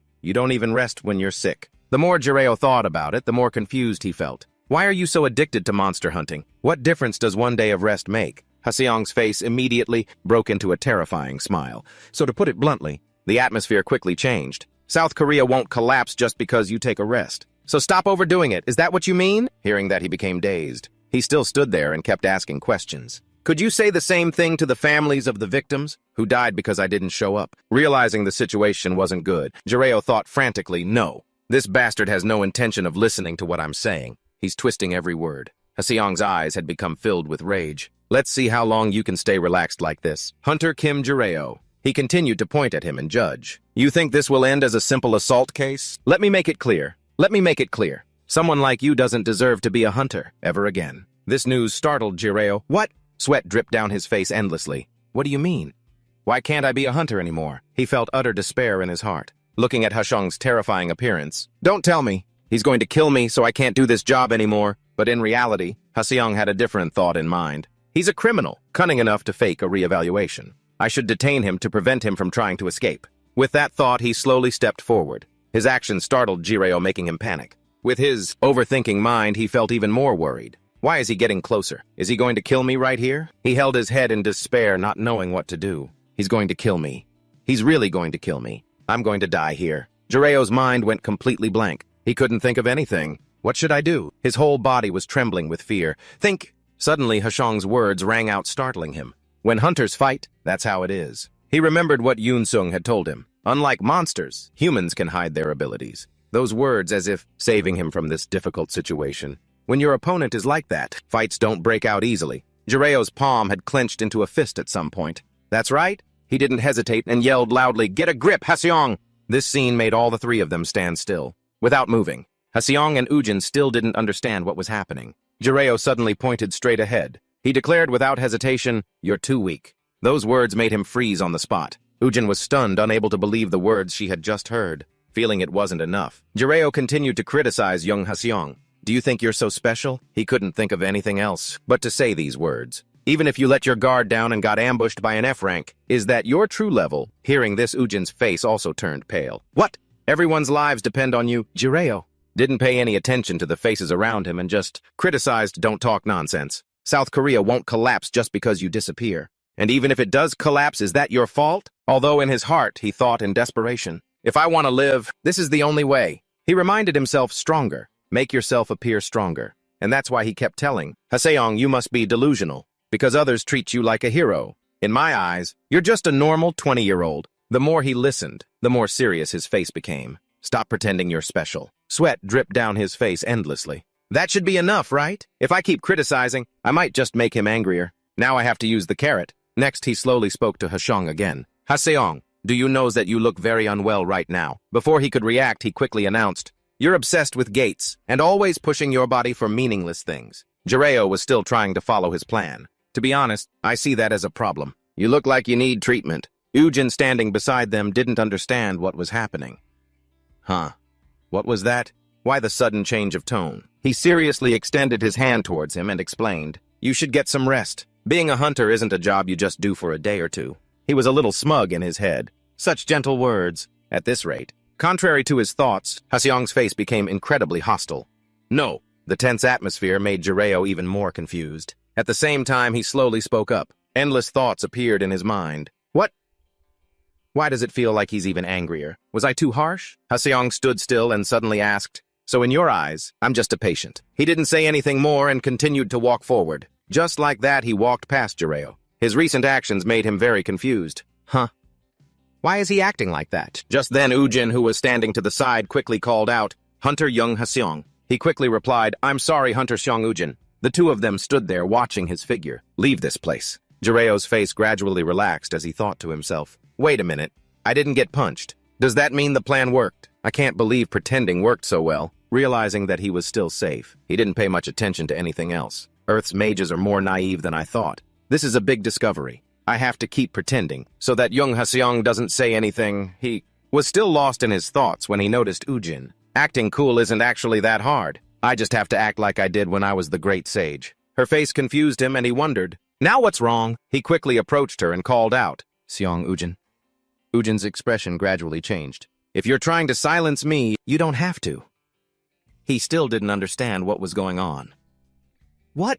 She quickly explained. "I won't tell anyone what happened today, I promise." Jireo was surprised by that. He thought, is she being considerate? Well, she has a point. There's nothing good about rumors making a fuss. That I clashed with an S-rank hunter. He quickly replied, "If you say so, then thank you." She forced a smile, remembering something. Jireo suddenly spoke up. "So shall we go get something to eat now?" Sometime later, people were still bustling on the street. Seeing the sight before them, two male students were startled. They kept talking about Haseong. "It's Young Haseong." He was still lost in his thoughts, remembering Jireo's words. "Do you really think you're special? Even if you were caught off guard by an F-rank sneak attack, is that your true level?" Those words were like a silent criticism of him. "In my eyes, you're just a normal 20-year-old. Stop acting so special." Thinking about this, he sighed, a little tired. It's been a long time since someone treated me so coldly. But a strange smile appeared on the corner of Haseong's mouth. Who would dare to speak so harshly to an awakened S-rank? Seeing him blink made everyone very surprised. So cool. Unconsciously, he remembered the scene when everyone respected him. The more I pushed myself not to rest, the more people praised me as a true hero. He didn't forget to remember the scene when a high-ranking official told him that the more S-ranks sacrificed themselves, the safer they felt. Perhaps that made Haseong feel suffocated. They always think that S-ranks are fine. Day by day, the story went on boringly. Then they forced me into more gates. Haseong had to realize an important thing. No one cared about my condition. His eyes gradually became thoughtful. And then he remembered the words Jireo said to him. "You always look very unwell, you know." He even didn't forget to add, "To be honest, I think that's a problem. You look like you need treatment." This made Haseong contemplative, as he continued to walk forward. In that moment, I suddenly realized. He stood still, realizing something important. That arrogant statement treating me like a patient. A leaf fell to the ground. Haseong silently remembered every word. "You should get some rest, being a hunter. Isn't a job you just do for a day or two?" He couldn't hide the sadness on his face. Perhaps those were the words that I've always wanted to hear the most. Scene changes to a restaurant in the city. Jireo's voice rang out. "Wait a minute. Hunter Seong Ujin, is that seaweed soup?" Ujin nodded in confirmation. "Yes." His eyes gradually became suspicious. "Is there beef in it?" She looked at him bewildered. Probably. Although in her mind she silently thought, how annoying. She was still watching Jireo eat comfortably. I guess he's hiding something. But in reality, he wasn't thinking much at all. Beef. I should have chosen the seaweed soup too. Remembering the argument between Jireo and Haseong made her even more confused. Is he on the same level as young Haseong? I never thought I'd get to see the #1 hunter fight with my own eyes. This made her close her eyes in thought. Just what else does he plan to surprise me with? Suddenly Jireo asked a question. By the way, Hunter Seong Ujin, isn't it working hours right now? He was a person with the spirit of someone who always prioritizes schedules. He didn't forget to add, I'm worried I'm wasting your time. Ujin shook her head and explained, It's okay, it's my lunch break now. Remembering something, she suddenly spoke up. Besides, there's something I need to tell you, Kim Jireo. But while he was still confused, Ujin slowly put down her chopsticks. The one who attacked and tried to kill you at the park. To be blunt, catching him will be very difficult. Her face gradually became very serious. With the name you provided, Park Juntae, we couldn't confirm his identity. It was probably a fake name. We also tried to trace the rare item he used. However, Ujin sat there and slowly spoke. But in the end, we still couldn't trace the suspect. I'm sorry. Jireo continued to scoop up a mouthful of rice and replied, "This isn't your fault. You don't need to apologize." Ujin's next words suddenly caught Jireo's attention. But there's also good news. She quickly pulled out her phone to check and then...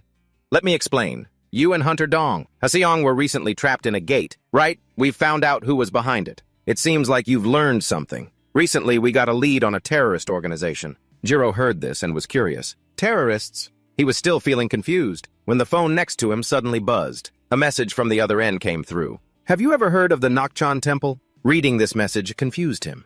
Nakchan Temple, first time hearing of it. He continued to look at the incoming messages. Those terrorists are members of a fake cult. They call themselves followers of the Nakchan Temple. Jiro's face immediately became suspicious.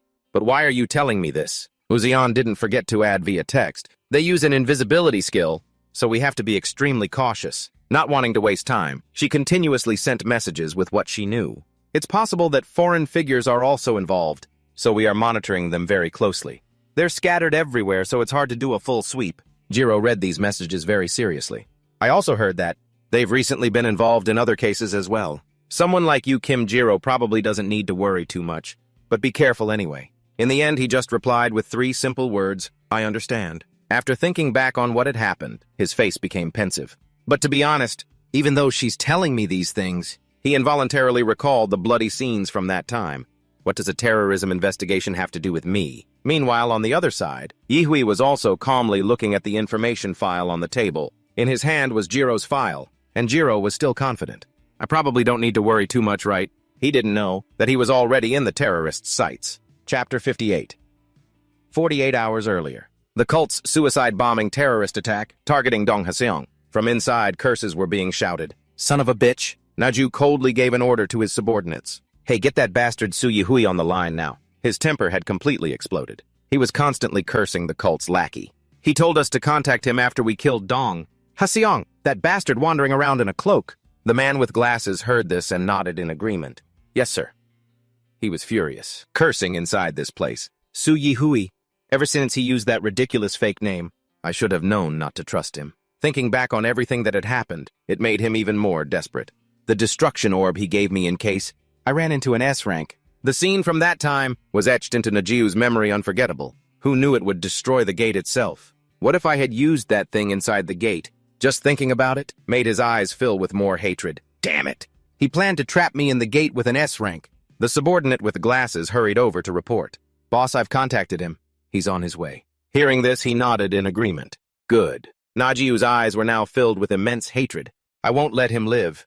I'm going to beat those crazy cultists to a pulp. His footsteps slowly moved forward. But first I'm going to tear that bastard Su Yihui to shreds. Sometime later, Naju sat there impatiently waiting. A voice rang out suddenly, catching his attention. Mr. Junti? Yihui casually walked over, smiling as he greeted him.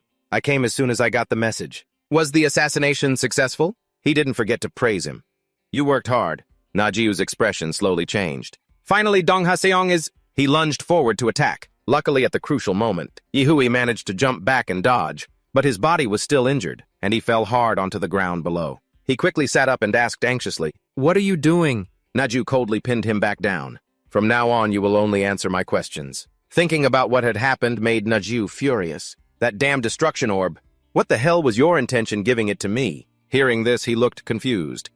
The destruction orb, the red stone. His eyes became more ferocious. Don't ask me questions. Yihui was in some pain, realizing his body was being attacked by him. After calming down, he spoke with annoyance. What do you mean? I was just following the leader's orders. Naju angrily retorted, That's the thing that destroyed the gate's entrance. His voice stammered a bit, but the target was still kept inside the gate. Hearing that, he was taken aback. What? Yihui looked at him coldly and asked, I mean, wouldn't that guarantee a successful assassination? Hearing this, Naju's face grew more enraged.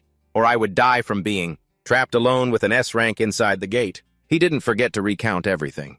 The mission was a success. We destroyed the gate with Dong Haseong inside. This made Yihui's face gradually become stunned. Huh, you didn't kill him directly. He kept asking, You just broke the gate and came back. His mood completely exploded. So what? He approached and asked, He's trapped in there because I destroyed the entrance. Yihui explained in confusion. Unless, if that guy manages to defeat the gate's boss, another exit will appear. Hearing this, he quickly stood up and declared, Is that so? Well, too bad.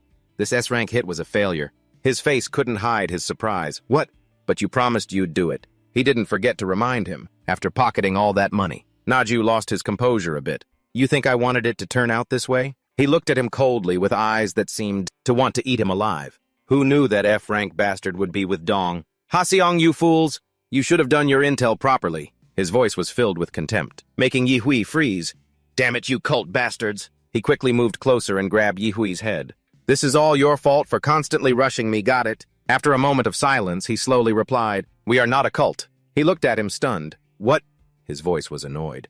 Unlike those fake religions, we only worship a true god. His words made the surrounding men burst into mocking laughter.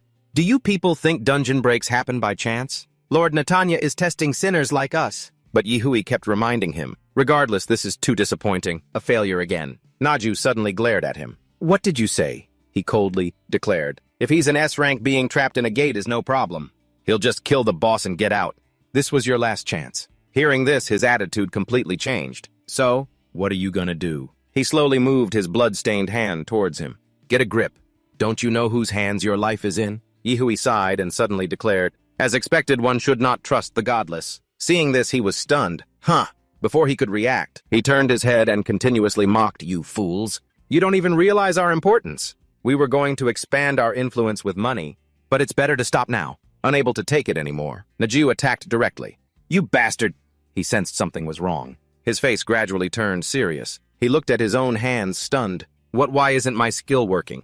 A strange smile suddenly appeared on Yi Hui's lips. You're only just now noticing something's wrong. He then slowly stood up. Normally, you would have slit my throat the moment you saw me. The attitude he had was completely different from his weak appearance earlier. That way is faster and safer. So why did you hit me somewhere else? Hearing this, he angrily threw a punch. Son of a bitch. But just as it got close to Yi Hui's face, the fist suddenly stopped. He had a smug smile on his face. Why torture me slowly instead of killing me at once? It turns out he knew everything. Because deep in your subconscious you know that killing me is forbidden. He then pointed to the side, and the two henchmen were startled and stunned. Their entire bodies began to tremble. They hastily fumbled in their pockets. All of them quickly pointed weapons at their own bodies. Naju witnessed the whole scene and froze. In an instant, he realized his henchmen were holding knives to end their own lives. His face turned gray with disbelief. What just happened? The next second, all of Naju's men had committed suicide right before his eyes. Only then did he realize a dangerous fact. This is a brainwashing skill. He quickly turned his head and looked towards Yi Hui. This bastard is controlling my men. His face suddenly changed. No, my body is moving on its own. His eyes were filled with hatred. You son of a... Yi Hui coldly walked forward step by step. I am a servant of Lord Netanya. He reminded him annoyedly. Do you really think you can harm a sacred body and still walk away alive to brag about it? When he turned his head back, his face wore a sinister smile. Pay the price for your failure. But all the people in this place were murdered by Yi Hui. You are all sinners? He continued to walk through the bloody scene. I had my eye on your talent, but what a pity. Perhaps it is God's will. I should focus more on the believers than rely on outside resources. He quickly put his hood back on. Why does nothing go smoothly? Yi Hui approached the table and picked up an information sheet. On it was Jiro's information. A strange smile seemed to form on his face. Someone keeps interfering. The scene shifts to the next morning in a vast forest. Jiro regretfully tossed the dog's corpse onto the ground below. He wearily blamed himself. I can't even do it on an F-rank monster like this. Realizing he still couldn't experiment on other monsters, it confused him. So no matter how low the rank is, I can't control monsters. Creatures like rats and birds are the limit that this body can use. Corpse manipulation, huh? He remembered the scene when he encountered Hasiong inside the dungeon. If I had known this beforehand, I would have never entered that B-rank gate. The more he thought about it, the more Jiro's head ached. Why did Dong Hasiong grab my collar back then? Realizing he was running out of time, he reminded himself, calm down. He continued to look at the monster's body, lying still on the ground. This isn't the only way to protect myself, and there's something called being gear-dependent in this world. Jiro's face became serious as he slowly stood up. The only problem is, he helplessly buried his face in his hands and cried out, I have no money. Jiro, in despair, sank into his own thoughts. Think, I need a lot of money for many things. I also need to find a new place to live. This made him wonder. But how do I make money? He quickly thought of various ways. Take on more appraisal side jobs, but I don't want to get kidnapped like last time. Jiro quickly pulled out his phone. All right, I've decided. This was probably his last resort. It's like returning a favor with malice. but the laws of the universe are cruel. Even if he didn't want to, he could only decide to go and use an Yunsung. Yunsung's cheerful voice came through. Hey Hyung, yeah, you okay? He nodded in understanding. Yeah. Yunsung, are you free today? Sometime later at a cafe in the city. Seeing him, Yunsung cheerfully called out, Hyung. He quickly waved his hand. I'm here. Jiro looked over in surprise. You're here. I know you're busy, but I called you anyway, right? He laughed and shook his head, explaining. Nah, it's nothing. His face looked completely at ease. When you call me to go to a gate together, I'll be there. This made him think to himself, this naive A-ranker has no idea what I'm planning. Jiro continued to calculate in his head. But An Yunsung needs this too. He quickly spoke up. Yunsung, before we go to the gate, I have something to tell you. Not wanting to waste time, Jiro got straight to the point. The place we're entering today is an A-rank gate, called the Golden Scent. The common monsters there are... His voice rang out. Guardian golems. Yunsung's face gradually grew grim. Golems. He didn't hesitate to pull out his phone. And today at the gate, I intend for you to conquer it alone. This news made him freeze. What? He kept asking, how can I handle a gate? Of the same level as me all by myself. When I'm just a rookie. Yunsung's face grew more serious. Besides, it's golems. I know, but hearing this, he became terrified and looked at Jiro. Golems are notoriously hard to beat, even compared to other monsters of the same rank. Do you know what happened to me with them? As if he had expected this reaction, he slowly called out, Yunsung. He quickly recited the words he had prepared.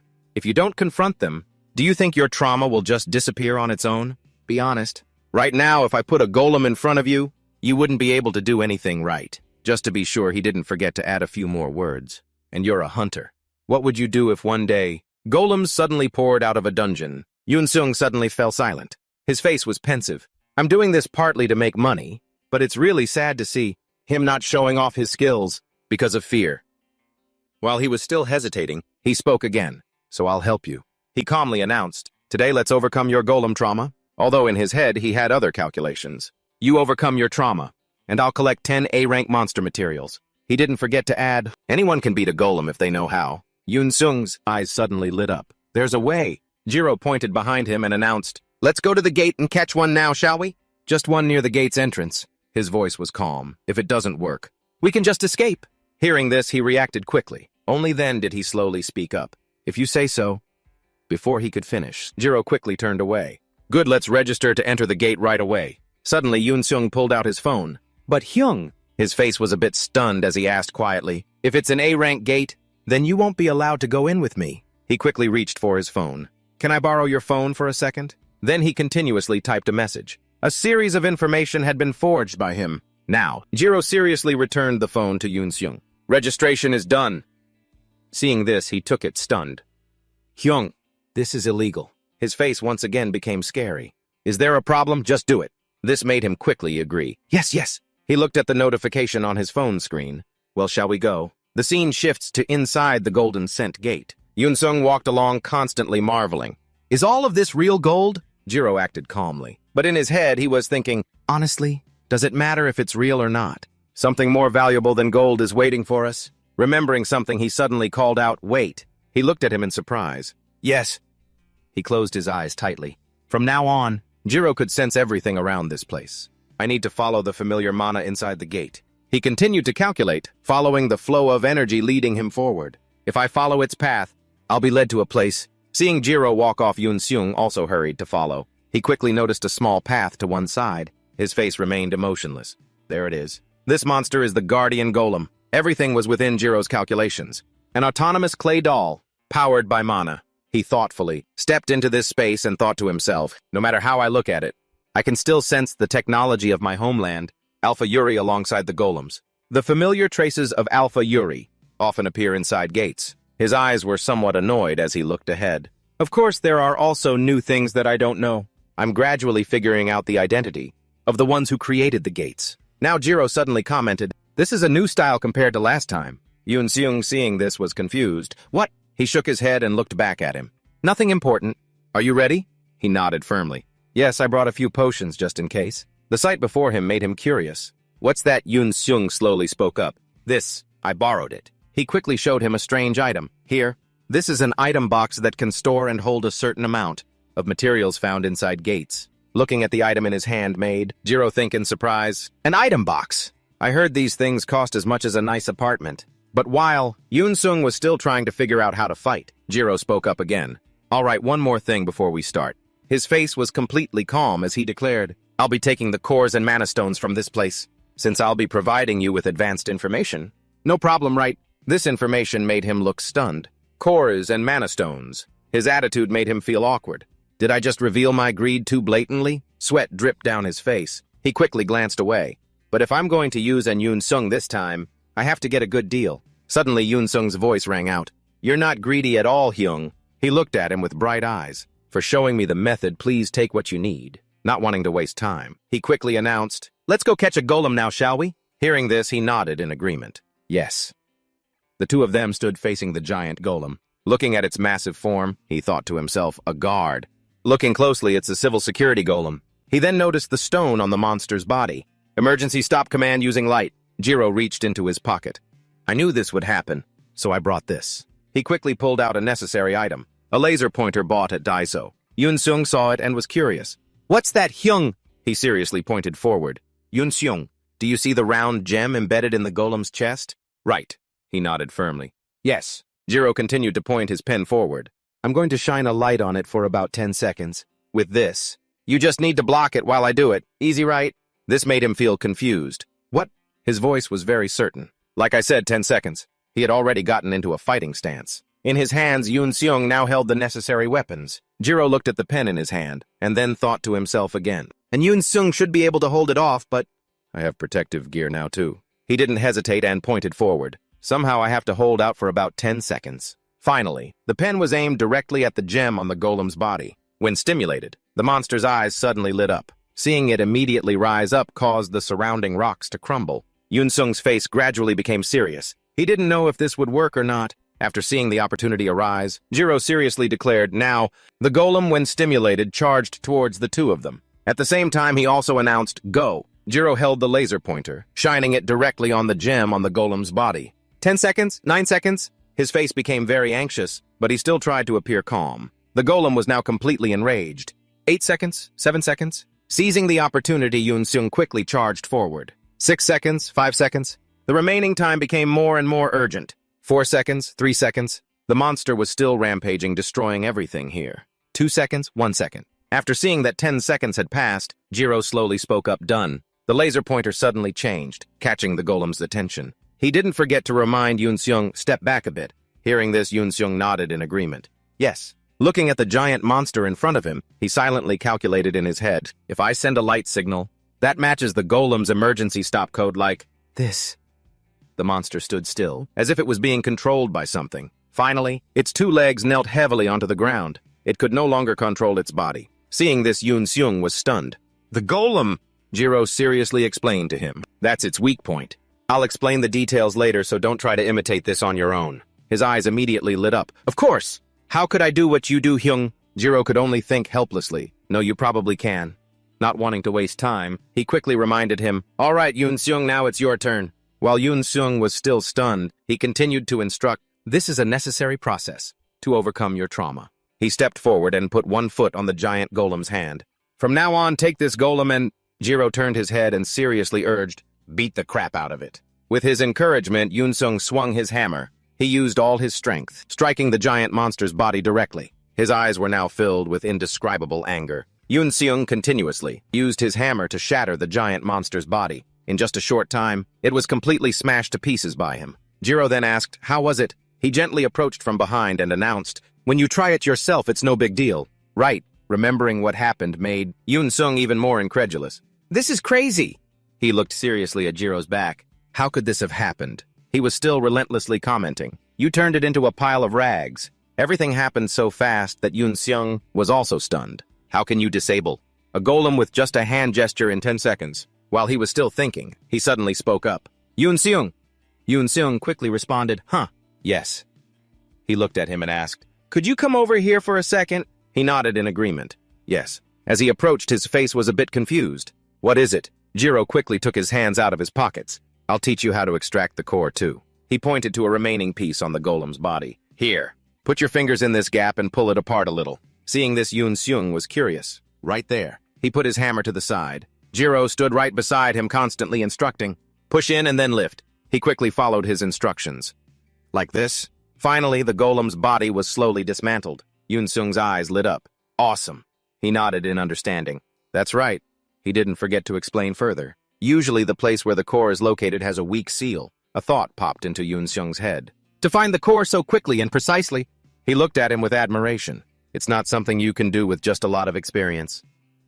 But when it comes to hunting, he can do it. He was still continuously analyzing. Of course, there are different types. But Yunsung wasn't listening at all, instead staring at the object in his hand. To understand everything about a type of monster, it requires countless experiments and research. He turned to look at him with eyes full of admiration. While other hunters were busy smashing golems, he had the time to dissect them. Yunsung clenched his fist happily. I'm seriously moved, Hyung. Jira's actions filled him with immense admiration. Honestly, with your skills, you could kill golems without using these tricks. You're deliberately finding new tactics, aren't you? He was fascinated by the skills he possessed, so you don't have to rely on your awakening skill. Jiro, on the other hand, was speechless, thinking he's spouting nonsense again.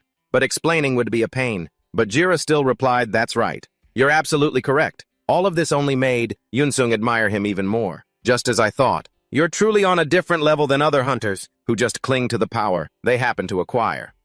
Remembering something, Jiro turned back to him. Shall we continue? You're feeling more confident now, right?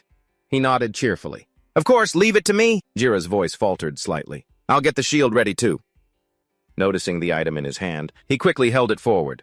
Before, he said. Sometime later, the bodies of golems crashed down onto the ground below. The place had become a chaotic mess, with the corpses of golems strewn across the ground. Yunsung followed Jira's instructions, continuously attacking the monsters. The number of monster corpses on the ground grew. He happily turned his head to announce, this is a piece of cake. I just need to smash the golem when it stops, then take out the core. Jiro listened silently from behind. It feels like they're just serving themselves up to me. Seeing how much easier things were getting, it made him let out a sigh of relief. Operation successful. This way, it should be enough for him to completely overcome his trauma with golems. Right? Hey, Yunsung continued his observation. Just as you said, their behavior is very simple. He nodded in response to him. See, I told you there was no need to be needlessly afraid, but don't underestimate them. He then quickly approached the golem's corpse to take out its core. The trick I taught you only works on this model. What was it called again? From the side, he immediately answered, the guard golem, you mean? He quickly nodded in confirmation.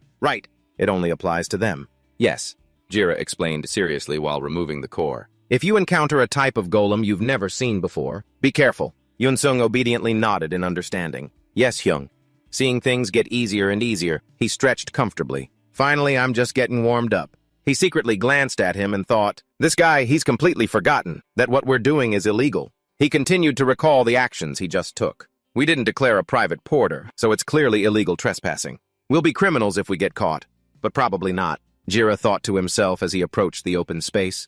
He thought silently. Actually, I have a reason to be confident this time. His face was a bit pensive, looking at the monster core in his hand, because the frequency of gate appearances has skyrocketed recently. He continued to drop the core into the box, thinking smugly. They must be severely lacking manpower for gate management.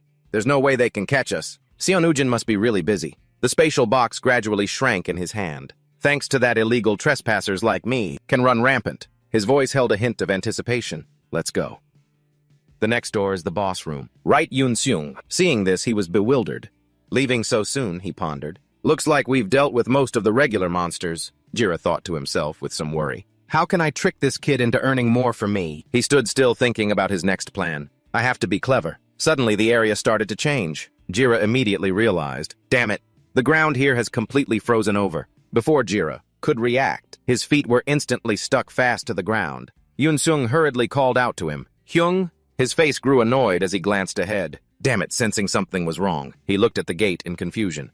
What is this? Mysterious figures emerged from the gate. These three people quickly approached, making Jiro more anxious. Who are these people? 1 hour ago. In front of the deserted gate, Doyen asked coldly, is everyone ready? Hearing this, Scarface nodded and continued, we're ready. But it seems a hunter entered before us. He seemed thoughtful, quickly observing. I don't think any team would dare to since golems are hard to hunt. Hearing these words, Doyen just said coldly, all the better. He spoke his thoughts very calmly. If they clear out the mobs first, we just need to take them down and claim the boss. Shorthair's face broke into an excited smile. So we're going to steal the boss. After finishing their discussion, Doyen declared directly, today we stand here representing the Nocthon Temple on a very important mission. His voice echoed continuously. Whatever the cost, we must obtain the boss item from this dungeon. Even he desired. What Jiro needed, the core of infinite power. Listening to this, Scarface nodded in understanding. Short hair right beside him also spoke up quickly. Of course, we cannot be disrespectful to our father. We must complete this mission. Doyen continued to look at the information on his phone screen. It seems we've just received a revelation. The messages were sent from an anonymous call. Those were various messages. Gate entry registration status A-rank hunter. Number of applicants. 1. Porter, none. News from an insider at the Hunters Association. The scene shifts to inside the dungeon. Doyen thought to himself. He's clearing the dungeon by himself. The golem eater, along with his 2 accomplices, gradually moved deeper inside. Truly an unexpected turn of events. But it makes stealing the boss even easier. At that moment, Scarface seemed to notice something was wrong. He spoke up surprised and confused. What is this? His face became a little puzzled. What just happened here? Short hair beside him also nodded blankly. Something's not right. Before them, the 3 saw a chaotic mess of monster corpses lying everywhere. Witnessing the entire scene, Doyen immediately became serious. All these golems, he did this alone. His speed is clearly abnormal. He rushed forward quickly. We have to run now. Follow me. Both accomplices nodded in agreement. Right. Inside his head, he was calculating. And Yunsung entered about an hour before us. Sweat trickled down Doyen's face. Normally, he shouldn't have gotten this far yet. What trick is he using? The more he thought, the more confused he became. He's right in front of us. But why is there one more person? Finally, he caught sight of 2 familiar figures. Looking at Yunsung's smile, he suddenly focused on Yunsung. Doyen quickly looked to the side. I don't know who's with him. Probably just some nobody. He didn't hesitate and reached out his hand. I'll take that guy down first. It seems like this guy is planning something. When Yunsung is confused, I'll make my move. While Jiro and Ujin weren't paying attention, he secretly attacked, enraging him. Damn it! His feet were quickly trapped by the ice. This made Doyen laugh with delight. Good. And Yunsung also turned to look behind him. At this rate, I'll take down Yunsung too. Seeing the 3 figures appear, he asked, What are you guys, idiots or something? His voice was slightly contemptuous. So stupid it's a problem. These words made Doyen freeze for a moment. Why is he so calm? Doesn't he realize what's happening? And Yunsung very proudly pointed at Jiro and introduced him. You've all made a big mistake. Of all the people you could have picked a fight with, you chose my Hyung. These words just made him more confused. Who the hell is that guy? Jiro's face gradually became serious. Without wasting any time, he raised his hand to attack. Whatever. Doyen continued to use his ice ability, preparing to strike. I'll steal the boss just like this. The ice shards continuously formed in the air. This sight made Yunsung freeze on the spot. The temperature is dropping. A strong wind blew through the area. Doyen coldly pointed down at the ground and declared, Die. The large ice shards immediately shot towards the 2 of them. Seeing the situation was bad, Jiro suddenly shouted, Yunsung! Yunsung was still standing frozen, not knowing what to do. Luckily, at the crucial moment, he managed to create a protective barrier. This kept both of them safe from what had happened. But his face showed some worry. Jiro on the side had also realized the unusual situation. Not good, the power gap is too big. He continued to look towards the 3 uninvited guests who had appeared. That ice mage is the only one on par with Yunsung, but the rest are all C rank. It's very difficult to face a hunter with an area of effect skill like that. Yunsung doesn't have any decent attack skills. Yunsung hurriedly coughed a few times. Hyung, it looks like he's reaching his limit too. Save me, please. Looking at this situation, Jiro was at a loss for what to do next. What do you want me in F rank to do? I have my own problems. Seeing Jiro continuously looking around, he became bewildered. Wait, that gesture. Could it be? Is he implying that because it's hard to control his power when fighting people, he won't interfere, I can't interfere? With great power comes great responsibility. Thinking this, Yunsung became even more certain. That's right. A powerful awakened could kill someone with just a small mistake. This made him extremely confident in his own abilities. I have to handle this myself somehow. Seeing his ice crystals being countered, Doyen's face was somewhat bewildered. He angrily looked up ahead. Damn it, in the air. Ice crystals continued to form. Damn it, short hair right beside him quickly ducked into a fighting stance. She charged forward without hesitation. In just a short moment, she appeared right behind Yunsung. He was startled and quickly turned around. Short hair didn't hesitate, immediately raising her weapon and charging to attack. Before she could do anything, he quickly countered with his shield. In the end, short hair in pain was thrown back before everyone's surprised eyes. This scene made Yun even more fearful as he thought, what on Yunsung? He looked in disbelief at Yunsung standing there. How is he completely unharmed after wiping out all those golems? Sweat poured down his face. And why is that blonde guy just watching? Doyen's gaze shifted to Jiro. Is he hiding something terrifying? Seeing one teammate down, he hesitated, unsure of what to do next. A boss steal usually relies on the opponent being exhausted. Like this, the mission will fail, but there's no other way. So he turned and signaled to Scarface. I absolutely cannot let that happen. He slowly reached into his pocket to take something out. Jiro noticed this and paid attention. He thought, confused, a pouch. The man continued to whisper incomprehensible words. We must bring back the core of infinite power. After speaking, Scarface decisively threw it forward. Jiro and Yunsung. The pouch flew towards Yunsung, catching him off guard. In the end, a type of poison was thrown right in his face. He coughed repeatedly. What is this? Jiro, right beside him, still didn't understand what was happening. What was that, a paralysis item? These two dirty tricks made Yunsung angry, and he cursed.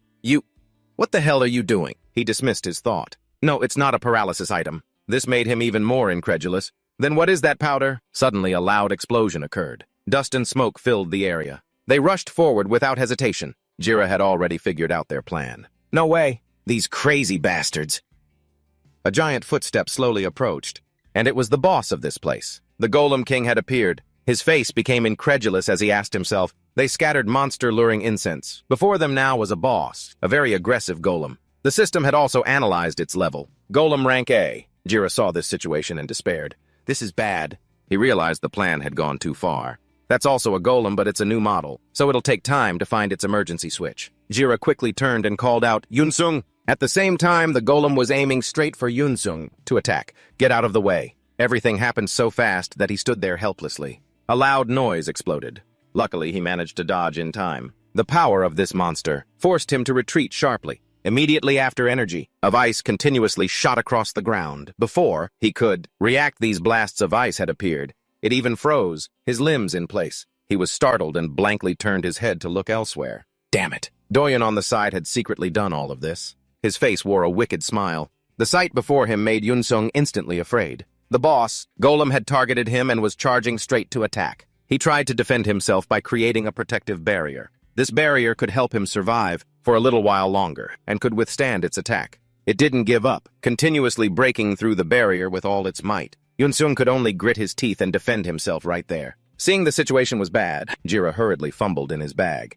Damn it, this is not good.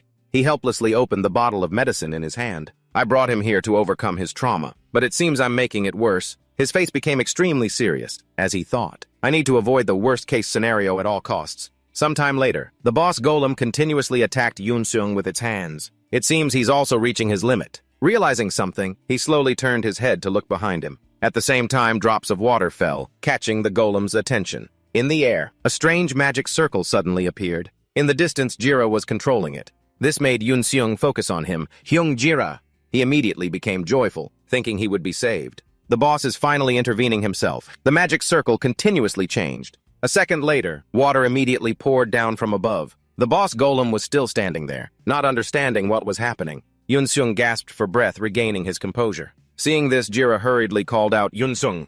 Hearing this, he was startled and paid attention.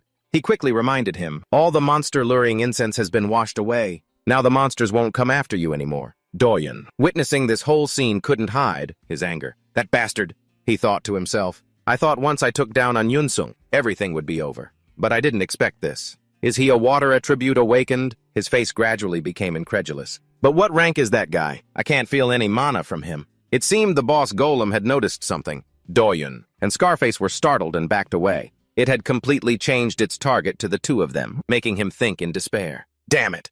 Normally luring one golem would be enough, because those two don't have any more golems to lure. At the same time, Scarface slowly reached into his bag. Damn it!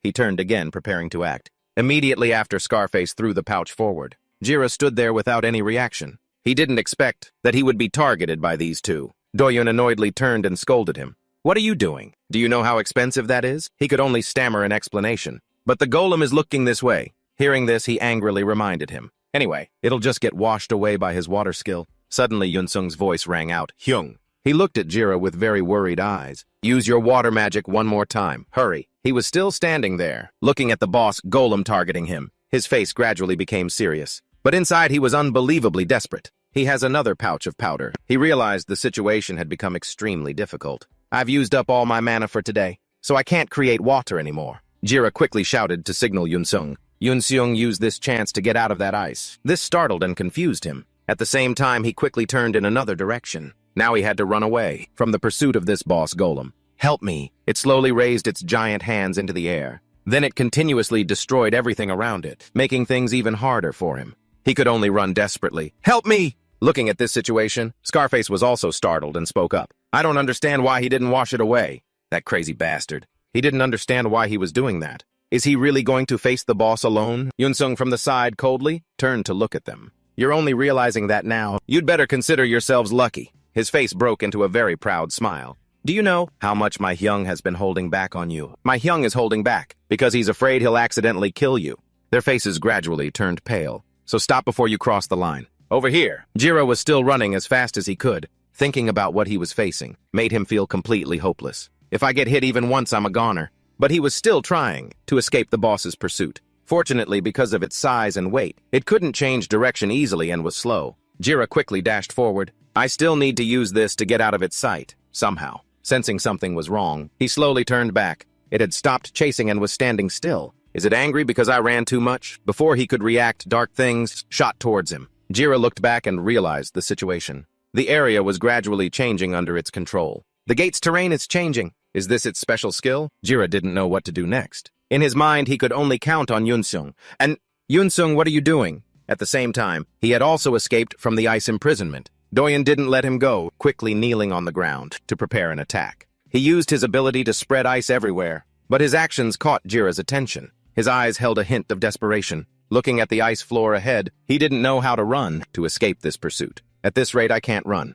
Below, the ground was also reaching its limit, and a chasm was gradually opening up. The golem looked at him with glowing eyes. He thought he was done for. "I'm completely cornered." He suddenly sighed. A sound rang out, catching Yunsung's attention. After regaining his composure, Jiro ran quickly towards the golem. It was still looking at him with murderous eyes. He didn't care much, because the most important thing now was his life. The giant boss golem stood there, continuously trying to kill Jiro. He looked at the ice surface right under its feet. It's empty under there. His face was thoughtful, silently calculating. "If I just go straight and fall..." Unfortunately, at that moment, his foot accidentally slipped on the ice. Jiro's face became unbelievably bewildered. Just like that, he slid across the ice, unable to resist. The angry golem smashed down on the ice, causing the surface to shatter. Sweat poured down his face. "Damn it! If that attack had hit me, I'd be dead for real." At that moment, Jiro noticed something. He realized what he had just done. "I hit it." But while he was still thinking joyfully, the golem slammed its large body right into him. Finally, he felt a pain that pierced his very soul. As everyone watched, it slowly collapsed. Its massive body teetered and fell forward. Finally, it lay still on the cold ice, unable to fight back. Even its weight caused the ground to crumble. The boss golem fell from a high place. All of this was beyond Jiro's calculations. He was still bewildered, asking, "What?" The more he thought, the more absurd it seemed. "Hold on, it's really dead." Jiro silently recalled the scene from before.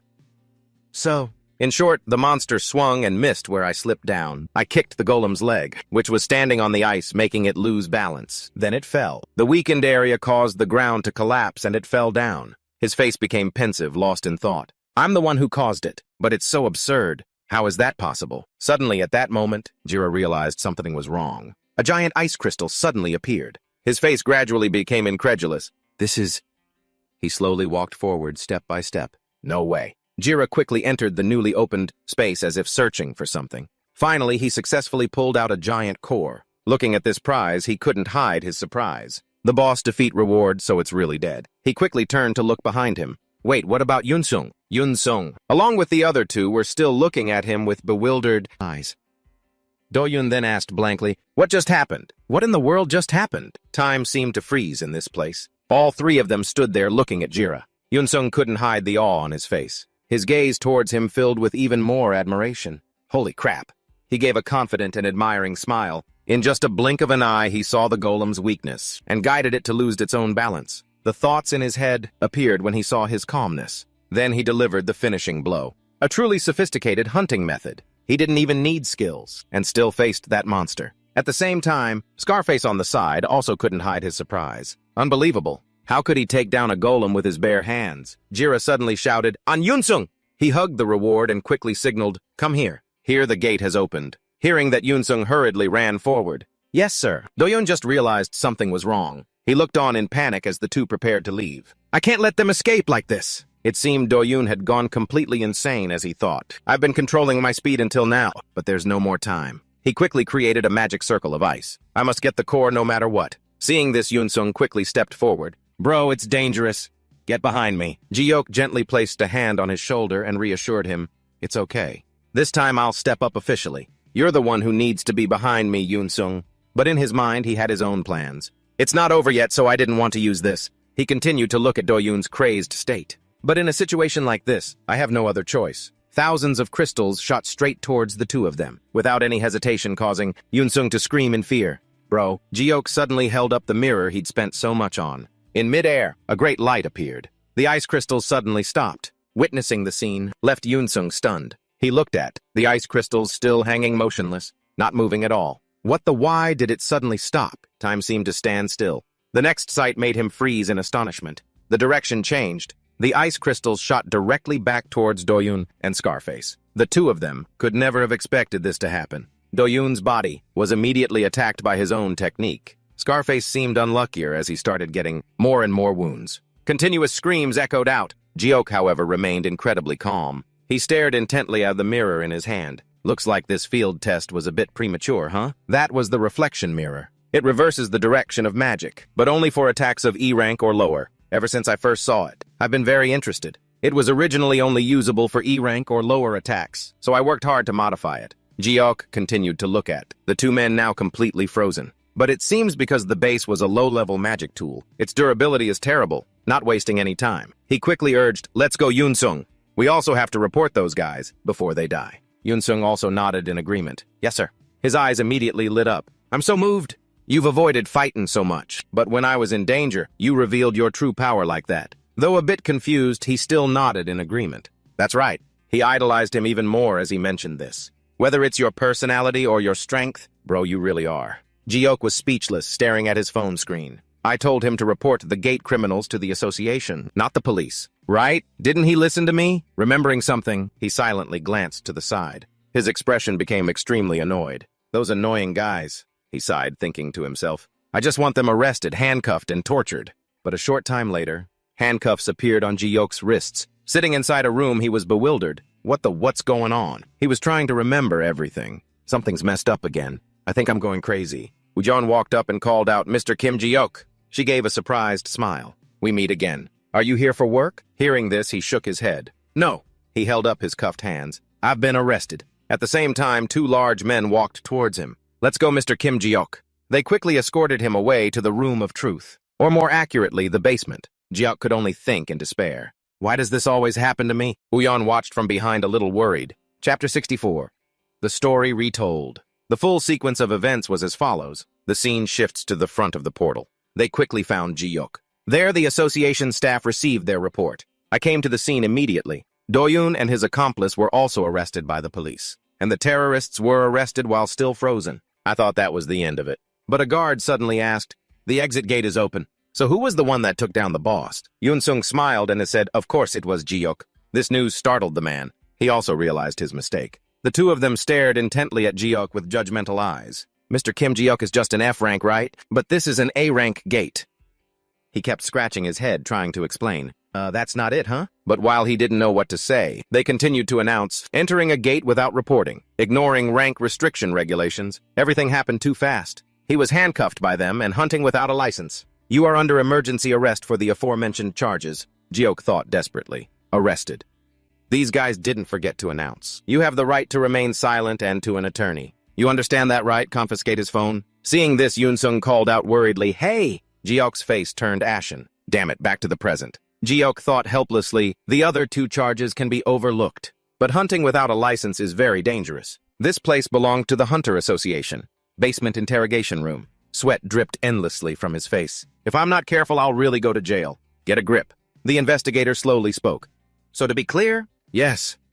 He stared at the report in his hand. You were just the porter, and all the monsters in the gate were killed by Hunter and Yunsung. Is that correct?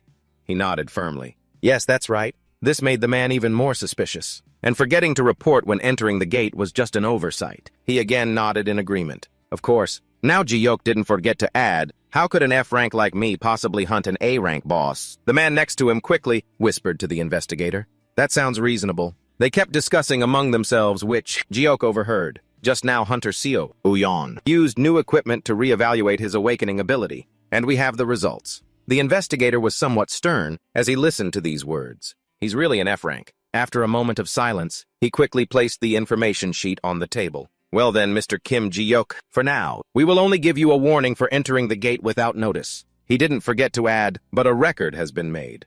Next time, it will be considered a repeat offense, and we won't be so lenient. Ji-hyuk nodded in understanding. I'll keep that in mind.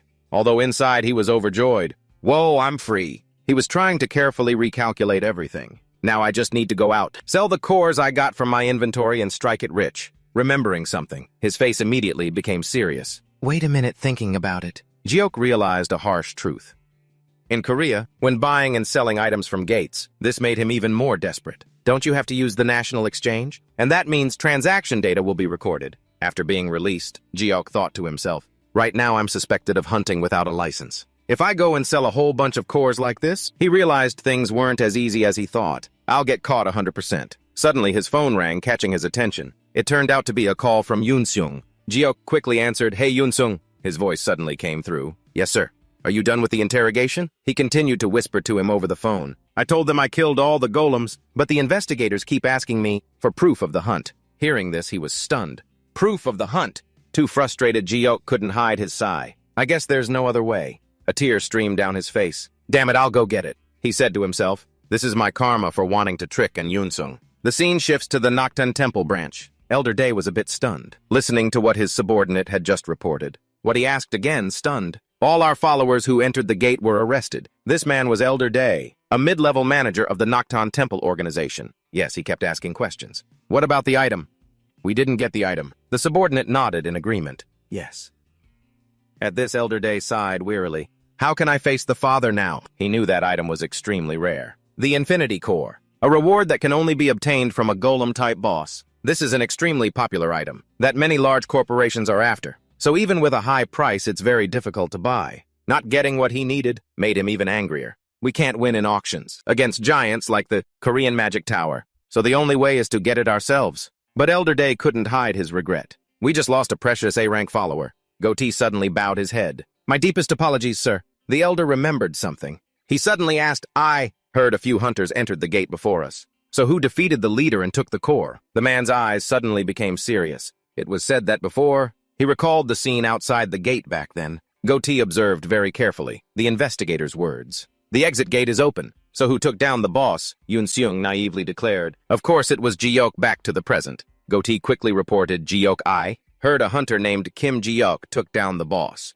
He didn't forget to add what he knew for Elder Day. Since there's no news of a new core being sold, the core must still be in his possession. After a moment of thought, he coldly gave an order. And we also need to fill the empty spot of an A-rank hunter that we lost. Capture him. His voice couldn't hide his anger. Make sure to brainwash him and get the core back at all costs. Elder Day didn't forget to remind Goatee, this time it's best not to fail again. Time passed until the next day. Uyon was walking down a long road, staring at her phone screen. Something not being right made her look up in surprise. She looked ahead. She quickly asked, And Yunsung, is that you? Seeing her, Yunsung turned around in surprise. He smiled and chatted Hunter Seo Ujon.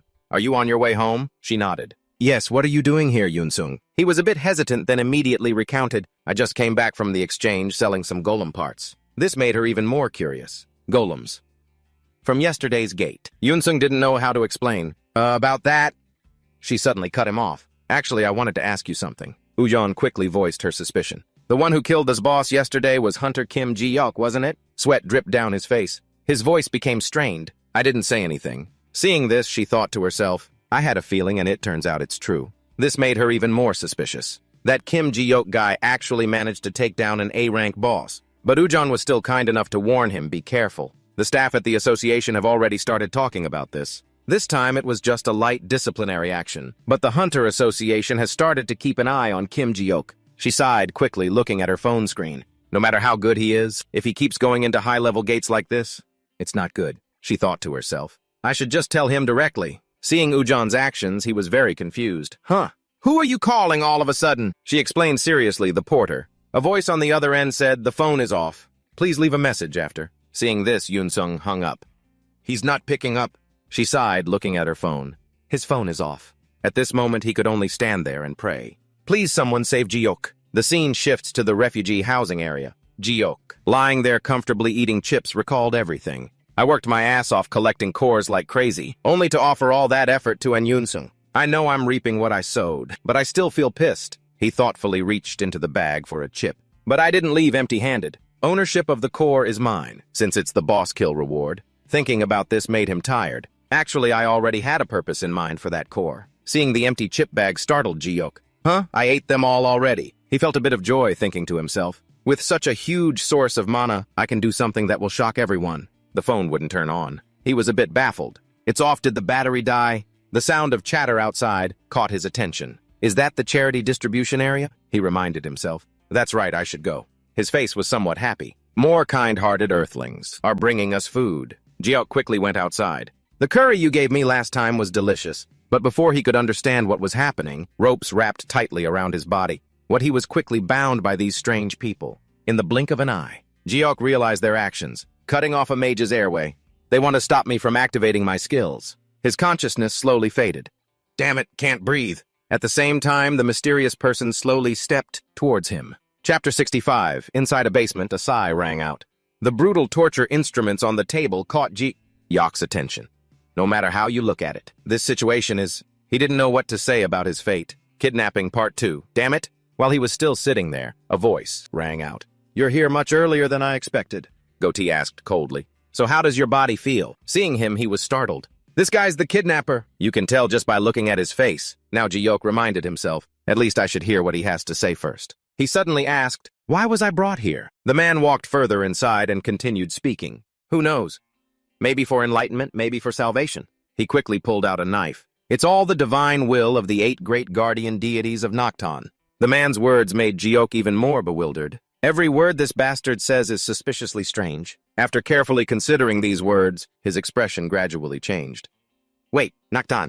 He remembered Ujon's message. Have you ever heard of the Nocton Temple? Those terrorists are followers of a fake cult. Back then, he had just silently read the messages she sent. We call those followers the Nocton Temple. This startled him even more. The terrorist cult that Seo Ujon told me about. Don't they just commit terrorism? While he was still thinking, 80 stepped in front of him. That's how the world is. Everything must return to the hands of those who know its value. He said some very irritating words, and especially with precious resources, that only appear in special gates like that. Jiok suddenly interrupted. Wait, so in short, he understood what the man wanted. You want me to hand over the Infinity Core, right? Hearing this, the man immediately nodded without hesitation. Exactly. His face looked a bit annoyed as he continued. We've searched the refugee tents and the hovel you're staying in, but we still can't find it anywhere. Goatee held up the knife and coldly reminded him, tell me the location of the core. His eyes looked like he wanted to eat him alive. Don't tell me you sold it already. Looking at the sharp knife, Jiok was a bit startled. The location of the core. The situation was now extremely awkward. It made him shed a helpless tear. The core is with Yunsung now. If I say the wrong thing, Yunsung will get dragged into this too. He didn't know what to do next. Seeing him acting so strangely, Goatee suddenly broke into a smile. Right, of course you wouldn't talk so easily. He brought the knife closer to his face. Well then I'll help you a little. Before he could react, blood immediately splattered on his face. He realized his hand had been stabbed at some point. At the same time, Goatee's face wore an incredibly evil smile. This guy, he's really dangerous. After a moment of silence, Jiok finally spoke up. All right, from now on I'll do as you say. He looked at the blood dripping endlessly onto the floor. So please don't use this method anymore. Inside, he felt extremely worried. Luckily, I adjusted my pain sensitivity beforehand. That should have hurt like hell. He stared intently at Goatee. So I just need to tell you the core's location, right? Seeing Jiok behave like this startled the man. What the hell? He gets stabbed with a knife and doesn't even blink. The man's face immediately turned ashen. Enduring the pain. I've never seen a skill like that. So he's just enduring it with willpower, not wanting to waste time. Goatee quickly pulled a chair over. He was intrigued by Jiok's behavior. Perhaps he really is a hunter, estimated to be A rank or higher. He quickly placed his hand on a strange orb. It's a rule that the higher the hunter's rank, the stronger their mental control. Jiok also sensed something was wrong. What's that? The orb, with the eye on it, seemed to be staring at him. Eye of Temptation, rare grade. It can brainwash others and turn them into puppets. While he was still confused, 80 spoke coldly. No matter what happens today, I must complete the mission given by Elder Day. Brainwash. He looked at him with contempt. Let's see how long your expressionless face can last. He could only stand there, frightened by the man's every move. Kim Jiok. Some time later, time passed. On the floor lay pools of fresh red blood. Goatee's face suddenly turned pale, with disbelief. This monster! He stared stunned at the body he had tortured. Why? Why isn't he affected at all? He, however, was still thinking to himself. So this is how Earthlings torture people. It must hurt a lot, huh? He sighed a bit thoughtfully. I don't feel pain, but I've lost too much blood. This is really dangerous. Jiok continued to announce. I already told you the core's location. He looked coldly at Goatee. There's no more information to get. So why waste your energy? Hearing this, the man angrily asked, What? His voice was a bit angry. The divine does not grant one such as you a true revelation. Jiok silently glanced at the item. He recognized the psychic orb was still staring in his direction. It's a brainwashing item. It doesn't cause physical pain, but uses spiritual magic for easy brainwashing. He was somewhat certain. But it's okay because I have brainwashing resistance. Jiok suddenly called out, Hey, wait! He probed Goatee confused. Isn't it time to stop? The man turned to look at him surprised. What?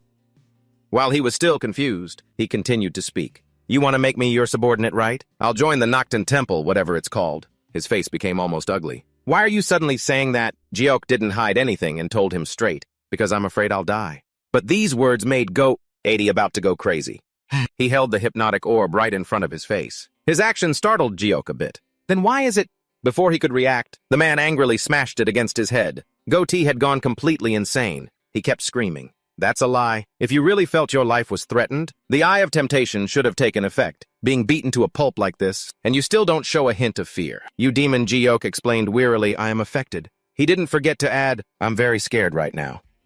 But the man clearly didn't believe him. What he continued to ask. No, I'm the one being hit. So why are you backing away? Now Jiok couldn't think much anymore. I'm going crazy for real. He quickly called out, Is anyone else here? If possible, I'd like to speak directly with a higher up. Bring me your boss. He didn't forget to add, I have some information that could be useful to the Nocturne Temple. The man's face suddenly broke into a smug smile. Just as I thought. You've finally shown your true colors. From the beginning, you were targeting our cult's leadership. He quickly dropped the orb to the ground. I also don't know why someone strong enough to kill a golem would let himself be led here. Seeing this, Jiok didn't know what else to say. No, it's not like that. The man annoyedly picked up a knife from the torture table. Shut up. The knife plunged straight into his thigh, making him freeze on the spot. Realizing he was losing more blood, it made him even more helpless. Damn it. He stared blankly at Goatee's face. My vision is getting blurry. Is this a sign of too much blood loss? The more he thought, the angrier Jiok became. The basic rule of torture is not to kill the hostage. So why did I get caught by an idiot who doesn't know how to calculate blood loss? A question arose in his mind. Am I going to die here? A noise from outside caught Goatee's attention. Jiok looked blankly outside. The man was about to go outside to check the situation. What's that sound? Suddenly the door burst open. A cloud of dust appeared, leaving him stunned. A familiar figure appeared. Before Goatee could react, a large hand grabbed him by the throat. Jiok, sitting to the side, was also startled by the speed. Changho broke into a smug smile and spoke. Hello, Kim Jiok. We meet again. Seeing him suddenly appear here left him stunned on the spot. What the hell? He still didn't understand what the hell was going on. Why is this guy here again? And how did he know I was imprisoned here? He took him outside. Along the way, countless corpses lay scattered, and among them was the leader of this cult. As they walked, he thought to himself, is this guy stalking me? Since when? The next morning, after resting and recuperating, he called Jon and reported that he was safe. Furthermore, the cult she mentioned before had been dealt with. Hearing this, she was shocked. For real. She thought, is this dude a god or something? How does he know about every case? That afternoon, he met Greenhair. Jiok directly asked him, are you stalking me? Greenhair didn't deny it, which surprised him. He's straightforward. He also stated his thoughts directly. You possess the skill gluttony, don't you? Killing people to steal their skills.